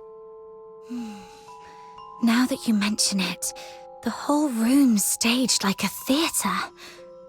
Could the perpetrator be an opera enthusiast? Then again, since the Legion has already tracked down the perp, this clue probably doesn't matter much either. Right. Not like we can belt out a duet and hope they turn themselves in out of mutual admiration. Let's report back to Clive and see if he has any new instructions. Rhythm Fisher reporting in. We've reached the area beneath Silverpiece Square. Search complete, no irregularities found. Awaiting further instructions. Run! Hurry! Huh? What's wrong? The signal is breaking up.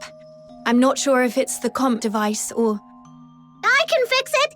Just give it a good smack! Whoa! Whoa! If you break it, even selling yourself wouldn't cover the damages. Let's check the device together.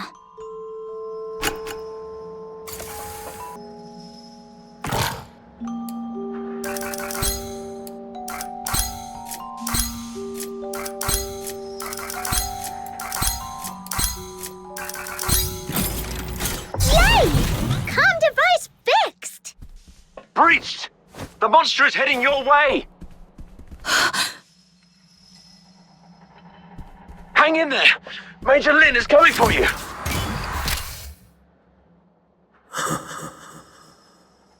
The lies remain hidden in the shadows. Huh, we've really got it cornered.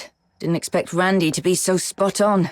I don't know why your accomplice isn't here, but 10 more of you wouldn't make a difference.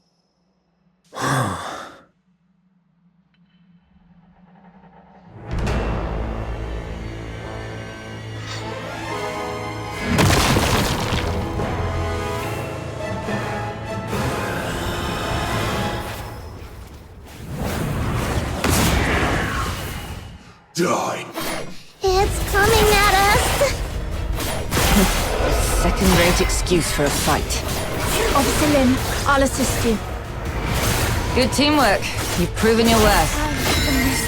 Now, let me teach you a new rule of thumb on the battlefield. When faced with absolute power, all tactics are meaningless.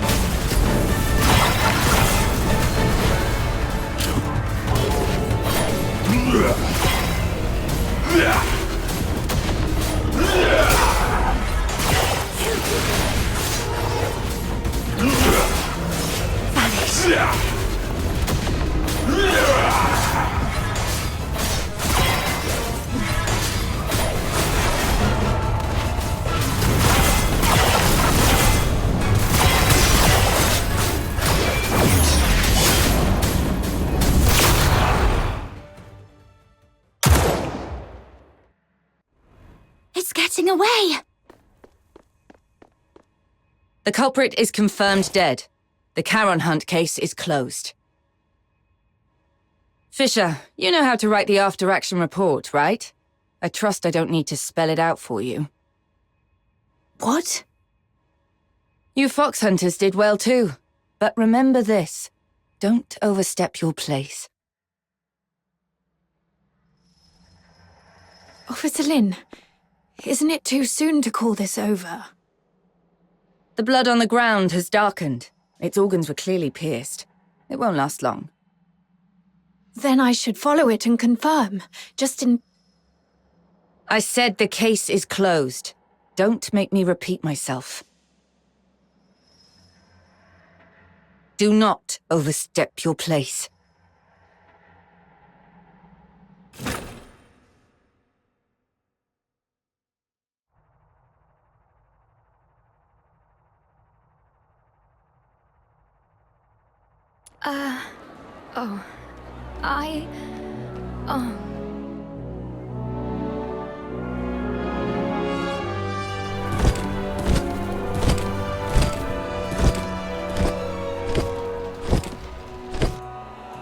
Wow, look at this! Such a grand display.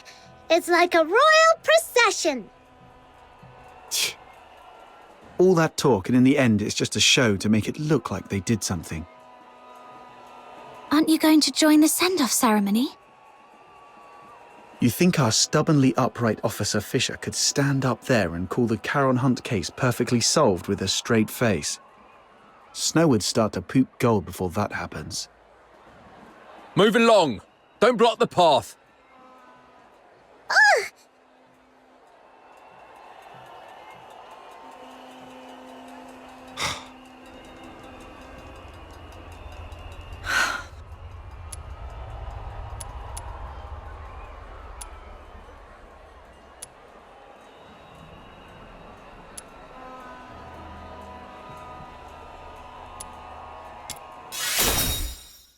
I know what you mean. It's time I make my choice.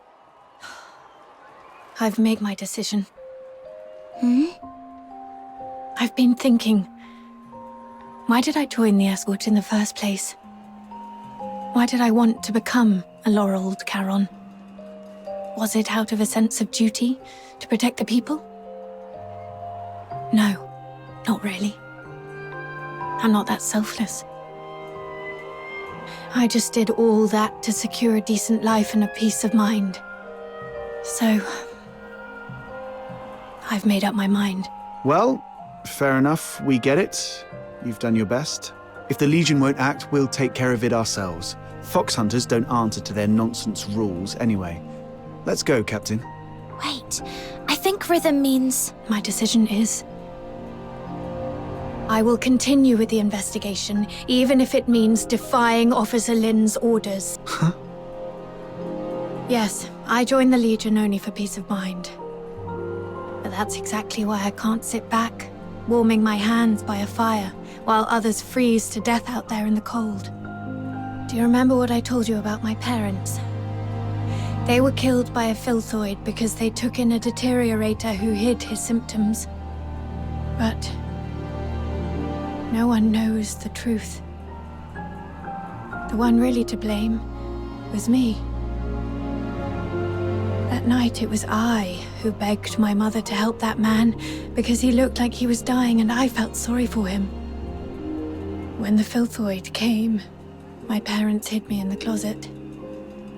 My mother's last words to me were, "It's not your fault. Don't beat yourself up for it.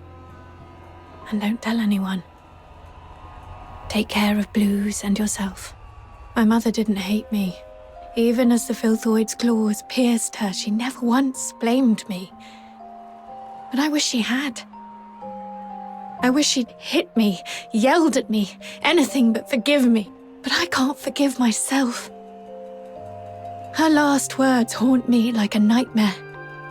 I haven't known peace of mind, not even for a single night. If it weren't for Blues comforting me, I might have gone mad. It's the same this time. If I just sit by and let the Charon Hunt case end like this, I'll never forgive myself. Sorry for unloading all these old memories on you. I should get going while there's still daylight.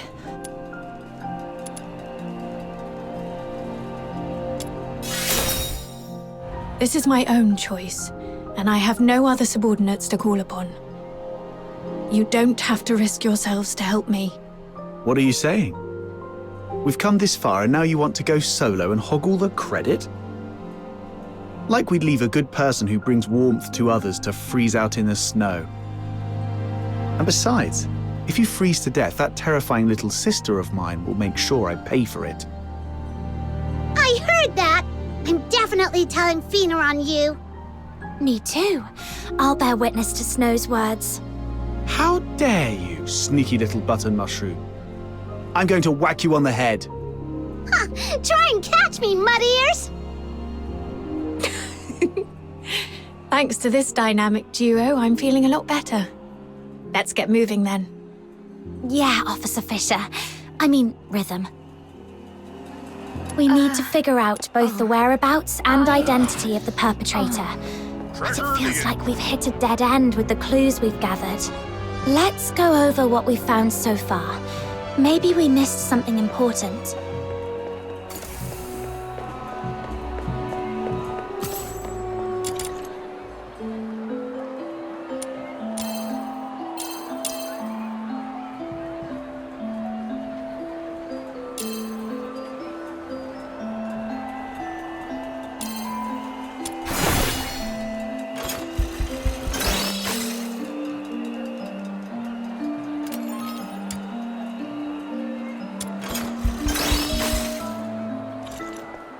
Earlier, we suspected the perpetrator might have a connection to the Opera House based on the curtain clue, but we quickly ruled out the staff. Still, from what we've seen in the hidden chamber underground, it's clear the perpetrator has strong ties to opera. I agree. If the perpetrator is an opera enthusiast, then the melody you heard that night might actually be an aria from an opera. Who here knows anything about opera? Don't look at me. That's way too fancy for my taste. I don't know much about it either. What about you, Officer Fisher? I'm afraid not. Like I said, I'm not really great with music. If only I hadn't fallen asleep when Blues was badgering me to listen to his tapes. Wait. Blues was an absolute opera fanatic. I remember he left a collection of tapes at our secret base. It's a long shot, but if we listen to them all, we might find that melody. Huh. Kudos to Blues for helping out big time. Captain, let's visit that place again. How? Why would your brother have a huge collection of tapes? Was he secretly loaded or something? Not at all. Most of them were copies he made from friends.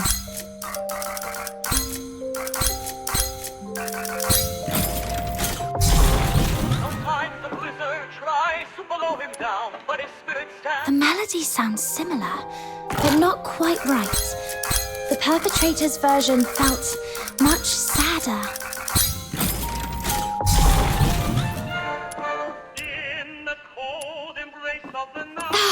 My ears!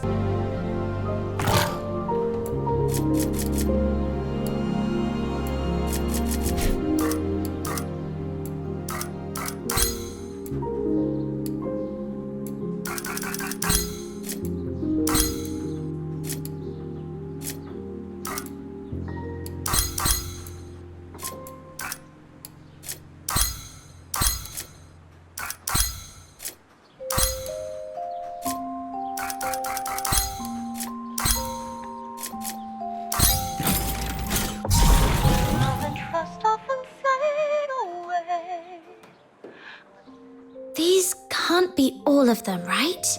Got nothing?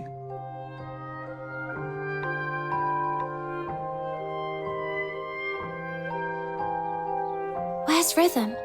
She went out for some air.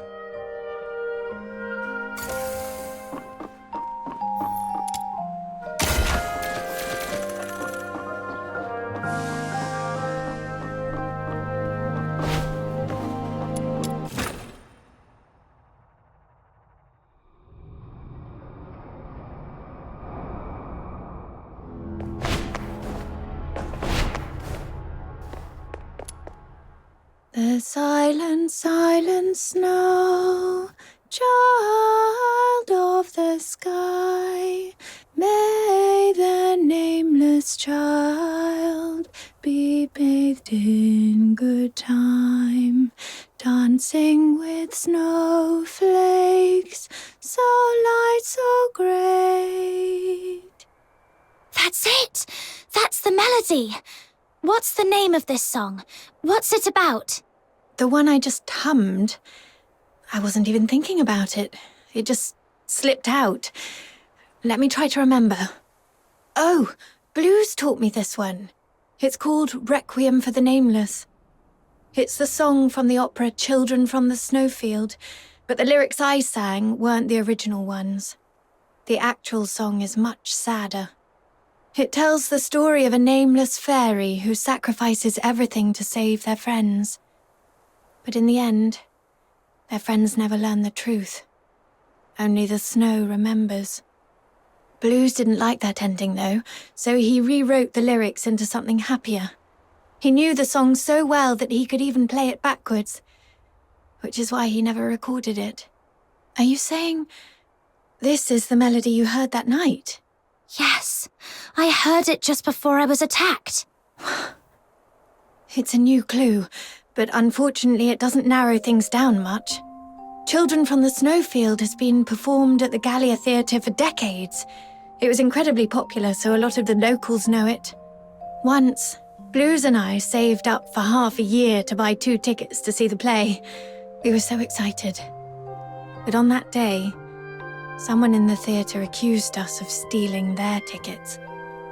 We were kicked out before the play even started. That night, I sat against the theatre wall for hours, feeling absolutely miserable. But Blues, he pulled out his harmonica like a magician and started playing that song. Turns out, he'd already learnt it on his own. As he played, a voice rose from the other side of the wall. A boy singing along. His voice was so beautiful, just like a lark. With Blues' harmonica and that stranger's singing, I felt so happy I'd almost forgot we'd been thrown out that night. Sorry. I didn't mean to get carried away and bore you with these old stories. My point is, this song is too common. It's not specific enough to serve as evidence. Any chance this play's being performed again soon? Maybe we could stake out the theatre and see what happens. I don't know much about recent performances. From what I know, the play's been off the schedule for a while due to an accident. An accident? Yeah. I came across a note about it while sorting through case files some time ago. It wasn't anything major, just a brawl at the theatre during a performance 2 years ago. According to Putsch, the troupe's director, their lead performer was injured during the fight. That's why the Magic Flute troupe decided to halt future performances of Children from the Snowfield. Let me check my notes. Here it is.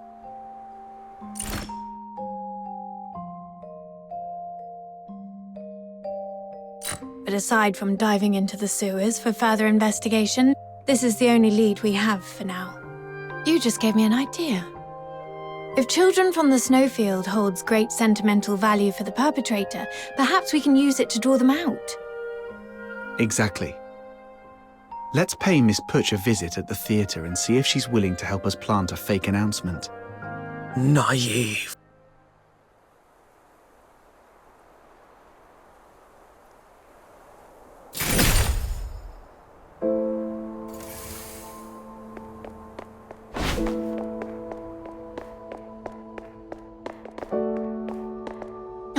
the perpetrator is still alive. Came straight to us this time. Perpetrator. This time. Perpetrator. Even now, they haven't told you the truth. Dirty liars. Even the 13th Legion is no exception. Truth? What do you mean? It's stalling. Take it down first. Return to the misty sea.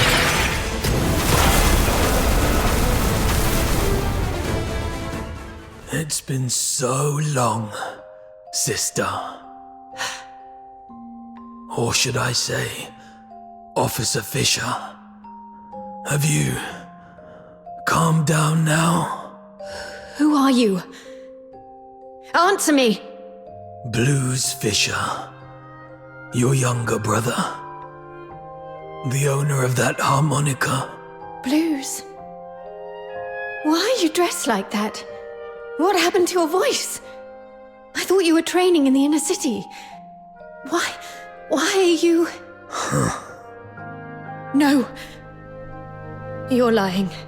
My Blues has a heart of gold. He shares other people's suffering as if it were his own, and treats every Charon like family. He'd never have committed atrocities like the Charon Hunt.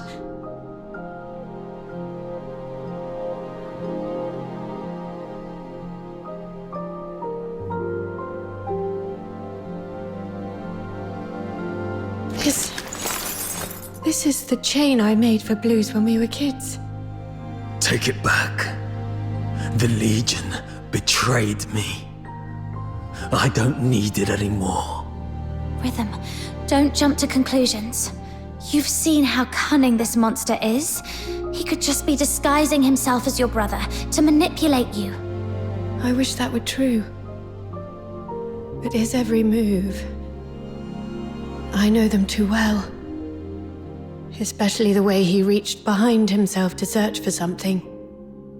It's exactly how Blues used to look for his harmonica. Now that you mention it, since he saw Rhythm, he's been holding back to avoid hurting us. So you're still sentient. And those mechanical pieces encasing you don't look like armor. They're more like part of your body. What happened to you? What do you mean by the Legion betrayed you? Your instincts are sharp. But in the Empire, that's not always a good thing. Rhythm, my sister, let me tell you the cruel truth behind the title of Laureled Charon.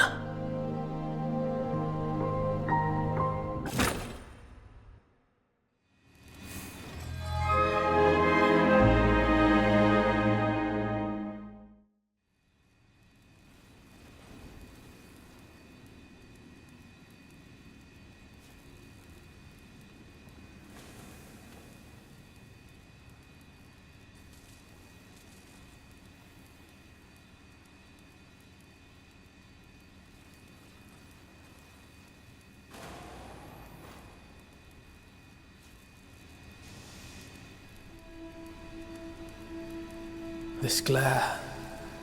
Where am I? I remember passing the tests, being assigned to the 6th Legion's Alchemy Academy. Then... Professor, the test subject's consciousness seems to have awakened earlier than scheduled. It seems to be in great pain. Should I administer another dose of anesthetic? No need. Let it stay awake. Begin resistance data extraction in 2 minutes.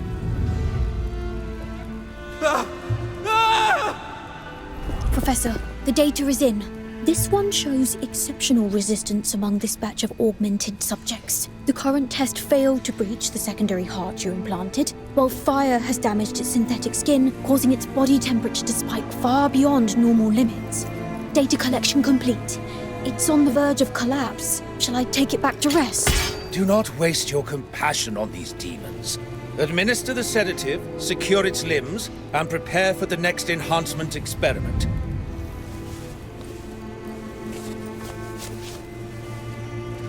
Such vivid expressions. What? Are you trying to bark something at me? Too bad. You won't get the chance. Sedative administered, Professor. But I still think we should... Just follow my instructions. Begin with the horns. They are its most sensitive parts. This way, we'll get the most precise data. Understood, Professor.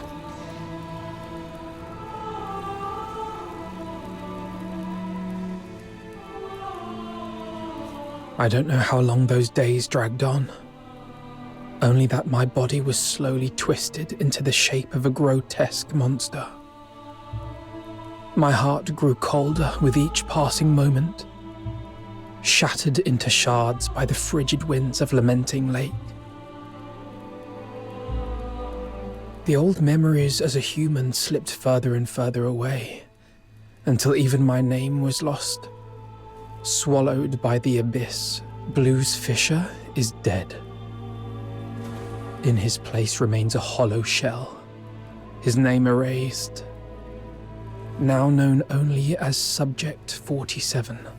And yet, this wretched body still clung desperately to the instinct to survive. Professor, the subject's rejection response has ceased, and all vital signs are stabilizing.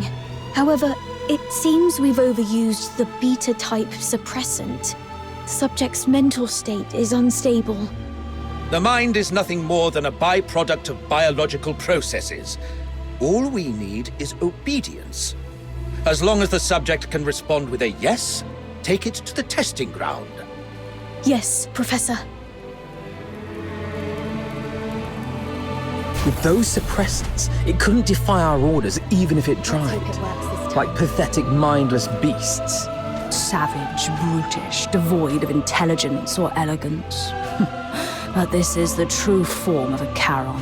Hey, stay away from it. Who knows what kind of filth it's carrying? Make sure to record its combat data thoroughly. If it fails to meet the standards or shows any suspicious behavior, dispose of it immediately. Are you sure we can do that? This feels excessively cruel, doesn't it? Cruel? You've got it all wrong. It is by His Majesty's benevolence and the magnificence of alchemical technology that this trash has been given the honor of serving the Academy's great cause. Don't even think about run. Test begins.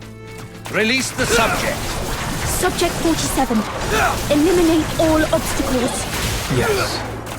There are still enemies over there. Don't stop. The numbers are underwhelming. Go and clear out the... Keep it up.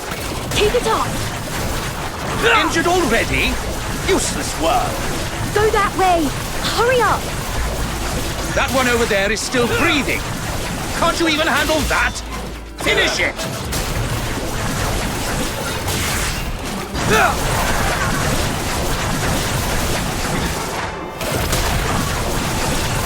Test complete. Return it to the cell. Prepare for the next batch of subjects. Hey, wake up. I'm 36. Who are you? Not in the mood to talk? That's fine. Just make a sound so I know you're alive. 47. Thank goodness. I thought I'd never meet another person to talk to. Do we know each other? Not yet, but we'll get there. After all, we're the only humans in this hellhole. Humans? Only you would still think of us that way. It's what's in the heart that counts. The heart? That was torn apart on the operating table long ago. Then let's piece it back together. And once we've done that, we'll get out of here. Together. As humans. Keep dreaming. Might need to enhance close quarters combat performance.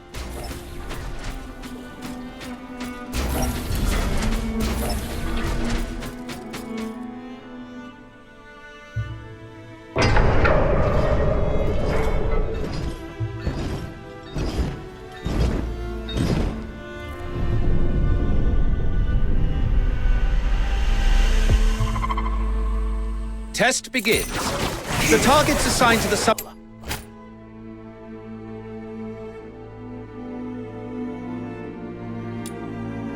this time are rare. Ensure the data is recorded in meticulous detail. Yes.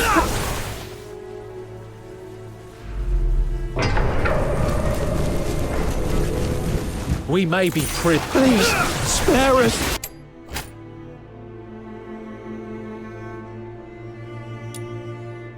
We've already surrendered. Hear them wail. Those great eyes, hear me. Grant me your mercy, your wisdom, your strength, and your deliverance. Sorry. Data's all logged. You can head back on your own. I've got to prepare the report for the professor.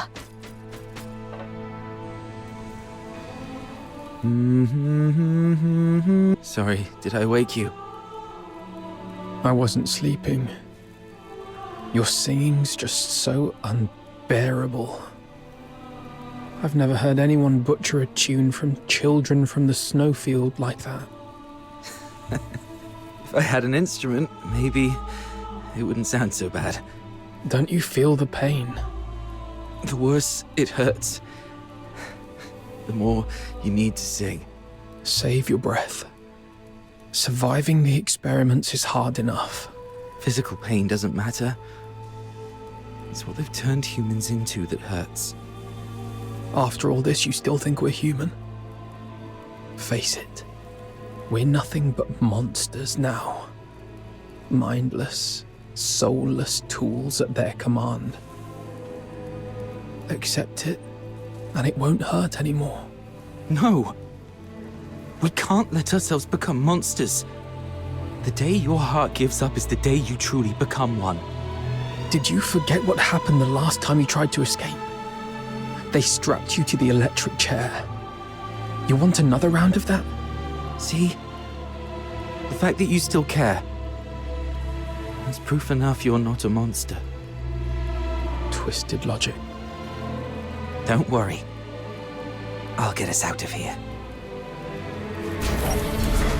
Phew. All cleaned up.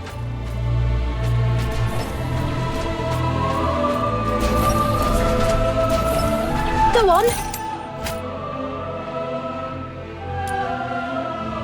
Let's see which of you truly deserves to be called a demon. Impressive. The suppressants we've been injecting are finally showing results. Stability's never been this high. At this rate, it won't be long before we can roll out these augmentation experiments across the other legions.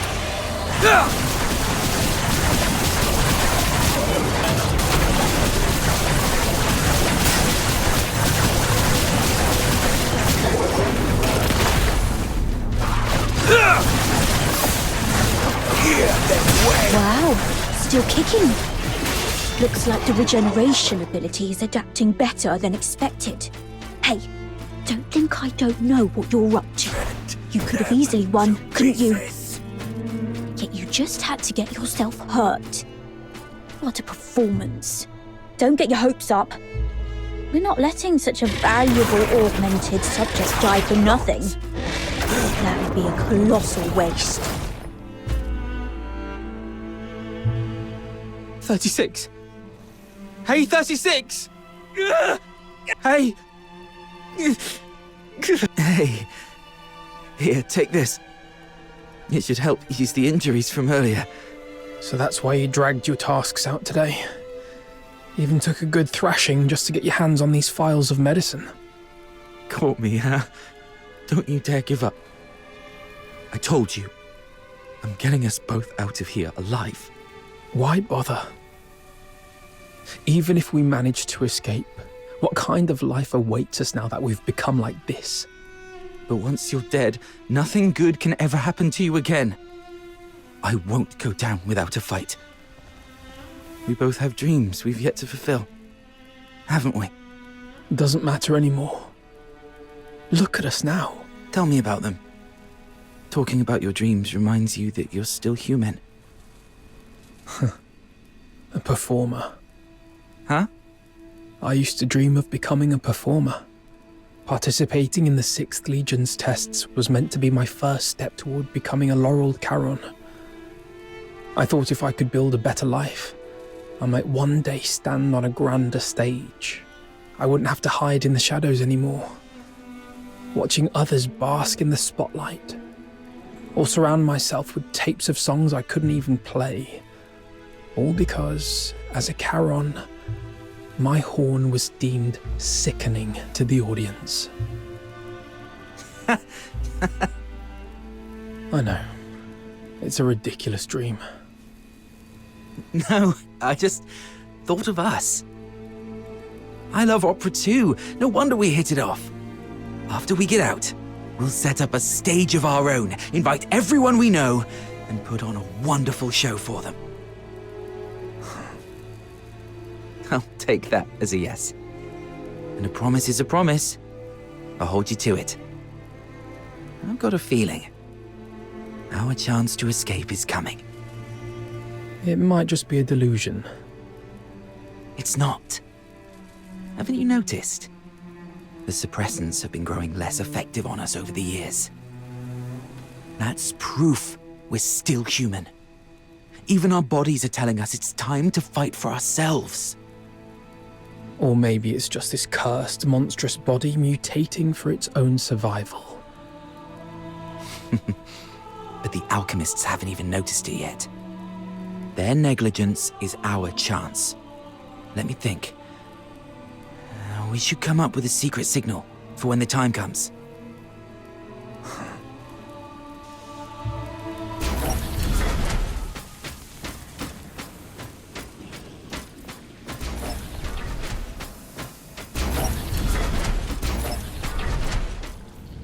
The final test begins. Let's find out which one of you is the ultimate augmented subject. What? They're making us fight each other? We really don't have a choice, do we? Guess not. Bring it on then. Remember, we've got a stage waiting for you! What's the point of making promises you can't keep?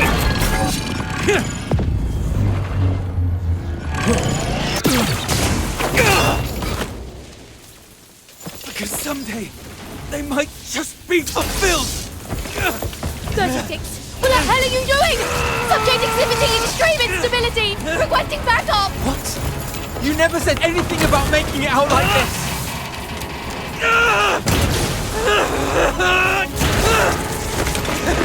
I never go back on my word!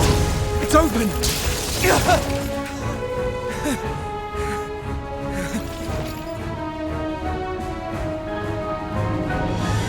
Professor, I'm sorry.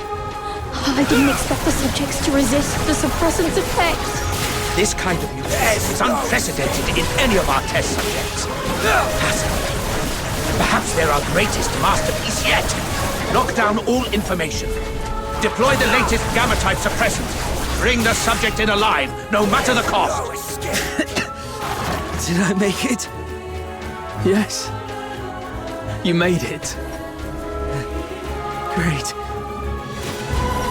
Where do you think you can run off to? Monsters like you have no place in this world.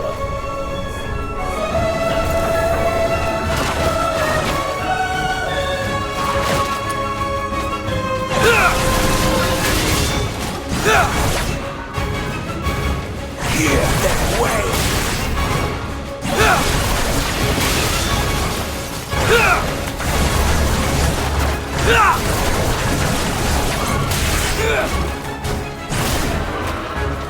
Hear their way.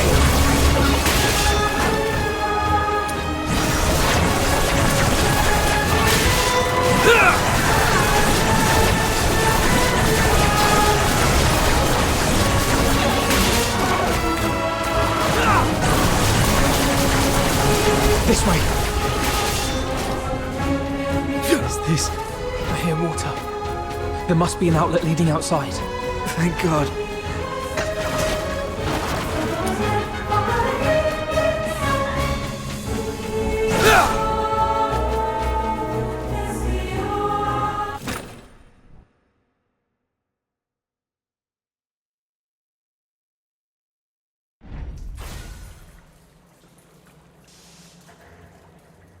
We made it out. This is the Academy's drainage tunnels. There must be an outlet leading outside. Can't believe we actually made it. We're finally free.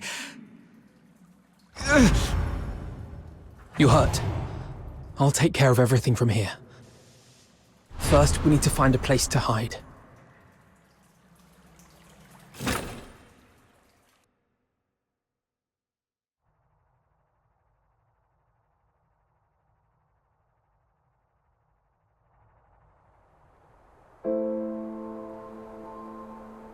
So you were the ones who built that strange stage in the sewers? How? Why? How could this happen to you? Blues. Does it still hurt? I'm fine, but fate only gave us a fleeting moment of mercy. Escaping the Academy wasn't the start of a new life, but the beginning of the end. During our escape, the alchemists, the new suppressant, ruined my voice and messed up our minds. We couldn't control ourselves. We'd go berserk from time to time. And my friend, 36, has already left this world before me. I always knew those alchemists were wicked scum. But this is cruelty on an entirely different level.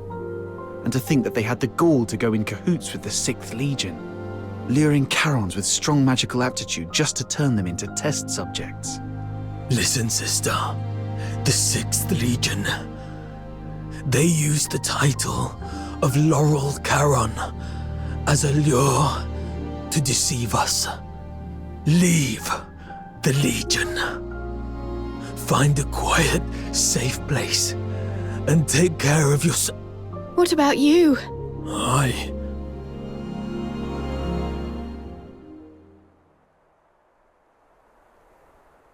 It's all my fault. If I'd gotten here sooner, you wouldn't have been... We wouldn't have stood a chance. My moments of clarity are slipping away. Or perhaps, like you said, my heart has already turned into that of a monster. If you're a monster, then what does that make me? We chased so hard to catch the light, the dazzling light, only to find it so unreachable in the end. If something is unreachable, why not pull it to the ground? Stay back. His body is toxic. I have many names, many faces, but in the end, they're all... Now, someone as sharp as you should already know who I am. I'm here to extend an invitation. Join us. Drag the untouchable Solars down to the ground and let them feel the wrath of Charons. Don't rush to reject me. Reflect on what the Empire has done to you. They lured you in with sweet lies, broke you with merciless torture, and buried you under an ocean of despair.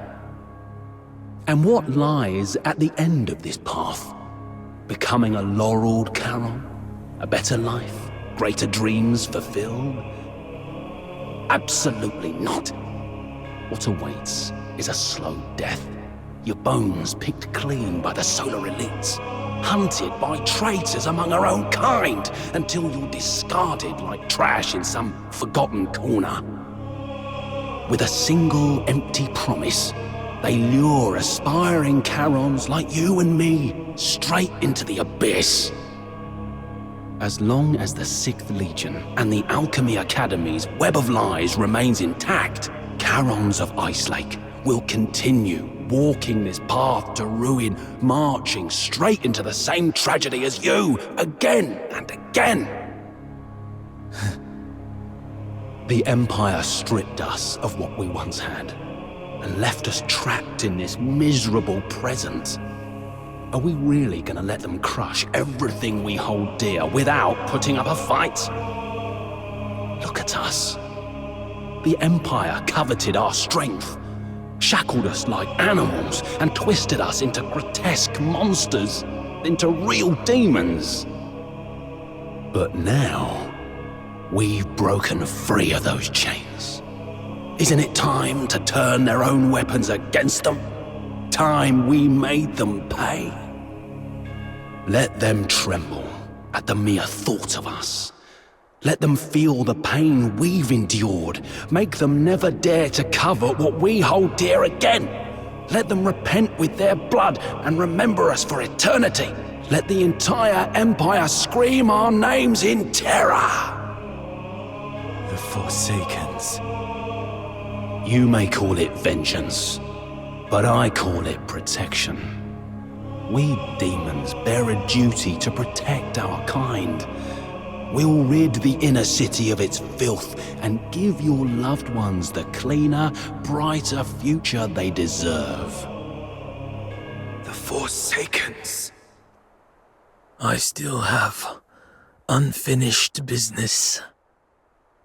Blues! Do not follow.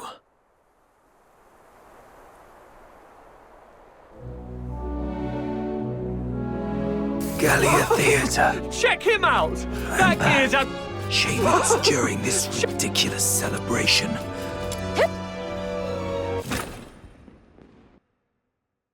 Hey, handsome. Care for a dance later?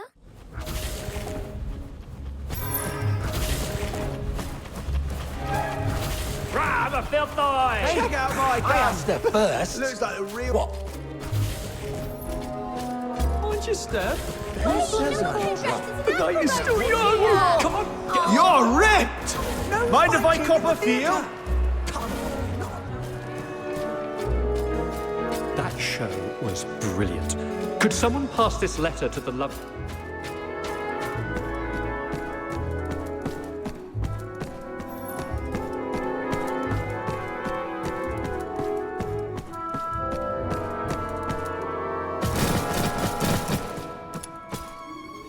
Can't believe you chose to meet in a place like this.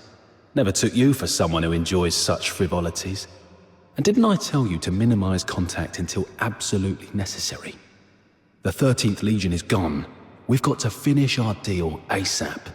Yes, it can be finished now, as we agreed.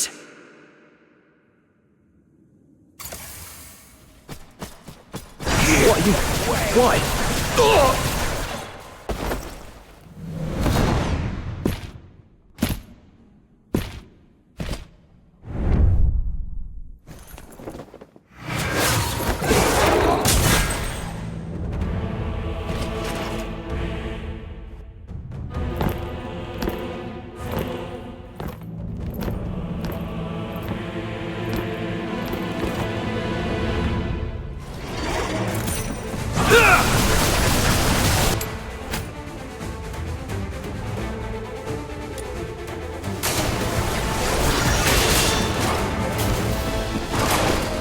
Check that out! Someone's really gone all in with that soldier costume.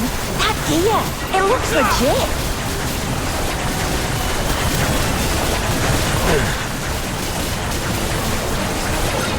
Holy shit! Did you hear that? Man, the sound effects are spot on! Bravo! Let's hear it again! The 13th Legion is on official business. Live ammunition. Move it or you'll die. Wait, what? Are those real guns? It's the Legion. It's actually the Legion. Arnold, Thomas, evacuate the civilians. The rest of you, hold suppression.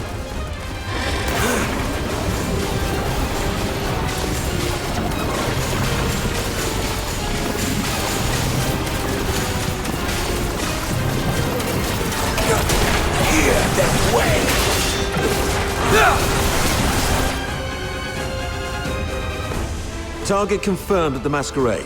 Preliminary assessment identifies the target as the Raven from the Forsakens. Civilians have been cleared.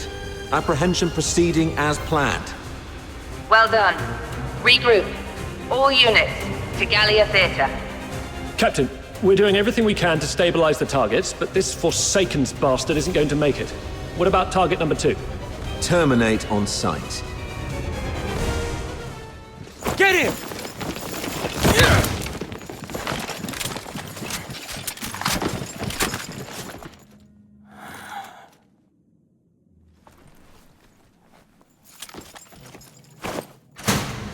Who is it?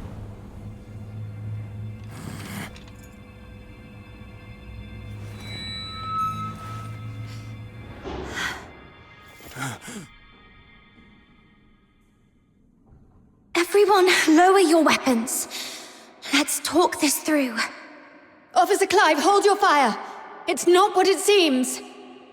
Warrant Officer Fisher and the Fox Hunters, are you shielding that monster? The Charon Hunt perpetrator? Have you lost your minds like the idiots prancing around at the carnival? The killer's identity and motive remain unconfirmed. Executing him now will not serve justice for the victims of Ice Lake. Justice?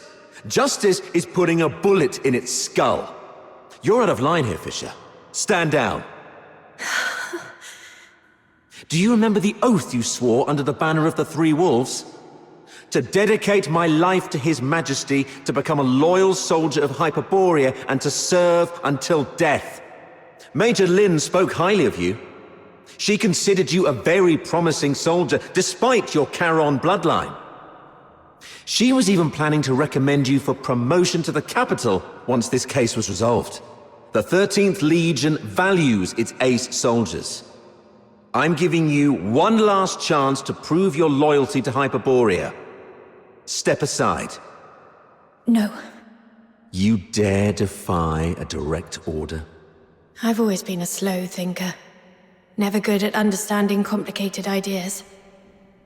Even now, I still don't know what it means to be a loyal soldier of Hyperborea. But there's one thing I know for sure. If loyalty to Hyperborea, to His Majesty, means trampling the place where I was born and raised, betraying those who've helped me, and turning my back on my loved ones, then from this very moment on, Rhythm Fisher is no longer a loyal soldier of Hyperborea. Disobeying orders. Obstructing a Legion operation. By Imperial law, that's grounds for immediate execution. That won't be happening.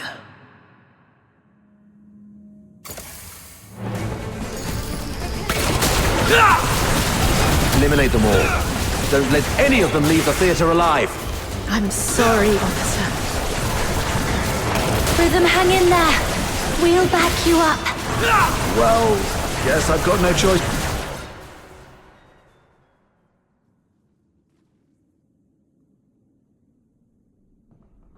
Guess this is it. You rotters. And you sneaky turncoat. Why are you here? You attacked the Legion.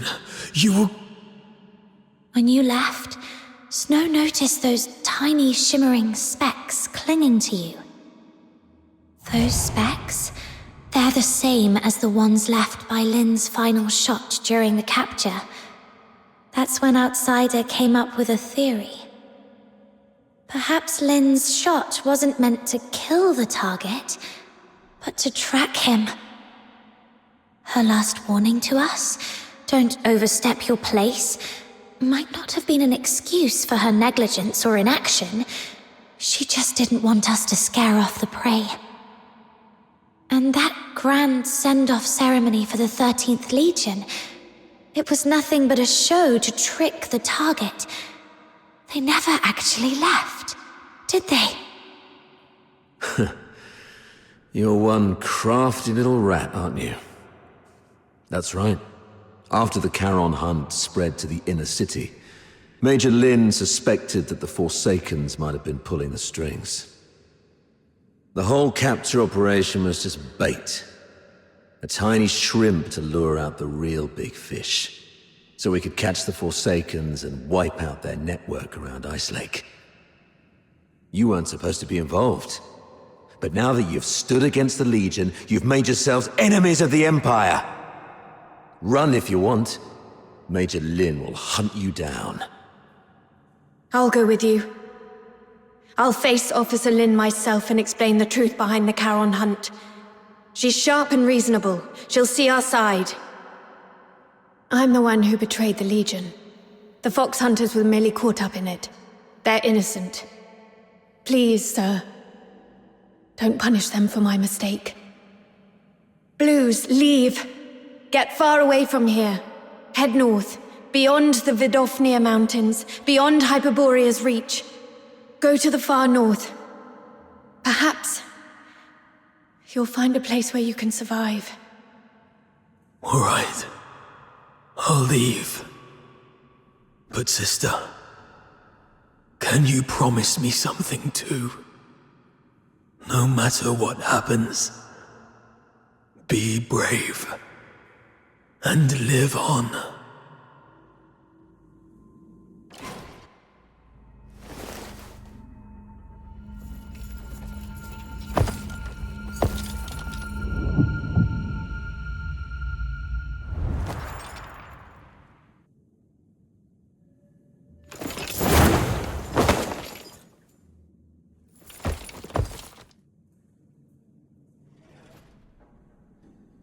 You've attacked the Legion.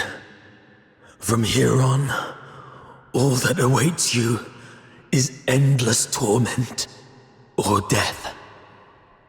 I still have one thing to do.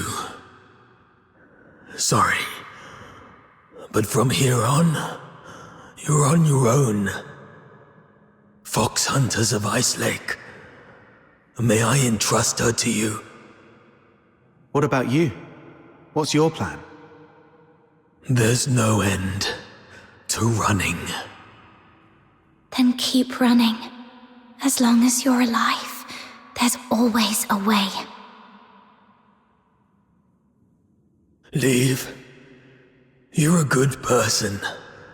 Just like him. Him? Let's accept his request, Captain. Blues has already made his choice. The silent, silent snow, child of the sky, may the nameless child be bathed in pure light.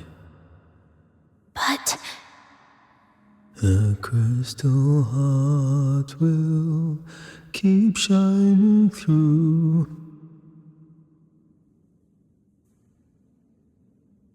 we accept your request, but on one condition. My nameless friend. The true Subject 47. The companion who escaped the Academy alongside Blues Fisher. Tell me your real name. Make this request in your true name. How long have you known? When you sang that song, or maybe even earlier. The silent, silent snow, child of the sky, may the nameless child be bathed in good time, dancing with snowflakes, so light, so great. Rhythm told us Blues didn't like the original lyrics. He rewrote them to give the song a happy ending. But what you sang is different. That's the original, sorrowful version, isn't it? You're not Blues, yet you know everything about what happened in the Academy. Then you must be the other protagonist of the story. It didn't make sense to me before.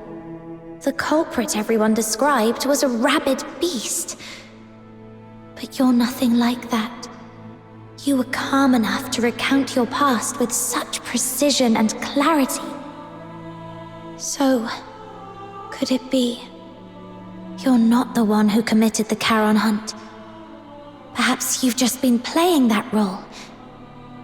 It was a guess, but your reaction tells me I'm right. You're such a talented performer. You managed to mimic Blue's every gesture so perfectly that even rhythm bought it. That fresh wound on your throat. It wasn't an accident, was it? You deliberately sliced your throat because you knew Blue's voice was the only thing you couldn't perfectly replicate. But why? Why go to such lengths? Why pretend to be Blue's? Was it to bear his guilt for him? To help your friend escape?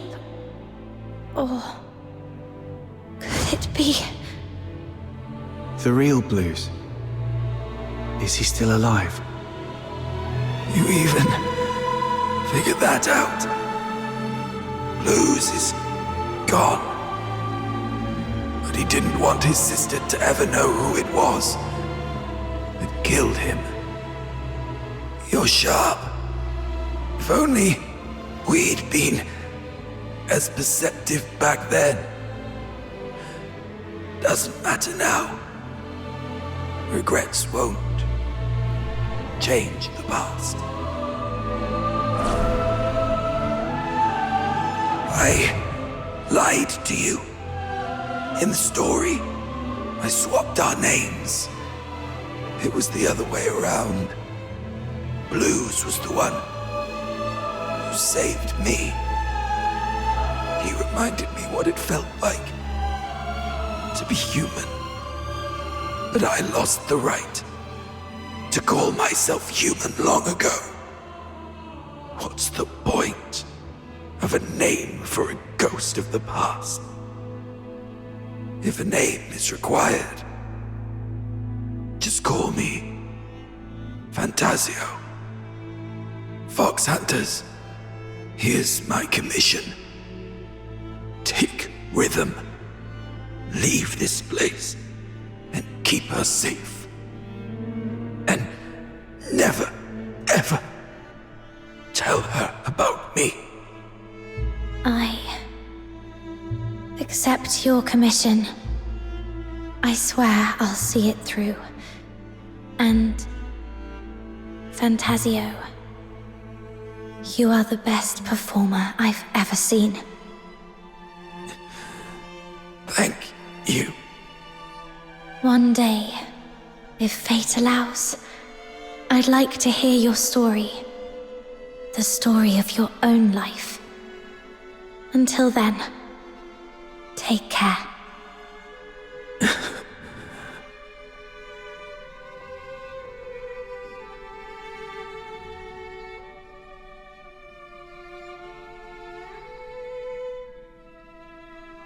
Now, there's one last thing to do.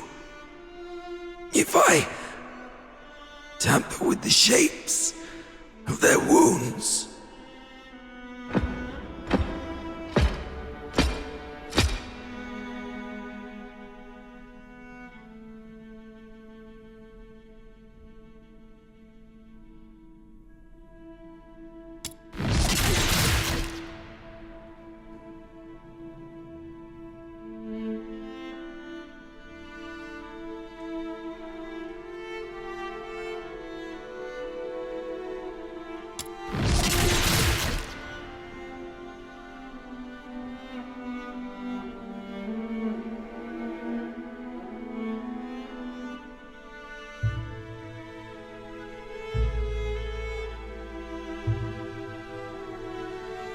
this way, no one will ever know you were here and attacked the Legion. I'm taking this secret to the grave. Blues, I fulfilled my promise. The Forsaken's guy's gone now. How are you feeling? Blues? Blues? Turns out this body isn't exactly indestructible after all. So much for the Empire's so-called alchemical genius. My sister's aim has gotten a lot better. Looks like she's capable of protecting herself now. Is that what's important right now?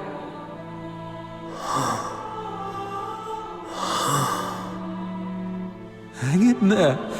I'll take you to a doctor as long as we use force to coerce them. Even monsters like us can... No need for that. You refused to tell me about all the bloodstains on me that won't wash off. But I figured it out.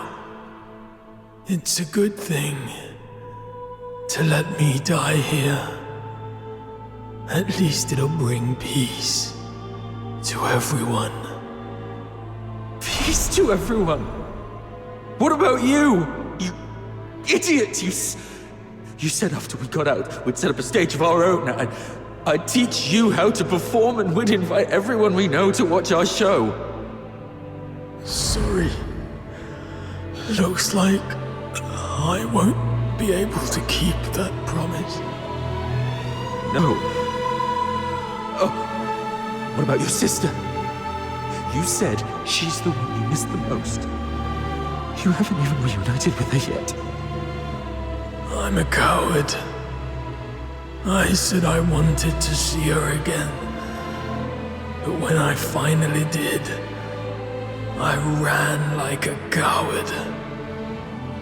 There was nothing I could do. I have one last request. This chain, it's a keepsake. Find my sister. Tell her the truth about the 6th Legion. Don't let her fall into their trap like I did. And don't ever let her know that I died by her hand. She wouldn't be able to bear it. Please, promise me. Bruce, I promise. But how do I tell her the truth without letting her know you're gone? I get it. I just need to make her believe Blues is still alive. Let Blues tell her everything. So...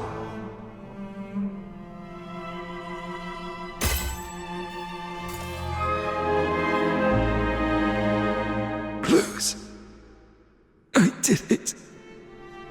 The 6th Legion's lies are finally exposed. Rhythm, you'll never know the truth about your death.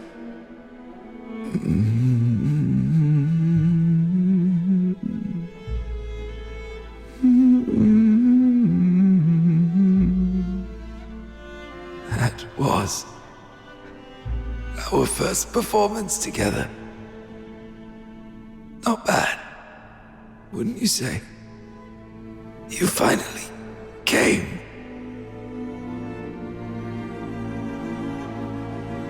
You purposely let me loose so that you could catch this guy. That's quite brilliant. And if you're that brilliant, surely you've already noticed the clues I left behind. Why, then? Why haven't you said anything? Why didn't you reveal the truth about the 6th Legion? Our target has always been the Forsakens, nothing else. That is the order we received. Everyone has something they must fulfill. I'll make it quick. Something you must fulfill. I see.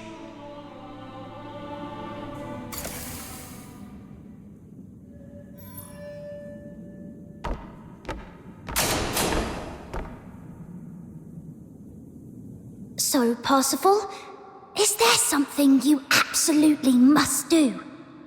Something I must do. Something you do anything to fulfill? We usually call it a dream. My dream was to become a performer. To stand in the spotlights, at the very center of the stage. To feel the thunder of applause. Just for me.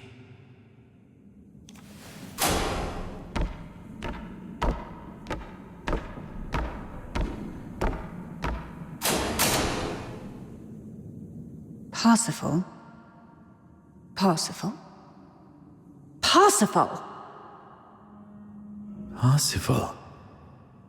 That seems to have been my name. It feels distant, though. So distant. Why are you just standing there? It's your turn to take the stage. My turn to take the stage? Yes. The final act of Children from the Snowfield. You've been preparing for this moment for so long, haven't you? Yes. Yes, I have. I remember now, Miss Violetta. This is what I must do to complete this performance.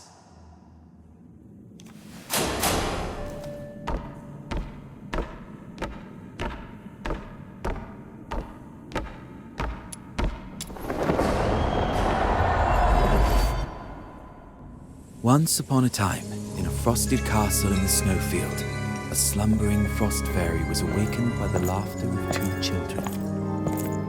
Though the children lit a fire, its flames could not thaw the icy core of the fairy's heart. Day after day, through snowstorms and biting winds, the children came to the castle to play with the fairy. They laughed, sang, and danced. Slowly, the fairy grew accustomed to their company. Look there, they smile so bright, and it lights up my night. How I wish I had mine. Oh, it's been cold for a lifetime. How I wish I could feel the warmth inside. One day, the claws of savage beasts reached into the snowfield. Quite the tragedy. The once pristine land and sky were drowned with crimson. Bound by a promise made to the boy. Quite the tragedy. I promised I would find your family in the valley below. Keep her safe. Waiting day by day, mountains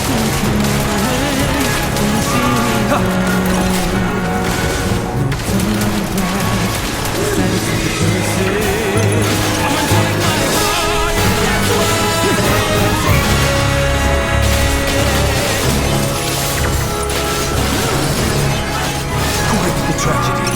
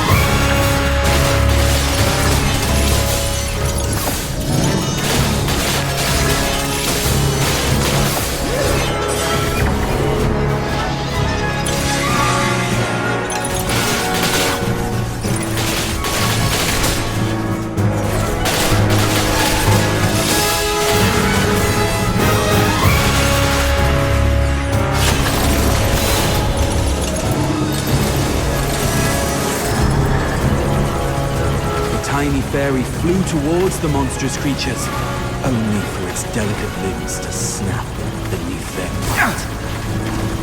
The fairy's frozen heart pulsed for the first time, beating, screaming its own destiny.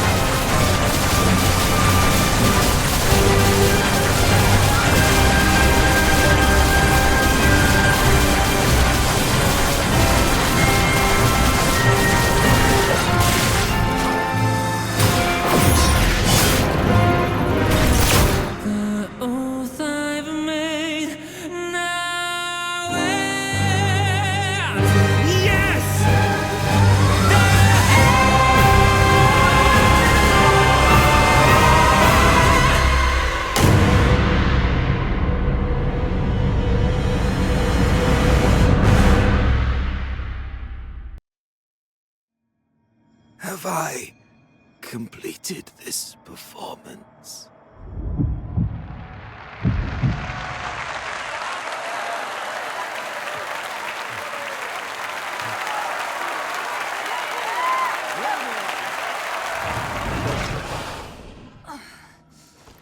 All units, ready your arms! Fire! I am the finest performer.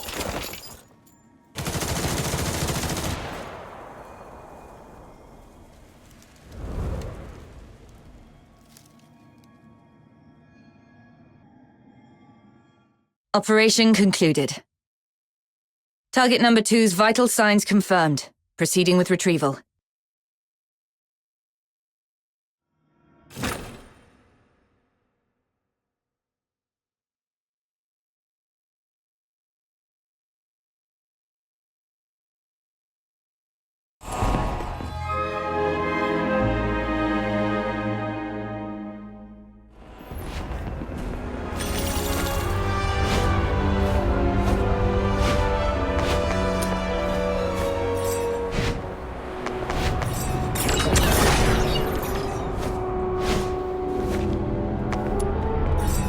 The light on the watchtower.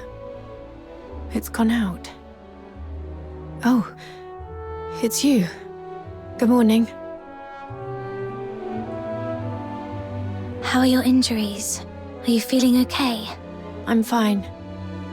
It's been several days already. Are you sure? Back then, little Minion said it was too dangerous and wouldn't let me tag along. But after hearing what happened, I feel calling the situation dangerous was an understatement. Rhythm. It's fine. There's nothing we could have done about it anyway. This world is filled with countless things beyond our control. That's just how it is. I see. By the way, is this medal... Yes. The Laureled Caron Medal. Officer Lin awarded it to me for my outstanding contributions to the case. Congratulations. Congratulations. If it were the old me, I'd probably be thrilled. But now, this medal's only purpose is to smooth the way for my resignation, sparing me from unnecessary questioning or resistance. It's stained with the blood and tears of too many innocent people, and holds no meaning to me anymore. I still haven't found any concrete information about Berenica. I tried looking into what you told me about Number Zero, but my contact said that even mentioning the name to anyone in the 13th Legion was met with immediate silence. They refused to disclose anything about her. But we can be sure of two things. First, she's definitely been taken by the 13th Legion. Second, she's very important to them. They wouldn't treat her as carelessly as they did Blues. Thank you. That does ease my mind a little. Oh, and I heard something else, though I'm not sure if it's useful intel to you. 1 month from now, the 13th Legion will be relocating a high-value prisoner by train from Ice Lake to Dismania, the Imperial capital. The 6th Legion's been ordered to assist with the transport. The prisoner's identity is classified as top secret. All I know is that she's currently receiving treatment in the inner city under maximum security. But someone caught a glimpse of her back. A young woman in her early 20s, dressed in black. That matches what you've told me about Berenica. If it really is her, then the train departing in a month might be your only chance. Could it be Berry? Has she been taken to Ice Lake just like me? Thank you for the intel. This is the only lead I have, so I'll give it a try, no matter what. What about you? What are you planning to do next? Honestly, I don't know. Other than helping you look for Berenica, I have no idea what I can do. But I made a promise to Blues that I'll live on. As long as I'm alive, I'll eventually find a reason to keep going. Isn't that how it works? I guess I'll see you around.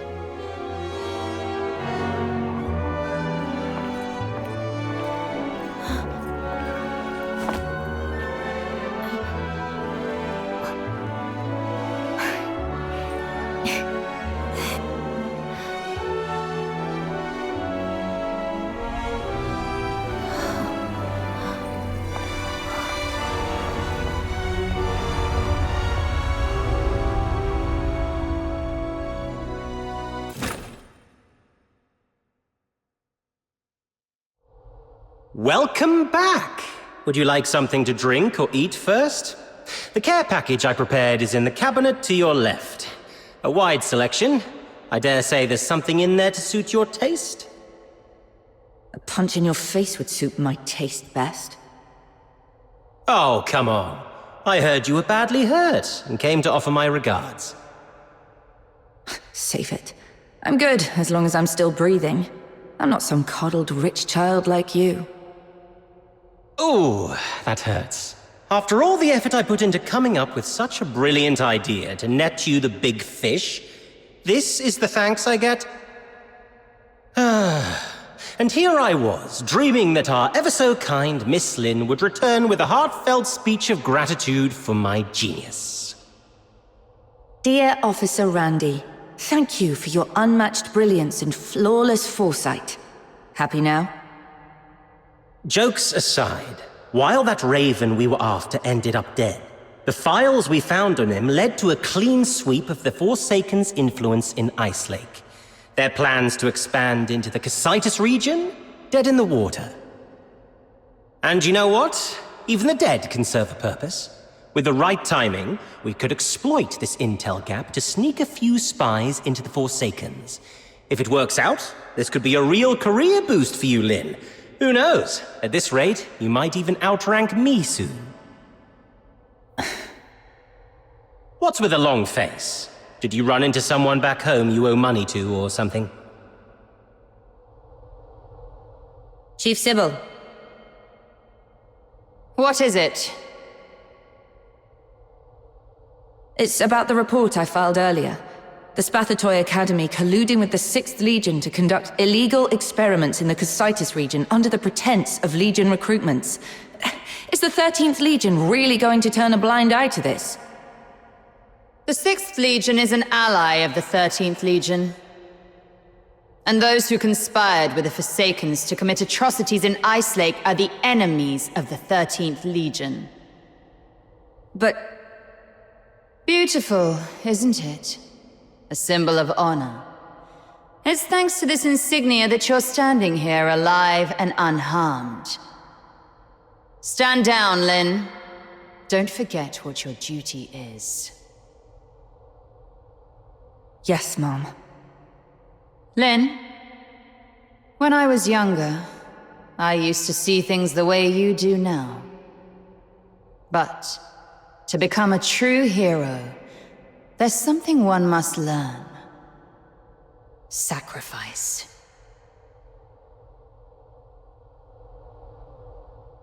Nothing, just tired.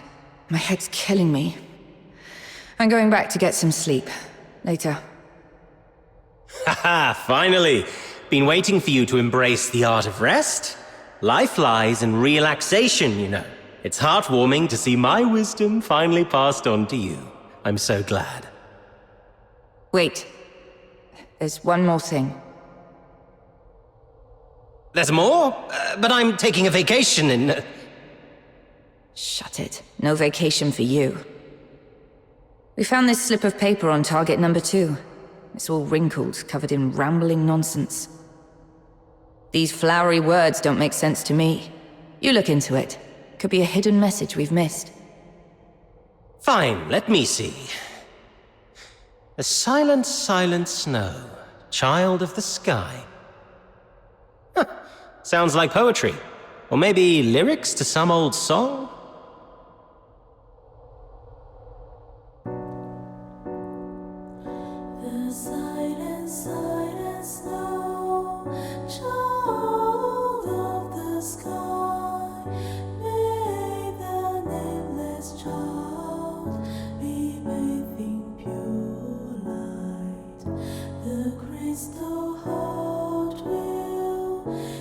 Shining through